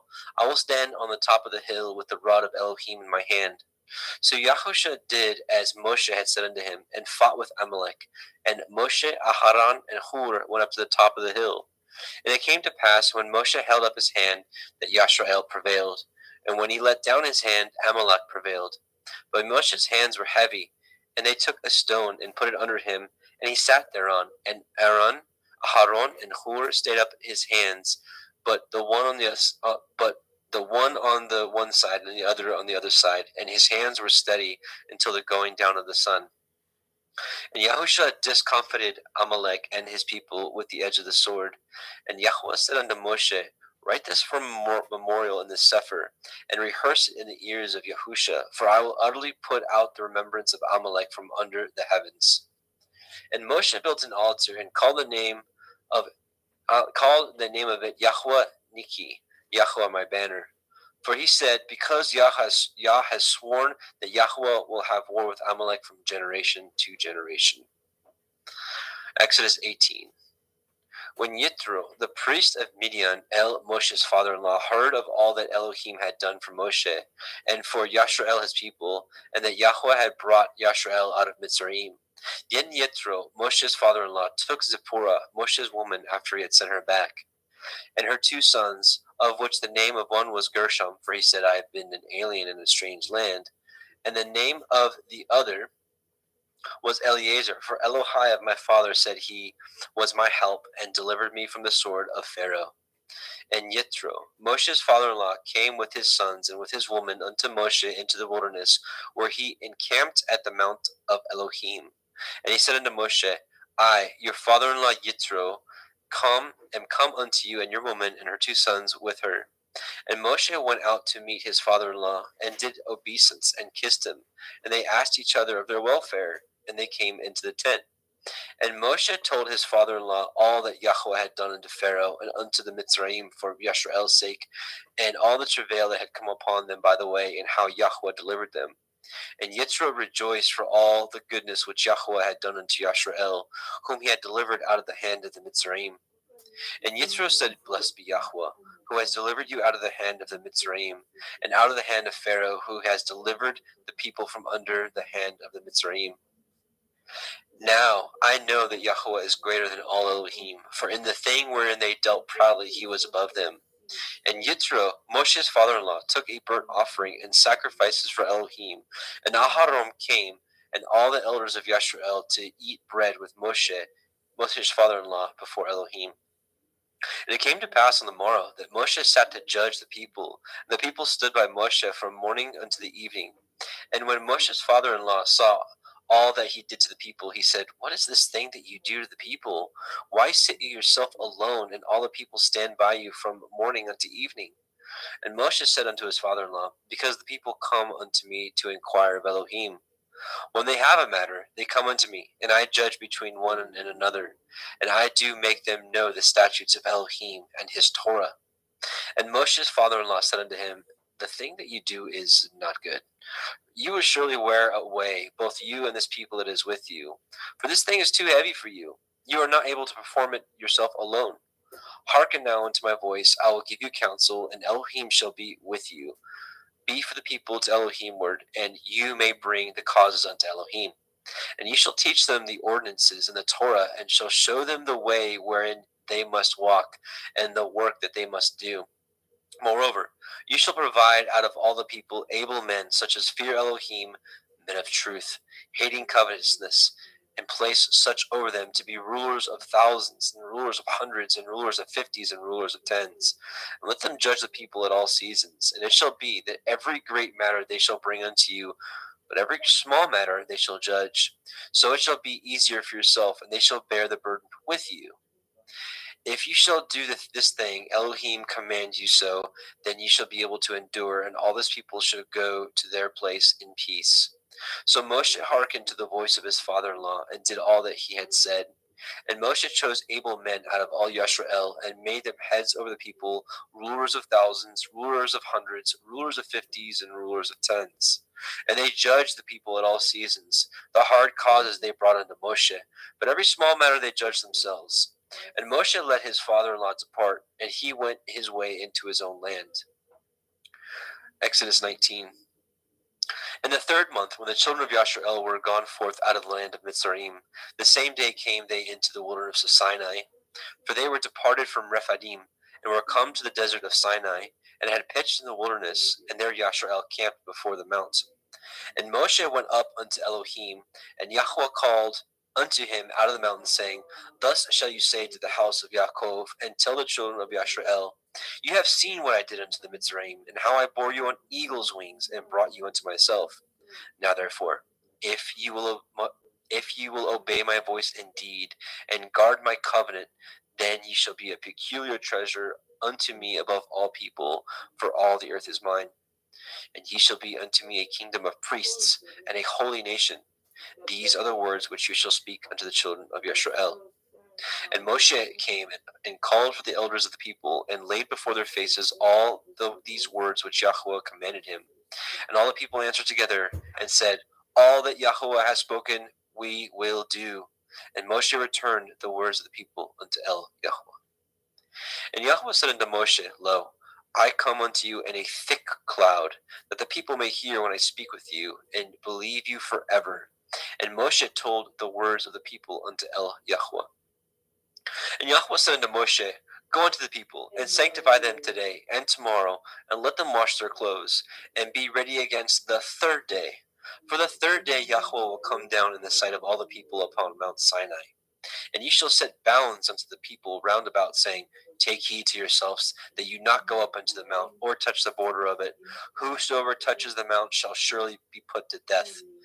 There shall not a hand touch it, but he shall surely be stoned, or shot through, whether it be beast or man, it shall not live. When the shofar sounds long, they shall come up to the mount.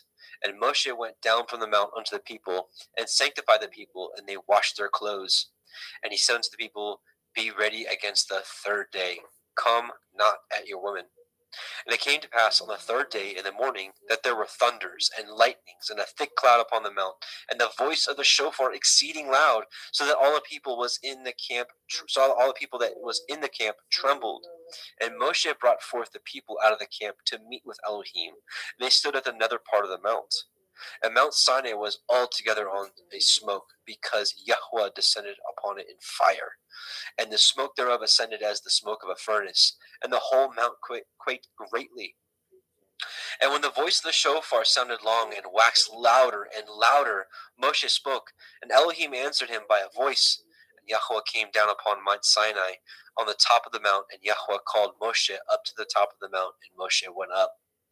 And Yahweh said unto Moshe, Go down, charge the people, lest they break through unto El Yahweh to gaze, and many of them perish. And let the priests also which come near to El Yahweh sanctify themselves, lest Yahweh break forth upon them. And Moshe said unto El Yahweh, The people cannot come up to Mount Sinai. For you charged us, saying, Set bounds about the mount, and sanctify it. And Yahweh said unto him, Away, get you down, and you shall come up, you, and Aharon with you. But let not the priests and the people break through to come up unto El Yahweh, lest he break forth upon them. So Moshe went down unto the people, and spoke unto them. Exodus 20. And Elohim spoke all these words, saying, I am Yahweh Elohika, which have brought you out of the land of Mitzrayim, out of the house of bondage. You shall have no other Elohim before me. You shall not make unto you any graven image, or any likeness of anything that is in the heavens above, or that is in the earth beneath, or that is in the water under the earth. You shall not bow down yourself to them, nor serve them. For I, Yahweh Elohika, am an jealous El, visiting the iniquity of the fathers upon the children unto the third and fourth generations of them that hate me, and showing mercy unto thousands of them that love me and guard my commandments. You shall not take the name of Yahweh Elohika in vain, for Yahweh will not hold him guiltless that takes his name in vain. Remember the day of the Shabbat, to keep it holy. 6 days you shall labor and do all your work, but the seventh day is the Shabbat of Yahweh Elohika. In it you shall not do any work, you, nor your son, nor your daughter, nor your manservant, nor your maidservant, nor your cattle, nor your stranger that is within your gates. For in 6 days Yahweh made the heavens and the earth, the sea, and all that is in them, and rested the seventh day. Wherefore Yahweh blessed the day of the Shabbat and hallowed it. Honor your father and your mother, that your days may be long upon the land which Yahweh Elohika gives you. You shall not kill. You shall not break wedlock. You shall not steal. You shall not bear false witness against your neighbor. You shall not lust after your neighbor's house. You shall not lust after your neighbor's woman, nor his manservant, nor his maidservant, nor his ox, nor his ass, nor anything that is your neighbor's. And all the people saw the thunderings and the lightnings and the noise of the shofar and the mountain smoking. And when the people saw it, they removed and stood afar off. And they said unto Moshe, Speak with us, and we will hear. But let not Elohim speak with us, lest we die. And Moshe said unto the people, Fear not, for Elohim is come to prove you, and that his fear may be before your faces, that you sin not. And the people stood afar off, and Moshe drew near the thick darkness where Elohim was. And Yahweh said unto Moshe, Thus you shall say unto the children of Yisrael, You have seen that I have talked with you from heaven. You shall not make with me Elohai of silver, neither shall you make unto you Elohai of gold. An altar of earth you shall make unto me, and shall sacrifice thereon your burnt offerings, and your peace offerings, your sheep, your oxen. In all places where I record my name, I will come unto you, and I will bless you. And if you will make me an altar of stone, you shall not build it of hewn stone.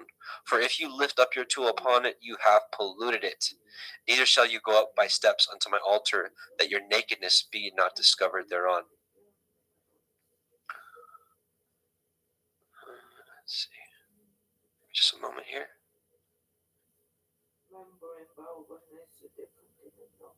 Okay. Jeremy, you ready to take 21? Yeah. Okay. Please stop.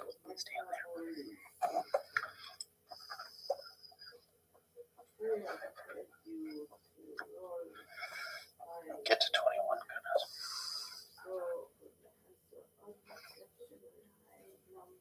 Sorry.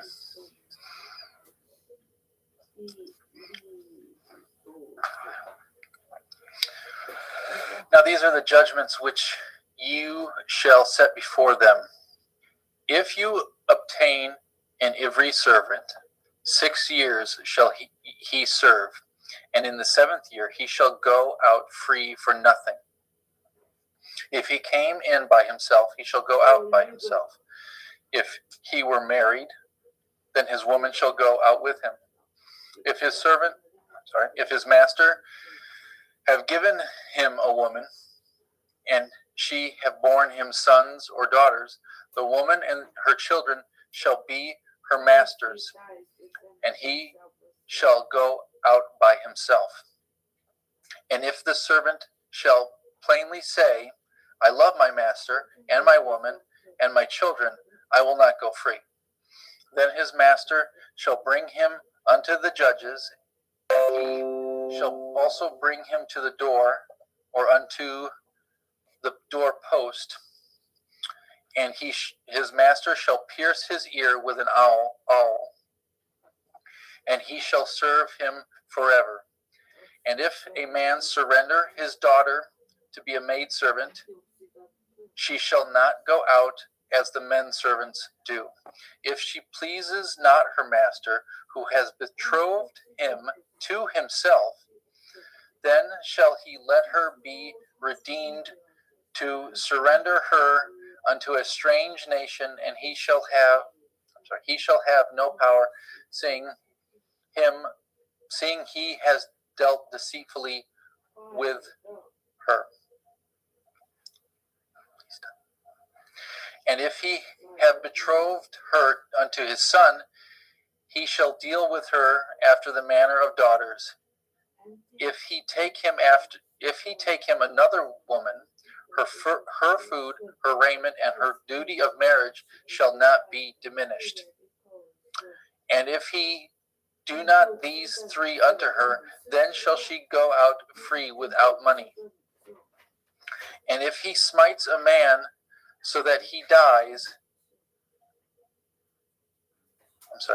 he that smites a man so that he dies shall surely be put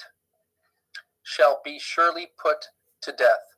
And if a man lie not in wait, but Elohim deliver him into his hand, then I will appoint you a place whither he shall flee. But if a man come presumptuously upon his neighbor to slay him with guile, you shall take him from my altar, that he may die. And he that smites his father or his mother shall be surely put to death.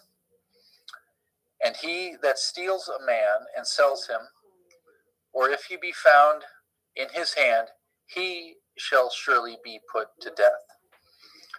And he that curses his father or his mother shall surely be put to death.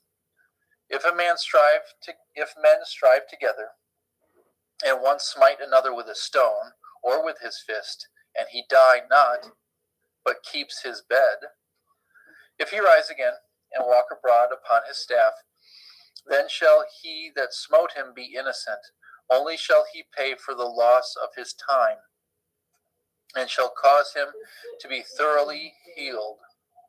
And if a man smite his servant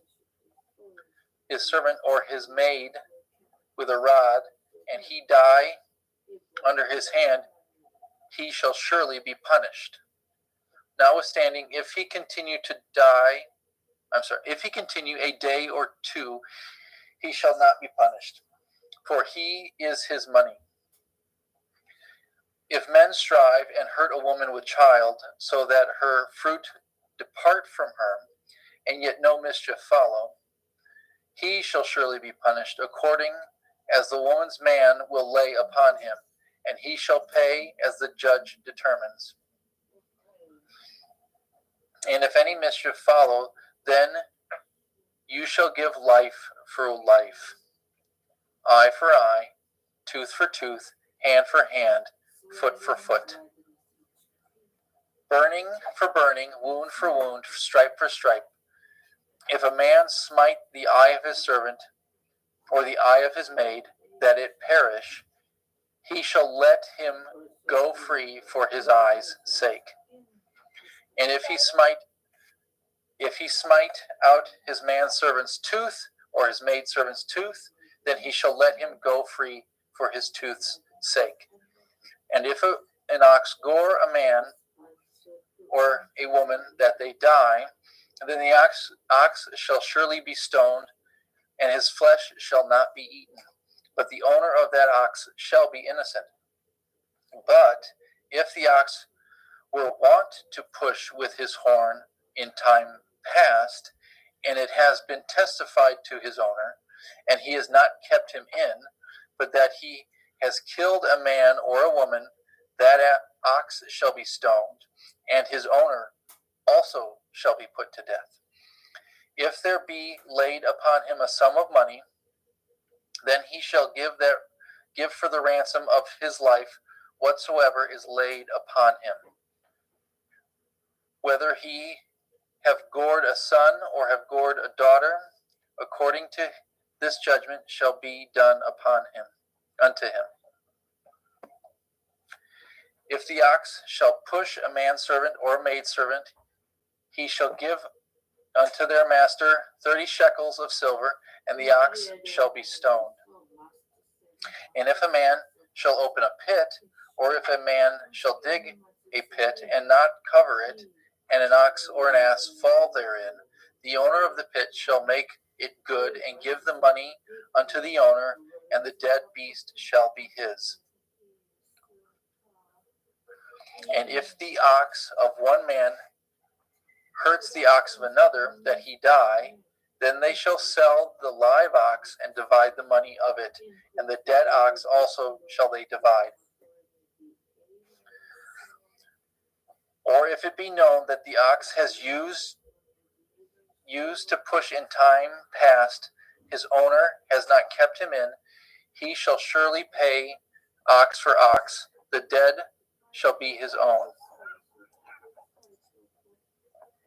If a man shall steal an ox or a sheep, and kill it or sell it, he shall restore 5 oxen for an ox, and 4 sheep for a sheep.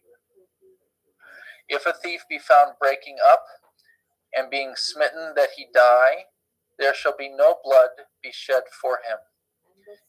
If the sun be risen upon him, there shall be blood shed for him, for he should make full restitution. If he have nothing, then he shall be sold for his theft. If the theft be certainly found in his hand alive, whether it be ox or ass or sheep, he shall restore double. If a man shall cause a field or vineyard to be eaten, and shall put in his beast, and shall feed in another man's field,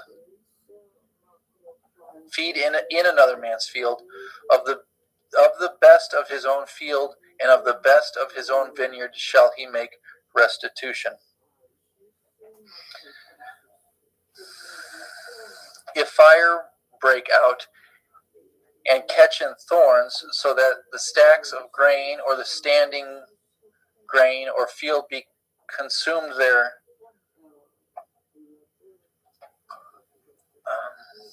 therein, he that kindled the fire shall surely make restitution.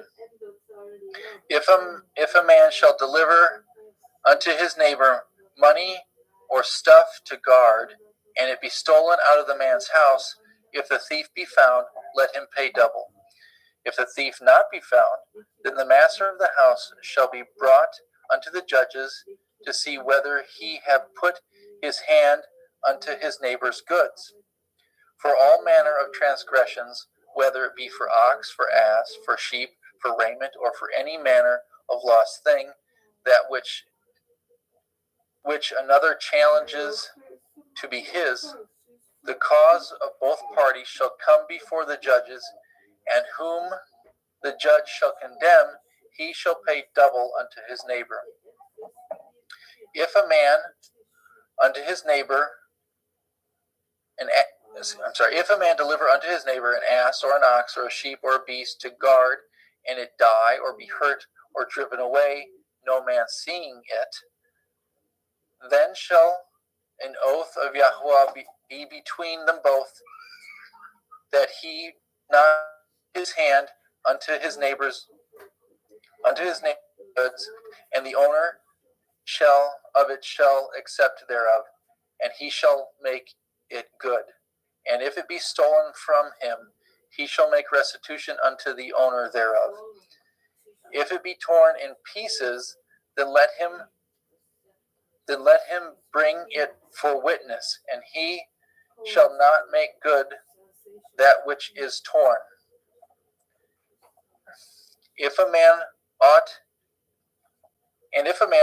of his neighbor, and if a man borrow aught of his neighbor, and it be hurt or die, the owner thereof being not with it, he shall surely make it good.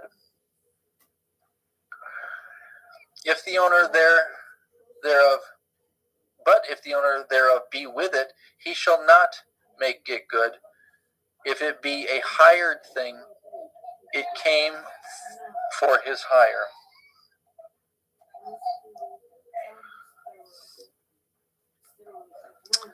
If a man entice a maid that is not betrothed, and lie with her, he shall surely endow her to be his woman. If her father utterly refuse to give her unto him, he shall pay money according to the dowry of virgins. You shall not suffer a witch to live. Whosoever lie with a beast shall surely be put to death. He that sacrifices unto any Elohim, save unto Yahweh only, he shall be utterly destroyed. You shall neither vex a stranger nor oppose him, for ye were strangers in the land of Mitzrayim. Ye shall not afflict any widow or fatherless child. If you afflict them in any wise, and they cry at all unto me, I will surely hear their cry. And my wrath will wax hot, and I will kill you with the sword, and your women shall be widows, and your children fatherless. If you lend money to any of my people that is poor by you, you shall not be to him as an usurer. Neither shall you lay upon him usury. If you at all take your neighbor's raiment to pledge, you shall deliver it him by the sun goes down. For that is his covering only. It is his raiment for his skin. Wherein shall he sleep? And it shall come to pass, when he cries unto me, I shall hear him, for I am gracious. You shall not revile the Elohim, nor curse the ruler of your people.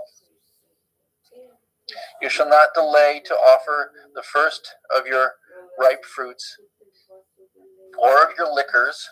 The firstborn of your son shall you give unto me. Likewise shall you do with your oxen and with your sheep. 7 days it shall be with his dam. On the 8th day you shall give it to me. His dam. Ye shall be holy, and ye shall be holy men unto me. Neither shall ye eat any flesh that is tore of beasts in the field. Ye shall cast it to the dogs. You shall not raise a false report. Put not your hand with the wicked to be an unrighteous witness. You shall not follow a multitude to do evil, neither shall you speak in a cause to decline after many to pervert judgment. Neither shall you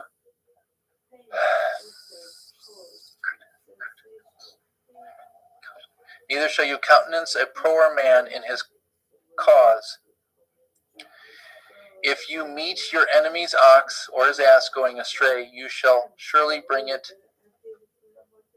Oh dear, what just happened? I'm sorry.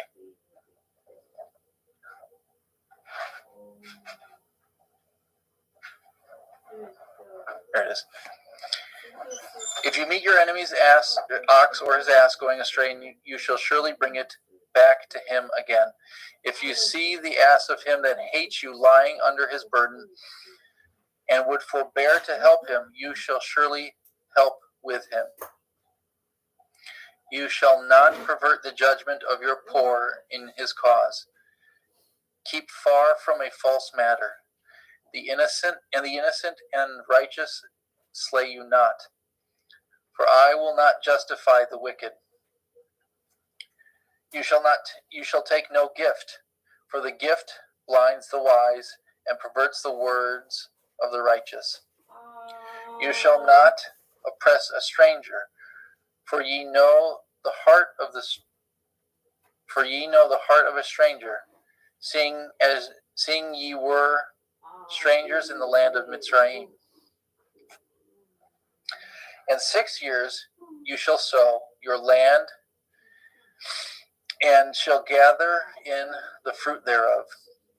But the 7th year you shall let it rest and lie still, the poor of your people may eat, that the poor of your people may eat, and what they leave the beasts of the field shall eat. In like manner you shall deal with your vineyard and with your olive yard. 6 days you shall do your work, and on the 7th day you shall rest, that your ox and your ass may rest, that the son of your handmaid and the stranger may be refreshed. And in all things that I have said unto you, be guarded, and make no mention of the name of other Elohim, neither let it be heard out of your mouth. 3 times you shall keep a feast unto me in the year. You shall guard the feast of matzah, unleavened bread. You shall eat matzah 7 days, as I command you, in the time appointed in the month of Aviv. For in it you came out of Mitzrayim, and none shall appear before me empty. And the feast of Katsir, the first fruit of your labors, which you have sown in the field, and the feast of Akfi in gathering, which is in the end of the year, when you have gathered in the labors out of your field.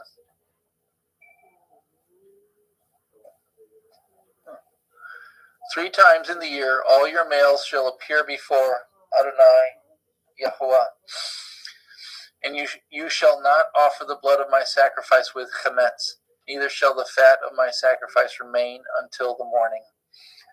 The first of the first fruits of your land you shall bring into the house of Yahuwah Eloheka. You shall not seethe a kid in his mother's milk. Behold, I send an angel before you to guard you in the way, and to bring you into the place which I have prepared.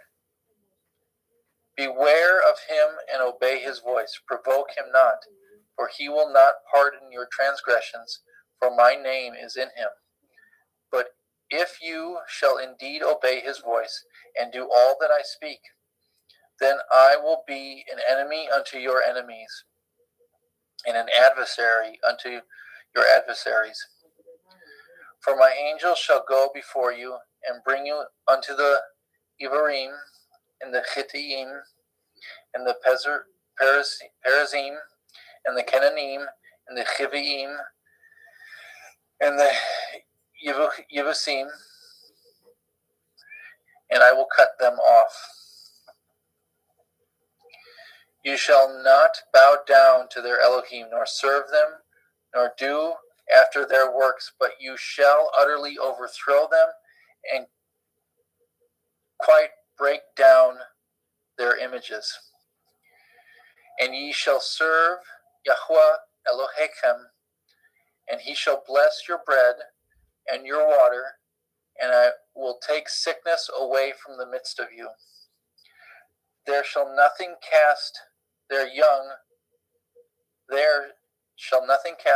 nor be barren in your land, and the number of your days I will fulfill. I will send my fear before you, and will destroy all the people to whom you shall come, and I will make all your enemies turn their backs unto you. I will send hornets before you, which shall drive out the Hivi, and the Canaanite, and the Hittite from before you.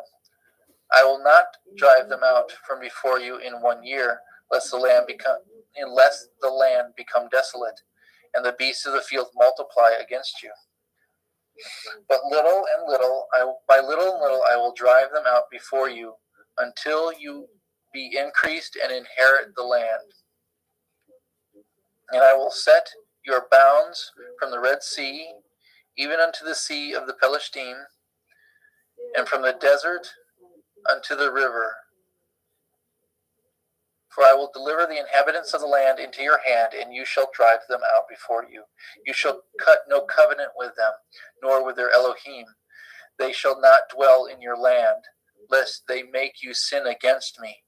For if you serve their Elohim, it will surely be a snare unto you. And he said unto Moshe, Come up unto El Yahuwah, you and Aharon, and Nadav, and Ivahu, and the 70 elders of Yasharel, and worship ye afar off. And Moshe alone shall come near El Yahuwah, but they shall not come nigh, neither shall the people go up with him. And Moshe came and told the people all the words of Yahuwah, and all the judgments, and all the people answered with one voice, saying, All the words which Yahuwah has said will we do. And Moshe wrote all the words of Yahuwah, and rose early in the morning, and built an altar under the hill, and 12 pillars according to the 12 tribes of Yasharel. And he sent young men of the children of Yasharel, which offered burnt offerings and sacrificed peace offerings of oxen unto Yahuwah. And Moshe took half of the blood and put it in a basin, and half of the blood he sprinkled on the altar. And he took the Sefer of the covenant and read it in the audience of the people, and they said, All that Yahuwah has said we will do, and be obedient. Moshe took the blood and sprinkled it on the people, and said, Behold, the blood of the covenant, which Yahuwah has cut with you concerning these words. Then went up Moshe and Aharon and Nadav and Ivahu and 70 of the elders of Yasharel, and they saw the Elohai of Yasharel, and there was under his feet, as it were, a paved work of sapphire stone, and as it were the body of heaven in his clearness. And upon the nobles of the children of Yasharel he laid not his hand. Also they saw Elohim, and did eat and drink. And Yahuwah said unto Moshe, Come up to me into the mount, and be there, and I will give you sapphire stones, and a Torah, and commandments which I have written, that you may teach them. And Moshe rose up, and his minister Yahusha, and Moshe went up into the mount of Elohim. And he said unto the elders, Tarry ye here for us, until we come again unto you. And behold, Aharon and Hori are with you. If any man have any matters to do, let him come unto them. Moshe went up into the mount, and a cloud covered the mount, and the glory of Yahweh abode upon Mount Sinai. And the cloud covered it 6 days, and the seventh day he called unto Moshe out of the midst of the cloud. And in the sight of the glory of Yahweh, and the sight of the glory of Yahweh was like devouring fire on the top of the mount in the eyes of the children of Yasharel. And Moshe went into the midst of the cloud, and got him up into the mount, and Moshe was in the mount 40 days and 40 nights. Yahweh spoke unto Moshe, saying, Speak unto the children of Yasharel, that they bring me an offering of every man that gives it willingly with his heart. Ye shall take my offering. And this is the offering which ye shall take of them: gold, silver, and brass, and blue and purple and scarlet and fine linen, and goat's hair, and ram's skin dyed red, and badger skin, and shittim wood, oil for the light, spices for anointing oil, and for sweet incense, onyx stones, and stones to be set in the ephod and the breastplate. And let them make me a sanctuary, that I may dwell among them, according to all that I show you, after the pattern of the tabernacle, and the pattern of all the instruments thereof, even so shall ye make it. And they shall make an ark of shittim wood. 2 cubits and a half shall it be the length thereof, and a cubit and a half the breadth thereof, and a cubit and a half the height thereof. And you shall overlay it with pure gold.